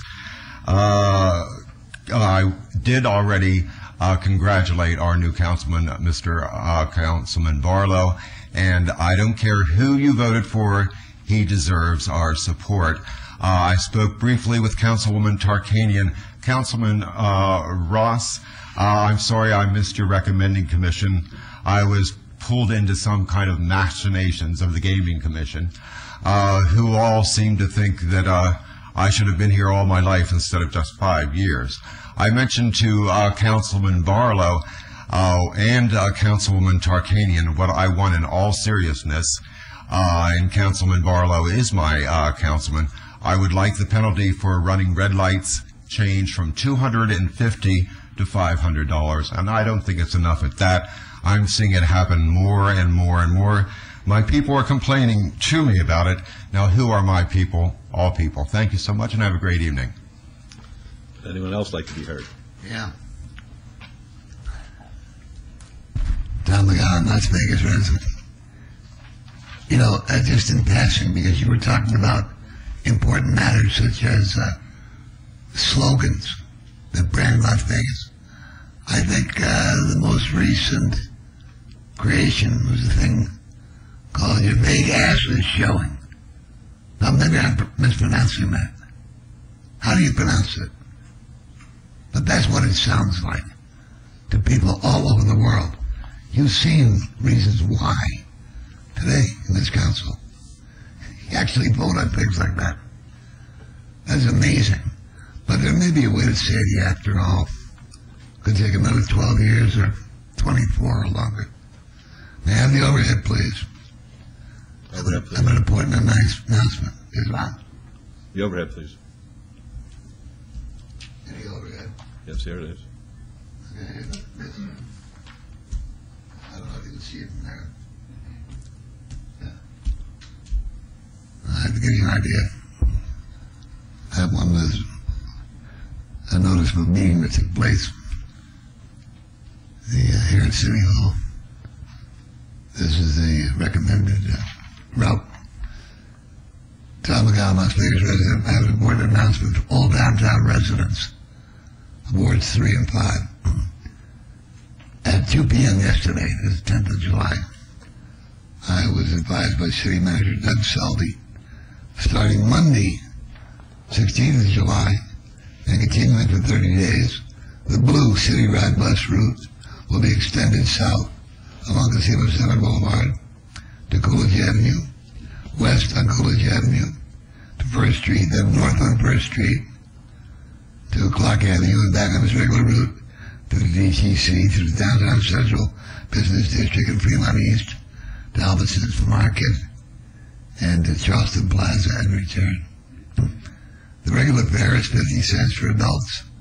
Reduced fare is 25 cents for seniors and disabled persons. City Ride South Extended Loop will serve the public mass transit needs of all residents of the Arts District, bounded by Main Street, 4th Street, Charleston Boulevard, and Clark Avenue, and will unite all residents of the greater downtown area in a spirit of genuine community. Funny thing how transportation can do that. Can bring different parts of the community together. And they interact, or intercross. God knows what happens after that. Continuation of the City Ride South Extended Loop service beyond the 30 days test and survey period, or 6 weeks, I think it was Doug said this earlier, will depend on ridership volume. Therefore, I recommend you use it for your personal needs and convenience in order to improve your quality of life and opportunity. Because if you don't use it, you can and you may lose it. But walking the streets of downtown city of Las Vegas is not a viable alternative. And the written text might fill the comments submitted in request and inclusion. This message will be repeated 10 times on the KCLV, Cable Channel 2, and on the Internet. So you're paying for this message. It's a public notice. Thank you. And all the public does notice it. I'll hand it all in to you. Anybody else like to speak to us?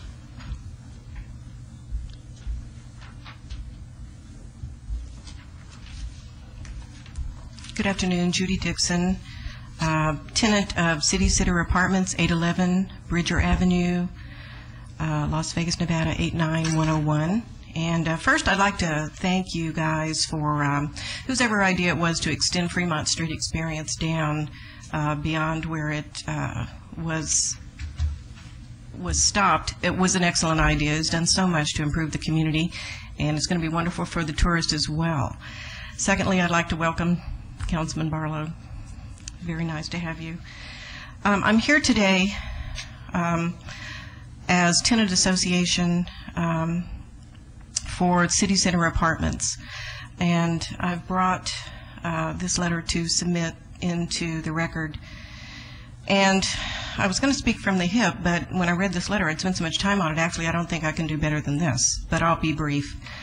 As you know, the City Center Apartments was built, and I'm not sure, in part with tax incentives or the Low-Income Housing Trust Fund grant.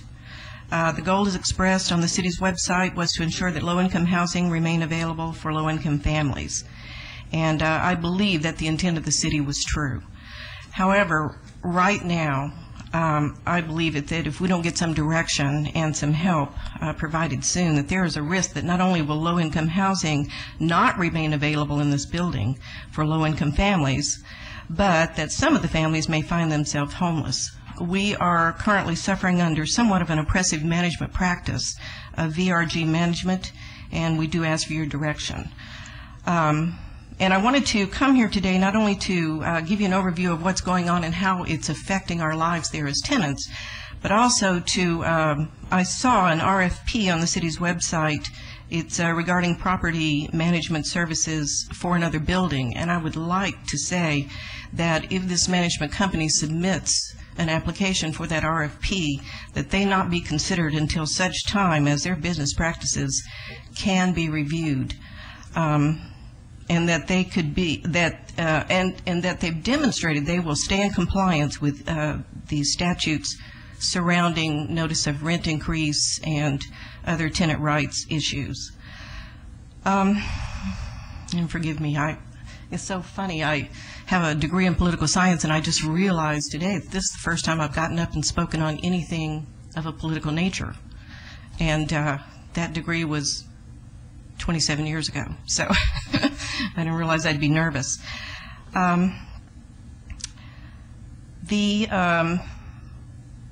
The building, it's a great project, and we do so need it here in this district. And it appears to me, from all the information I've read, that SDA is a conglomerate company. You know, I'm going to have to cut you short. Ordinarily, that would have happened 13 seconds ago. So, can you wrap it up real fast? Yes, sir, I can. The management has not issued the notices of rent increase with the 45-day required from the code. This is what I'm going to suggest to you, because we're not allowed to take action here, but we do have a very effective neighborhood services office.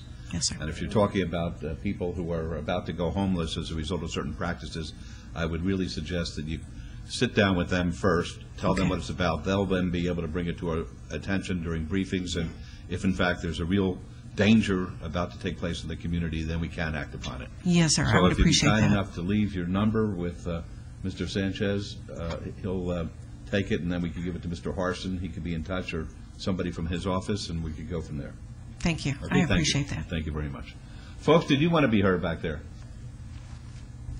You've been sitting there so quietly. Okay. Anybody? All right, meeting's adjourned.